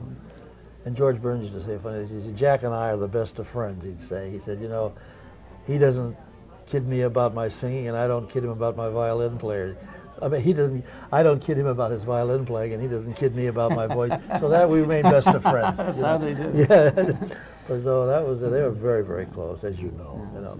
And he had very few people he had for dinner. He'd have maybe George Burns and the Cummings. Robert Cummings was a good friend of his, and a few other people. That was about his circle. You know, he was just a very private man, but a wonderful man. Yeah. you know. Well, he certainly knew his business, and Yeah. I think he made a good decision when he asked you to be on Well, the show. thank you. It was a thrill, and it was something that even at my age now, you never forget. That's why I'm still talking about it, you know. And people want to know about Jack, and I don't blame them, because he was just a wonderful, kind, generous man, you know. And, Well, you've he been very wasn't cheap. generous with your well, time, thank too. you. My Larry pleasure, Stevens, Jack. thank you very much. Thank you very much for having me again. I Thanks so appreciate much. it. See you in Chicago. Okay. All right. All right. Thank you, Alyn. Gosh, Betty, Jack is in serious trouble. Shall I go get Uncle Jim? Oh, never mind, Billy. You know Uncle Jim can't help Jack. Jack does everything for himself. And so, with Jack doing everything for himself, we leave the adventures of Jack Armstrong from 1939 or 33 or 46 and move to 1970. And at our table at Sages East, we have John Gannon, who played Billy Fairfield on the Jack Armstrong Show, and Sarah Jane Wells, who was Betty on the Jack Armstrong program. Sarah Jane, what is the most vivid recollection you have of the Jack Armstrong program? Oh, I think possibly in the long run, what I remember most is the hard work and the tremendous amount of fun that we had. A happy combination of two things. It's wonderful if you can combine hard work with fun. Well, we did. did. You were Betty for how long? For, 33, 34 to 47. however Almost much that is. just about the entire run of the program, right? Well, pretty much. Yes. And John Gannon, you played Billy Fairfield. Well, I started in 33. Sari she played a heavy at first, Gwendolyn Duval. I was the villainess for the first 6 And, months. After a few months, Sari became Betty.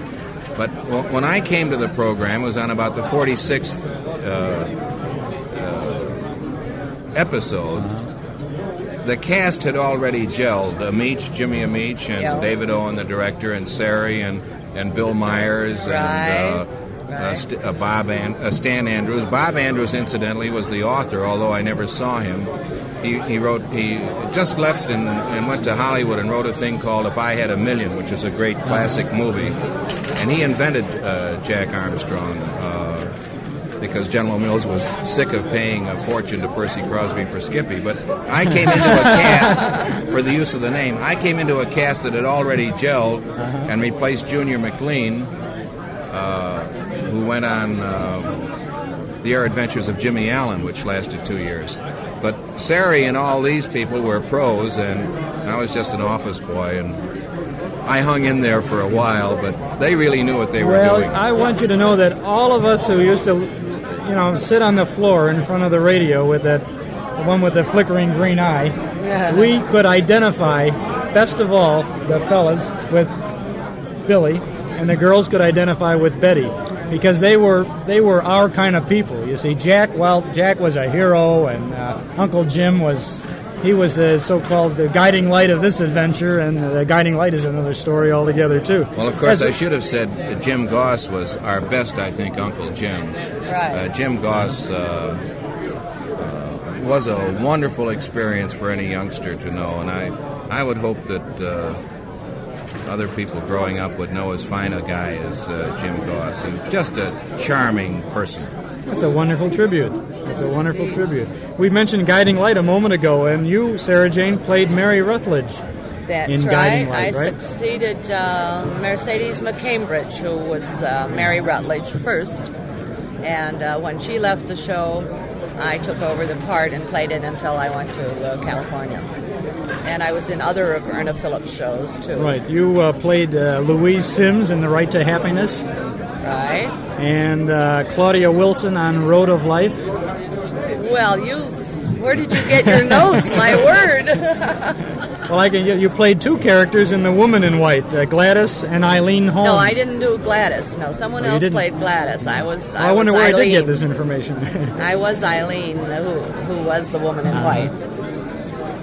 What about those days? You often did you were doing 2, 3, 4 different programs at a single time, right? Well, we would go from we would rush from the merchandise mart to the Wrigley building and over to do recordings and back again, and it was a rat race in a sense, but it was an exciting experience, and we always made our commitments on time. Yes, sir. What I'd like to say is, in this day when no actor is really making the money that he should in Chicago, and as I told you earlier, I'm a Johnny One Note. There was no place in the industry for me. But we worked for an advertising agency, Blackett, Sample & Hummer, that originated more network commercial time in Chicago than all of the advertising agencies in the United States originated in Hollywood and New York combined. Actors used to come to Chicago because girls like Sari and the others were making radio so popular. But here was one, the Chicago field office of Blackett, Sample & Hummer, did more network commercial time in the middle 30s out of Chicago than everybody in New York and Hollywood combined. That's amazing. Chicago really was the heyday of Chicago radio, and right. it was the mecca of radio because, for instance, many film stars, later film stars, were here, played in radio programs with us, and then went on to other things.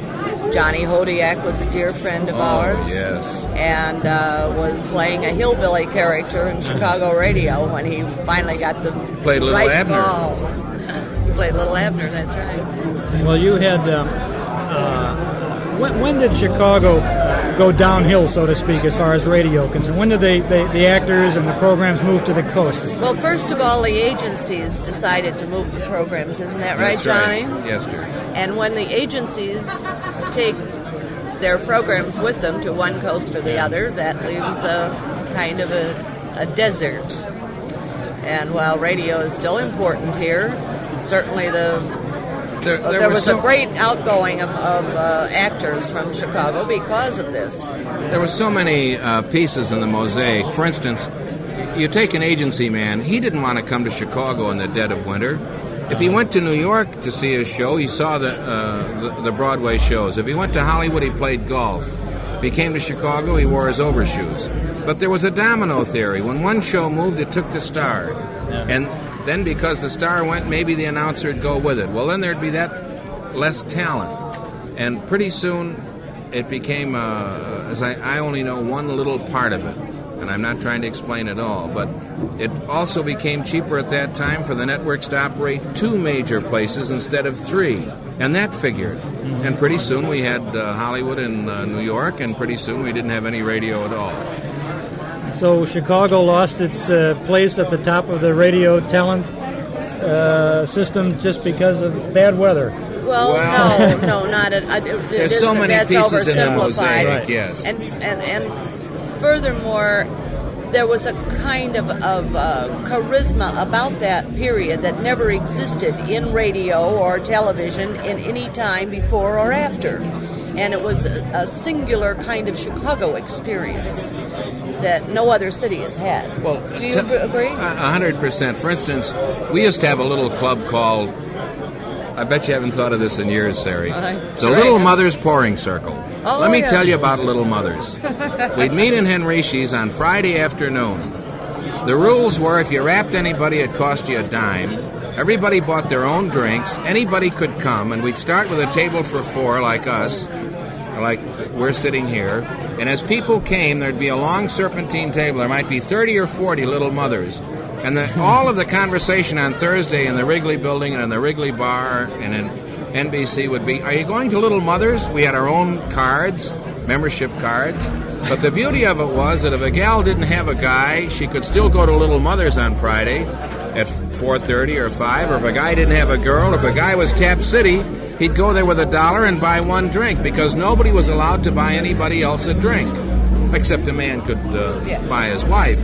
But nobody ever had a big shot and buy for the table because there might be 20 or 30 people there anyway.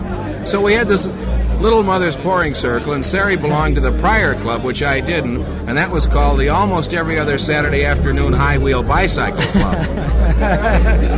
And you forgot that. No, I have never forgotten that. Never. Little Mother is pouring great memories this evening, aren't they? It's really great. We really appreciate your being with us today. Thank you so much, Sarah Jane Wells, who was Betty and Jack Armstrong, and so many other wonderful radio characters, and she's a wonderful personality too, and John Gannon for being with us today. Thank you very much.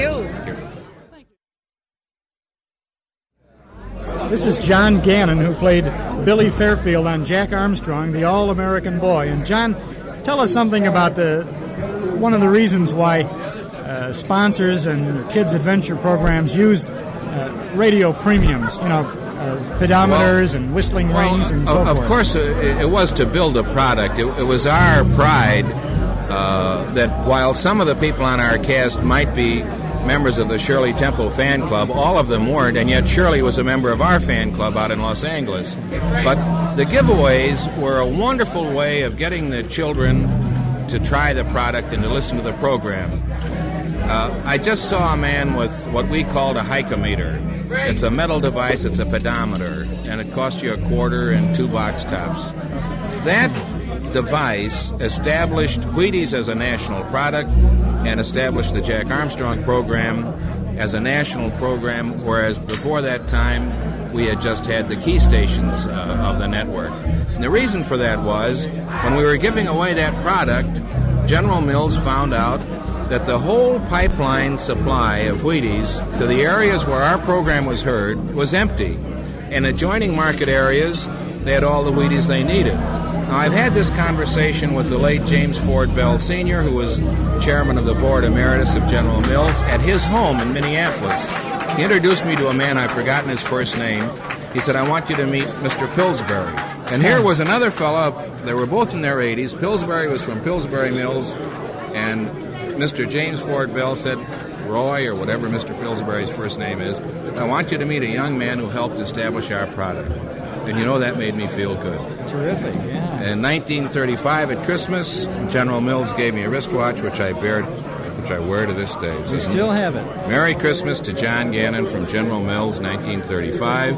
And I wore it all during the war, and people thought I was related to the brass, but I wasn't. I was a private first class and very happy. I'll trade you a pedometer for that wristwatch.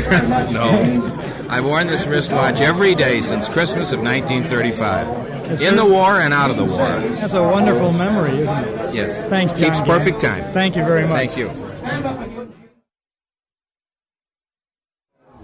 We're talking to some familiar voices to radio listeners at Sages East today on our Those Were the Days program. We have with us at our table now George Gilbert and Anne-Marie Gayer. And George was a familiar voice to listeners of Sky King. And George, what other programs were you Well, I worked involved with Sky King, Tom Mix, Jack Armstrong, Betty and Bob, any number of shows that I could get cast on. I don't know if you remember Freedom of Opportunity or Peter Quill or the Chicago Theater of the Air, or actually what I was was called a freelance radio actor, which means that I had to go out and find each one of the jobs myself, get the specific producer of the program or the director of the show interested in hiring me as talent per se.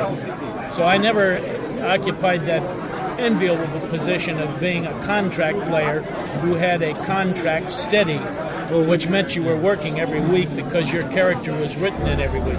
I would come up with juvenile toughs, Chinese, Mexican, change my voice around. I might be an old man at one time. I did character voices. Would you? How about doing that for us? Give us a juvenile tough, a Chinese, and an old man. Well, juvenile tough. Let's see. All right, Louie, you think you can get away with this, but you're not going to do it, baby, because I'm ready for you all the way down the line. Now, the way we got this lined up, King and these guys are going to be there in the mine. We're going to have the dynamite in there. Or I might say, well, gee, Sky, I only did it because I liked him, and I didn't know it was going to hurt anybody. Or I'd come in with German, we are going to get Sky King if it's the last thing that we do. You know, this type of thing. Or an old man, Gibbs, idiot's a fine horse. Yeah, that sounds a little like Walter. I think the Nazis really suffered at the hands of the kids' programs during the war, didn't they? Anne-Marie Gayer, you were in Chicago probably at the tail end of the time when Chicago was the heyday for radio drama, right? Now, then I did I did Woman in White, I did First Nighter, I did a show called Bob Becker's Pet Parade, if you remember that. I did American in the Air, there was another one, war show. I did Ma Perkins, I did... Were you a continuing character on Ma Perkins? No, I was like George, I was... You on jumped Woman in in White, I had a part that was continuing. Well, you must have been a nurse on Woman in No, White. I was the daughter of the doctor. That's close enough. Close enough. Now then you went to one of the coast, right? No, After... then I went to New York because most of us did go because the shows went to New York. Right. So there I worked all the shows, but the like my main things, like George says, contract things, was Katie's Daughter, and Katie's Daughter was one of the really one of the later soap operas. Right. It was on what network was Katie's Daughter? NBC. NBC, and this ran from about 46 to 48. Yeah. And this was on in the mornings, right? Right. And the women would iron and launder and. It was for Sweetheart Soap, yeah. Sweetheart Soap. And then I did Trudy Bauer on Guiding Light. I did that for many years in New York. you And then work we with went on Ethel Owen in television. Chicago, and when she went to New In York? New York, I worked with her. I see Ethel every once in a while on some of Bob Hope's specials. Oh, yeah, she's on the coast now. Does quite a few And then I was on Let's Pretend for about 12 years, if you remember that children's show. One of the all-time favorite That's kids right. programs. Now, you weren't Sybil, because Sybil was I Sybil, wasn't right? Sybil Trent. I was Anne-Marie Geyer.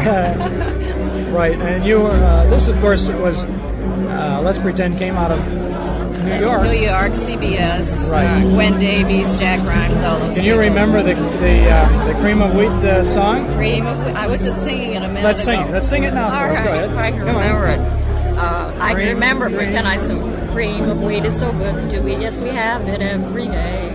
We sing the song, it makes a song, and it makes a shout. Oh, right! We had to do it like that. It's good for growing babies and grown-ups too to eat. For all the family's breakfast, it's always you cream can't of be cream. wheat. All right, let's give her a round of applause. While I have the opportunity, I want to commend your station on bringing back the radio broadcast that you're doing presently. Thank you very much. In the afternoon, I hear it at 5:45, and sometimes I hear it in the morning. Right. Well, And we I've do- enjoyed so much hearing some of the old-time shows that you're broadcasting there, and the opportunity of hearing some of the folks that I used to know. That's terrific. My show is on Saturdays from 1 until I'll look 4, and we do forward the to old listening radio to that shows, one, too. too. So Are you the Evanston station? That's correct. I can't get you in Chicago. Our listeners I will be glad called to hear you. that. I called you. You called us. Yes, at one time, and somebody wanted me to come out there for some sort of interview. But then I could never hear your show. I couldn't get it on Well, the we're going to send you a copy of this tape so you'll be able to hear this show. Oh, As a great. matter of Okay. fact, Bill Plant, who you met here with Right. CBS, who's Right. working with CBS, started as an announcer at WNMP, and at one time I used to sell for the station No as kidding. a station sales. You didn't sell soap. No, I sold radio time for right. WNMP. Oh, it's Old Home Week here at Sages East. With George Gilbert, who was on Sky King, and so many other wonderful, great programs that we remember, and Anne-Marie Geyer, who was the queen of the soaps and one of our favorites from Let's Pretend. And she must have been a very little girl on Let's Pretend, because she's not a very old gal right now. Thank you both very much for being with us Thank today. you so much for inviting us. Thank you. We're at Sages East, and we're talking with Shirley Bell Cole, who was Little Orphan Annie on radio way back in, I shouldn't say way back. How It's long way ago? back. How long ago were you Little Orphan It's Annie? way back. From about part of 1930 to part of 1940. Comes to about 9.5 years altogether. Now, that program originated in Chicago at Yes. WGN. WGN. We worked at WGN in the early years, and later years when it went network, then we worked out of NBC. I see. Was that at the Merchandise Mart? At the time? Merchandise Mart, yes. I see. And you were, well, how can I tactfully ask? You were a teenager at the time? Well, yeah, I got to be a teenager eventually. While you were Little Orphan Annie. I was Little Orphan Annie. For all of those listeners who want to know, this Little Orphan Annie has eyes, and you can't see very well. You know, the part was taken over by a Janice Gilbert, right? Was that after you were Little Orphan Annie? Janice Gilbert? No. There was never a Janice Gilbert that I know Maybe that of. was a recent name then, because I've got a Janice Gilbert's name in my memory book. Now, when did Little Orphan Annie go off the air? It went off the air at the summer of 1940. And then Ovaltine came in with Captain Midnight at that time. That's correct. And Little Orphan Annie was relegated to the comic pages after that. Very true. Right. How long did the program run, totally? 9.5 years. You were... Because it started in the latter part of 1930 through the summer of 1940. Oh, I see. Now, there were many premiums, such as shakers and decoders. And do you have any of these? Do you have many of them? I have just a few things, I'm sorry to say. I wish I had more. You didn't send in the Ovaltine labels or anything like that to get them, I suppose. Well, it was a little difficult getting them. There were some complications, but I do have a shake-up mug and a hot Ovaltine mug, and these have the comic strip character as such as a decal on the face of these drinking How about mugs. no decoders? I do not have a decoder pin. I'm very much ashamed to I'll say. trade you a decoder pin for a shake-up mug. If I had more than one, you'd be welcome to it. It wouldn't even be a trade. I noticed that one of the characters on the Orphan Annie show was Aha, the Chinese cook. And that was played by Alyn Soule. Now, do you have a recollection of Alyn Soule playing Very much Aha? so. Very much so. He was really the backbone of Chicago radio, I think, in the 30s and the 40s.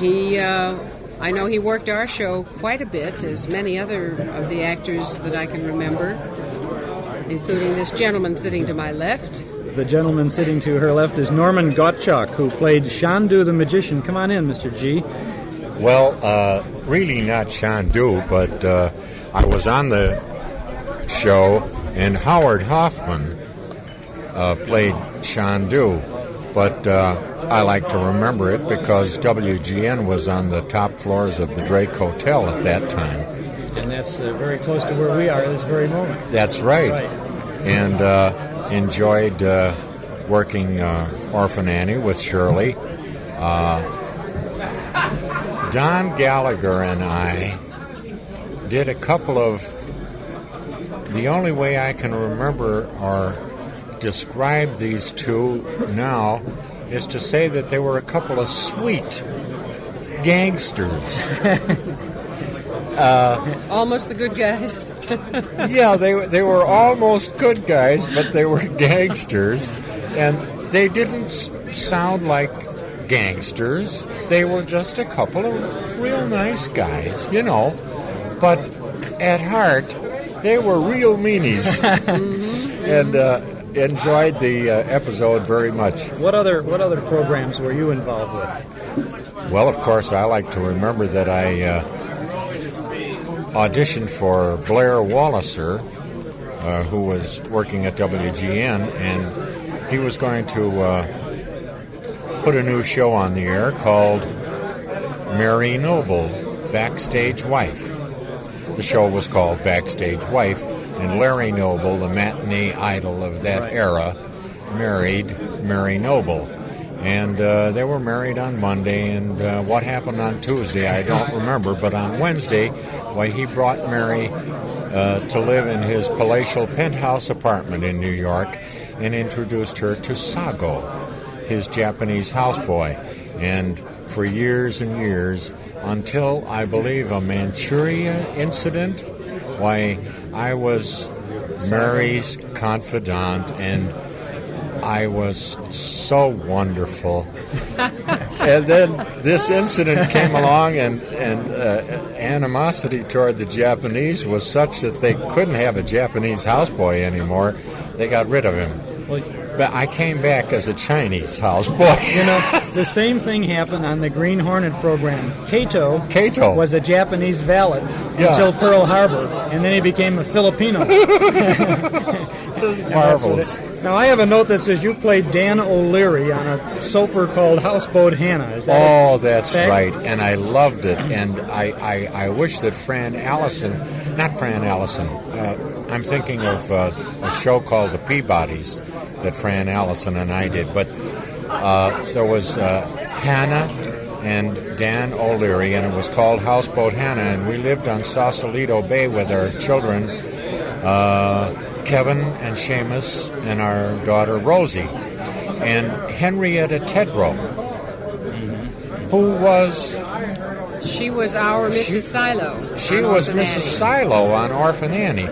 Well, she and I played Hannah and Dan O'Leary. Now, Mrs. Silo and Mr. Silo were, of course, farmers, correct? These were the farm folk who took care of Annie. Annie lived with them when she wasn't traveling with Daddy Warbucks. Right, and you got into many, as they say, many misadventures, right? Oh, yes. That was the purpose of the whole thing. You were asking Shirley about a coder, a decoder, and Ovaltine labels and so forth and so on. See, on Houseboat Hannah, we advertised lava soap. And, I think if I went down in the basement and looked in the corners, I'd still find some bars of lava soap. Well, I've got dibs on it if you find it. They used to give it to us by the gross. That's marvelous. You also, Norman Gottschalk, were on Silver Eagle Mountie. Is that a fact? Silver Eagle? Silver Eagle?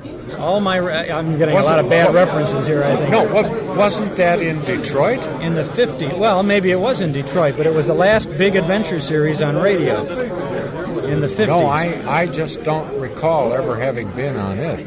Well, you're listed, boy. Wait a minute. Silver Eagle. Yeah.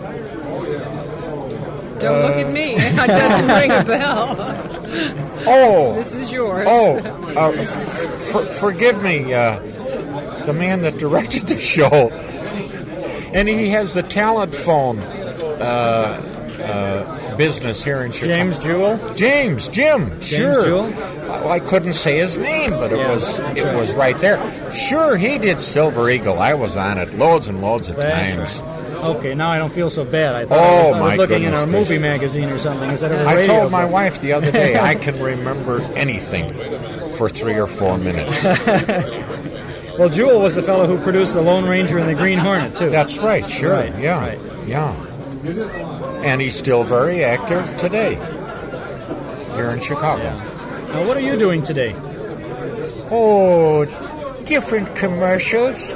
Different commercials? This kind and that kind. Where do we hear your voice on TV commercials, I assume? Well, I'm a Mars Naut for Kellogg's. You're still working for the cereals, aren't you? Oh, sure. There'll always be cereals. That's right. And for Murphy Miller, why, I'm the zookeeper, and all the animals are having a sit-down strike. And they won't eat. And you know what they do?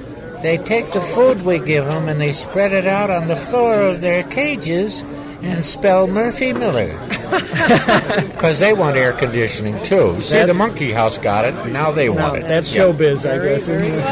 Shirley Bell Cole, what are you doing these days in 1970? Few years as after I Orphan Annie? have been doing since about 1945, 46, I've been, shall we say, a homemaker. That sounds a little more glamorous than just a housewife. Well, what does your husband think of being married to Little Orphan Annie? He kind of got used to the idea. Are you the same chatterbox that you? There are moments.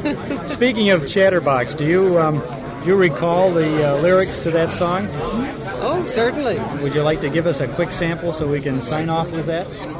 Well, you mean spoken or sung? We have to have a first class. We'll give it the full treatment, huh? Full treatment. Now, let's see. Who's the little chatterbox? The one with pretty auburn locks. Whom do you see? It's little Orphan Annie. She and Sandy make a pair. They never seem to have a care. Cute little she, this little Orphan Annie. Bright eyes, cheeks of rosy glow, there's a store of healthiness handy. Might size, always on the go, and if you want to know, Arf says Sandy, You can't sing any better always now wears than you a did 30 sunny years ago. smile. Now wouldn't it be worth the while if you could be like little Orphan Annie? Well, thank you very much. Shirley Bell Cole and Norman Gottschalk for spending a few moments with us today on Those Were the Days. Thank you very much. Thank you. Thank you very Our much. pleasure. That was great fun. Don't go away. Grab those controls, Johnny. Ivan Shark is catching up to us.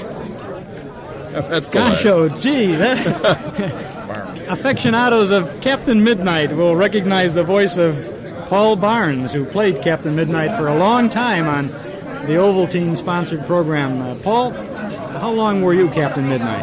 I was Captain Midnight for just a year, but I was many other characters on the show before that. Now, who did you play? I played mostly villains, actually. Characters who might not be recognized by their names today, but certainly would be recognized by their voices. One was a Nazi, of course. He was the arch-villain during World War II. You see, Ivan Shark was only associated with him. And the thing I liked about this character particularly was he had to speak French with a Deutsch accent. Which is not an easy thing. No, and we actually did it. actually spoke in French, page after page of dialogue, while there was a translator on the sidelines, to tell people, you know what he said so-and-so and so-and-so, and gave the translation so the kids, of course, could get it. But I actually spoke French with a German accent.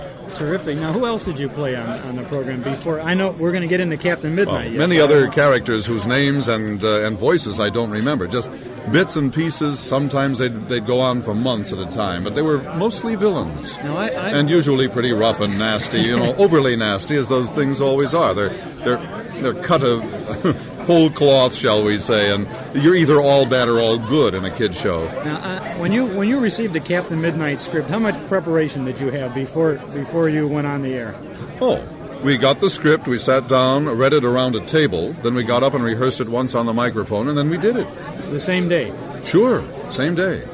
And in those days we had a repeat for the West Coast, which we did live. We would have about a half hour off, and then we'd come in and do the second broadcast for the West Coast. There was no tape then. There was acetate recording, but acetates were uncertain at best, and the needle could jump and so on. And so generally we did them live. I understand that when they first started with the transcriptions, of course there was no going back once you started because That's of right. that sort of thing. And many's the transcription that got 14 minutes into a 14-and-a-half-minute program, and I can remember occasions when we were doing slide films in the old days, slide film recordings. A 15-minute recording would start perhaps at noon and perhaps still be going on at noon the next day because during the last 5 seconds, because of tension, somebody would blow it.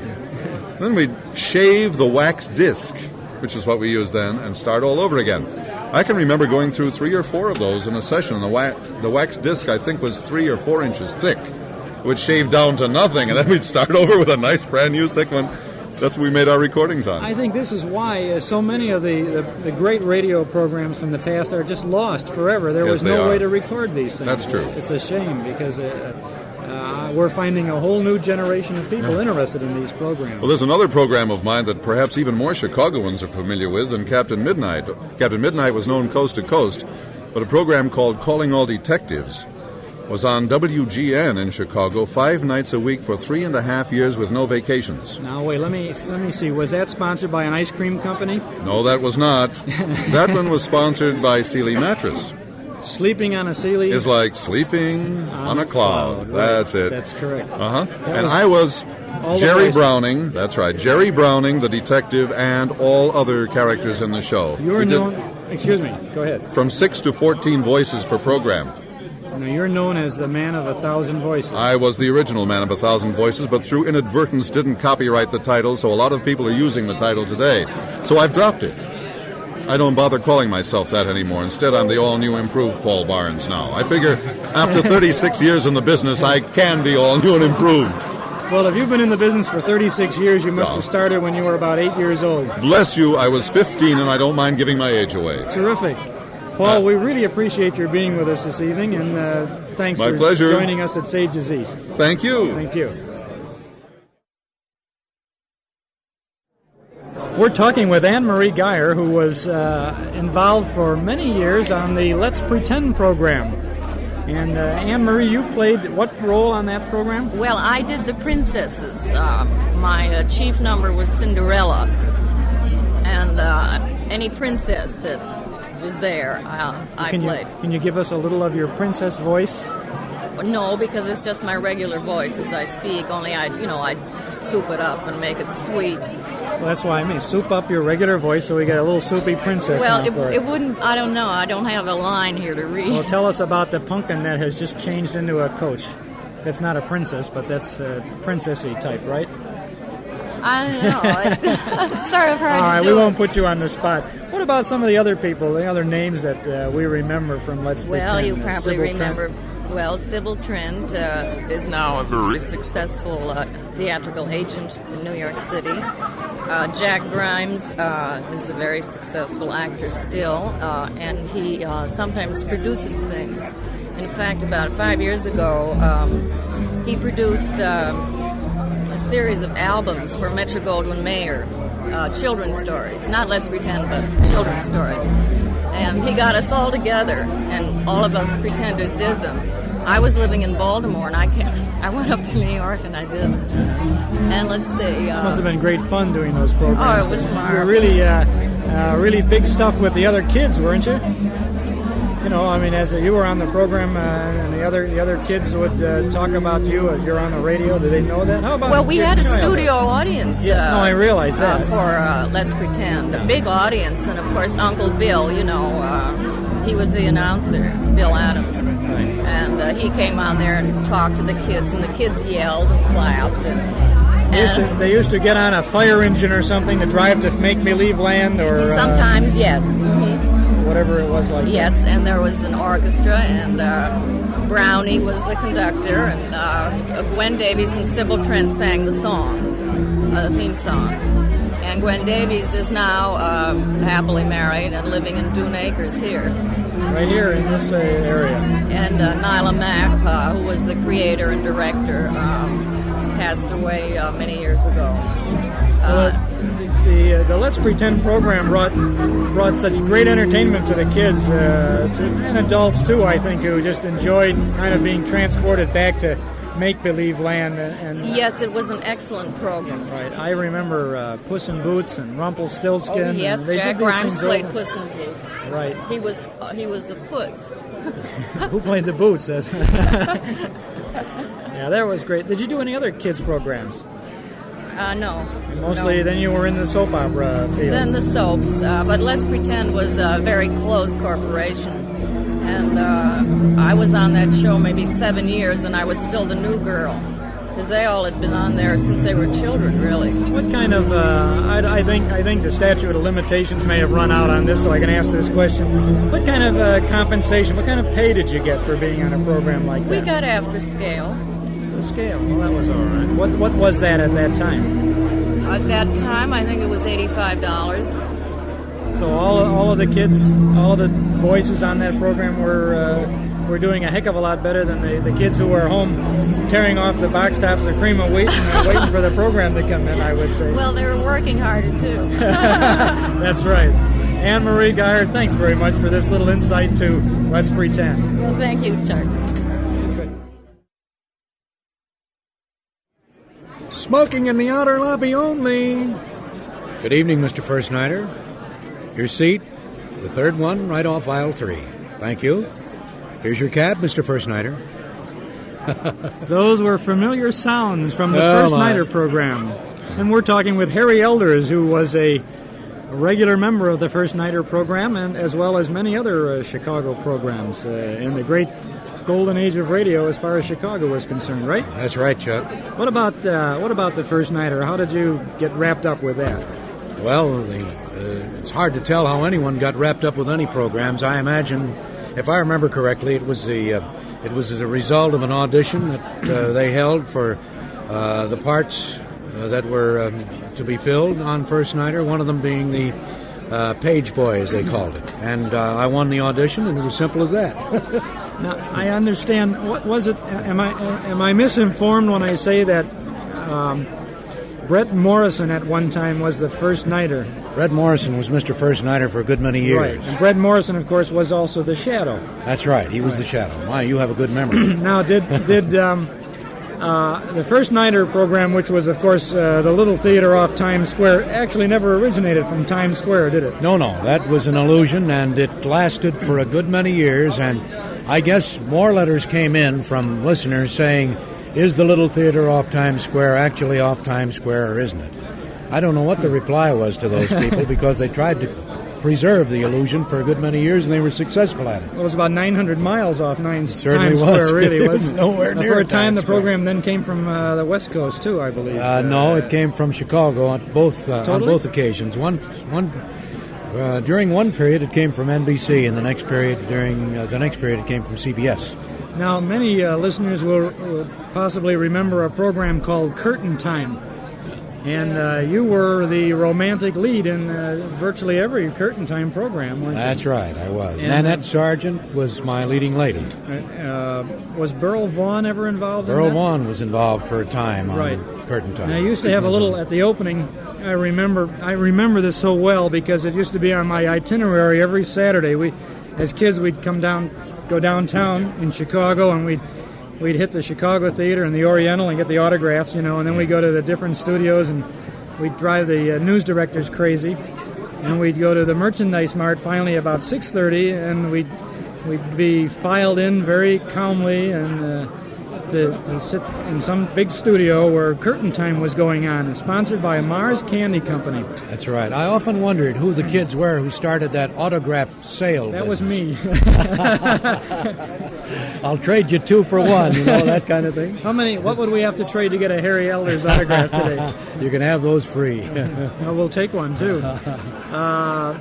You remember a fellow who used to say, curtain time, curtain time. Oh, yes. George Caesar, who's now on the West Coast. And George had to stand on tiptoes in order to get high enough to do that. Right. Those were some we used to kid him about it. Great programs. Everybody had a visual picture, a word picture of what was happening on the air. And when you got to the studio, you kind of played it pretty well because the men were in tuxedos or dinner jackets, and the ladies wore full-length formals. That's right. And it was a good show to see as well as to hear. And curtain time, how long did that run? It ran for 5 years.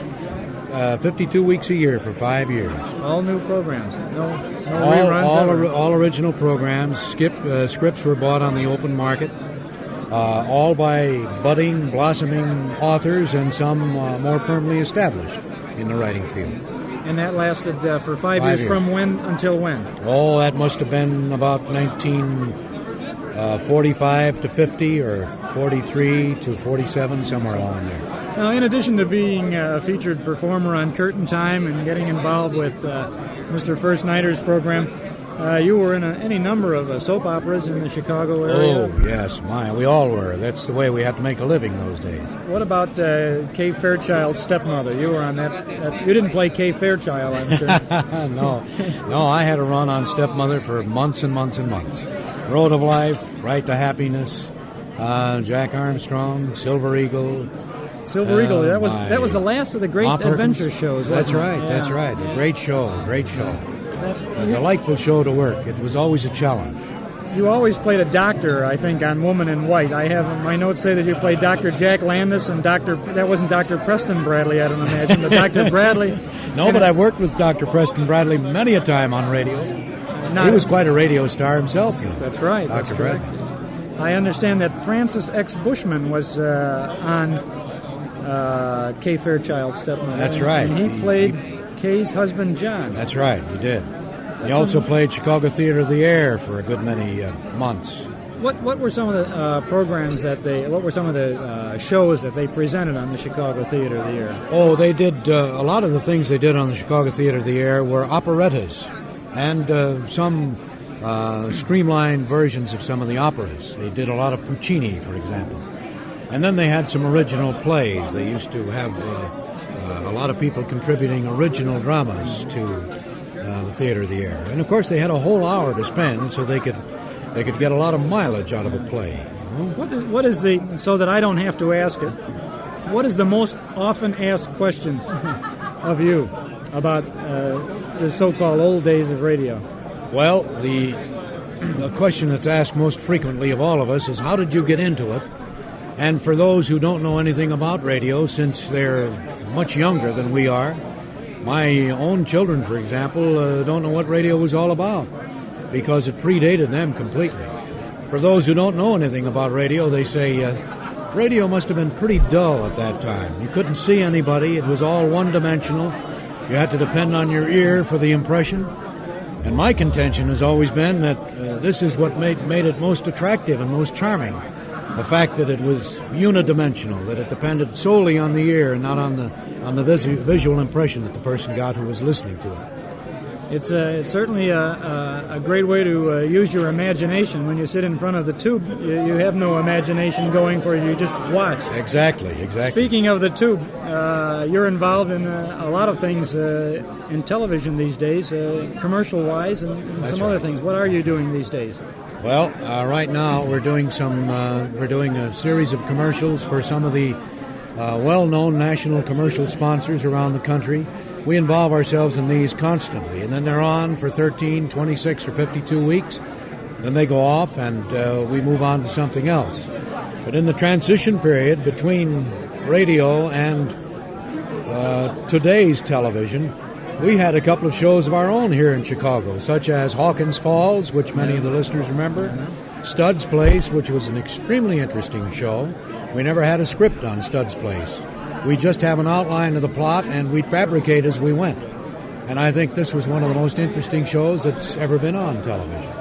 And there have been many like that in Chicago. There, unfortunately, are very few left now, except the interview type, such as Cup Show and so on. We have one radio show that's still on the air in its 20th year that we're kind of proud of. It's a program called Unshackled. It's a documentary of Skid Row conversions, and it's sponsored by the Pacific Garden Mission on South State Street. And very many of the Chicago actors, many of whom are here tonight, are actors on the Unshackled program. Highly successful program on about 300 stations around the world, on several continents. So radio lives today. Radio still lives today. And we're glad that you're a part of radio yesterday and a part of radio today. Harry Elders, thanks for being with us at Sages East today. Chuck, it's been a pleasure. Thank you. And now the director of Oxidol's own Ma Perkins, Phil Bowman. Hey, how do you remember that thing? You remember for a wash that's white without bleaching, use Oxidol's Hustle Bubble Suds. I think there was something else in there, but I can't quite remember that. Boy, that was really one of the biggest soap opera identification things in radio, wasn't it? Oxidol and Ma I think Perkins? so. As a matter of fact, within the agency, which was Dancer Fitzgerald, Sample Humbert, may I give? Surely, of course. There was one small rebellious group which wanted to take this thing off. And we took it off for a few times, and somebody did a research job on it. The identification almost disappeared. So we had this opening line before the theme song, as you've indicated. Yeah. Well, that brought on really one of the longest-running soap operas since in the history of radio. Do you remember how long Ma Perkins was on the air? No, I don't, because it was out of Cincinnati, and it came before me, and then I was with it until it went to New York, and it was there for, I think, 6-7 years, like that. Phil Bowman was the director of Ma Perkins for its last 3.5 years in Chicago, just before it went to the East Coast, as so many of the great radio shows did. What can you remember about Ma Perkins and the Well, I can program? remember one thing, and I don't want this to sound like an Emmy Award or anything, but for my dough, the greatest director, the one who built this crazy thing, was a guy named George Fogel, an old ex-Marine sergeant in World War II. He was the toughest guy on the outside and the softest guy on the inside I've ever known. He's out in California today, and would you believe that this guy has a little Wednesday lunch for all the Chicago alumni at a little place on Hollywood, just off Hollywood, down on Vine. And a couple of times I've been out there at this thing, and there have been old-timers like Forrest Lewis, Vinnie Pelletier, Les Tremaine, and just ever so many of those wonderful people who used to be here in Chicago. But that's not answering your question. When they get out to the coast, though, they have lunch with the original director of Ma Perkins. They all go together there, yeah. I wouldn't say he was the original, but he was the long-term guy, you know? Yeah. And anyway, some of the things I remember about Ma Perkins is that this was probably the greatest character performer. She was so much in character. She didn't need to, shall I say, rehearse too much. But this was a problem, and the only problem I ever had with the show was that, God bless him, Charlie Eggleston is dead now, and he was shuffled. And Murray Forbes, who was Willie. Willie Toops. Willie Toops. Willie. Anyway, I can't remember what the name was. And so these two and the rest of the cast were always there on time. But Jenny had a beautiful little fault of oversleeping. Wait a minute. Jenny, you're that's telling Ma. me Yeah, that's Mother P. Yeah. Ma Perkins overslept. She used to oversleep in the morning, and she'd get down there a little bit late, and it somehow, it didn't disturb me so much, but it did disturb Shuffle and Willie and some of the others who were also stars of the show. Right. But God bless them. They were great supporting players, but there was only one Ma Perkins. Ma Perkins was, Yeah. of course, Virginia Payne, and she was Ma for the whole... And she was run Ma of for show. the whole duration, all the way from Cincinnati through Chicago, through New York, and all the rest of the area. Not only was she... There's a strange thing. I don't know if this happens to everybody, but her character, this benevolent, magnificent woman, Ma Perkins, kind of sloughed off on her personality, you know? And what did she do? But she was involved in more doggone charities and do-gooding things. She did Private more life. good in her private life. Now, whether she was that way originally and that made her a great Ma Perkins, or because the character of Ma Perkins made her this way, this I wouldn't know. But she was one of the greatest, not only performers, but one of the greatest people I think I've ever known. I've always tried to find this out, and I've never been able to get an answer, and I'm going to keep asking until I find an answer. What was Ma Perkins' first name? Virginia. Virginia Perkins? Payne. No, I know Virginia Payne played Ma Perkins. I don't but know what her Ma's first name was. Hey, that's a great question. I don't have the answer. I don't. That's beautiful. You know, they always call her Ma. And I used to call her Mother P from time to time, but I still don't know her first name. Beautiful. Well, Phil Bowman, we're appreciative of your being with us today at Sages East and reminiscing a little bit about Mother P Well, it's without wonderful. the first name. And being an Evanstonian, may I wish you well at WNMP. Thank you very much, Phil. Thank you. We're talking about Ma Perkins tonight at Sages East, the gathering of wonderful radio personalities. And we have two featured players from the Ma Perkins series. We have Elmira Ressler and Jean David. Jean, what part did you play on the Ma Perkins series? I played the part of Josie Julicac, which I inherited from a girl, a very fine actress called Louise Fitch, whose voice at that time sounded almost identical as mine.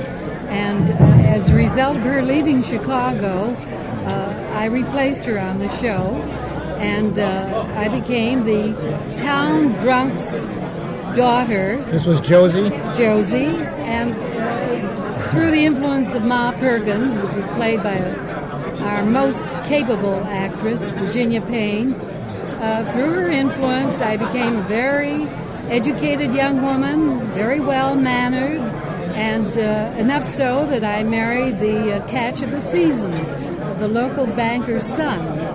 And then, of course, we went into all sorts of domestic difficulties after that. So Went on and on. up and down. Huh? Yeah, it was quite a success story, but yet you still had marital problems, Well, even with Ma's guidance. Huh? I think one of the most interesting things at the time was the amount of fan mail we received with people writing in and giving me all kinds of advice, telling me I didn't owe that drunken man a thing and not to worry about my father so much and to just think of myself and go ahead and marry him.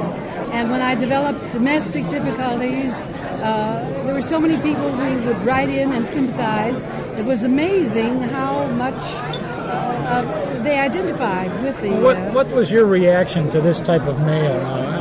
The listeners, they think of you as Josie or whatever the character was, but of course you knew you weren't that character. But what was your reaction to this? Did you have a tendency to take on the role that you were playing, or did you have an empathy towards playing this role, or what? No, because at the time, there were very few of us who only played one role at a time. In fact, when I was doing that, I was also playing on and off on First Nighter. I did Lights Out and did scary characters. I did a lot of bad women. In fact, I think I did the first bad woman, which would be ridiculous today. I mean, I wouldn't even think of her as very bad. Well, how bad was that first bad woman that you did? Well, anyone who came between threatened a marriage. That was We a never bad one. succeeded in breaking a marriage, but we were simply a threat. And that was as far as that went. And of course, the era of the Midwestern gangster was very strong at the time, and we did shows like Crime Reporter, and they had a solid formula in which the bad people never won out in the end, but it would go on for quite a number of episodes. Elmira, a wrestler, you were involved in character roles on Ma Perkins as well. And what type of roles did you play? Well, I ran a gamut. I did everything from little boys and little girls, newly born babies, to young, happy housewives. Could we hear a newly born baby now? Would you give us a little? If I can find some Kleenex. This is radio. This is radio, yes. We're going, ladies and gentlemen, Ma Perkins' newly born baby.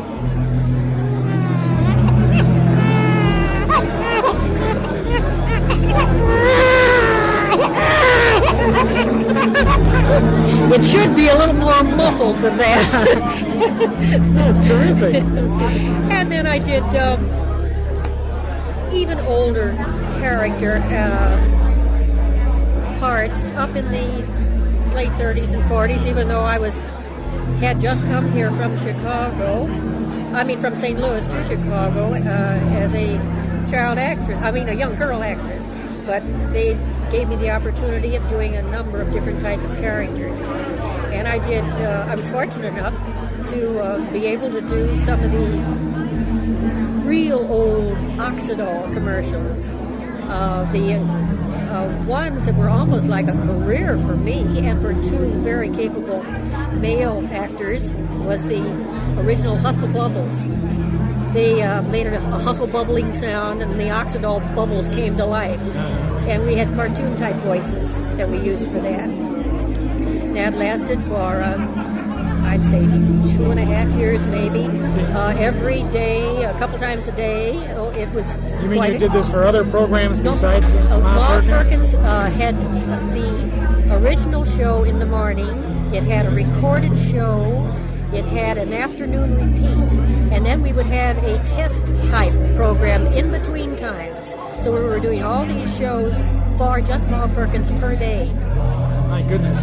It was quite a career, just the one show in itself, and then we had other commitments along Before with we it. started our conversation for the listening audience, you were telling me about a jingle that you did for Oxidol with a little tiny voice at the end of it. That came after that. It was the that Oxidol sparkle, and that was on Ma Perkins for about 1.5 years, and then they decided to take it to New York for the Jack Smith show. And I, of course, could not commute for that. Another girl in New York did that. But then when Jack Smith came to Chicago, then I would do that show here. So it was fun. Ma Perkins. Some real nice memories of Ma Perkins. How long were you associated, Elmira, with the program? Until it left town. As a matter of fact, I was doing, let me see, the Oxidol, no, is it the Oxidol Sparkle commercial? Yes, I was doing that on Ma Perkins when Ma Perkins left town. And had it not been for my expecting my first of 5 children and my husband being situated here and not being able to transfer to New York, I remained here. And what are you doing today? Are you a housewife or are you involved in this? I have continued all these years in radio and TV and films and well, where would we recognize your voice today now? Well, last winter I did a number of lawn boy power snowblow type commercials. You didn't play the snowblower, did you? And excuse me. Gene David, what are you doing these days? Well, last week I did a Denver Bank commercial, which I played an elderly lady, and I finished a stint with the Encyclopedia Britannica in an educational film. I've christened a new Jacobson lawnmower. You gals are real active with the lawn materials, aren't you? Well, the theater scene has changed in Chicago, and commercials are, I think Chicago now is the center for all commercials done throughout the country. As it was a tremendous market. 30 years ago for radio. 30 years ago, it wasn't. 30 years ago, you really, to make it in Chicago, you had to act. I was very fortunate because I had the opportunity to direct the very first serial in television up in WBKB called This Is My Life. Commander Eddie at the time invented the dialing in of the camera. Television was in its infancy at the time, and so that I could see the transition being made, but with the equipment for movies all set up in Hollywood, they were bound to end up ready to doing take it it. there. One last question before you charming ladies leave our WNMP microphones. I've been trying to find out, I've asked everybody I can, what was Ma Perkins' first name in the serial? I don't think she ever had one. She was just plain Ma, Just not plain- just plain Bill. I'd love to Just have plain you Ma. ask that question of Virginia Payne. I wonder if she knew. I doubt it. I doubt it too. We'll continue our search to find out what Ma Perkins' real first name Maybe was. it'll bring back the series. That's an excellent If we're lucky, it question. might. Thank you, Elmira Ressler and Gene David, for being with us this evening. Thank you. Thanks so much.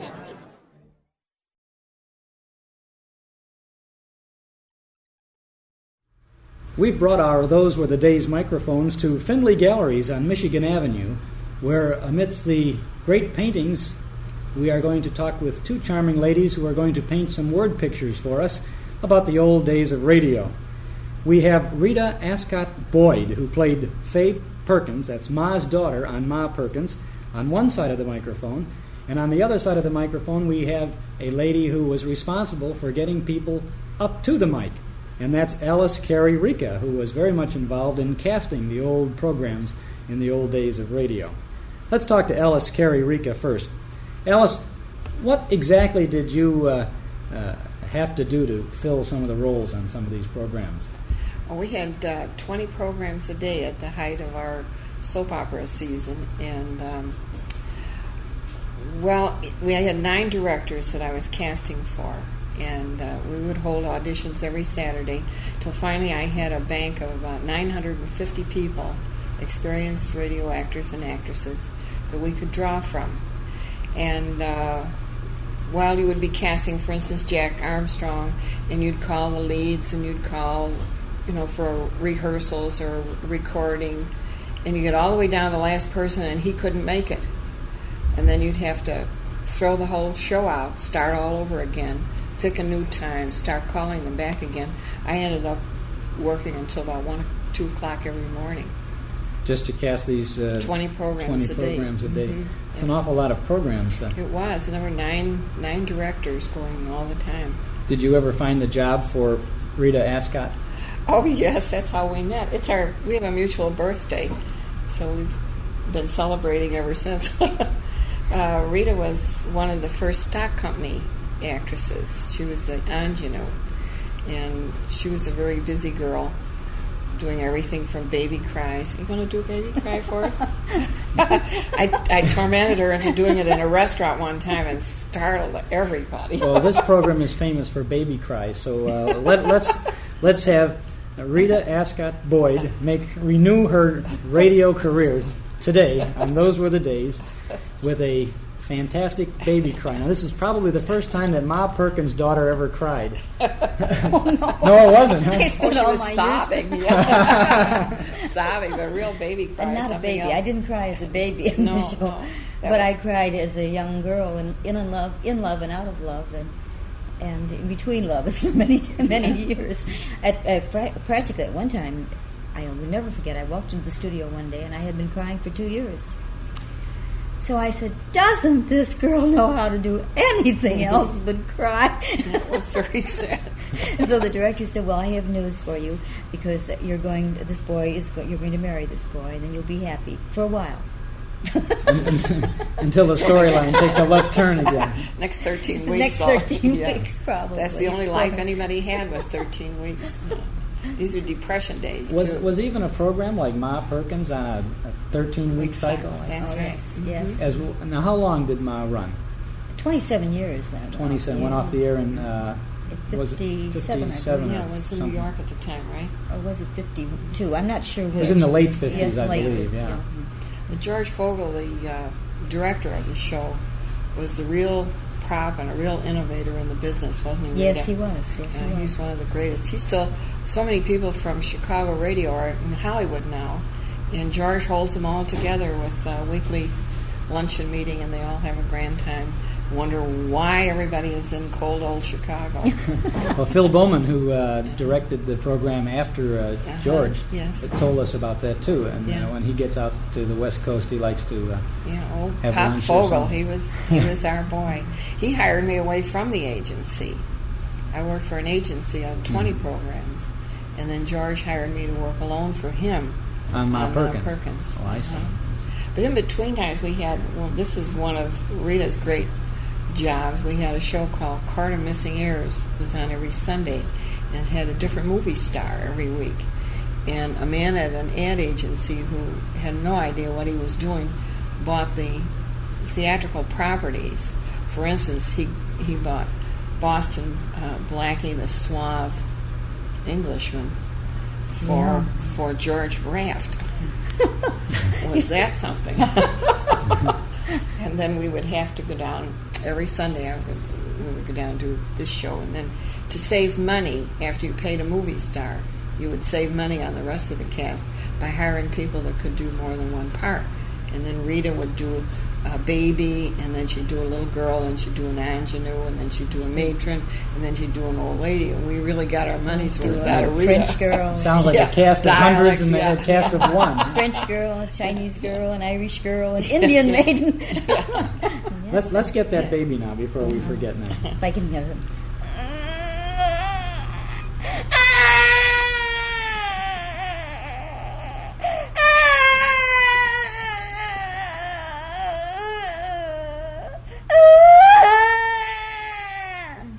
I've got left. What was wrong with that baby? What would you say was a cranky? Just a cranky little kid. I had a very interesting experience out at the University of Chicago when Dr. Robert Hutchins was there, and they were celebrating the anniversary of a nurse who had been in obstetrics for practically from the time she began her career. So they said they wanted her to be interviewed and then have a newborn baby cry. So they called me from NBC, and I said, I don't know how a newborn baby sounds. And they said they just scream their heads off. So I said, they took me up in the room, and one was being born, the doctor slapped it, and they had that little microphone. Yeah. So it does. They have a very loud cry. Oh, for heaven's sake. Yeah, I did it. That always amused me, though. Now, when you were on Ma Perkins as Faye, what kind of reaction did you get from the listening audience? The people, I understand, used to send mail in, and they would be in sympathy with you, or they would say you weren't doing this right, or you should do that. Did they often give advice? Oh, they would tell me that Ma was conferring with, especially during the Dr. White sequence. They said, now Ma knows that Dr. White is married, and you don't know he's married, and you better listen to your mother, because she doesn't want to tell you, because she doesn't want to break your heart. And then when Paulette was born, I got 50 yards of tatting. I got so many presents for Layette, they actually believed that baby was born. Mm-hmm. And little did they know that you were not only the mother, but the baby. That's right. And one reaction I had just before I was having my love affair with Paul Henderson, and he was, going to Washington, becoming the very sophisticated congressman. Why, one of the girls wrote in at the time and said, well, after all, you shouldn't really go to Washington because you're too nice a girl to get mixed up with that sophisticated society. But from Tennessee came a letter from a young man who said, I do not want you to go to Washington. I'm very much in love with you. My mother approves of you. We have a beautiful home down here, and I'm coming up to Chicago. And just as soon as we meet, then maybe we can set the wedding date. And I was already married. So I didn't know what to do. So I took the letter into the program director at NBC, and every time I walked out of the studio, I expected to see this boy, and I was going to have to tell him, I'm sorry, I can't marry you. I'm already married. In real life. Breaking a million hearts. Early in the game, found out that the audiences had tremendous memories, and if we had, for instance, we'd have one writer that was working on 4 scripts at the same time, like Judy and Jane and maybe Orphan Annie. I'm just saying that. I don't remember exactly. But to make things easier on himself, he'd have everybody get kidnapped at the same time, one in each plot. And then he'd have everybody doing something else. You know, it was easier on him, and he was pouring them out. These were the real early days of it, and he was having a grand time. But as a result, he made errors. And that was what started the first job of editing, was to watch these things. For instance, like Mr. Gumpox, the horse's name, you know, in Vic and Sade, people would remember that for months if you didn't mention it. And one time we had, sometimes a whole one day in a show would take almost the 13-week cycle. You remember that? Yes. On Jack Armstrong, we had the kids get in a rowboat, row out to this yacht, and then the action on the yacht went week after week after week. They came back off the boat and got in the boat, in the rowboat, and were rowing, and you could hear the oars. All the kids wrote in that the original rowboat had muffled the oars. You know, remember it. Can't put anything off. Yes. Well, even sometimes, you know, we'd fool the clients, because I was on Ma Perkins and very hot in my sequence as Faye. And I won an audition for a Gangster's Mall on Guiding Light, which followed Ma Perkins. I don't know how I won that audition, because I didn't know a thing about a Gangster's Mall. But anyway, Erna Phillips wanted a girl with a sweet voice, but you know all the... So I did this for about 6 months, and I didn't want Procter & Gamble to know about it. And one day, Bill Ramsey, who was then head of radio, you know, I walked into the control room, and he said, "What are you doing there?" And I said, "Well, I have a show." And he said, "What part do you play?" And I said, "Judy Shea." He said, "Not the Gangster's Ma?" I said, "Yes." He said, "Well, we've been listening to you right around long, but we didn't know that you were Faye." And I said, "I'm so glad you didn't," but I couldn't continue. Oh, he didn't take you off? They couldn't conceive of Faye being a gangster. No. But I fooled them for a long time. Another secret of old-time radio divulged right here on Those Were the Days. That's right. Well, there was no union in those days, and the kids were exploited shamelessly by the agencies, because you could they would make me call up maybe 50 people to audition, not only to audition for parts within a show, but a show itself. If they wanted, for instance, Arnold Grimm's daughter, we worked on that, and of course we're getting paid by the agency. The actors are coming and going and working and cutting records and everything. Not a nickel for one of them. And their only hope was those who were selected, if the show sold, that they would get the part. And there was no guarantee of that. And many of them didn't. I think only just two leads. Yes. That's well, right. now, And let's Seymour, say... it was known. And Seymour. TV, she was one of them. For example, if you needed a person to be a character on a program for, let's say, 5 days, just 1 week, and you found the right party, what kind of money did they get for doing those 5 shows at that time? What was that it, was before the union? Before the union. Oh, $15. We got $15 for a network broadcast, for 2 network broadcasts. I think we got $5 for the one network broadcast, but $15 if we had a repeat on NBC. We had the first show on CBS and the second show on NBC. Why, then we would have a repeat. $15 now, would that be a program. The same show? Same show. One on CBS, one on NBC? Yes. The same way with Ma Perkins. We had our first show on CBS, which went to the East Coast, the West Coast, and then the second show went to the East Coast. And it was on recording, too. And it was on recording. Saturation. Yeah. So we recorded about 4 weeks in advance. And that would go to the local stations, which were not affiliated, to Australia, right? went overseas there. Did you ever hear about the station in Florida that played all the records 7 days a week? It would have been Goose instead of 5 days. No. And they ran out of Ma Perkins records on a Tuesday 1 week. They weren't even listening, because in the middle of the week it would say, "See you on Monday," Yes. Yes. When I was in New York, I commuted between New York and Chicago for 3 years because the show had moved to New York. And I persuaded the author to write me out on Monday and Friday so I'd have a long weekend. Well, one time he couldn't do it. I was in on Monday and not in again until Friday, so we had a suspense holdover. Yeah. Until Monday. Oh yeah, the Friday holdover.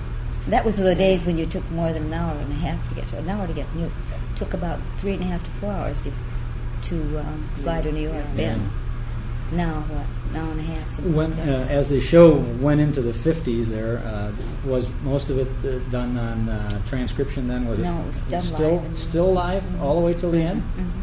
Oh no! About the last 10 weeks, I believe the show was recorded. Oh, I see. And I think we only had one network then, as I recall. I think it was only on CBS.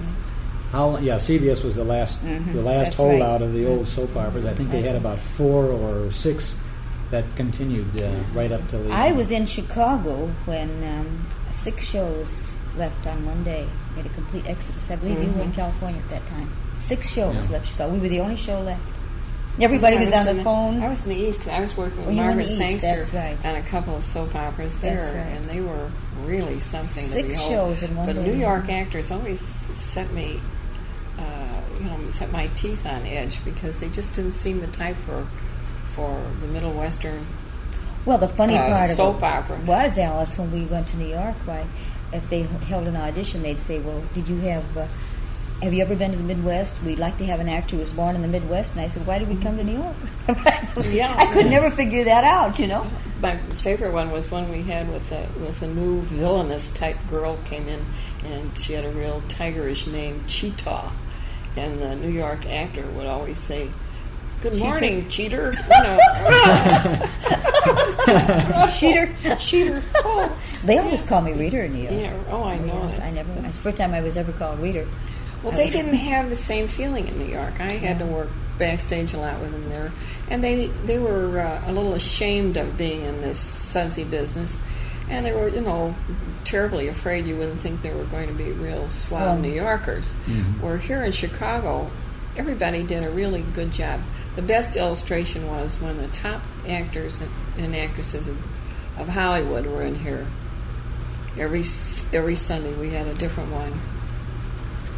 They demanded all the rehearsal, not the kids. The kids were good, didn't need just it. like that. They were, automatically good. Every one of them, they were really terrific.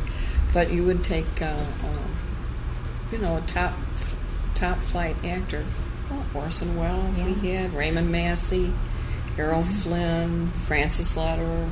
Well, most of us were quick character studies. They were always quick. They'd say, "Well, how can you go into all these characters?" Well, we were accustomed to it. We were accustomed to be given a script. As Alice told you, when we would audition for a show, we needed it. It was our bread and butter. Oh, yeah, so we'd go home and we'd, serious, we'd practice. But I never saw a poor sport. No, never saw a poor sport. And this was really serious too. I mean, your heart was in your eyes when you were auditioning. It just killed me.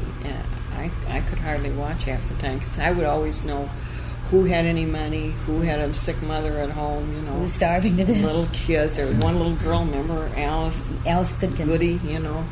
She was the mainstay of her family, and she'd come out. Her eyes were just sparkling with tears that she wouldn't let drop. I had her scared to death that I'd throw her out of the business if she ever cried, because the producers were afraid of girls that cried if they lost. They didn't want them even to audition then. So she finally... She married a very wealthy man. She married a millionaire. So she saved her tears for the right one. She saved her tears for the right one, yeah. No, she was a good little actress. Yes, she was. She was a very good actress. Yeah.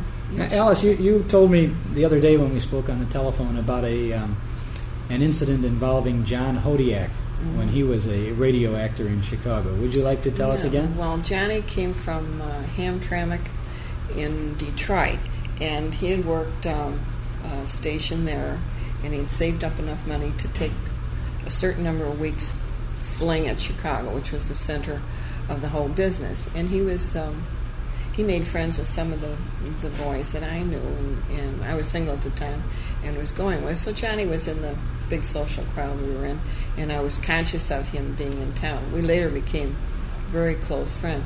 But I knew from the boys that he had only enough money to last him, let's say, till next Monday.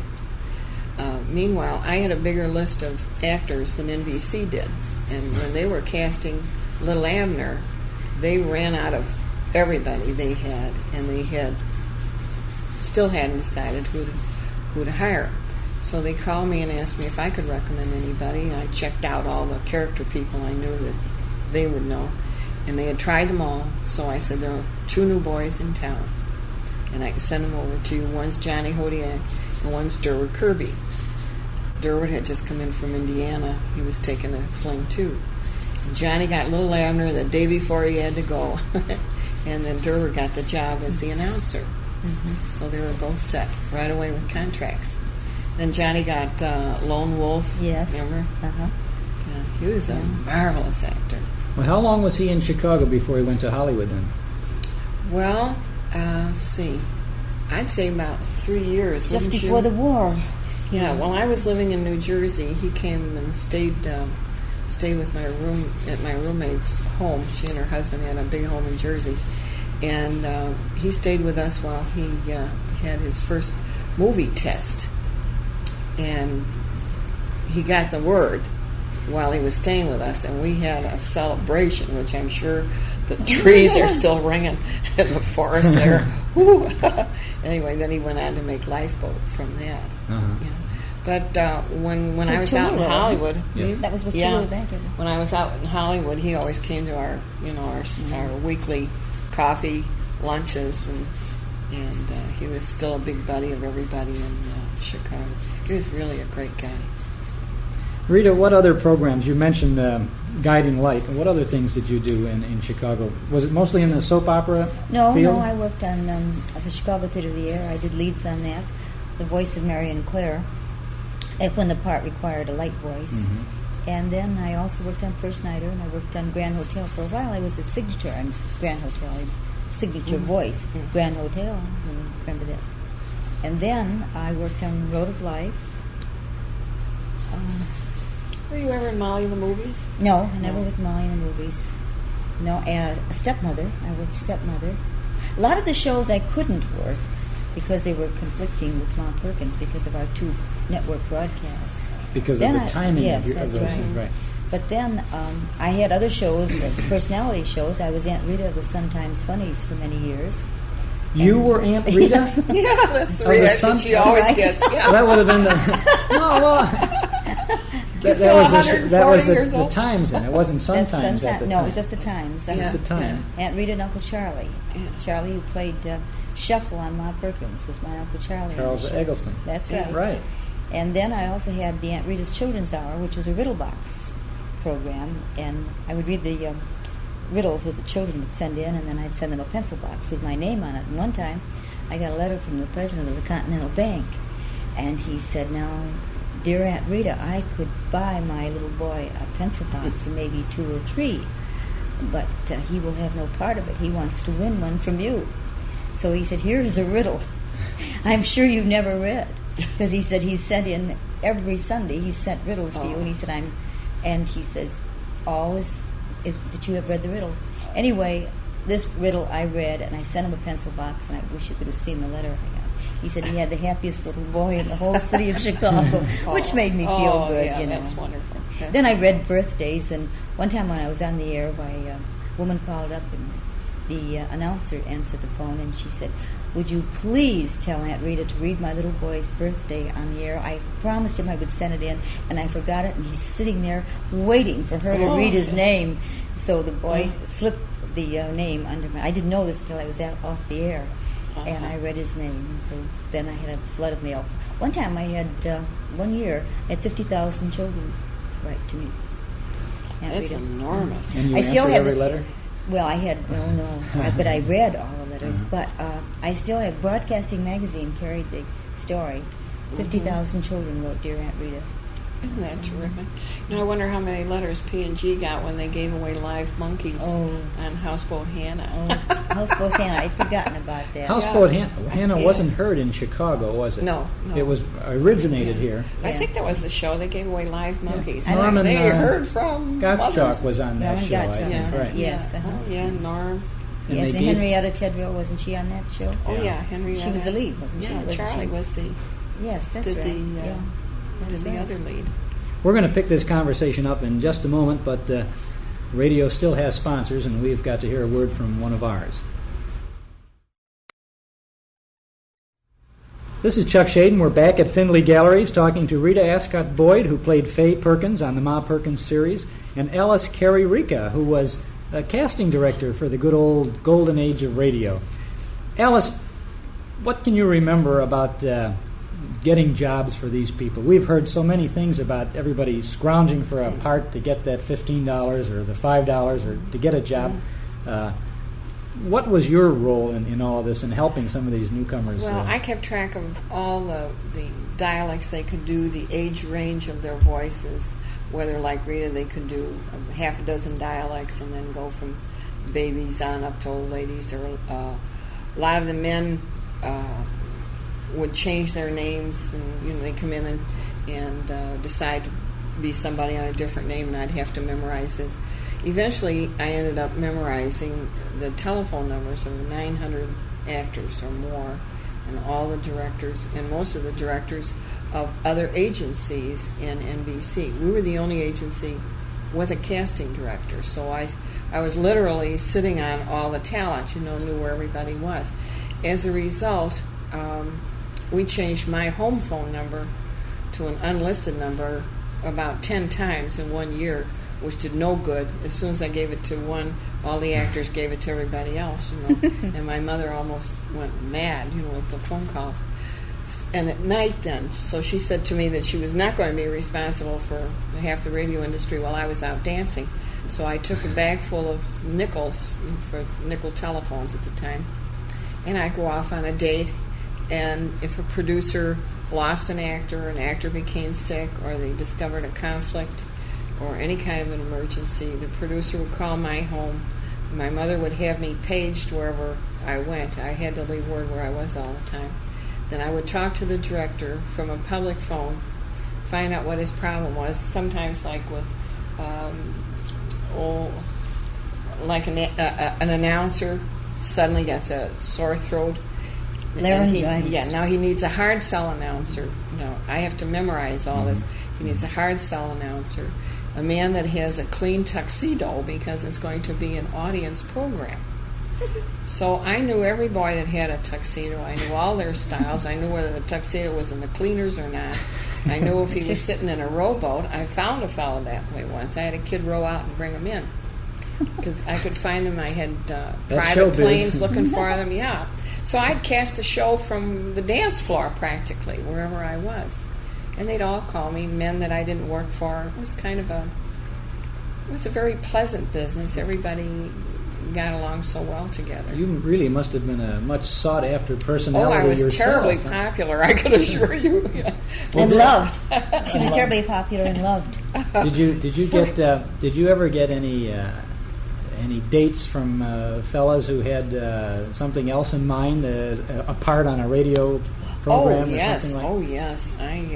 That was the nice part about being a young girl in charge of all this. I had my choice, didn't I, Rita? Of all the handsome boys. I went to one dance, the engineers ball. I went with 6 escorts. I remember that. One of them was Johnny Hodiak, too. Yeah. Just one of them. However, it came out all right for them because they chipped in to buy my corsage, so it couldn't have cost them much. You remember that's John Hodiak Petal, and then the leaf from. Right, yeah. Who were the others on that date? Can you remember? Herb Nelson, and Barry Drew, and Dolph Nelson probably. Mm-hmm. Oh, and Stefan Lazar. He was the madman of the Polish stations. He was a very handsome and dynamic young man who cut a wide swath for himself in the service later and received a lifetime scholarship to Columbia and commissioned by the King of Sweden to study language roots. Just a brilliant young man, but an absolute madman to know. He was one of them. Oh, yes. He was a very exciting person. He used to translate Ma Perkins commercials. Mm-hmm. They were broadcast in English on the Polish stations, and then he would give the Occidental commercial in Polish. The actual program was broadcast in English, but the commercials were in Polish. They didn't want to take any chance on missing any points in the selling. You may have missed this story, but you certainly wouldn't miss the commercial. Well, how would that come out then? How would that Occidental sparkle? Yeah. How would that come out in the only Polish? word you would understand of Stefan's was oxidol. He used to do it.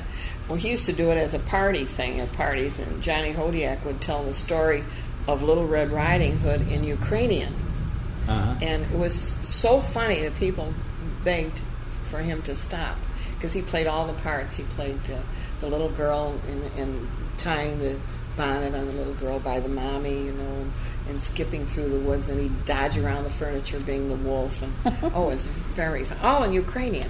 And you knew what part it was from this acting, The kids had they all practiced that. Were you ever in one of those where they would throw out a plot and then they'd all make it up as they went yes, along? I did Yeah, it that for was just for the fun the of it. clinics Yeah, there for a while. We did that, yes. Rita, how did you get your job as Faye on Ma Perkins? Alice called me for the audition, and they auditioned for 3 weeks for the show. And the third week, while we dwindled down, I think there must have been around 500-600 girls auditioned for that show. And so finally, when they kept telling me to come back, so I came back to find, they said they were going to make a platter of it. That time they didn't tape it, and send it down to Procter & Gamble, and we would know the following week. My number was 9. So when I got the call for the rehearsal at NBC, I didn't go out. I think it was on a Wednesday. I didn't go out for the whole week, and everybody was wanted to congratulate me. And I didn't show up anywhere. I just stayed home, made my first appearance at NBC on that appointed date. Well, did you? What was the particular quality of your voice as opposed to the other people? Did you ever find out why? Well, the ingenue voice was a perfect balance with Miss Payne, Virginia Payne, who played Ma Perkins. And this is something they were looking for. Then they had contrasts and balances, and so. But also they expected you. Then they had formed this stock company, and they wanted you to be able to do a baby cry. They wanted you to be able to double, and then of course I could fill those roles from my previous experience on what was the name of that show on WBBM that I used to do the spy on Sundays that Phil Bowman directed. I can't think of it. Something about it was a spy. It was a history in the making. History in the Making was the name of the show. It was on Sunday afternoons on WBBM, and that's where I really gained most of my. Phil directed it for a while, and also Lou Jacobson directed it. I think Lou was the one that cast me in it, and that's how I get most of my experience on character roles in that show. History in the Making. Well, you were so that qualified me for right. You were with Ma Perkins then from the very beginning. No, it started in Cincinnati in '35, I believe, and I didn't join it until '37. Someone and else they came had to played Chicago. Yes, Faye at that time. And when the show moved to Chicago, then I think this girl. Well, in fact, she won a part on Bachelor's Children. Can't think of her name, the other girl, and so then I auditioned in Virginia Temple's. Was it in Cleveland or Cincinnati? Cincinnati. Well, they tested. Margie Hannon where was did the they first one. test Jack Armstrong? I don't remember. Because it was called Detroit. It was called Don Dunlap. In Detroit, it was the Century Progress had just opened, and Big Don jumped in the swimming pool and won all the swimming events and everything. For a beginning, that was a big watery opening show. All nothing but splash, splash. Yeah. Sound man did all the work. Yes, he did. For some reason, everybody went yick about the name Don Dunlap, and we took a vote and changed it to Jack Armstrong. It was a stronger name. Yeah. She used her arm to think about that. Well, I can't visualize, or I can't think that anyone would ever shout, Don Dunlap, Don Dunlap. No, really can't even say it. Yeah, that was. But it was only about a week or so, I think. It wasn't on the air, I don't think, was it? I think it was. Yeah, I think it was. I was. I thought it was an editor at the time. Yeah, I was just a script editor at the time, and then when I got promoted to casting director, which was marvelous, but I didn't know. But nobody knew anything about casting, so I was as good as anybody else. Did you ever do any acting on the radio yourself? Oh, heavens, no. As I told you, I couldn't even count up to 10 in front of a live mic. I would go all to pieces. So the engineers thought it was very funny. They said, "You're on the air." And I'd fall over dead. And what are you doing today? Public relations. You have your partner in impact public relations, right? We mostly do interiors and furnishings and jewelry, art, and things like that. And got my taste for all these during the Depression. And that's why we're at Findlay Galleries Yes, today, that's too. right. Right. Rita, Ascot, Boyd, you are at present editor of Key This Week in Chicago, This the Week. entertainment magazine. Right, and everyone inside and outside of town finds that a most interesting Yes, I think publication. so. I think Sure. they do. It's been very popular. Well, now she's still connected with show business. This way, she covers all the opening shows. That's true. Yeah, that's true. And I still have this show on the Saturdays. We tape Unshackled, which is sponsored by the Pacific Garden Mission. Right. And we This do is doubles on the that. last radio drama in the country, just Yes, about, it is. isn't it? Yes, it is. Unshackled. And it's broadcast on 5 continents, so it has a big following. Really? And this is taped when? On Saturdays. It's a half-hour show. Every Saturday evening? Every Saturday afternoon. Uh-huh. And we have a live audience. We did it for a long time at Boulevard Recording on Dearborn Street, and now we're doing it at the Pacific Garden Mission, but Boulevard Recording has moved to LaSalle. We'll probably go Can how do you get tickets to right to the Pacific Garden Mission. Pacific Garden Mission, Mhm. and that's on State Street, South isn't it? State, South yes. State in Chicago, and In they will send tickets. Yes. Now- Or else they'll just tell you to report to the mission, and they will take you. At what time is that on? 4:30 Saturday afternoons. That's good because this show goes off the air at 4. So they it's can in time. listen to this and get right over to the Pacific Garden Mission I and was watch wondering there. radio drama. No, this is great. I Yeah. think there are a lot of people who would like to see a See how it radio works, program yes. put together today, something that's not tapes and records Yes. and It's interesting. chatter. It's still very You know what? I don't think people realize how much give and take there was in front of the microphone. You know, George Fogel was particularly fussy about this, and he would identify a good actor as against a careless actor as a person that didn't project any feeling across to the other person. For instance, if you had come to the end of your lines and Rita still had to give a curtain speech, he would be furious at you if you walked away from the microphone. You really had nothing else to do, and nobody could see her. You would think, why should I bother to stay? But you would help Rita by standing there and look her right in the eyes while she talked to you. That was considered That was very important. Very important. Whether or not there was an could audience be in the seen studio, at all. right? Yes. Well, you know, in New York, speaking of the lackadaisical manner in which Yeah. they did things in New York on Life Can Be Beautiful, Chi-Chi. One of the actors came in. He thought he was only. Well, in fact, they never rehearsed their scripts as conscientiously as we did. They'd read through them. That would be it. Anyway, he had forgotten that he had the last line in the show. He walked out of the studio. Oh, the and the curtain star line, yeah. after him didn't pull him back in because he had the last line. It's something like "Goodbye, I'll see you tomorrow," or something Yeah. like that. I never will forget it because I was standing outside the door and she was dragging him in. She said, "You got the last line." Oh my stars! Well, we're just about up to the last line on this interview, All right. but I have one question to ask of both of you. Rita, you were on the Ma Perkins program for many years, and Alice, you did a lot of the casting of the characters on the Ma Perkins program. I asked this of everybody ever connected with Ma Perkins. What was Ma's first name? She never had a first name. She never had a first name. She was just plain Just plain Ma. That was all. Oh yes, it would have been very upsetting, even if there were one written somewhere. I'm sure it would have bothered everybody.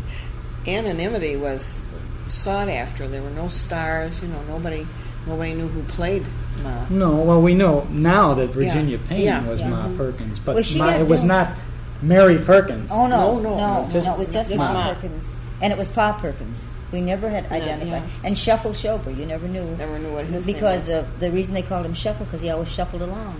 Right. Just, But Faye, we knew was Faye. that's right. Yes, that's right. Thank you That's very, good. very much for being with us this afternoon. We appreciate your being It's here. a lot and, of fun for us. Let us all have a slice out of the past, the near past, from these charming ladies. Thank you very much. You're welcome. Thank you. We're saluting the funny papers today, and we have a very interesting guest with us this afternoon. Those of you who are youngsters between 1936 and 1952 may remember Aunt Rita Reads the Funnies on WLS every Sunday morning along about 11:30. Now, hold up your hands. Let's see how many of you remember Aunt Rita Reads the Funnies. I'm looking out through the flickering green eye now. Oh, yes, there's Johnny and Betty. Oh, Susie and Patty, and I see David, Christine. Oh, they all remember Aunt Rita Reads the Funnies. Well, we're going through the magic of radio. We're going back to 1936 and listen to Aunt Rita Reads the Sun-Times Funnies with a copy of this month's Sun-Times. Well, girls and boys, let's take a look at the funnies this morning and Today we turn over, we find Nancy. And Nancy's coming out of a dance studio, and she says, tomorrow they're going to teach us the swan dance. And in the next panel, she says, I wonder what that swan dance looks like. And in the very last panel, she sees some ducks or swans. They look like swans in the water there. And they're in a big bubble, as the cartoonist draws them. And she plays her little harmonica, and she says, come on, show me how that dance goes. And that's right, they are swans, beautiful swans. So there they are up in the bubble, and they're dancing around so much they've got their necks entwined around each other. Ernie Bushmiller has written that little comic strip for us this morning. And girls and boys, look down right underneath Nancy's comic strip, we find Rivets. And Rivets is standing beside a lemonade stand, and there's a big pitcher of lemonade on the carton and two little glasses. And Rivets comes up and he sees the little boy who's selling the lemonade walk away. And he says, hope he put some sugar in. And there in the next picture, look what he's doing. He's got his little nose right down in that pitcher, and he's drinking every single bit of that lemonade. But in the next panel, he can't get the pitcher off. So what does he do? He comes back to the house, to his master, with that pitcher over his head, and he says, too much sugar. That's Rivets and Nancy. Let's see, we turn over one page, and if we can find the berries. Oh, and here's the berries, and here's Mary Worth. And here comes Mr. Berry. He comes into the front door, and he says, hi, sweetie, I'm home. And then he looks around, and he says, well, I guess I'm the only one. Well, at least there's a note. And then he picks it up, and it says, Dear Peter, if you're hungry, light the burner under the beans. And then on the last panel, he said, then when you smell something burning, eat the beans or dump them in the garbage disposer.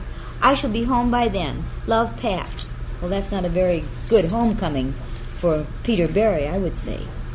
And down here is lovely Mary Worth. And we see in the first panel, it looks to me like a castle. I don't know, it's a big mansion of some sort. You look really close, girls and boys. See if you can figure it out.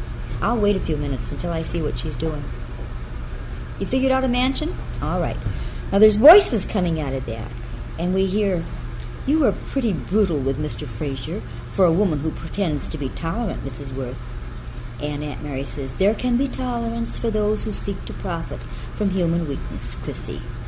And in the next picture, which is the next panel, Mary Worth speaks up and she says, tell me, can you with good conscience appear in his play as the part requires you to be seen?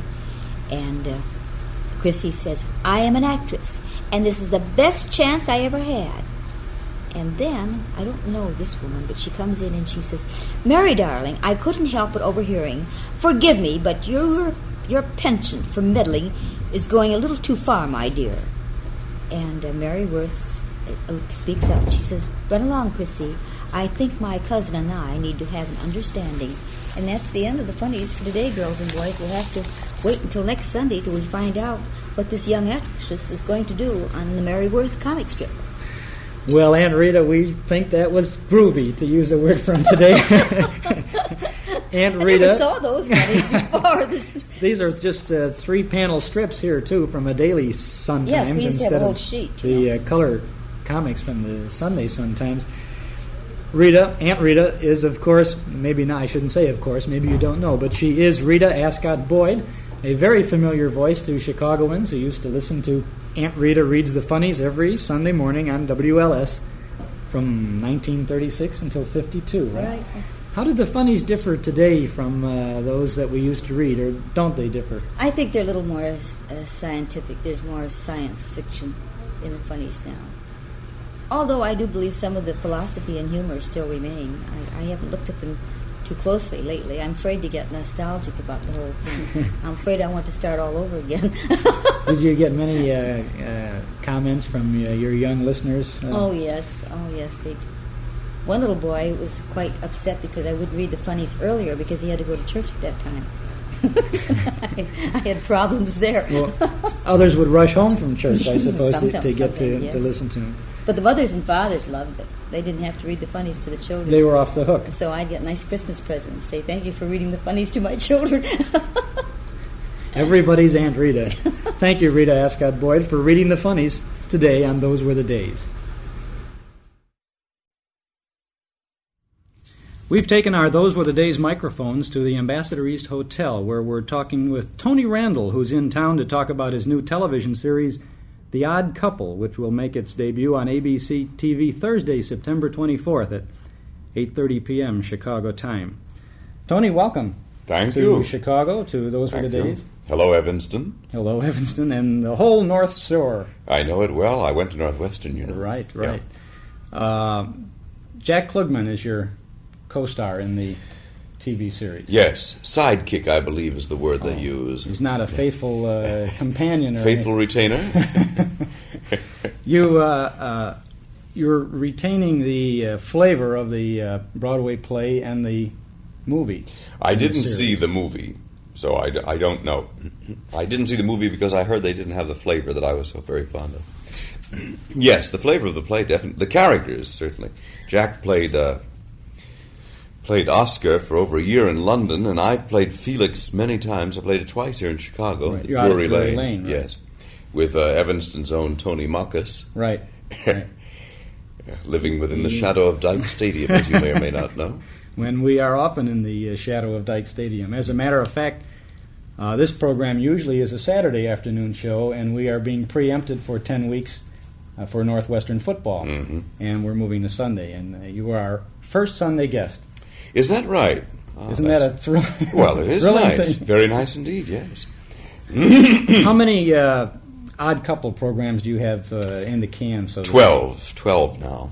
12 now. And, of course, you'll have 39 before you're all through. 26. 26. And then the reruns halfway through. Mm-hmm. That's right. That's great. I've heard a lot of things about you and The Odd Couple, and you have always played this sort of a fastidious type character, haven't you?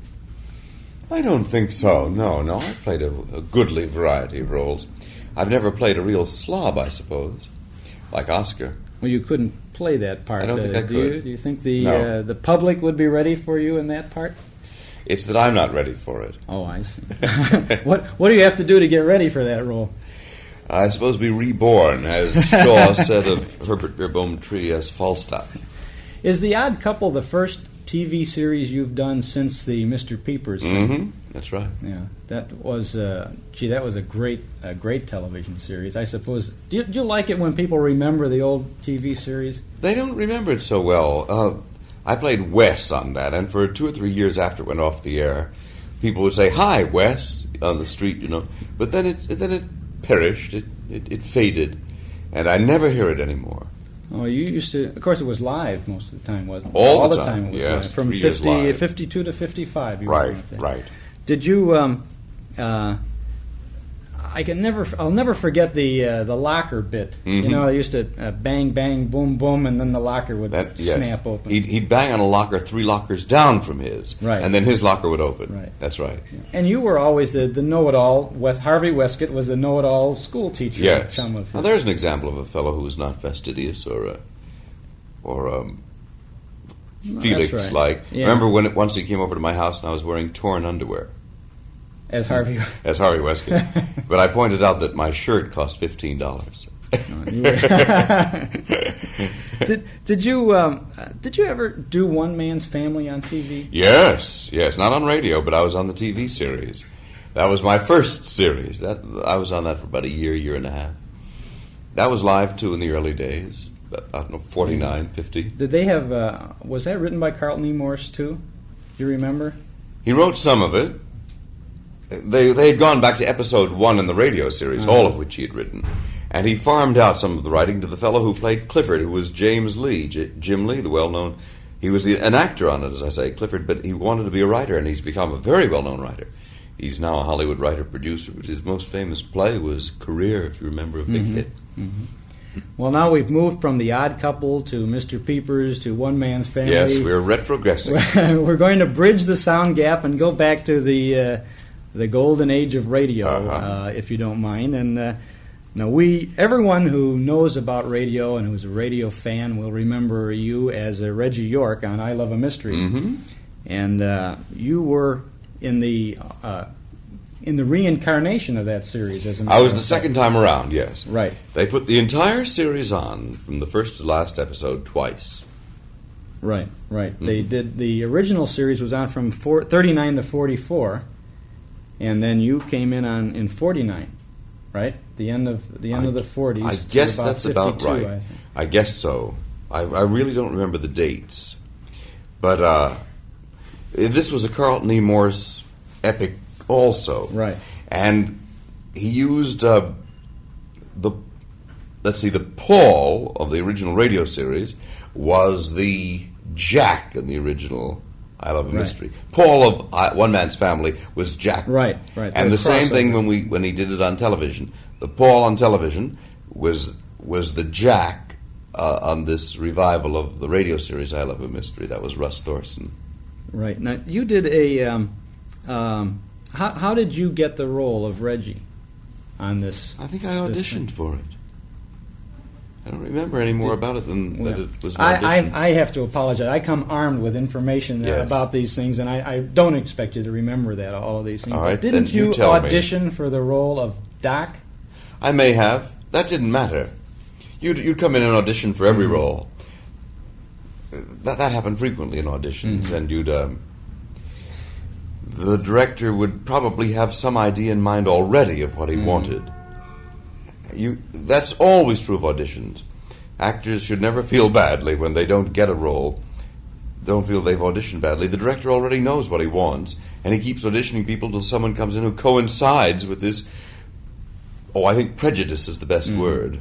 Oh, he had a preconceived notion of what he'd like, and he hopes someone of the actors auditioning will fit into the role. I see. What else did you do on radio? Oh, my.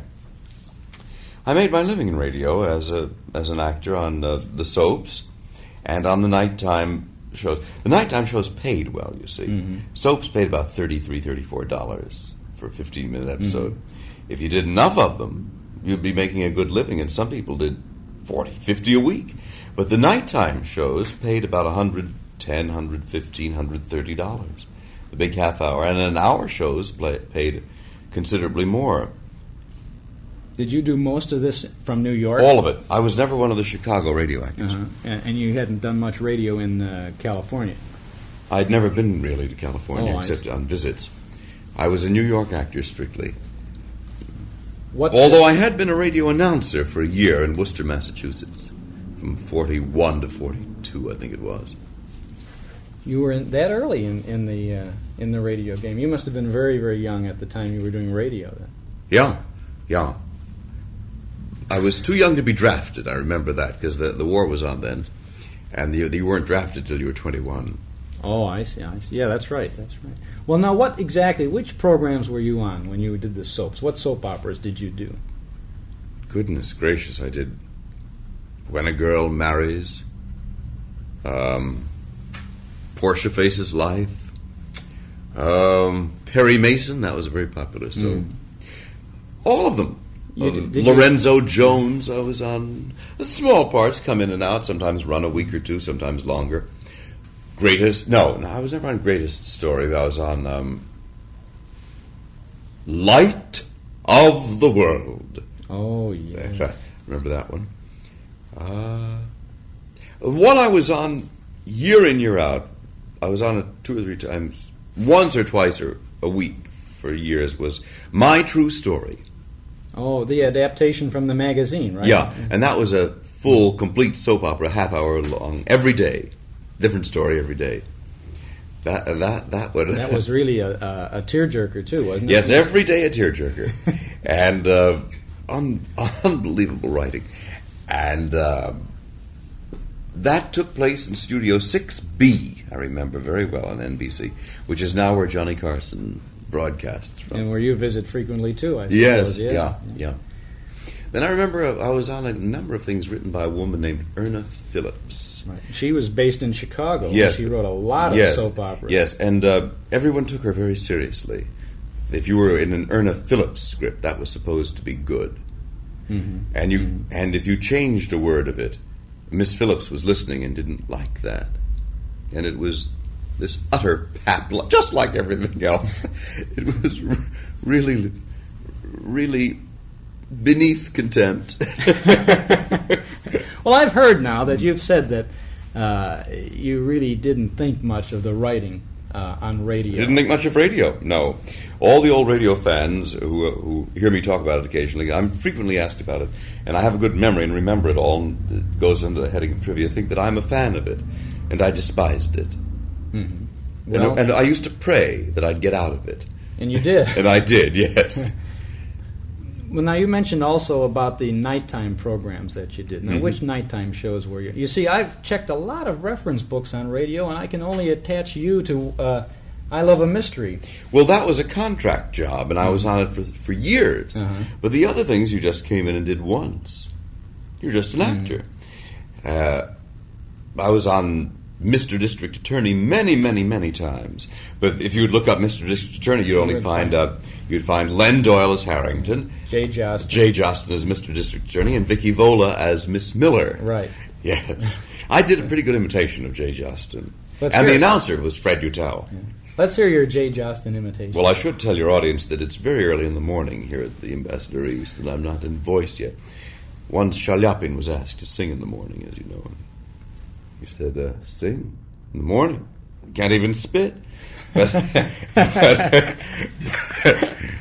I remember the announcer saying, Mr. District Attorney, champion of the people, defender of truth, guardian of our fundamental rights to life, liberty, and the pursuit of happiness. And the music would come in, Peter Van Steeden's orchestra. Mm-hmm. Ba, ba, ba, ba, ba, ba, ba, ba, ba, ba, ba, ba, ba, ba, ba, ba, ba. And then on an echo chamber, Jay Jostin would say, and it shall be my duty to defend... No.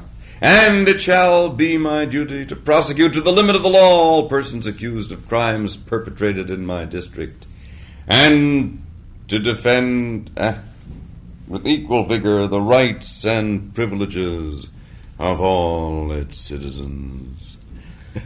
Terrific, terrific. Can you remember the sponsor of that program? Sure. Ipana for the smile of health, and Salapatica for the smile of beauty.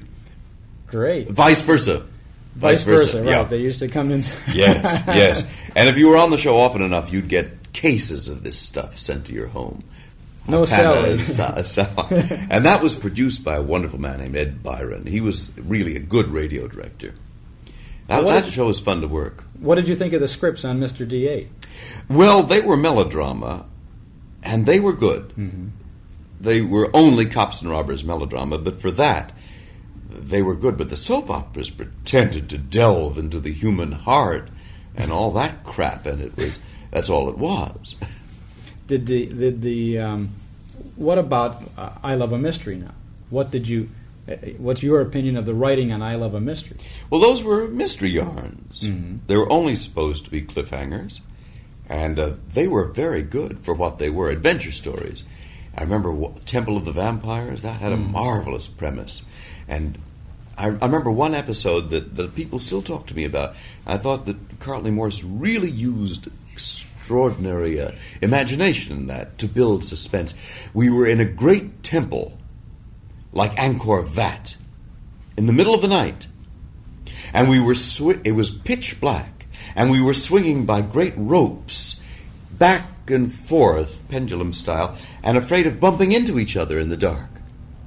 Now, that's a good situation. He was very, very precise about sound effects. Yes, too, wasn't yes, he? yeah. I understand that he had great descriptions in the copy, right, in the script. He was a master of sound effects, and my own mind is visually orally so strong that I could imagine I just heard a phone ring. Fantastic. Incredible sound effect, yes. It's really good. What other evening programs did you do? The network. FBI and Peace and War. LAVA. Lava Soap sponsored that one. Right. So many I can't possibly Did you usually remember play them. a heavy or anything? Anything Didn't matter. You played anything, and you generally played two roles. Right.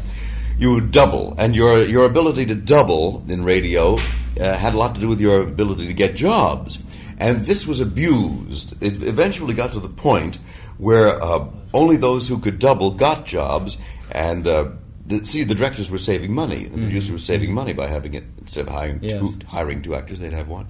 And eventually they would have only, say, 3 actors in the whole studio playing 20 roles.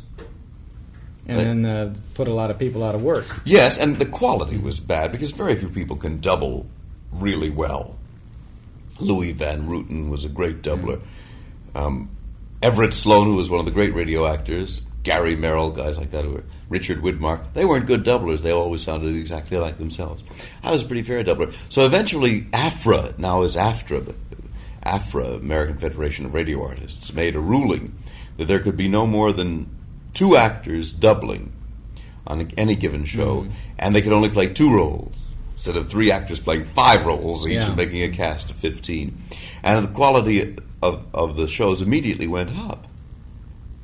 Although they were really doing it to give jobs to more actors. But there was an actor around, Phil Kramer, he's still around, and he's famous for having a voice like this. And he talks like this, and he still sounds exactly like this, and he only be cast for roles like that. So a director said to him, "Can you double?" He said, "Double? Of course I can double." He said, "I can talk way up here or way down here." So I asked him once if that story was true. He said, no, that's a story they tell about me. I said I can talk way up here or way down here.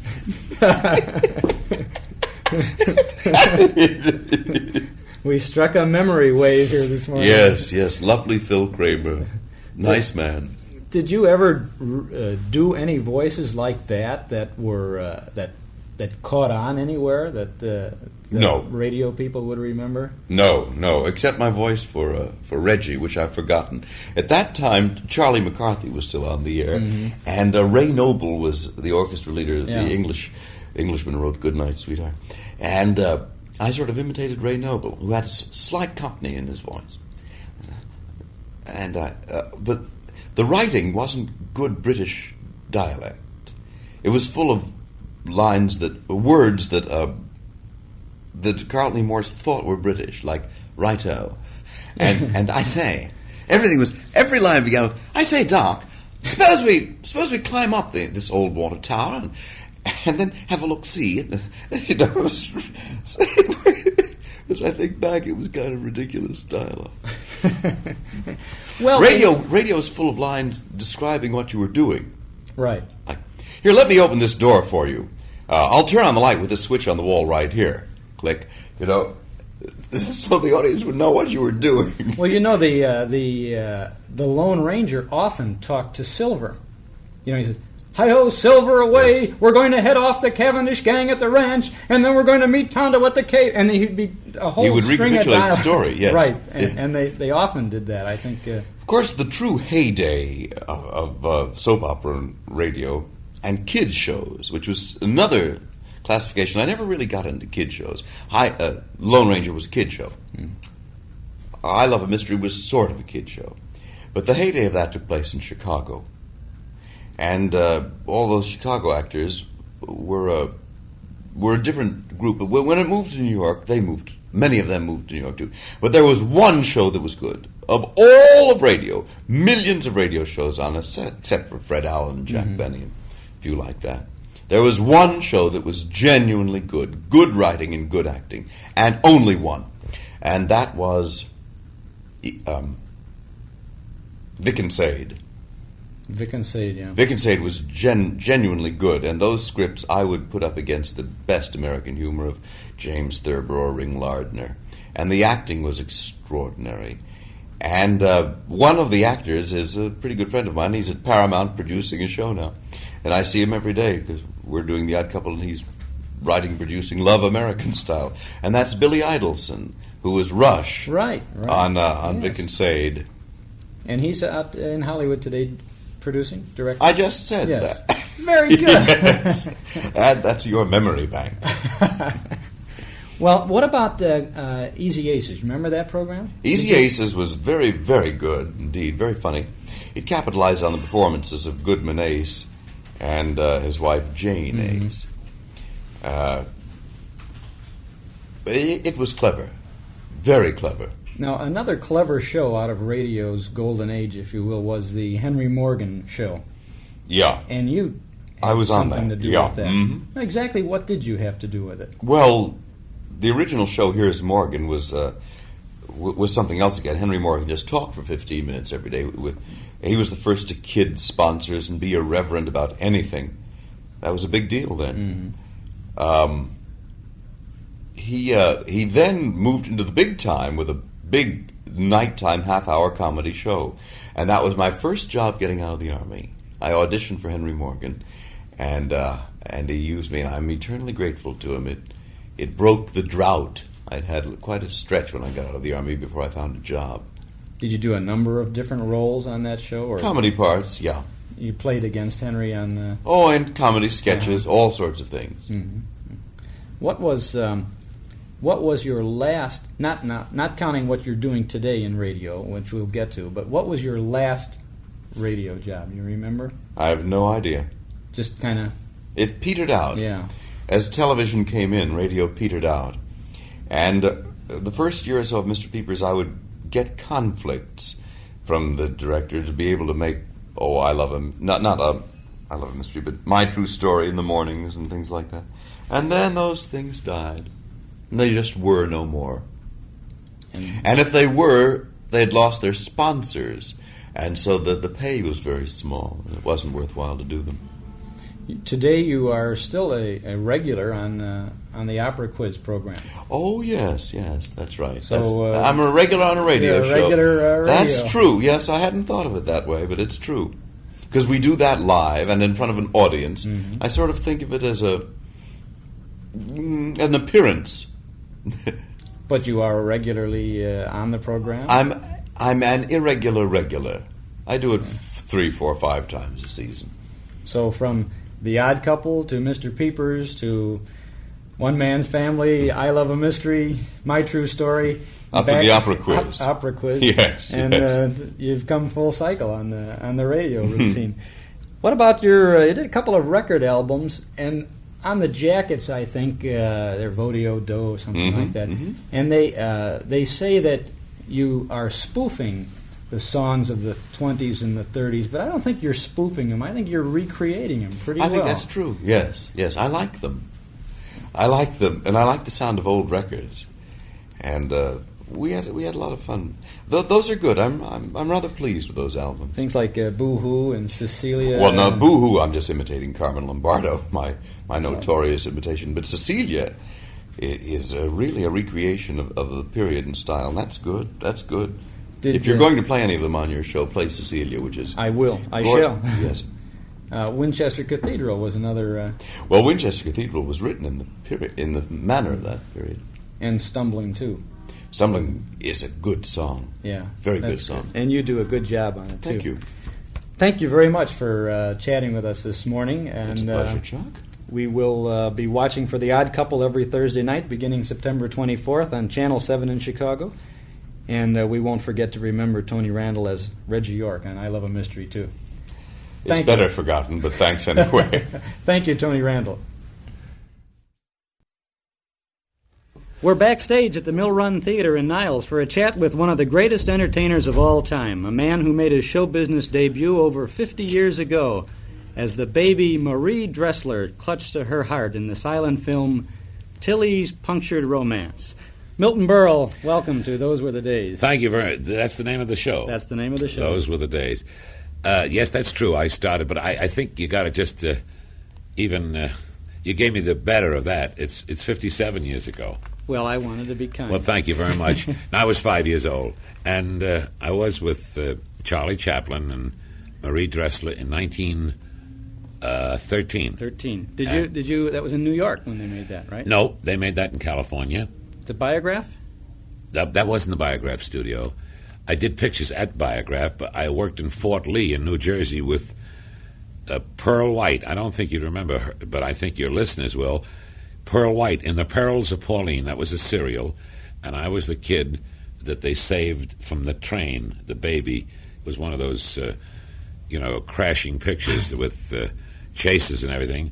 Of course, I was saved, and today a lot of comedians wish I'd have never been saved. But that's it started in 1913, Chuck. That's when Mama took me around to all the silent motion picture studios in Fort Lee, New Jersey, and then I went out to California about 13 or 14. Mm-hmm. I was 5 or 6 years old. Well, that's what I wanted to ask. How did you get involved in movies back in 1913? Your mother was... Well, first, no. My mother wanted to be an actress, but in those days, her parents, they thought it was terrible, for a daughter to be in show business. I think the audience right now that are listening to you, Chuck, can hear the background of music right backstage here at the Mill Run Theater, and that's Elisa Cashy rehearsing her music for tonight's performance. And she's got a loud voice, and the music's pretty loud, too. But we'll overcome that situation. My mother was a detective. A detective? Yes, she was a private detective in her younger days and a store detective. She worked at Wanamaker's, Gimbel's, and Saks, all the big department stores. She was catched all the shoplifters because she had a very easy job. They put her in the piano department all the time. But is that how you got your reputation for stealing jokes? Right? Stealing jokes. And Mother, I guess I showed signs of little talent, making faces in front of the mirror and watching Charlie Chaplin, who was the rage at that time. And I used to be I first started by winning a Charlie Chaplin contest. We had a Charlie Chaplin contest where this was Halloween of 1912 or 13. I was about 4 and a half, and I dressed in my father's clothes, and which were pretty ragged at the time, and I cut up my mother's fur muff that she was carrying, and I put some mucilage and plaster on it, and made a mustache and walked around with a cane, and I won the contest, and I got I think it was a 98-cent loving cup, and it cost us $2 to get up to Mount Vernon, New York. We didn't have enough money to get back. And some man saw my mother there, and he said, this kid, I think, has a little talent. Why don't you try to put him into show business? And with the thing that my mother wanted to do, which she wasn't allowed to do, she poured all her desires that she wanted to do into me and her frustrations, and she took me around all the studios. And I started out as a child model with for Buster Brown's shoes. Do you remember Buster Brown's shoes? Sure. And I had a Buster Brown haircut and a four-in-hand tie that looked like Freddie Bartholomew of the Stone Age. And she took me around, and I posed for pictures for the Packet Agency and Chamberlain Brown. And these are the days, a little later, she came around. It was Madge Evans, who was married to Sidney Kingsley. She was the Sweetheart Soap Girl. That's the commercials before television. These were ad posters. And then they saw me in one of the ads, and they put me in, send a note to my mother, and got in touch with my mother, and she started me in motion pictures. So I worked in silent pictures, not doing comedy either. I was doing, straight roles. Through your teenage years, were you in the movies as well? Oh, I was in movies, I'd say, from 1913 all the way up to 1921, and then I appeared in vaudeville, and I appeared here in Chicago back in 1920, I'd say, at the old theater here, the Palace Theater, the original Palace Theater. Was the height of 2 a day. It was the Orpheum Circuit, and then I played the Orpheum Circuit. So if you're talking about those were the days, we're really going back with those days. You did a television show a long, long time before you first started the thing for Texaco in 48, right here in Chicago. Right? Right here in Chicago. First time I was on television, Chuck, was here in Chicago for a man by the name of F.A. Sanabria. It was called American Television Company, and it was in 1929. It was the first time I was ever on television. I'll test your memory now. Do you remember the name of a vaudevillian you entered, or the the name of a vaudevillian you introduced on that television spectacular. A woman, I think, was Trixie Ferganza. Should I say you're right? You know better than I do. Is That's that right? absolute. That's the name I have. Yeah. Trixie Ferganza. She did an act in vaudeville called Trixie Ferganza's A Bag of Tricks. She was a great entertainer. And we were appearing, I think, at that time at the Palace Theater in Chicago. And we did this closed circuit. I don't know how many sets there were. Must have been about 18 or 20 sets. And, boy, I remember that studio. It was hot. It was just murder. They had hot lights, not cold lights. And that was, well, it's 41 years ago. It was the first time. People speak to me now. They say, I saw you in television in 1948, which is the first time that commercial television started. And I had the great thrill of starting, or helping it start. But I say, well, I started in 1929. They say, you're kidding. And that's true. It started in 1929. It's my first taste of television. Few people recall that TV was anything at all back in 29. Well, they were working on it pretty good. Dumont was working on it, especially. Yes. You went into TV with a vengeance, and you succeeded beyond all expectations of anyone. I don't think it was a TV. vengeance. In what... what's the connotation there, Chuck? Well, what I learned was that you had taken a salary cut from radio to go into TV. I didn't get any money, if that's what you meant. That's the vengeance. No, I was... Well, you went in spite of that situation. Well, I didn't. You're opening new fields, and they didn't have any money. And I think your listeners would be very surprised to know what the Texaco show, first season, the show was on from 48 to 49, what the overall show cost, below the line and above the line, and costs for actors, personalities, and stars, for scenery, costumes, and music. The overall show cost $15,000. Now you can't buy a girl singer to do four bars for $15,000. Well, we just watched a slice of your rehearsal here at the Mill Run, and you are literally involved in every aspect of the production here. And I know that's the way you handled your Texaco Star Theater, but how could you do in 48, 49 a complete season of the Texaco Star Theater on TV and still do a complete season for Texaco on radio? That's true. Now you got that. You really put it right down because right on paper, because no one knows that the first 48 season of 48-9, I did 39 weeks on radio for Texaco on Wednesday, and 39 live television hour shows for Texaco on television. When did you sleep? I didn't sleep too much. And the first year, which is kind of surprising, no one knows this, possibly, I don't think your listeners know it. I don't know if you do, Chuck, but we didn't have any writers the first year. You did the whole thing yourself? Well, because I only remembered what I had done in vaudeville and nightclubs, and we didn't have any writers because we couldn't afford them. And I think my first salary on that show was about $1,700 or something for an hour show for the first year, just because it was new fields to discover. Well, that was fantastic. But, a lot of people don't really remember that you were a pretty big star on radio even before television came along. You were involved in radio from the 30s right on into... Before the 30s. I was with Rudy Valley in 1928 for a year on the Fleischman Yeast program. I had my own television, my own radio shows, Gillette Community Sing, Ziegfeld Follies of the Air. Ziegfeld's Biggest Folly, right? Yes, that was it. That was it. Ziegfeld's Biggest Folly. You got a good research man. And then, of course, I was in nightclubs and vaudeville and Broadway in the Ziegfeld Follies in Broadway, and I played Life Begins at 8:40 and many big legitimate shows. And I was receiving, you talk about vengeance, taking a cut, I was receiving a lot of money in 1946, which is 24 years ago, nearly 25 years ago, at the place called the Carnival in New York. I was there for about 51 weeks, and I was averaging $12,000 a week those days. So from going from $12,000 a week to $1,700 a week, just because it was a new field and starting a new career, I think that's a pretty big cut. The fellow that's sitting with me, I don't think will ever be cut in salary. I think if there's anything, he'll even go up higher. And I'm very proud, Chuck, to say that opening with me tonight, in their first stage appearance, are four great stars from the very famous Chicago Cubs. I'm referring to Ron Santo and Billy Williams and Joe Pepitone and the great veteran, Mr. Cub himself, Ernie Banks. And when I said he wouldn't take a cut in salary, it isn't that he wouldn't. I don't think he'll ever have to.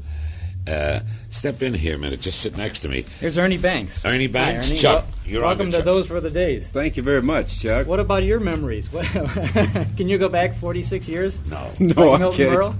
No, I can't go back that far. I can go back to 1953 when I joined the Cubs, and those were very memorable days in my career as a major league athlete, and I enjoyed them very much. And I just wish I could revert back to those days today. You'll never be out of work because you can always drive the bus, can't you? What bus? He's on the board of the Chicago Transit Authority here. I didn't know that. Well, Are you? certainly. Well, gee. Buy me a bus. No, I'll give you a free ride. Free ride? We have another baseball star right on the other side of us here at Mill Run, and this is Ron Santo. Ron Santo. How do you do? How long have you been watching Milton Berle on television? Well, I remember the Texaco Hour all the time. I was a little kid then, but I shut sure up. enjoyed it. Little kid. No, but I've always admired Milton, and especially since I've been in pro ball. When we go down to Los Angeles and play the Dodgers, Milton's always on the side there. Tell them whose dugout I'm sitting in. Always the visitors' dugout. I can't sit in the Dodgers' dugout because I know them too well. And then they yell at me. They say to me, "What the hell are you doing over there in the opposition?" I said, "Oh, listen, if you get back Koufax once in a while and they let out Maury Wills, you remember, and Big D, Donna's not with us anymore, Drysdale." But that's, regardless of that, even before that, when Koufax was playing, I was always sitting in the Cubs dugout and rooting for the Cubs, and my wife used to kill me. I got to tell you a story. Talking about those were the days. This is not too long ago, but it's back a few years ago. We were sitting in our dugout seats, by the visitor side where you were seated, and Ruth, who is an avid Dodger fan, and sometimes so we don't agree on everything, and I'm usually the opposite, just so we can have a little of that in the family, and I'm not a mollycoddle and milquetoast. I say that now until she gets here. And there was a pop-up, and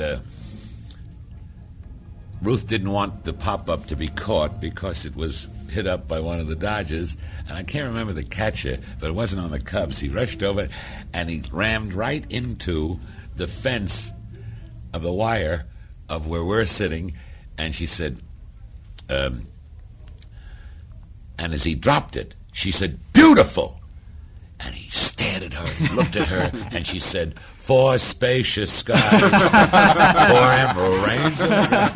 He was going to kill her, and she said, "Beautiful." And he looked at her, and that's what I thought it was a pretty funny line. These guys are very good. You're going to watch them. They're just fantastic. Were you sitting here while we were rehearsing a little? We didn't see the beginning, but we're going to stick around. I guess you're going to go back and do we're going to run through it again.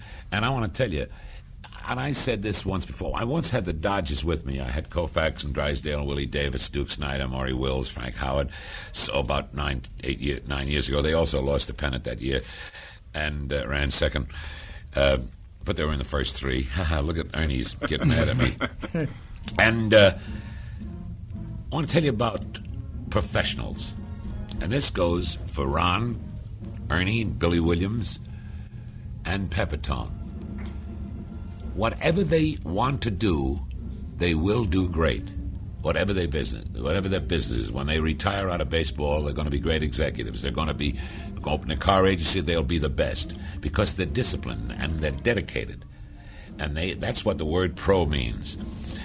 We met each other for the first day. It was last Sunday, and they had gotten the scripts, I think, 3 or 4 days before, not being able to learn it too well, and they weren't nervous or anything. But going into a new endeavor is it's like me trying to play shortstop. I can't go to my left, right. I can't even hit, can't even bunt. I don't know. I'm a backup catcher, as he used to say. Who said that? Jack Brickhouse last night, or Jack Brickhouse? Yeah, that anything they attempt to do or will do, they will do the best. They are so disciplined and so dedicated that they want to rehearse, they want to be right, they want to be good. And that shows they're professionals and they're dedicated. And I want to thank them very much. And I know they're going to be great tonight. They will be great tonight. Now, you have the Milton Berle Show out here at the Mill Run with Billy Williams, Ron Santo, Ernie Banks, Joe Pepitone, and your special guest star? Alicia Kashi. That's the international singing star. She's Israeli, but she sings songs in different languages. She's really tremendous. And we have the very fabulous Amon brothers, who are fantastic grizzly and acrobatic artists, and Leonard Seuss, and some other surprises. And, of course, whoever sits in the audience, if it's Cup or somebody, they'll be up in the theater on the stage on their own. I'll have them up there saying something. I don't know what the hell they'll say, but they'll say something. Can we expect the brand of Milton Berle zaniness that we? I suppose it'll be kind of kooky. It'll be flippant. It'll be aggressive. It'll be wisecracking, a corner-style comedian. But, you know, there's one thing about you, Milton Berle, that I've always admired, and yet has been your willingness to roll with the punches as far as the changing audiences are concerned. I don't know if that's really the right word to say, changing Could be. No, audiences. that's right. Attitudes But as time has gone on, you have recognized that running around in the dress bit doesn't quite go so much. Now, we want to see that. I leave that to Flip Wilson now. He's doing that in black dresses now, and he's doing it very well. Josephine. No, I use it once in a while, but I don't do it in person when in a theater around or a cafe. Well, we love it. We liked it. Yeah, but you're also very contemporary. You have things to talk about. Well, look, here you are with the four Cubs. Well, That's just tremendous. I know what you mean. You see, Chuck, I try to keep up with the times, whatever the phrases are and whatever the new bag is, or let it all hang out, or being hip, or I try to keep my material as fresh as I can. But that's not the only thing. It's not just the words. I think what you're referring is the attitude and the style of the freshness of trying to keep it 1970 instead of looking like 1940. And I try to do that, and it works for me. The only thing is that, again, I will say, and I have to be very sort of not too humble about this, but I am also very, very dedicated. I worry about a light, a piece of music, an entrance, an exit, a joke, if it's an and or a but or an editor, editing a line. And that comes under the heading of being, which is not too good all the time, unfortunately. Fortunately is good sometimes. That's being a perfectionist. But I guess in the long run, a perfectionist, you can tell the difference in the polish when it's over, you know what I mean? Because if these guys don't practice every day and you don't have a man like Banks or Santo doing the jobs that they do, or a Brooks Robinson, or even Johnny Bench, who's only 22 years old. 22 years old, he's kidding. They have to work at it, and I work at it, and I work at it all the time. I sleep it, I drink it, and I think it was Ruth, my lovely wife, who said, the greatest romance since Romeo and Juliet is Milton and show business. And I think the greatest romance since Romeo and Juliet is a guy like Ernie Banks and baseball, or Ron and baseball, because that's their life. And you see, a viewer or a person that comes into a theater to see you, that buys the ticket, or a baseball fan that comes to see Banks or Santo, they don't know and they don't care what they go through. They've got to come out perfect. They've got to be ready for them, Banks and Santo and all the boys. They've got to be, and let's face it, they'd still be in the minors and they'd still be in the Sally League or something. It wouldn't be major league ball players if they weren't that good. And that's the great story about, who said, Milt Pappas, he can't hit. You know what I mean? He's a pitcher. And Koufax, don't worry. Any major league ball player that's got a bat in his hand can liable to get a hit, and will get a hit. Maybe not all the time, but if that's not their bag. But you don't make the majors, even if it's in show business or sports, unless you're a professional and you're dedicated. Well, there's just one thing that you didn't talk about, one love affair that you didn't mention, and that's the love affair between 50 years of people being entertained and fans in Milton Berle, and they can see all that talent, all that 57 years, as you said, of show business wrapped up in the one fantastic evening out here at the Mill Run. Thank you, Chicago Cubs. Ron Sandow, Ernie Banks, and Mr. Chicago, Mr. Television, Mr. Those Were the Days, Milton Berle. Thank you very much. Bless you. Thank you. The scene is Chicago. It's spring of 1940. Buck Benny Rides Again, starring Jack Benny, is on the screen at the Chicago Theater. Gone with the Wind is having its first Chicago showing at both the Oriental and the Woods theaters. At the Blackstone Theater, Lillian Gish is appearing in Life with Father. Tallulah Bankhead is starring in The Little Foxes at the Selwyn. Over at the Auditorium Theater, Laurence Olivier and Vivien Leigh appear in Romeo and Juliet. Clifton Webb is the man who came to dinner at the Harris. And audiences at the Erlanger Theater are cheering The Philadelphia Story, starring Katharine Hepburn, Van Heflin, Shirley Booth, and Joseph Cotton. Now the scene changes. It's spring 1971. Joseph Cotton is back on stage in the Chicago area. And we've taken our Those Were the Days microphones backstage at the Drury Lane Theater, where Joseph Cotton is currently starring in The Marriage Go-Round. Welcome to Those Were the Days. Thank you very much. I remember very warmly. That was the Philadelphia Story. I'd forgotten the theater. What did you say it was? The Erlanger Theater. It was the first time I ever played in Chicago, and we had a happy 2 months here. It was beautiful weather all the time. I wondered why they called it the Windy City.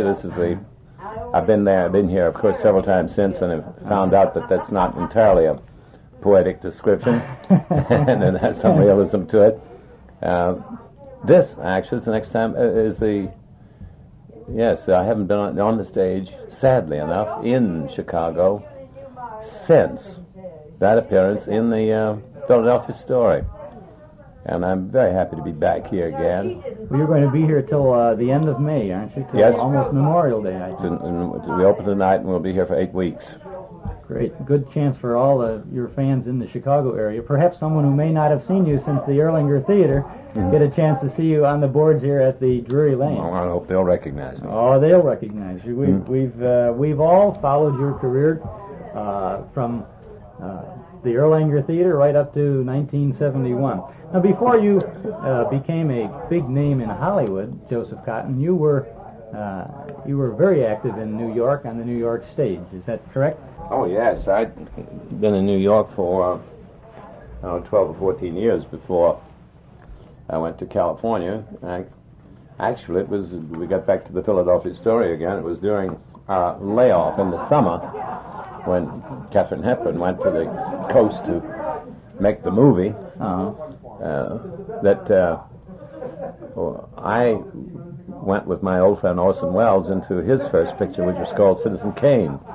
So while Katharine Hepburn was making the Philadelphia Story in Hollywood, I was working in my first movie with Orson in the Mercury Theater, Citizen Kane. And then, after we completed those pictures, Katharine hers, and I finished my stint in Citizen Kane, we went back and went on tour with the same company that had played in New York, and then we subsequently came to and that's Chicago. When you went to Chicago. So actually, I suppose I had made my first movie before I actually came to Chicago, but I don't think the movie had come out by then. No, it wasn't released, I don't think, till 1941.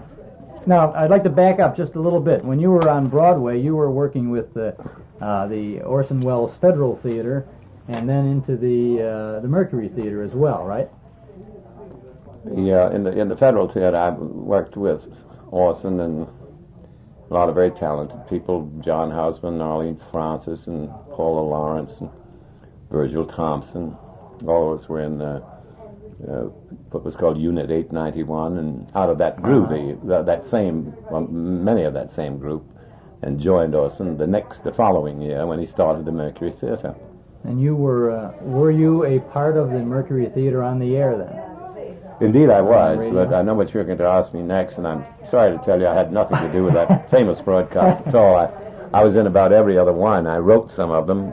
Sadly, I didn't write that one, and admit that I had none. I'm one of the few actors and radio actors from New York who'll admit he wasn't on that program, but I had nothing to do with it. Everyone else said they were involved. It was a very big cast. Well, he did quite a number of broadcasts in the I think the summer and the fall of 1938. And yes, but it pity that that kind of radio doesn't exist today. I don't know what happened to it. I miss it because I figured out once that I'd been on more than 3,000 dramatic radio shows. 3,000? Well, I got a good start with what we call soap operas. I did nearly 700 on one of those, so that's a pretty good start. You mean just on one soap opera? On one series, yes. Which series were you involved with? It was one with Martha Scott, and it was called The Career of Alice Blair, and we made 600 and some, nearly 700 episodes. Oh my goodness, that was out of New York then? Right.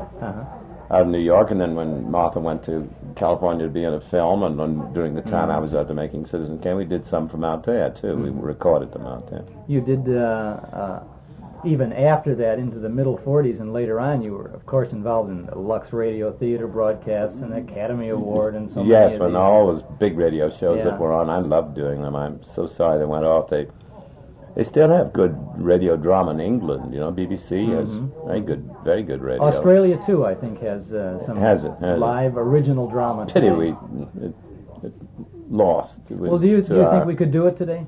I don't think the stations would have it because they. Well, I won't go into those reasons. You probably know them better than I do, anyway.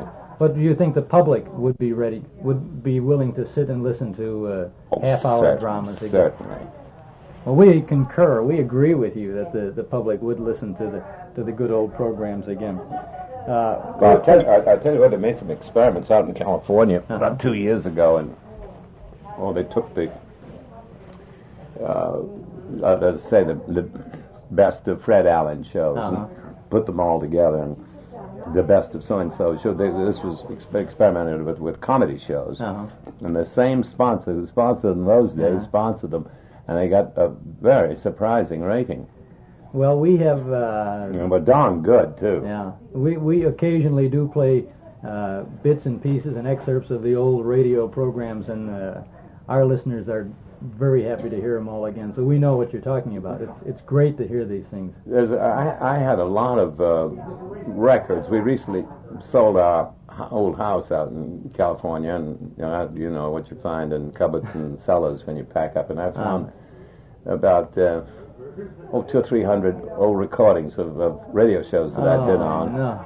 And there's a museum out there. I found out about it, luckily, because I didn't know what to do, and so I gave them to this radio museum in California. Oh, great! Remember the name of it? No, I don't. But if you want me to, I'll find out. I'd love to know. Yeah, we'd like to track that down. That would be I'll great. find that out. All programs that you were on. Yes, most of them were programs that I was on, that I had been on, and that had been recorded. On old the discs. 16-inch disc there? Yes, and some on smaller ones. Wax. Yeah. The thick wax. Yes, I don't know what the quality would be like today. It'd be almost impossible to find equipment that would play that today because everything is diamond needle sensitivity. Well, I think this place is re-recording it onto tape and other kind of stuff. Yeah. Well, I think it is mainly due to the collectors that we have any slice of radio from yesterday today. Well, it's the only reason. The only reason we have a copy of Orson's famous Martian one is because of some amateur who happened to be recording it that night. Because in those days, CBS and NBC hated the word record. We even used to do live 2 shows. We'd do one for the East and one for the West. So that it would be kept off of records. Everything tape hadn't live, been heard of. Yes. Oh, that's amazing. We're glad that you didn't throw those away. That's the big thing. That you gave them to someone maybe who will preserve them and share them with this generation. I'm glad there is such a thing as a radio museum now. Yeah. That's good. There's a Radio Historical Society, too, in Minnesota. Is there? Yeah. They don't have a very large collection of the old programs, but they do a lot to remember the programs and write about the radio performers and things like that. With getting back to you and Orson Welles, and your film career really started when Orson apparently brought you to Hollywood. Of course, that was the first picture any of us had ever made. There were very few people in that picture. You were all stage actors and radio people by that time. We were, and none of us knew what we were doing. Orson did, of course. He'd been out there 2 years studying his craft and trying to find the right picture to do. And we were all innocents. Maybe that was the success of the picture. Maybe it doesn't also always work out that way. That it turns out that better if you don't know what you're doing. But that one, but we had good guidance, I must say. Well, you followed up with the Magnificent Ambersons in '42, and that was directed by Orson Welles. Right, and Orson did the adaptation of that too. And then you continued. Your career continued to be guided, if that's the right word, by Mr. Welles. Journey into Fear with Orson Welles and Orson and I wrote that together. You wrote that too. Yes. Oh, that's good. Did you do? You mentioned before. That I adapted it rather. It was a novel by who wrote it down? I don't know, but I did it. Adapted it. Now, you also you had worked in 3 films with or for Orson Welles, and then you moved into a film by Alfred Hitchcock, Shadow of a Doubt, in 1943. That's right. Now, what is that was with Teresa Wright in that, and you played her Uncle Charlie. Yes, I was under contract to David Selznick by now, and so was Hitchcock, and we were loaned out. Hitchcock and I were both loaned out to Universal for that picture. Well, and, what about the? How was it? What were the differences in working with Welles and with Hitchcock? Oh, I can't go into that. I about directors' methods or actors' methods. I don't know anything about it at all. I'm not prepared to discuss it. I just don't know. They're both wonderful. They certainly are 2 of the greatest directors in the world. But they did have different techniques, or didn't they? I don't know what technique is. I think technique is something that an artist acquires, and certainly something he shouldn't lean on too heavily. Well, what you had done, you said that was your first. You were at that time under contract to David O. Selznick, and you had a long association with David O. Selznick. Yes, I did, long and happy. Doing a number of films for him. I've heard a story about David O. Selznick that he would often grab up the script and hide himself away for a day or 2 and come back with almost a revised version of the whole thing. Is that a fact, or is that just a story? Well, that is a fact, yes. But I think that's true not only about David, but other people. But David was a hard worker, and he did have those 72-hour days that he had great energy.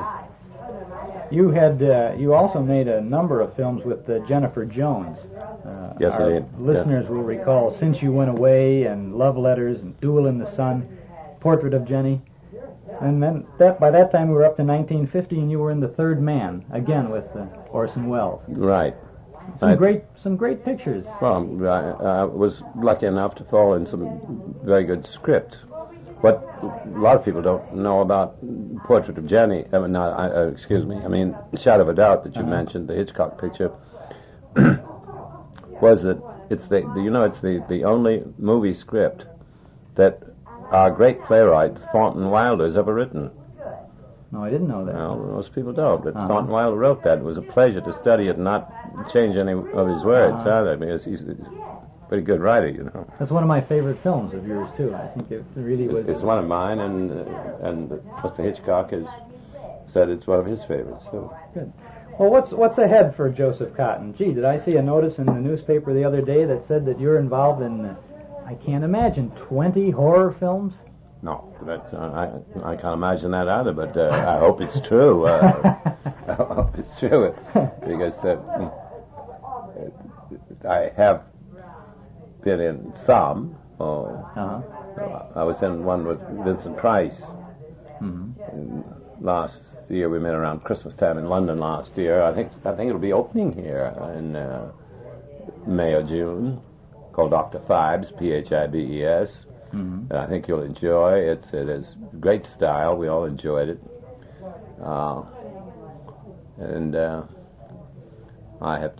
I came directly from Rome to Chicago after finishing a rather classic version of Dr. Frankenstein, which I played Dr. Frankenstein.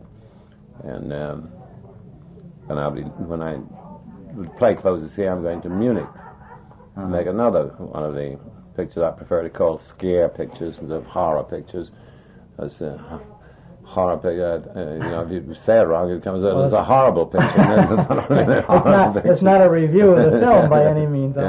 We skipped completely from radio and movies to 1971, but you have made yourself well known to anyone who owns a television set. And you were involved in the Playhouse 90 things, weren't you? And I was never in the Playhouse 90 things, but I was in the early days of television when we did live television. I think those days they called them spectaculars, those big hour-and-a-half things. And,